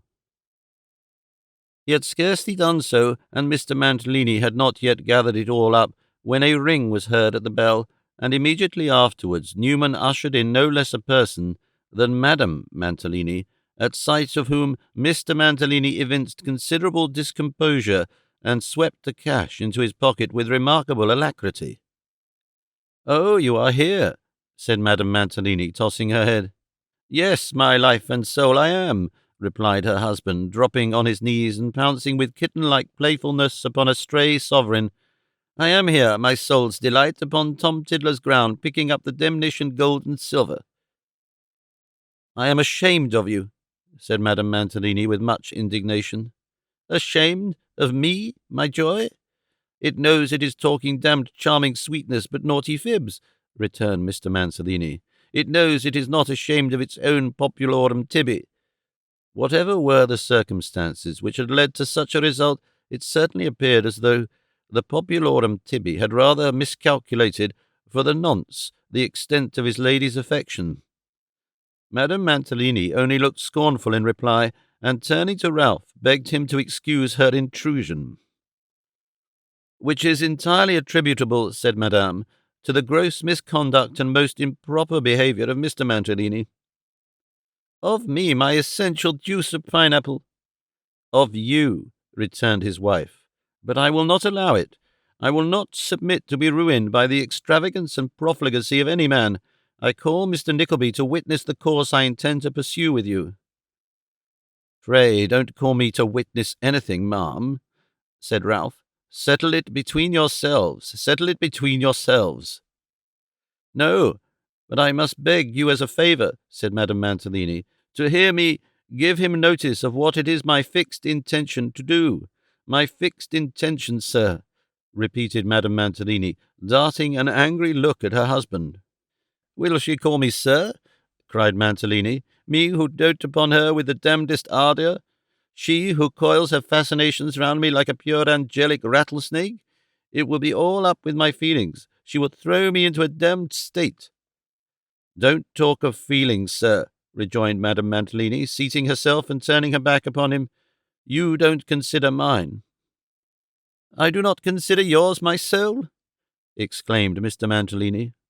"No," replied his wife. And notwithstanding various blandishments on the part of Mr. Mantalini, Madame Mantalini still said no, and said it too with such determined and resolute ill temper that Mr. Mantalini was clearly taken aback. "His extravagance, Mr. Nickleby," said Madame Mantalini, addressing herself to Ralph, who leant against his easy-chair with his hands behind him, and regarded the amiable couple with a smile of the supremest and most unmitigated contempt. "His extravagance is beyond all bounds." "I should scarcely have supposed it," answered Ralph sarcastically. "I assure you, Mr. Nickleby, however, that it is," returned Madame Mantalini. "It makes me miserable. I am under constant apprehensions and in constant difficulty, and even this," said Madame Mantalini, wiping her eyes, "is not the worst. He took some papers of value out of my desk this morning without asking my permission." Mr. Mantalini groaned slightly and buttoned his trousers pocket. "I am obliged," continued Madame Mantalini, "since our late misfortunes, to pay Miss Nag a great deal of money for having her name in the business, and I really cannot afford to encourage him in all his wastefulness. As I have no doubt that he came straight here, Mr. Nickleby, to convert the papers I have spoken of into money, and as you have assisted us very often before, and are very much connected with us in this kind of matters, I wish you to know the determination at which his conduct has compelled me to arrive." Mr. Mantalini groaned once more from behind his wife's bonnet, and fitting a sovereign into one of his eyes, winked with the other at Ralph. Having achieved this performance with great dexterity, he whipped the coin into his pocket, and groaned again with increased penitence. "I have made up my mind," said Madame Mantalini, as tokens of impatience manifested themselves in Ralph's countenance, "to allowance him." "To do that, my joy?" inquired Mr. Mantalini, who did not seem to have caught the words. "To put him," said Madame Mantalini, looking at Ralph, and prudently abstaining from the slightest glance at her husband, lest his many graces should induce her to falter in her resolution, "to put him upon a fixed allowance, and I say, if he has £120 a year for his clothes and pocket-money, he may consider himself a very fortunate man." Mr. Mantalini waited with much decorum to hear the amount of the proposed stipend, but when it reached his ears, he cast his hat and cane upon the floor, and drawing out his pocket-handkerchief, gave vent to his feelings in a dismal moan. "Damnation!" cried Mr. Mantalini, suddenly skipping out of his chair, and as suddenly skipping into it again, to the great discomposure of his lady's nerves. "But no, it is a damned horrid dream. It is not reality. No." Comforting himself with this assurance, Mr. Mantalini closed his eyes and waited patiently till such time as he should wake up. "A very judicious arrangement," observed Ralph with a sneer. "If your husband will keep within it, ma'am, as no doubt he will." "Damn it!" exclaimed Mr. Mantalini, opening his eyes at the sound of Ralph's voice. "It is a horrid reality. She is sitting there before me. There is the graceful outline of her form. It cannot be mistaken. There is nothing like it. The two countesses had no outlines at all, and the dowager's was a damned outline. Why is she so excruciatingly beautiful that I cannot be angry with her even now?" "You have brought it upon yourself, Alfred," returned Madame Mantalini, still reproachfully, but in a softened tone. "I am a damned villain," cried Mr. Mantalini, smiting himself on the head. "I will fill my pockets with change for a sovereign and halfpence and drown myself in the Thames, but I will not be angry with her, even then, for I will put a note in the twopenny post as I go along to tell her where the body is. She will be a lovely widow. I shall be a body. Some handsome women will cry. She will laugh damnedly." "Alfred, you cruel, cruel creature," said Madame Mantalini, sobbing at the dreadful picture. "She calls me cruel, me, who for her sake will become a demmed, damped, moist, unpleasant body," exclaimed Mr. Mantalini. "You know it almost breaks my heart even to hear you talk of such a thing," replied Madame Mantalini. "Can I live to be mistrusted?" cried her husband. "Have I cut my heart into a damned extraordinary number of little pieces, and given them all away, one after another, to the same little engrossing damnation captivator, and can I live to be suspected by her? Damn it! No, I can't." "Ask Mr. Nickleby whether the sum I have mentioned is not a proper one," reasoned Madame Mantalini. "I don't want any sum," replied her disconsolate husband. "I shall require no damned allowance. I will be a body." On this repetition of Mr. Mantalini's fatal threat, Madame Mantalini wrung her hands and implored the interference of Ralph Nickleby, and after a great quantity of tears and talking, and several attempts on the part of Mr. Mantalini to reach the door preparatory to straightway committing violence upon himself, that gentleman was prevailed upon, with difficulty, to promise that he wouldn't be a body. This great point attained, Madame Mantalini argued the question of the allowance, and Mr. Mantalini did the same, taking occasion to show that he could live with uncommon satisfaction upon bread and water, and go clad in rags, but that he could not support existence with the additional burden of being mistrusted by the object of his most devoted and disinterested affection. This brought fresh tears into Madame Mantalini's eyes, which, having just begun to open to some few of the demerits of Mr. Mantalini, were only open a very little way, and could be easily closed again. The result was that, without quite giving up the allowance question, Madame Mantalini postponed its further consideration, and Ralph saw clearly enough that Mr. Mantalini had gained a fresh lease of his easy life, and that, for some time longer at all events, his degradation and downfall were postponed. "But it will come soon enough," thought Ralph.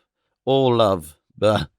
That I should use the cant of boys and girls is fleeting enough, though that which has its sole root in the admiration of a whiskered face like that of yonder baboon perhaps lasts the longest, as it originates in the greater blindness and is fed by vanity.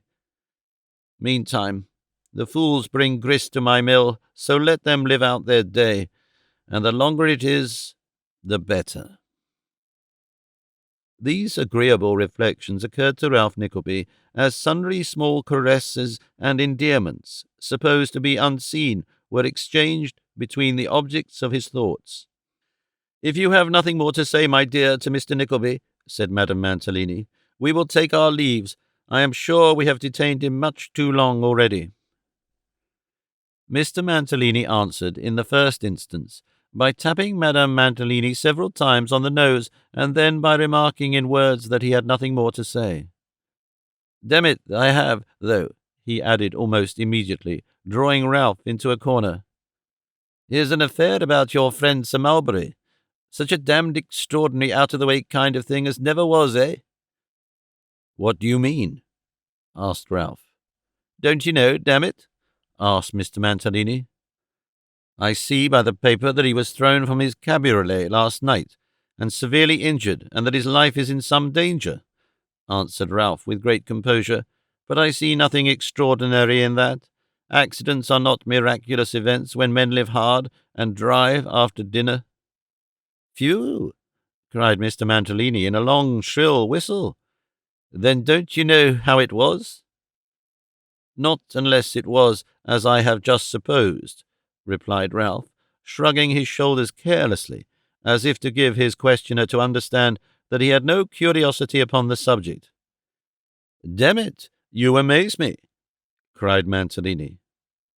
Ralph shrugged his shoulders again, as if it were no great feat to amaze Mr. Mantalini, and cast a wistful glance at the face of Newman Noggs, which had several times appeared behind a couple of panes of glass in the room door, it being a part of Newman's duty, when unimportant people called, to make various feints of supposing that the bell had rung for him, to show them out, by way of a gentle hint to such visitors that it was time to go. "Don't you know," said Mr. Mantalini, taking Ralph by the button, "that it wasn't an accident at all, but a damned furious, manslaughtering attack made upon him by your nephew?" "What?" snarled Ralph, clenching his fists and turning a livid white. "Damn it, Nickleby, you're as great a tiger as he is," said Mantalini, alarmed at these demonstrations. "Go on," cried Ralph. "Tell me what you mean. What is this story? Who told you? Speak," growled Ralph. "Do you hear me?" "Gad, Nickleby," said Mr. Mantalini, retreating towards his wife, "what a damnable fierce old evil genius you are! You're enough to frighten the life and soul out of her little delicious wits, flying all at once into such a blazing, ravaging, raging passion as never was, damn it!" "For sure," rejoined Ralph, forcing a smile. "It is but manner." "It is a damned uncomfortable private madhouse sort of a manner," said Mr. Mantalini, picking up his cane. Ralph affected to smile, and once more inquired from whom Mr. Mantalini had derived his information. "From Pike, and a damned fine, pleasant, gentlemanly dog it is," replied Mantalini. "Damnation pleasant, and a tip-top sawyer." "And what said he?" asked Ralph, knitting his brows.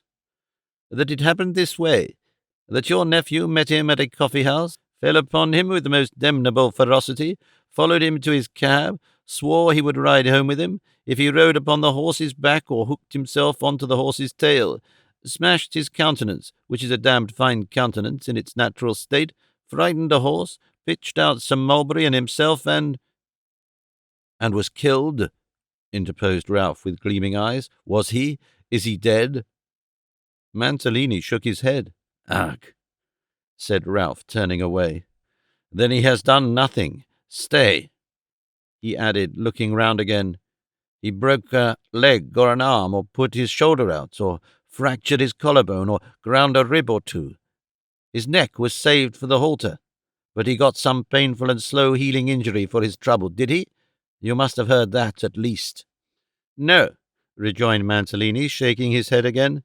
"Unless he was dashed into such little pieces that they blew away, he wasn't hurt, for he went off as quiet and comfortable as damnation," said Mr. Mantalini, rather at a loss for a simile.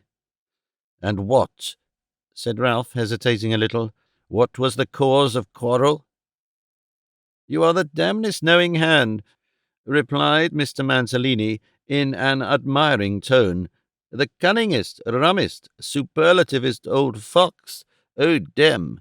To pretend now not to know that it was the little bright-eyed niece, the softest, sweetest, prettiest—" "Alfred," interposed Madame Mantalini.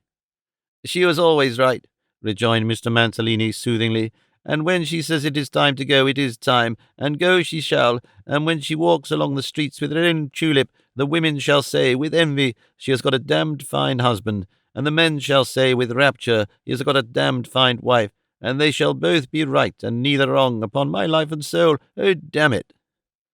With which remarks, and many more, no less intellectual and to be the purpose, Mr. Mantalini kissed the fingers of his gloves to Ralph Nickleby, and drawing his lady's arms through his, led her mincingly away. So, muttered Ralph, dropping into his chair. This devil is loose again and thwarting me, as he was born to do at every turn. He told me once there should be a day of reckoning between us, sooner or later. I'll make him a true prophet, for it shall surely come. "Are you at home?" asked Newman, suddenly popping in his head. "No," replied Ralph, with equal abruptness. Newman withdrew his head, but thrust it in again. "You are quite sure you are not at home, are you?" said Newman. "What does the idiot mean?" cried Ralph testily. "He has been waiting nearly ever since they first came in, and may have heard your voice, that's all," said Newman, rubbing his hands. "Who has?" demanded Ralph, wrought by the intelligence he had just heard, and his clerk's provoking coolness to an intense pitch of irritation.